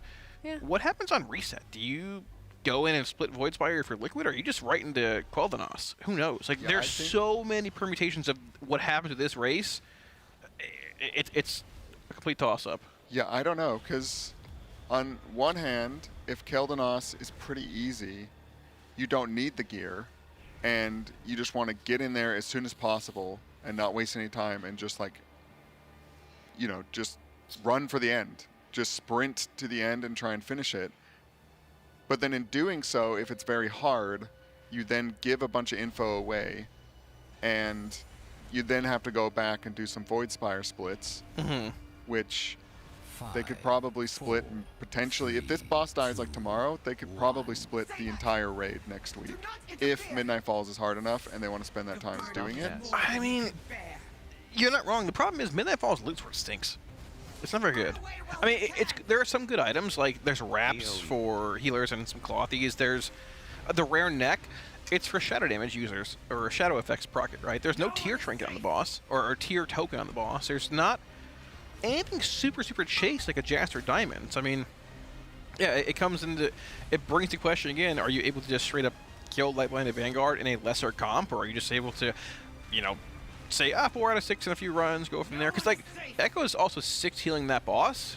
Yeah. And honestly, they probably can kill it with 6. You think? Jackson didn't seem to. The Jack and Dranos this morning weren't sure. I don't know. The DPS check's sort of high, but, like, Marks carries lesser DPS in that fight that just can't do what they do, but they bring utility. Like, Marks and all buffing Marks is just so good in that fight. Plus, I mean, like, it looked like they had a lot of room when they killed it there. Liquid did, at least. So there's so many what ifs. I'm just happy that the race is going, and I'm along for the ride.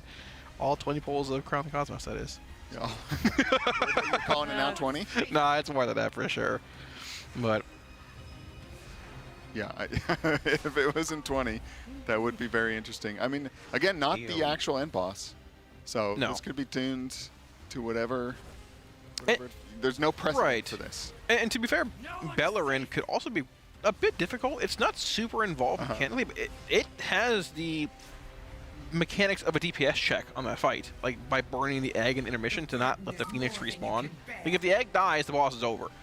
But if you don't have the DPS to beat it before it enrages, you just die.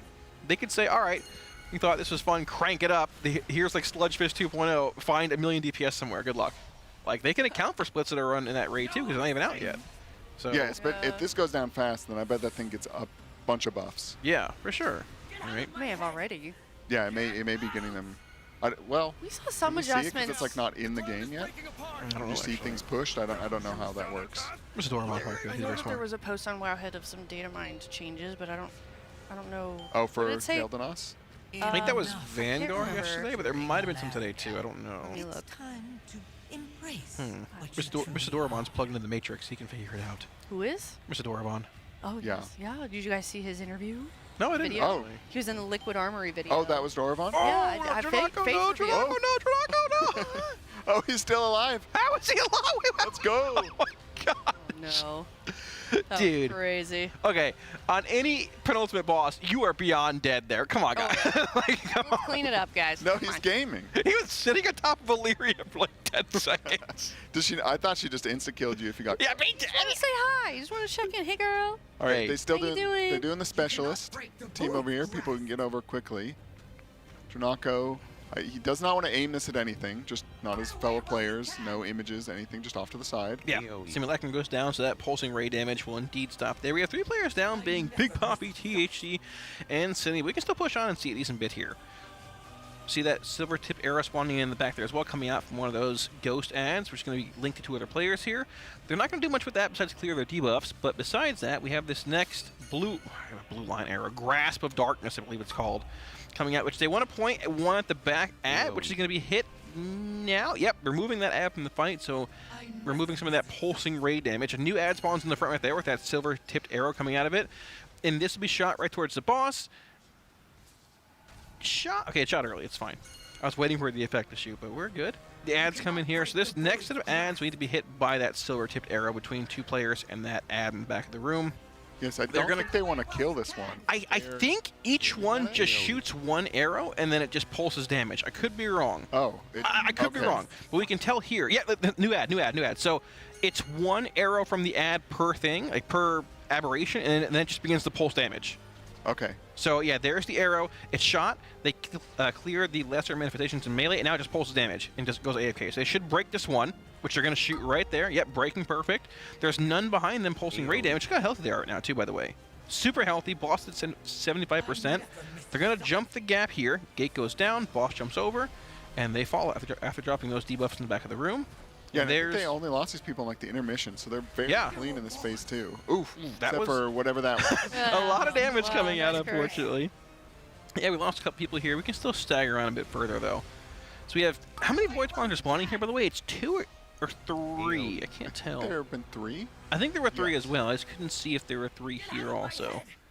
But okay, so she's pushing here into that dance, where it's always been dance out and then in, I believe. I assume it's the same. Yeah. So out and then in. She's going to spawn that ad from phase 1 again, which does that 15-yard area down circle around himself every 15-ish seconds, give or take. And you're going to keep dealing with the same things. The ad spawning in, the silver tip arrows coming in, breaking the lesser aberrations or the ghosts in the back of the room. Oh, also this new effect. These circles need to be broken. Ranged, melee, and tank. 1, 2, 3 breaks there. There's a Team B heading over to break that shielded ad in the back of the room, that simulacrum, which needs to be killed to stop the pulsing ray damage. Unfortunately, it's going to succeed in killing the raid here, but I missed that they got a simulacrum last time because we were so focused on the new ad. I did too. So there is a simulacrum. I'm thinking. It probably spawns, I'd assume, at the same time she spawns an ad in. Probably in this phase. Probably. Like there's an initial one, and then every like dance in and out, she spawns an ad after a little bit, and it spawns a simulacrum at the same time. Probably. Likely. Okay. And so that just forces you to get to a certain segment, which will then fill up. And then I wonder how you pick the second segment. Will another simulacrum be up? Or could you go to segment B, but then it spawns on segment C? It looks like it always spawns like a section away from you. Like it seems like well, every segment's a section away from you. But are you saying the first simulacrum when you come down, or the ones like so after? they're gonna go to the first one, right? And then she's gonna cover that one with stuff, and they're gonna have to jump over. And I wonder if the simulacrum's up, and that's how they pick which one to go to, or if they go to one and then it spawns on the third one. I'm not sure. I don't think it was up when they jumped. I don't know. Oh, you mean the full coverage effect? I see what you're saying. I don't know actually. We didn't get that far. Good point though. I missed what killed everybody, and there was a big pop. I'm not sure. A bunch of people. Yeah. But yeah, they're like the shields on those ads don't seem that bad. They don't have to send many people over. They did the whole phase with 3 people down like the whole time. It might have been the void orb drops. There was like 5 when they hopped over, and they hopped the crack for like a bit of a damage taken, and they all blew up at the same time. That probably was the cadence that they encountered there, or the pacing of it. But interesting. How much of the damage on the meters right now is just P1, like Arcane Mage? They get so much cleave on those void. The little void droplets. It's probably a pretty good bit. I mean, you have that massive damage amp in phase 1 also on the ads, right? So if you hit like CDs twice in phase 1, you'll just crank. Demo is doing very well in this fight in Heroic, but got some unfortunate nerfs and bug fixes that weren't accounted for in the nerfs, and now it's in the toilet again, which is phenomenal. Womp womp. Well, that's usually the story when Demonology is good. It's got to be Destro, but they're not going forth playing Destro actually. So there's that. You're up there. I see some purple. Yeah. Arcane and Frost are in. That's interesting. Oh, here's a replay of the last death also. Okay. Yeah, here they're going to do the little outside-inside dance. Right. It looks to always be the same pacing of outside-inside, unless it's just we've high-rolled the same thing at the time. It's going to troll one time. You know it will. Clears the room out, so now they kind of reset. And so this, at least what we've seen so far, is P2 I don't think they get void spawns. They're not getting those other images that do the captain's mark arrows. Right. So they still get these. What are the grasps? Yeah, the grasp of darkness. Just the arrows, blue arrows. Yeah, and they don't. It doesn't seem like that to do anything with them. Just don't hit your friends. Then they come over the simulacrum. I don't know if the shield is the same amount of health as the P2 one. They have the boss over here as well, actually. Yeah, they brought everything over here. Full hopping back, right, to that diamond platform. And then they're going to kill this guy before the pulsing damage gets too big. And then I'm assuming they want to kill Voracious there before his friend comes in. Right. Or like, I don't think he does anything that is so dangerous that you need to get rid of him ASAP. I think he can just kind of be cleaved. Yeah, they're just dragging him over there for a more efficient boss and simulacrum cleave, right? The whole raid's gating back over there, which I don't know if they've found out like I mean, we haven't seen second like platform being engulfed with void yet, but I'm curious to see like if they're leaving people back that maybe can't gate twice, or if they have like a general idea of we have 2 minutes per gate charge here. Yeah, like we're able to do it or not. The feathers have been coming from those ghost images. Yeah. Shoot with the grasp. So. But there's none there. Maybe we do not see them in this phase at least yet. So I don't know how they're going to get their feathers. Maybe you just that platform once you kill it, maybe a ghost ad just spawns in, you hop back. Could be. And we haven't seen one spawn yet. That we haven't gotten that far, right? Yeah. So it's the warlocks. You need to cross 2 platforms at least. Maybe you cross to the first one, cross when it's bad, cross when the second one's bad. So that's 3 at most. So who cannot do 3 crosses? Warlocks can't do 3. Lock can, but they could stand maybe on the first one and just shoot from there. You can gate over, circle back, gate over, circle back. The circle, yes. Yeah, so they could do 3. The hunters can do 3. Shaman, because Lock can do 4 theoretically. But yeah. Yeah, I think any Drac there can do it. You could get 2 people over. The priest could just get rescued. The monks can probably do the little roll jump. Transcend. Transcend also. Yeah. Okay. DKs, they would need some help. I saw maybe them jumping on their horse. He jumped on his horse. I saw that. So it does work. Yeah. Okay. Really? So he was in the middle, like right near the center, but he jumped on his horse. Interesting. Okay. Maybe Paladin could also horse and jump. I don't know if it's as fast as the DK one. No, it's not as fast. They're super slow. Yips could probably charge. Yips and Scott. Scott can leap. Yips maybe could do a charge of some kind to get over. So mages would need some help. Because you can't blink. No, if you jumped and blinked, you would just fall straight down. Right. So they could get rescued. Yeah, I think it's just the priests and the mages that need some help to get over.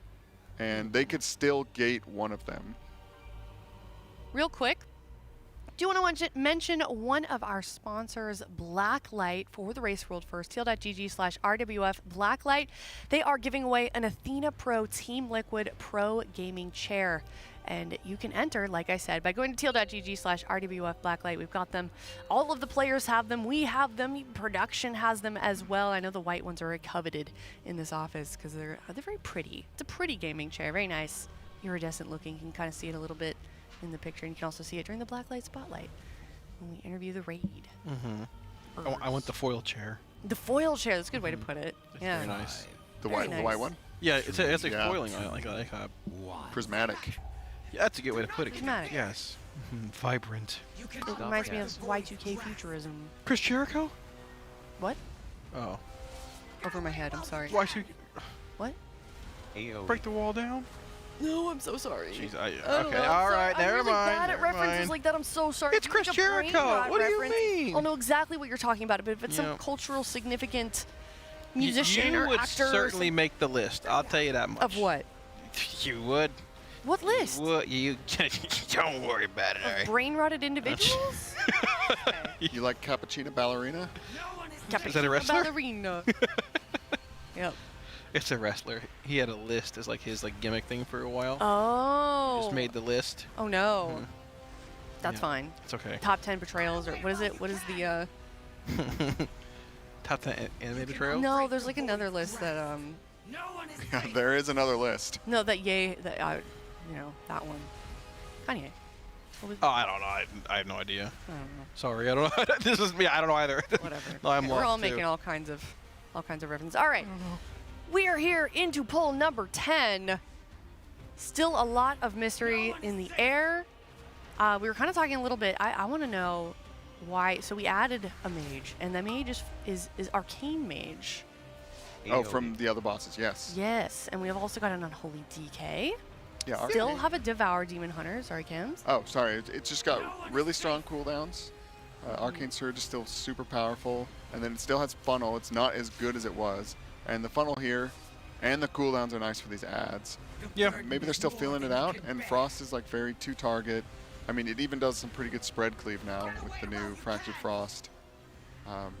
So I think that's probably why they haven't committed to just one spec or the other. They're kind of filling different holes, but I wouldn't be shocked if, I mean, look right there, Hopeful just exploded. This thing is 20 stacks. It's hard to tell how much of that is pad. You know, maybe It's his touch for a of lot of Magi it. expired. It's like already dead, so like, what's the point? But I think they're in the spot right now where they don't want to change too much until they see that they need it. But Frost does seem very powerful. Sorry, what were the other specs you brought up? DK, which is here for grips, DK? obviously. Yes. It's a raid buff. Also want to mention Shadow Priest, which there is one in the raid. Shadow is really good in this fight on Heroic, but we didn't know what to expect here on Mythic. And there's not 2 permanent targets in Phase 2 like there is on Heroic, where you have the Simulacrum and the boss being tanked like separately all the time. There are a lot of targets you can hit, like the bosses in Phase 1 spawn back in every so often. Simulacrum's up with a big shield every so often. You're not getting that consistent 2-target cleave for Shadow, so it looks to be doing pretty well, but we'll see if they want to bring another one in or make any more comp changes in a bit here. But yeah, a mage looking pretty good. Dash Lock very good, obviously. You got to keep in mind as well, you have to find some way to traverse the chasm every so often. A mage, priest. I mean, they can grip somebody over, but like they can't get over easily themselves, right? Yeah, they would need to be rescued. Right. So that you could be a Drakthir priest or goblin, I guess. Goblin, priest, yeah. Jack's Yeah, favorite. Did he just get gripped over, fired up, just closed the gap, or he maybe might have, rescued? Yeah. Somebody took him for speaking. Well, yeah. Right now they're getting over here. They need to aim at this image over there. I think the one in melee is aimed at. Yeah, it's big and scary. It's off to the left a little bit. It's not going to hit if they're. Oh, okay. It just barely Precision hit. gaming. That's why they're there and I'm here. Next ad spawning on top or left or right of the screen there. That has that silver-tipped arrow that's going to fire towards the actual 2 players debuffed by that as well, piercing the ads and making them die also. Now that next Grasp of Darkness being pointed from that right side. Maybe one of them will, but the middle one's being pointed there. That's fine. That will delete that ad that spawned in, which removes the pulsing ray damage for the remainder of the encounter. It's cleared right there. Moving on with life. We should A new one spawns. The Captain Mark comes out. This one always seems to be like above the. Yeah, it's sketchy, right? So this is the part where they had everybody die with a big pop last time. AMZ committed here. They kill the ads. They get through the pop. AMZ is down. We have one final Grasp of Darkness coming in, which will clear this ad. Once it fires, we'll gate. We hold until the gate. Let it fire, clear the ad. Boom, we gate. Gate, drop and gate, drop and gate, drop and gate. Or hop. Fire it up. Call for rescue. Fire it up, please. Save him. Save him. Still has his gate. He's just chilling over here. He's just chilling. It's fine. There's the next arrow coming out. Might run in the puddle to grab it. Somebody will save him. Or maybe we're just going to phase and he's okay. Oh, there we go. Nice little life grip there. So we're perfect. We're through. One final grasp here. I believe after this, we have the phase, which spawns the ad from phase 1 once again. We're relatively clean here, too. We have 2 people dead. THE, please don't die. And we should, hopefully be able to see more into this fight. What is that ticking bar on his screen? Please move that text. It says explosion. Oh, it's for the orbs that drop. It's going to explode now? Oh, okay. Possibly. Yeah, but everything despawns when you go into these intermissions, which is kind of nice. Yeah, and dance out, dance in. So this is a choreographed dance. You know how it's going to be every time, right? So this is their best push into this part of the fight, right around that 6-minute mark, give or take or so here. We're going to have that first ad spawning in from phase 1 that puts that 15-yard void circle around him. Once we break these 3 circles, as well as dealing with these Grasp of Darkness, which are heading out right to the edge here, being fired off to the center of the room. One on both. Please don't poke me, sir. Very close. We're going to get hurt. Yeah, that was... you know, hey, he's like... that was a gate. Yippee! He got it. One of the gates of all time. It was definitely a gate. Yeah, a gate of all time. A gate of time. Yes, exactly. That first ad has spawned in. You see him over there. So they're trying to move Illyria as well as like Varelius and the Simulacrum close to cleave here. I would assume you can't have Illyria next to the Simulacrum, which is the same way on Heroic, because it buffs them. I would assume. Oh wait, this. Ooh. The Void Lord looks big and red. Yeah, he's big and red. Yeah, I think because he's near Illyria, I believe.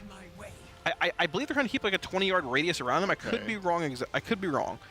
But that's why you have like on Heroic the boss in the middle of the room, and the Simulacrum on the edge. The tanks will taunt and they jump when you taunt them. Because if they're within a certain radius, I think it's 20 yards, they enrage and they hurt really bad.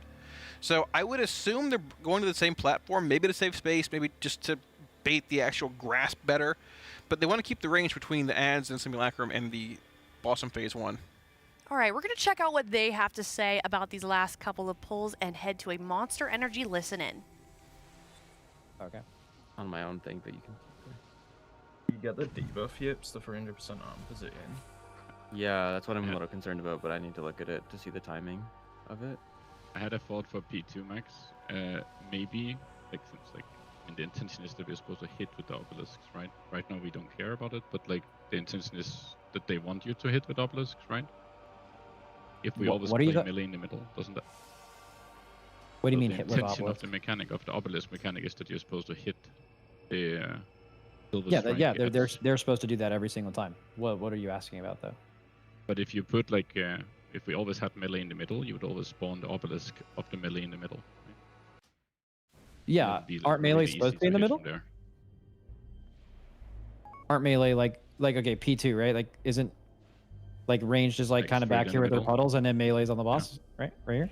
And if melee stand towards the middle here, then they would bait the obelisk towards the middle, like this straight. Yeah, center, that's interesting. right, Why isn't instead that of the happening front though? Because melee certainly aren't in the back. That doesn't even make sense. Wait,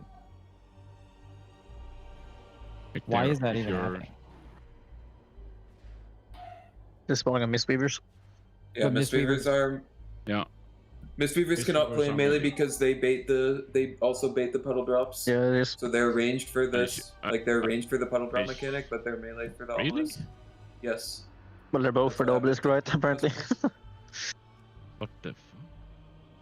Might be that. Also, do you think? Double Are you 100% sure of that? I mean. Yeah, it's not. Yeah, I'm pretty sure. Okay. There's orb on me that pull. This is the Melee. this is the issue, right? Also range, like here's what should happen. Okay, well we had terrible baits, but like right here, you bait, these things come down. Okay, you know in 10 seconds lasers are happening. You want to be there. You guys are like still hugging the old shit, even though there's not a bait for another 15 seconds, and then you're just getting lasers right next to it, and the same issue is happening. Well, right there it went on someone who was up front, but. So this is on range, so Shinny should aim far and melee should aim close, and I think that's what happens here. I'm gonna need someone to help me get across the platform in P3. Rescue angle? That works. Saying, can you get him? I'm getting fired up right now. Sure, just let me know when. Let's just hope the 300% amp never lines up with me taking a melee, and we'll see. One of you guys has to... Okay, so just the way we're pulling these bosses across, right? We want the main boss to go here, the mini boss to go here, and then go across, which means like someone has to stay back so they don't get buffed, or the tank needs to like not initially go close there. Do not interfere. I think what we're gonna do is like Scott's gonna get the first grasp, and he's gonna break and taunt the ad over to the guy, and then once he does that, I'm gonna ask for a rescue to move the boss into position. The first grasp, what does that mean? Like the first tank. Oh, the aspect of the end? Like aspect of the end goes off, and then when Scott breaks, he's gonna go over and taunt the ad to the simulacrum, and I'm gonna move the boss like, I don't know, top right of this platform, and then I'll get rescued across once like I'm able to be rescued across. Oh, sure. Okay. It works. Yeah, because the boss isn't like high priority here. It's mainly these two things, and then we go boss. Yeah. Sure, that sounds good. Okay, I have a everyone else, question. what's up? The Ranger's captain mark, Ranger captain's mark. Yep. Does it go on? Does it like go between players? Like, does that still Yes. happen, or is it only from the ads? Like, if you have an. There army, is ones it between always- players. It goes from ads, player, and then to play. Okay. Yeah. 3 players get debuffs with Ranger's Captain's Mark? Or 2? Because mine Seen was like really 3 or hard 4, to right? see, and I didn't know if it was coming from like an ad or a player. Because doesn't When- like you need to make it hit the boss, right? So In P2, do you remember when? yeah. like around this time. Oh, yeah, here you this go. one. And it's coming from the ad on the other side, I think. Are but you I sure? I don't know if that's true. Is it You not can coming kind of from see it right here. Well, the close ad's one casting it right now. That's definitely not at you. Yeah, right? There's It's No, the look, one look, from look. like the other side or something. No, it's not. I Okay. just saw it. 1 second. Because whoever is like shooting at you has the indicator kind of thing. Do you see that's the ad across? Yeah. Okay. That is not at you. That is at somebody here. You are. So where would I? Let's see where the arrow comes stand? from. Yeah. I'm pretty sure it's just someone in melee that you can't see. The arrows are The other side delayed. of the boss. Yeah, it was from. I think it's from Lip. Okay. Yeah, it's Lip. You're chained to Lip here. But the thing is, though, it's kind of easy though. As a ranged, if you can't see it right now, it doesn't matter because that means it's literally on a melee on the other side of the boss, and then the line is going through the boss, which is exactly what you want to happen. If you can't see it, you're chilling. You're Wait, like don't hard only chilling. 2 people have the debuff? Isn't it just he's tethered to the Lip has the close one and he has the far one? I only see 2. No, 4 debuffs. people get it. It's 4 people get it. Oh, okay. 2 come in Tanks have 2. it as well. Like it's a little delayed. The arrows. Yeah, no, I see it. Yeah, so it's Cinny and Lip, and then it's myself and someone. Yips and there?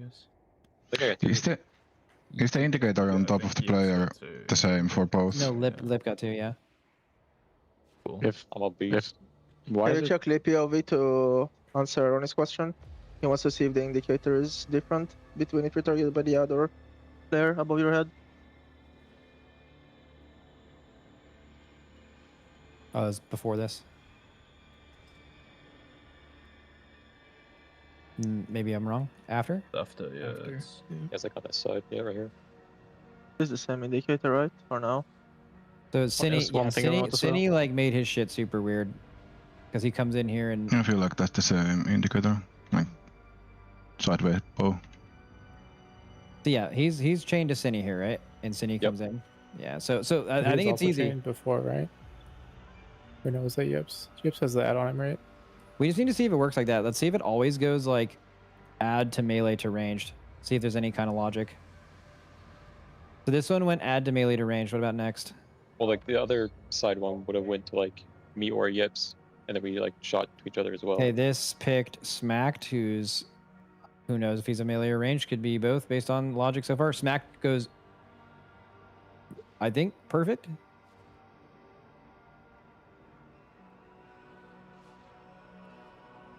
How many times did the boss lose energy there? Twice? Okay. Yeah, someone check VODs and check that logic, not us, and let's pull. I checked the ranger's captain's mark. It can also go on non-melee total, only ranged. 5. While everyone is alive. 3. Sorry, say that again? 2, 1. Like the captain's ranger's mark can go on 4 ranged. Oh, so the In logic that I don't is include just the random. shooter.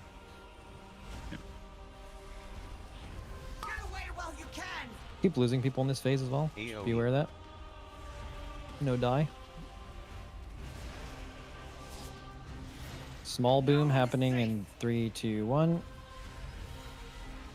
And big boom is happening in 3, 2, 1 now.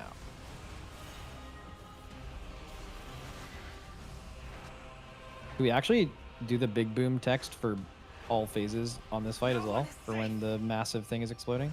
Hit like a tiny boom at all times on this guy. What do you say? Nothing hurts. I feel like the big boom's pretty expulsion? relevant. It's like the only thing that can kind of kill you. AoE. It's mostly getting hit by lines for the you get picked. Oh, did the thing. Did it again. Yeah. That can kill you.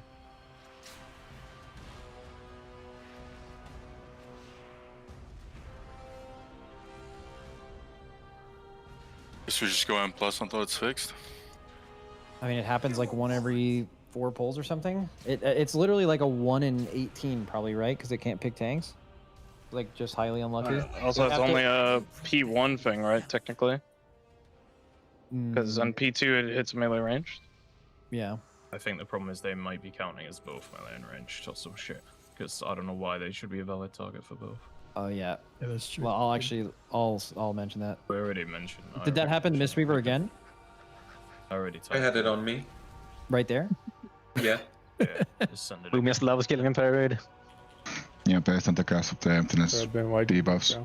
Plant a tree. There's Until then, monk can gets you both. bait in a solo spot? And you won't kill him? Yeah, can you piss off? Piss off. Yeah. Yeah. Sure. Can you ping where? We thinking like star side? Yeah. Just leave Nah. that. Funny though, he might still snipe someone from across the room. What is it called? Grasp of what?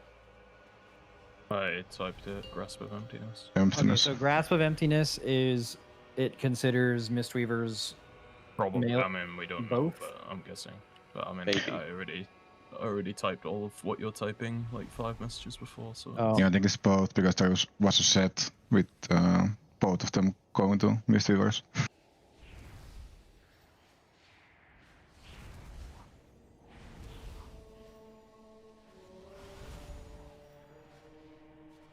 Five, four, three. Holding your cooldowns on pull until they get 6 stacks.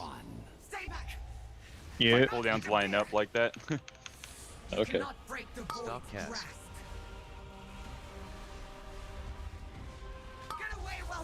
Okay, we're baiting. AoE.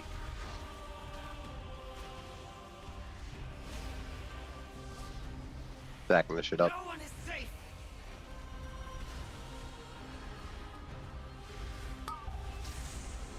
We'll hit with the next one.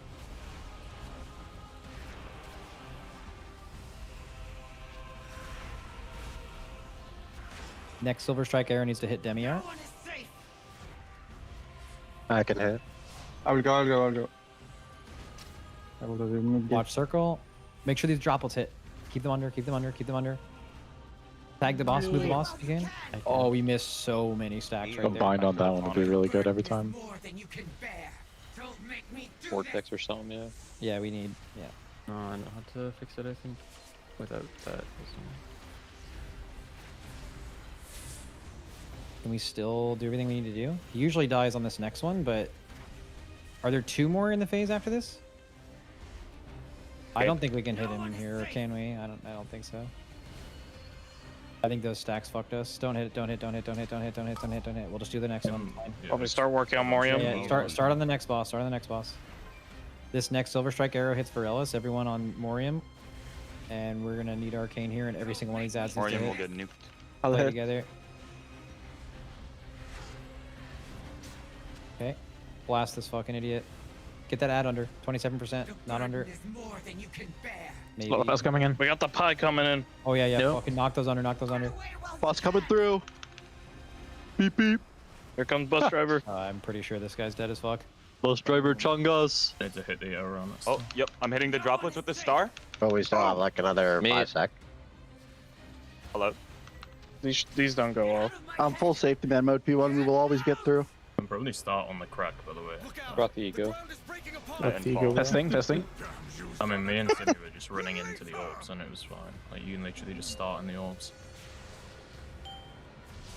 100%. Enough posturing, Alaria. It's time Watch your stacks. I need help. what you truly are. Good luck. I'm roaring. Thank you. Debbie, do you need the freedom every time, pretty much, or? I feel like I mean, I don't know if I'm getting carried by the freedom or not. Feeling kind of good now. Woo! Over. Fucking intermission. Don't be in the middle.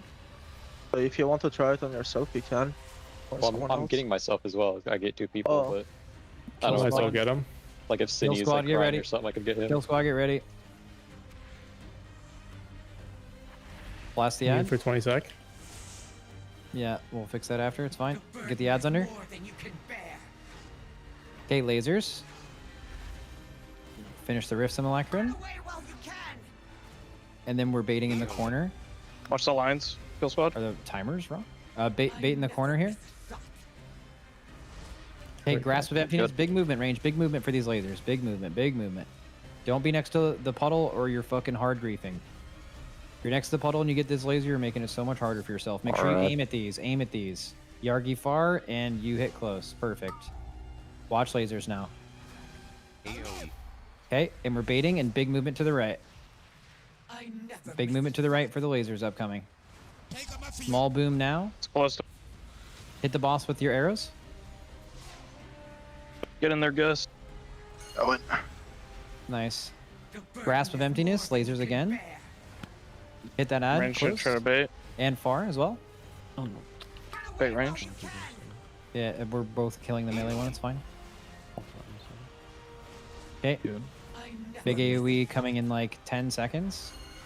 Shooting from the Good right. baits. Pick them up. We need to leave after this. Yeah, hit the boss with arrows, then we leave. We leave. Leave before grasp, or you're gonna be in danger. Yeah. Go. You're on the gate. Watch grasp. Watch the lasers. That's a psycho spot to be. That guy just died. Bait. That was crazy. Perfect calm. Yeah, it's fine. Baited here. Couple far ones to shoot.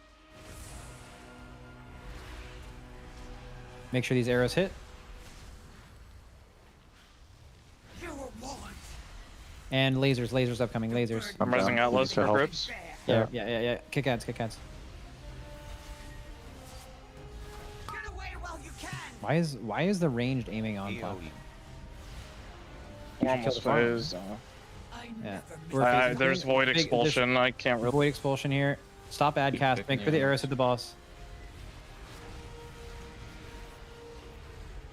We're gonna get a little more time here. We're gonna be in the phase even longer now. It's fine. Watch lasers. I think we're fine with we're getting extra shit on because we just haven't hit any of these ads. Got dark ward still. Oh! Don't fall. Oh, Don't no! fall. Plant. Plant a Someone get tree! him. Someone get him. Nick, Heal me, please! Nick! Nah. He was too low. Is that a range? Sleep across and get This the ability hits pets as well, by the way. Yeah, it should. That's the whole point. Okay, let's get the taunt thing right. That's all that matters here. Aspect of the end. We're gonna break these really fast. Pop everything on this, by the way. Pop lip. Oh, we're so slow. Anarchy go. I'm dead. And tank whenever. And we're going to that side. Look where the ad is. And let's just get the ad over first.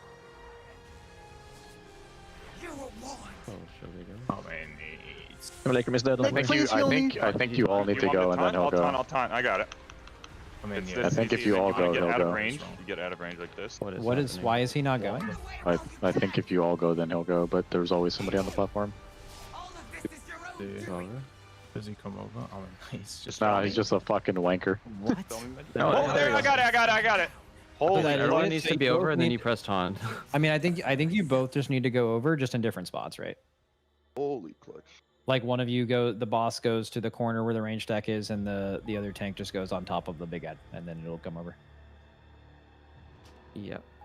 Deep work, or do you need a gateway? Deep works. I need a rescue. I want to point out that we've been not being consistent with shooting the ads. Like in P2, we have a system. The system is the ranged player shoots the one that's not on this platform, and the melee player shoots the close one. If you guys want to swap it, you can communicate with the other person maybe, but I saw it 3 times that pull where both people, including the range, just looked at the one close to them and were like, I'm going to shoot that. But then we're just getting fucked like the whole phase because we're not killing the ads. So fix that. Shouldn't it be the opposite, by the way? Yeah, Shouldn't it be melee? Oh, actually, it can be the opposite, and the reason why is because the melee are not as close to the puddles, right? Well, the melee is just closer It's to the also farms, like so. Yeah. Oh, They're yeah, also you're shooting right, through you're each right. other It is right now. opposite. It is like, opposite. currently. Well, it is opposite. I'll just call it that way next pull. Melee shoots off platform, range shoots on. Bet. You cut out. I said bet. Me? You're full muted, Lip. What the fuck? That went through. Okay, cool. Fuck, my whole chunk is life. Go, Matt. Hello, sir? We can talk natty. Scott, so what I'm gonna do is we don't have to rescue. I'm just gonna let you take the boss for a second. I'm just gonna wild charge to the platform that the ad's on and taunt the boss. Yeah. And then you'll break and just get the ad over whenever. Yes. It works. I mean, I feel like it should have moved over with me there. No, it moved over. It moved over as soon as every single player was off the platform. No, it stayed there for I feel a like bit. it didn't. Yeah. Okay, I'll double check. Scott was over there, Also, that and then he one pull that came back, moves, and then someone was still on the old platform.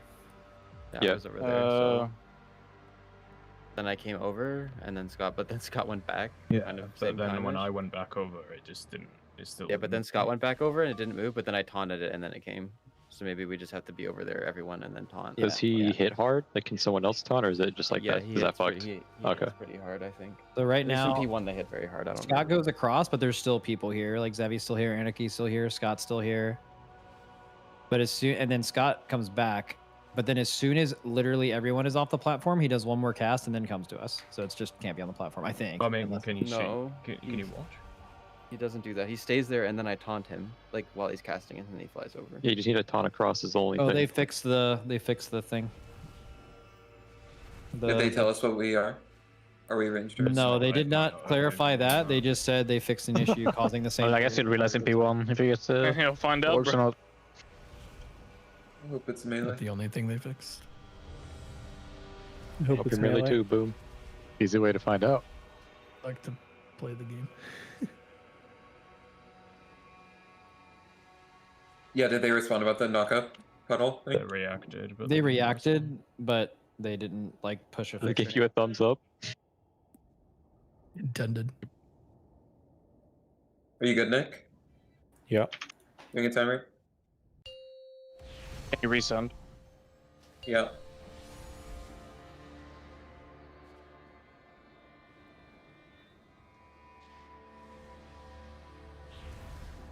Five, 4, 3, 2, 1. Stay back!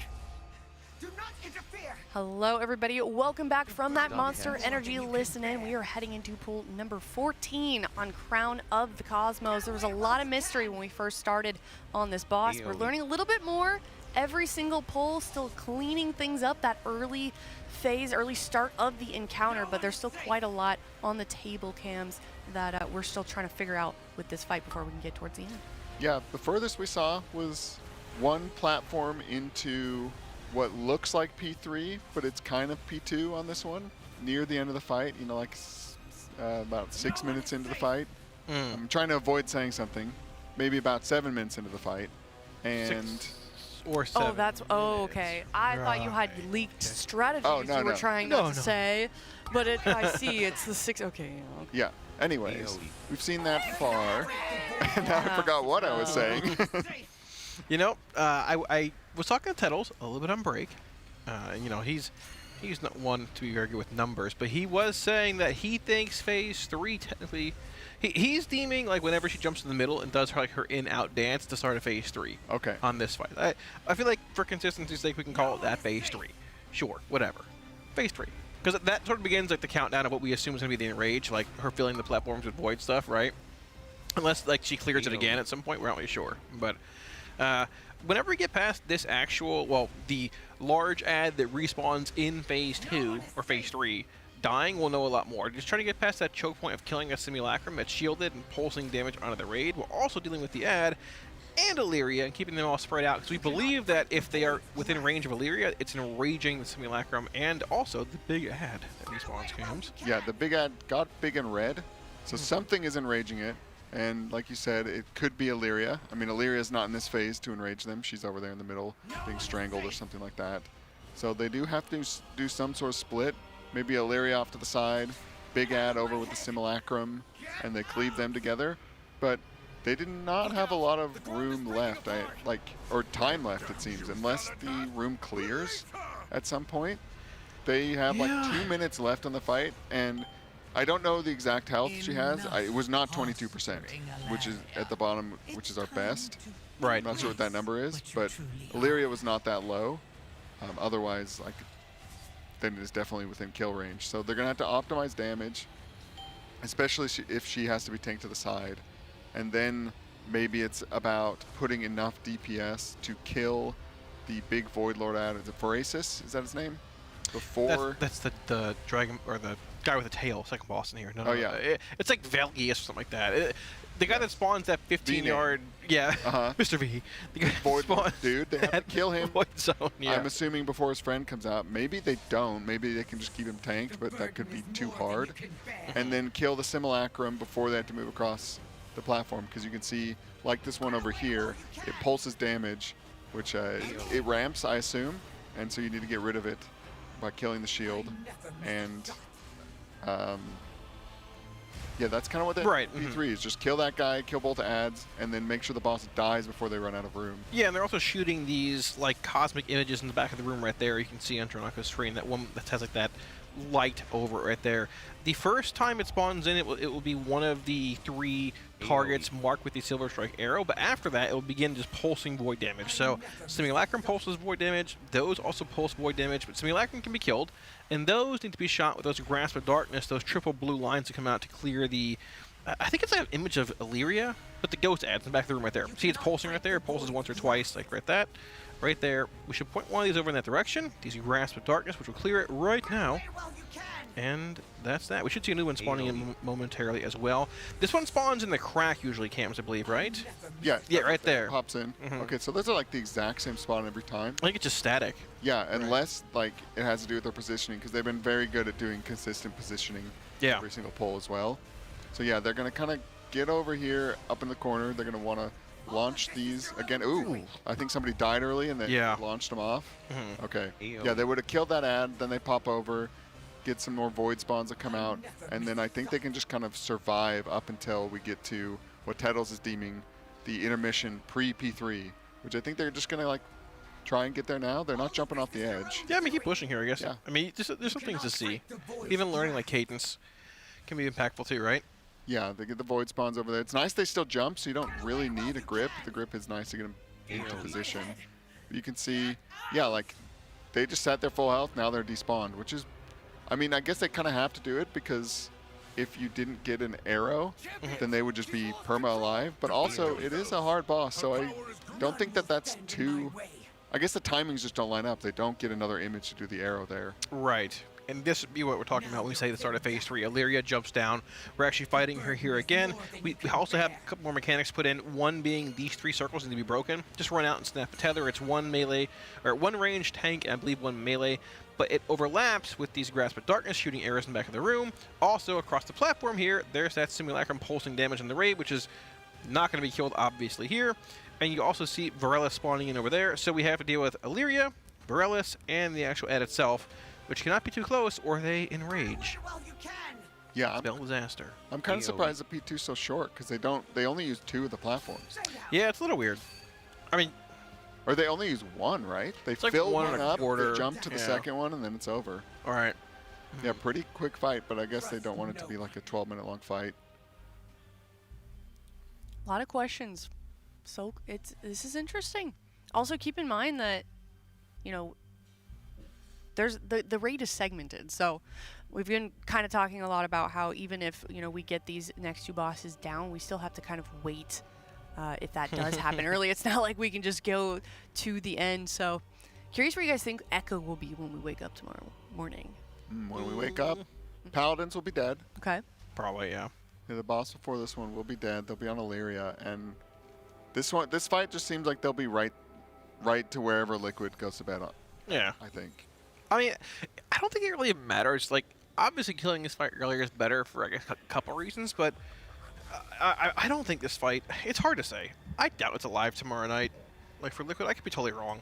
Remember we thought, like, Brood Twister would die pretty easily. This boss? Yeah. Okay. But, I mean, either way, like, I think the race might just be decided. If this boss dies, like, tomorrow night for Liquid and, like, in the same time frame for Echo, this raid here might just be decided in the number of splits you can do for Mythic, being honest with you. Like, but then, like, US gets the raid a day early, and, like... and there's only 2 bosses. And there's only 2 bosses, and that's a good point. Yeah. But you could look at it as, what's a race where they didn't get to the last boss the first week, but they got to it maybe, like, Tuesday or Wednesday. Sepulchre? That would be Sepulchre, yeah. how this one plays out, in a way. Yeah. Yeah, right. But that is similar. But, like, both guilds have the potential to reach the last boss during that event. They just didn't, right? Yeah. So, I mean, like, they literally can't say, oh, we killed this, now we can go to the next boss. But, I mean, like, it goes either way. Because as you see here, or even other bosses, like, there is various issues. The fights weren't tested. There could be some bugs along the way. Whatever guild gets there first, whether it's Liquid, Echo, or even Method at times, like on Brood Twister, like, you have to be the one to formulate the strategy as well, right? Yeah. Put that into place, see what works, what doesn't work, and then, you know, other guilds can just say, hey, that didn't work. Great, don't need to.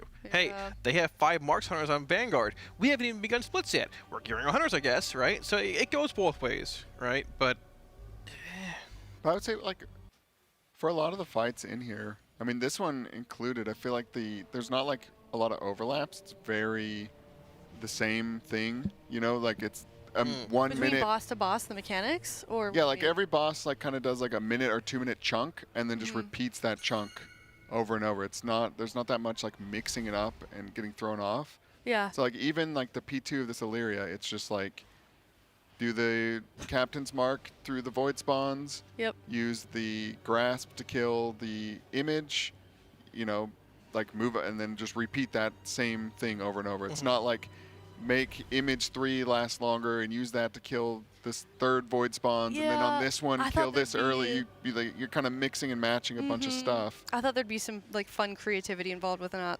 but it's kind of just shoot the arrow. Yeah, it's like do this she goes mechanic away. like this one way. Like there's no room for creativity. I think they.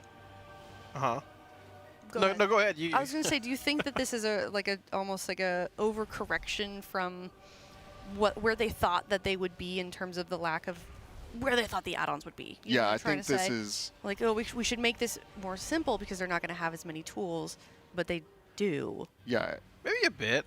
I think. I mean, just this add-on thing is, you know, because there's all different departments. You know, the people who are making the decisions on the add-on stuff are not the boss designers. Yeah. So but they have to influence the game design based on the things they're being told. Yeah. And then the stuff they're being told with this add-ons, at least, it's kind of not happened. You know, the add-on stuff has been just a complete disaster. I don't think there's any other way to say it.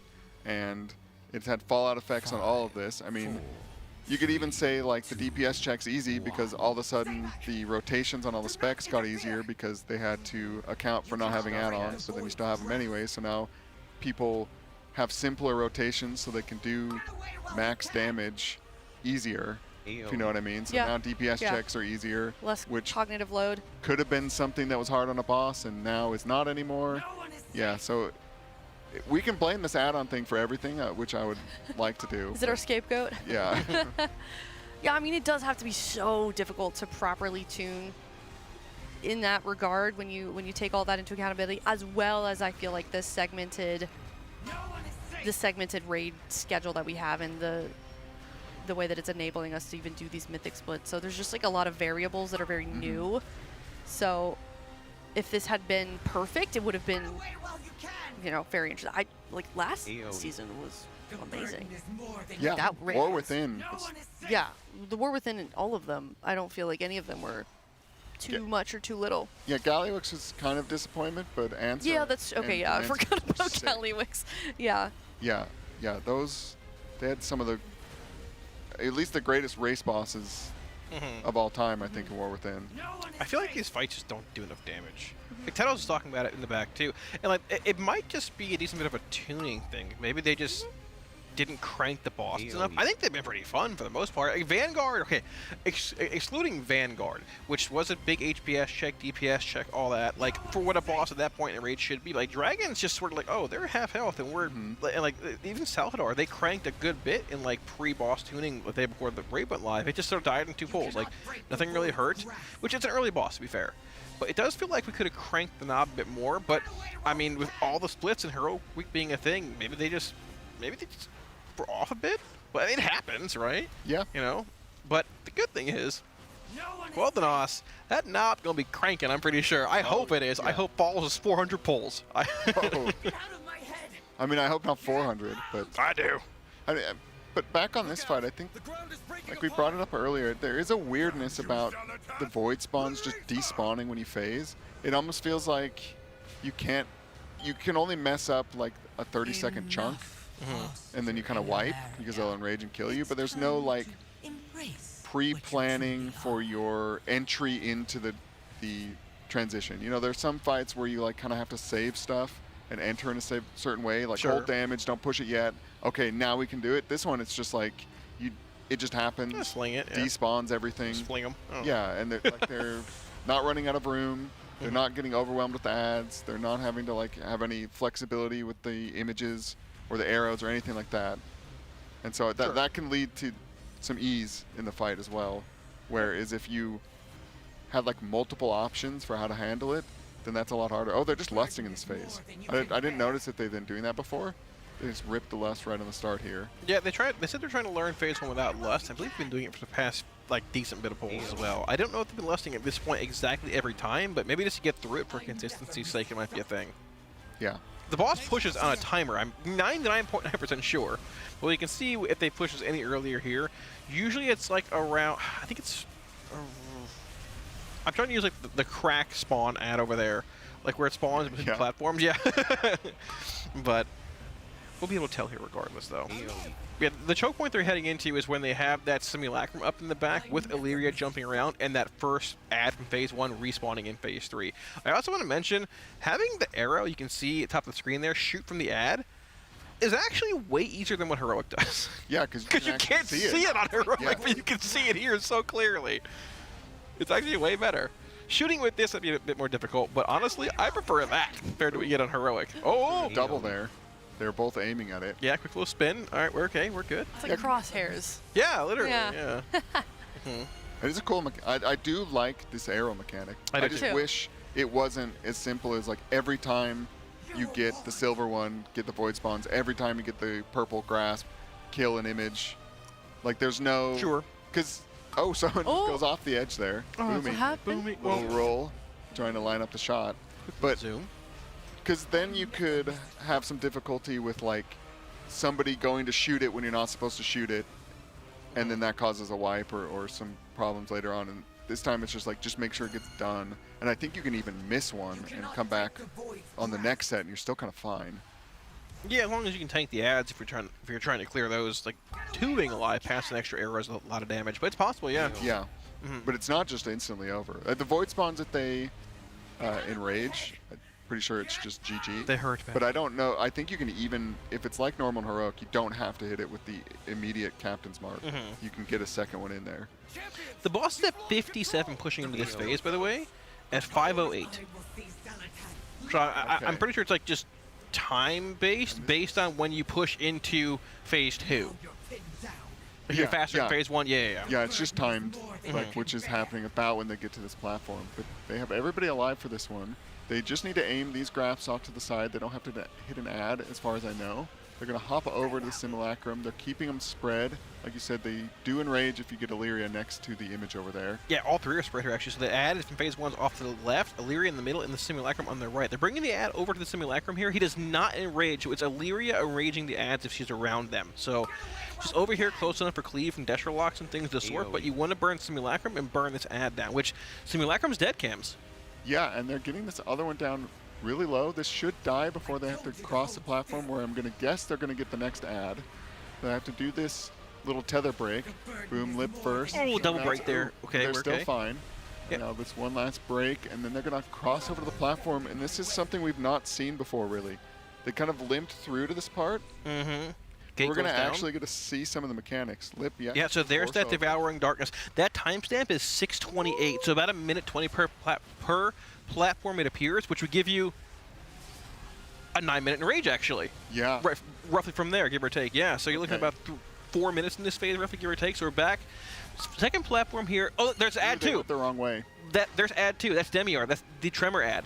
Yeah, this is the interrupt one. Right. Crossover again because the simulacrum spawned on the platform they didn't go to. Okay. It's almost dead. Maybe the specialist team went over there, or the shield on the nameplates. Yeah. Up. It's hard to tell. No, it's almost dead already. It's at like 10% health, I think, give or take, or shield-wise at least, right? Stuck there.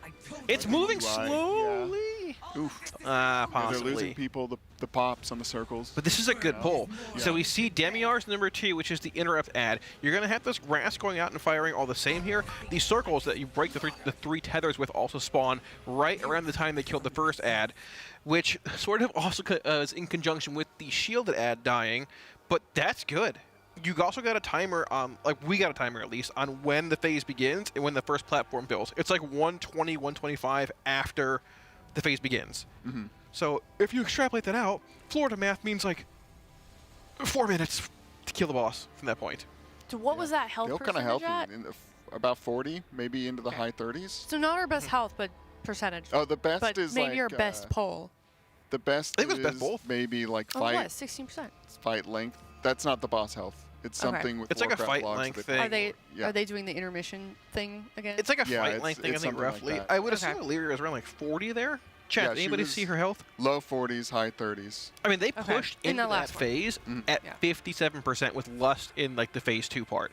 Yeah. So, I mean, what was her health you said? Like 40 something? About we'll say about 40. I see a closet going out. Are we I'm using a comp? Maybe. 42%. Okay. Yeah, that's still. I mean, they have 2 platforms left. Yeah, and but they keep getting lusted those as well. ads. People are dead though, also. But the lust in P2 is value. Mhm. It's No, it is for value sure. It It is. is in P3, I think. Right. Outside of maybe execute. It's likely cooldown. more as long as. What's the? Yeah, because in normal and heroic, it shares with the simulacrum. I don't know if the it shares simulacrum. No, it has no health. It's just. That's what I'm saying. Yeah. So I don't think it shares because on normal and heroic, she's just gonna push after you kill the simulacrums around like 60%. I think no matter what you do. Right. And so lusting in P3 is value. Where here, I don't think it really matters outside of like where the best lining up for second pots and cooldowns and stuff like that lands. I mean, this looks to be a tight DPS check. Yeah, DPS that is though, looking sure. to be the difficulties of DPS. Right. Like the dance of it, the mechanics of it, they've kind of solved. Like I can't think of a better way to do their P2 than what they're doing right now. Yeah. Oh, and we know once again Demius is number 2. So that is the interrupt tremor ad you need to like kill and not get kicked by his kicker. You're in trouble. Yeah, this circle coming in. Don't mistake it from the halo from the priest right there. But Yeah. when this guy does the circle that comes in, he also does a cast. It interrupts you if you're casting. I don't know. Does it do damage or just an interrupt? If you get kicked, I believe it does. Okay. It might do damage in general. I don't remember exactly. I just stand in the link and it probably does if they're linking actually. So. But either way, we're making it there. 15 pulls in. The best percentage of the screen is not the boss's health, but I mean, I would assume we're probably 70% through the fight if she does die in that phase and not reset anything weird. And that's yes. Yeah, I mean, she could she could die early, like Sylvanas. She could not die at 0. Surely that'd be data mined, though, right? Well, I guess if it is, I don't know it. Not, because there was so much about this we didn't know leading into this. Yeah, they're able to grab a decent amount from data mining, but Yeah. I don't know if you can get when something dies. Yeah, because we were wrong about Sylvanas. But I'm right? just saying, like, because Sylvanas died not at 0%, that maybe Illyria's similar, but that would be very weird. Wouldn't a secret boss or a secret phase on a boss that's not the last boss be a little strange? Has that ever happened? Well, this kind of has a secret phase. It has a secret phase in the same way Galliwix did, where they just aren't telling you what the phase is like, but it's kind of like not like a bonus phase. Heroic version. Yeah. Very cool though. I like it wouldn't this phase. It wouldn't shock me. I mean, they can find crazy damage. We've seen it all the time, but it wouldn't be like the most mind-blowing thing if she phased into something else, I think. But it would be weird because that is how the normal heroic version ends, is with the platforms getting covered in that exact graphic. Right. By that spell. It's not these puddles, it's a special one. And, the healing reduction. The boss dies to the last platform, like encroaching upon you, and you're standing in the garbage, and the boss just dies right there. Yeah, that's like the cinematic finish, right? Yeah, looking at the check, it's gonna be like that. It's gonna be, yeah. Yeah, unless they drop a healer and find some way to place the lust where they just absolutely crank the boss. It's time to Alright, going into that intermission. We rotating around. Getting hit by those beams that you see coming out of the middle. Yeah, can't Getting take that debuff 2 off. beams in a row. One, then you stagger a set. You can take it again if you need to, but at least in heroic, you didn't even need to clear really. If you had speed increases, you can just run around and not get hit at all. It makes it easier though. I was kind of expecting like a Razaketh ramp up. Yeah, me too. For Mythic. I mean, there still might be. I mean, yeah, maybe, yeah. Yeah, she could do another one of those. Yeah. She does 2 of those in the other difficulties, only 1 this time. That's true, but it's like jam-packed with abilities though. It's like the void orbs and the walls and the pools coming down. But yeah, I mean, that's fair. I'm even surprised her little 2-step dance going into the final phase isn't like a lot crazier. Yeah, I mean, it's not hard at all to be consistent on this fight. Phase 1 is the same as heroic. The intermission, you just walk around, right? And you're getting back to your prog points here within a couple minutes, right? Like, I mean, we were at 5 minutes on pull 4. You know, but I mean, this is where the meat of this fight lies. In phase 2, when that phase 3 burn begins, when she ports to the middle and does her jump, right? But the fight's cool. Very, very cool. And hopefully the DPS check's very real, but I mean, I don't know. Oof, we do lose Libby. Oh, they missed the image. Yeah, we did. So that's going to be... They can shoot it with the next set, but it's additional pulsing damage in the raid for a little bit here until they can clear that out, unfortunately. Whereas was available for Lip, he's back up and moving across the room here, but that ad is still pulsing damage on the raid in conjunction with just natural fall-off damage. 2 Grasp coming in here. They have to get to a spot where they can... are they going to shoot it? Is that going to hit is the question. No, it... It hit one of them. Did it? Okay, okay. Yeah, but now they have this other one up. Yeah, I wasn't sure if the actual like grasp line was wider than it seems. The answer is very likely no. We're going to drop our debuffs here, pools in the back. We're going to cross momentarily right about now. There's the explosion heading over. So we're going to be seeing a bit more damage in the boss here. She's at 67%. Last push. Yeah, oh, that was good. Who was that? Was you? That was me. I was very nice. That was good. Yeah, thank you. Thank you. Last push was 57%, Naya. 5-7. Very close to 6-7 though. Very. Yeah, they're even just, I think they're called the silver simulacrums. They have that one. It's been up. They are, okay. For a long time, and it's just going to despawn when they phase here. You're going to have to heal through a little bit more. Hopefully they don't get a pop, because that could double tick people. But I think nothing else is going to happen after these grasps go off. Oof, those did take some people out. Yeah, those are pointed in a weird fashion.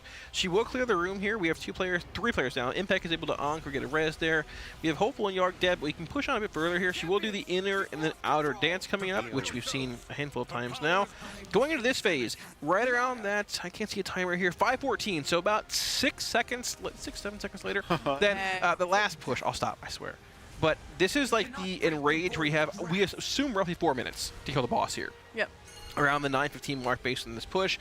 About a minute 20, minute 30 per platform.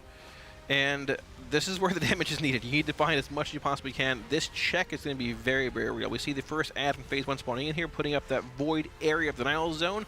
We're going to hop across the middle here. Fired Up's trying to get across. He makes it. He knew what he was doing. Perfect. Made it across. Simulacrum's dying in the back of the room with the ad being cleaved on top.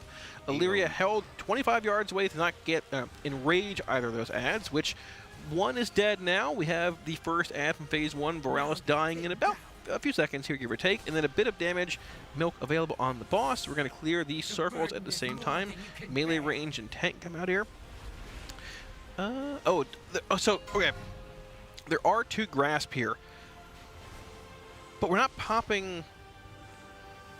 Okay, so we jump across here. I'm backwards. That's the end, like that platform filling in the 120 mark. So that platform's gone for the remainder of the fight, as far as we know. That's 1 of 3 hitting the enrage. Now we're gonna have another ad spawning in. Right about there. This is the interrupt ad cams with the simulacrum spawning in momentarily as well. Yeah, so now they're just gonna kind of rinse, repeat what they just did, except for they're gonna have to cross over to this other platform. It happened again. I think they went the same direction, and they still have to do this like double cross to get to the simulacrum. And they want to kill it because it's doing ramping damage, but they're losing people, so they're probably not going to get it down in time, but it's still good practice. They do not want to get kicked by this new Demiar guy coming in. And then we just assume they get to the final platform, and you just do the 3rd ad from the first phase and kill the boss at the same time. I mean, I guess you just ignore. Is there any reason to even kill the 3rd simulacrum and the 3rd ad? I mean, there's just kill the boss. Well, there's pulsing raid damage, and 3rd ad has the tank buster on him. Yeah, but it's possible you can just ignore it, though. I don't know. But they're not on. They're on it for like a minute. I don't know. 1:15. Good unless idea. The fight. Use hot platforms. It's so short that I feel like you can just hold all your healer cooldowns, let the pulsing damage pick up, and just tunnel the boss. I don't know if it even ramps. Not sure. What's the reason for them double crossing? Why wouldn't they just go the other direction if the I'm not sure. goes on the the 3rd platform? Okay. Yeah, I don't know. Maybe I think they it just spawns one platform away from you every time, right? Isn't that what we're seeing? I think they went the same direction both times, and it was always one over. Maybe I'm mistaken though. Okay. It's a circle, so you can get lost sometimes. But I feel like they just keep going to the left. Okay. I didn't. Maybe they just. When I was lost and trying to find my vendor. It's me trying to find my way in life. Still lost. Just putting that out there.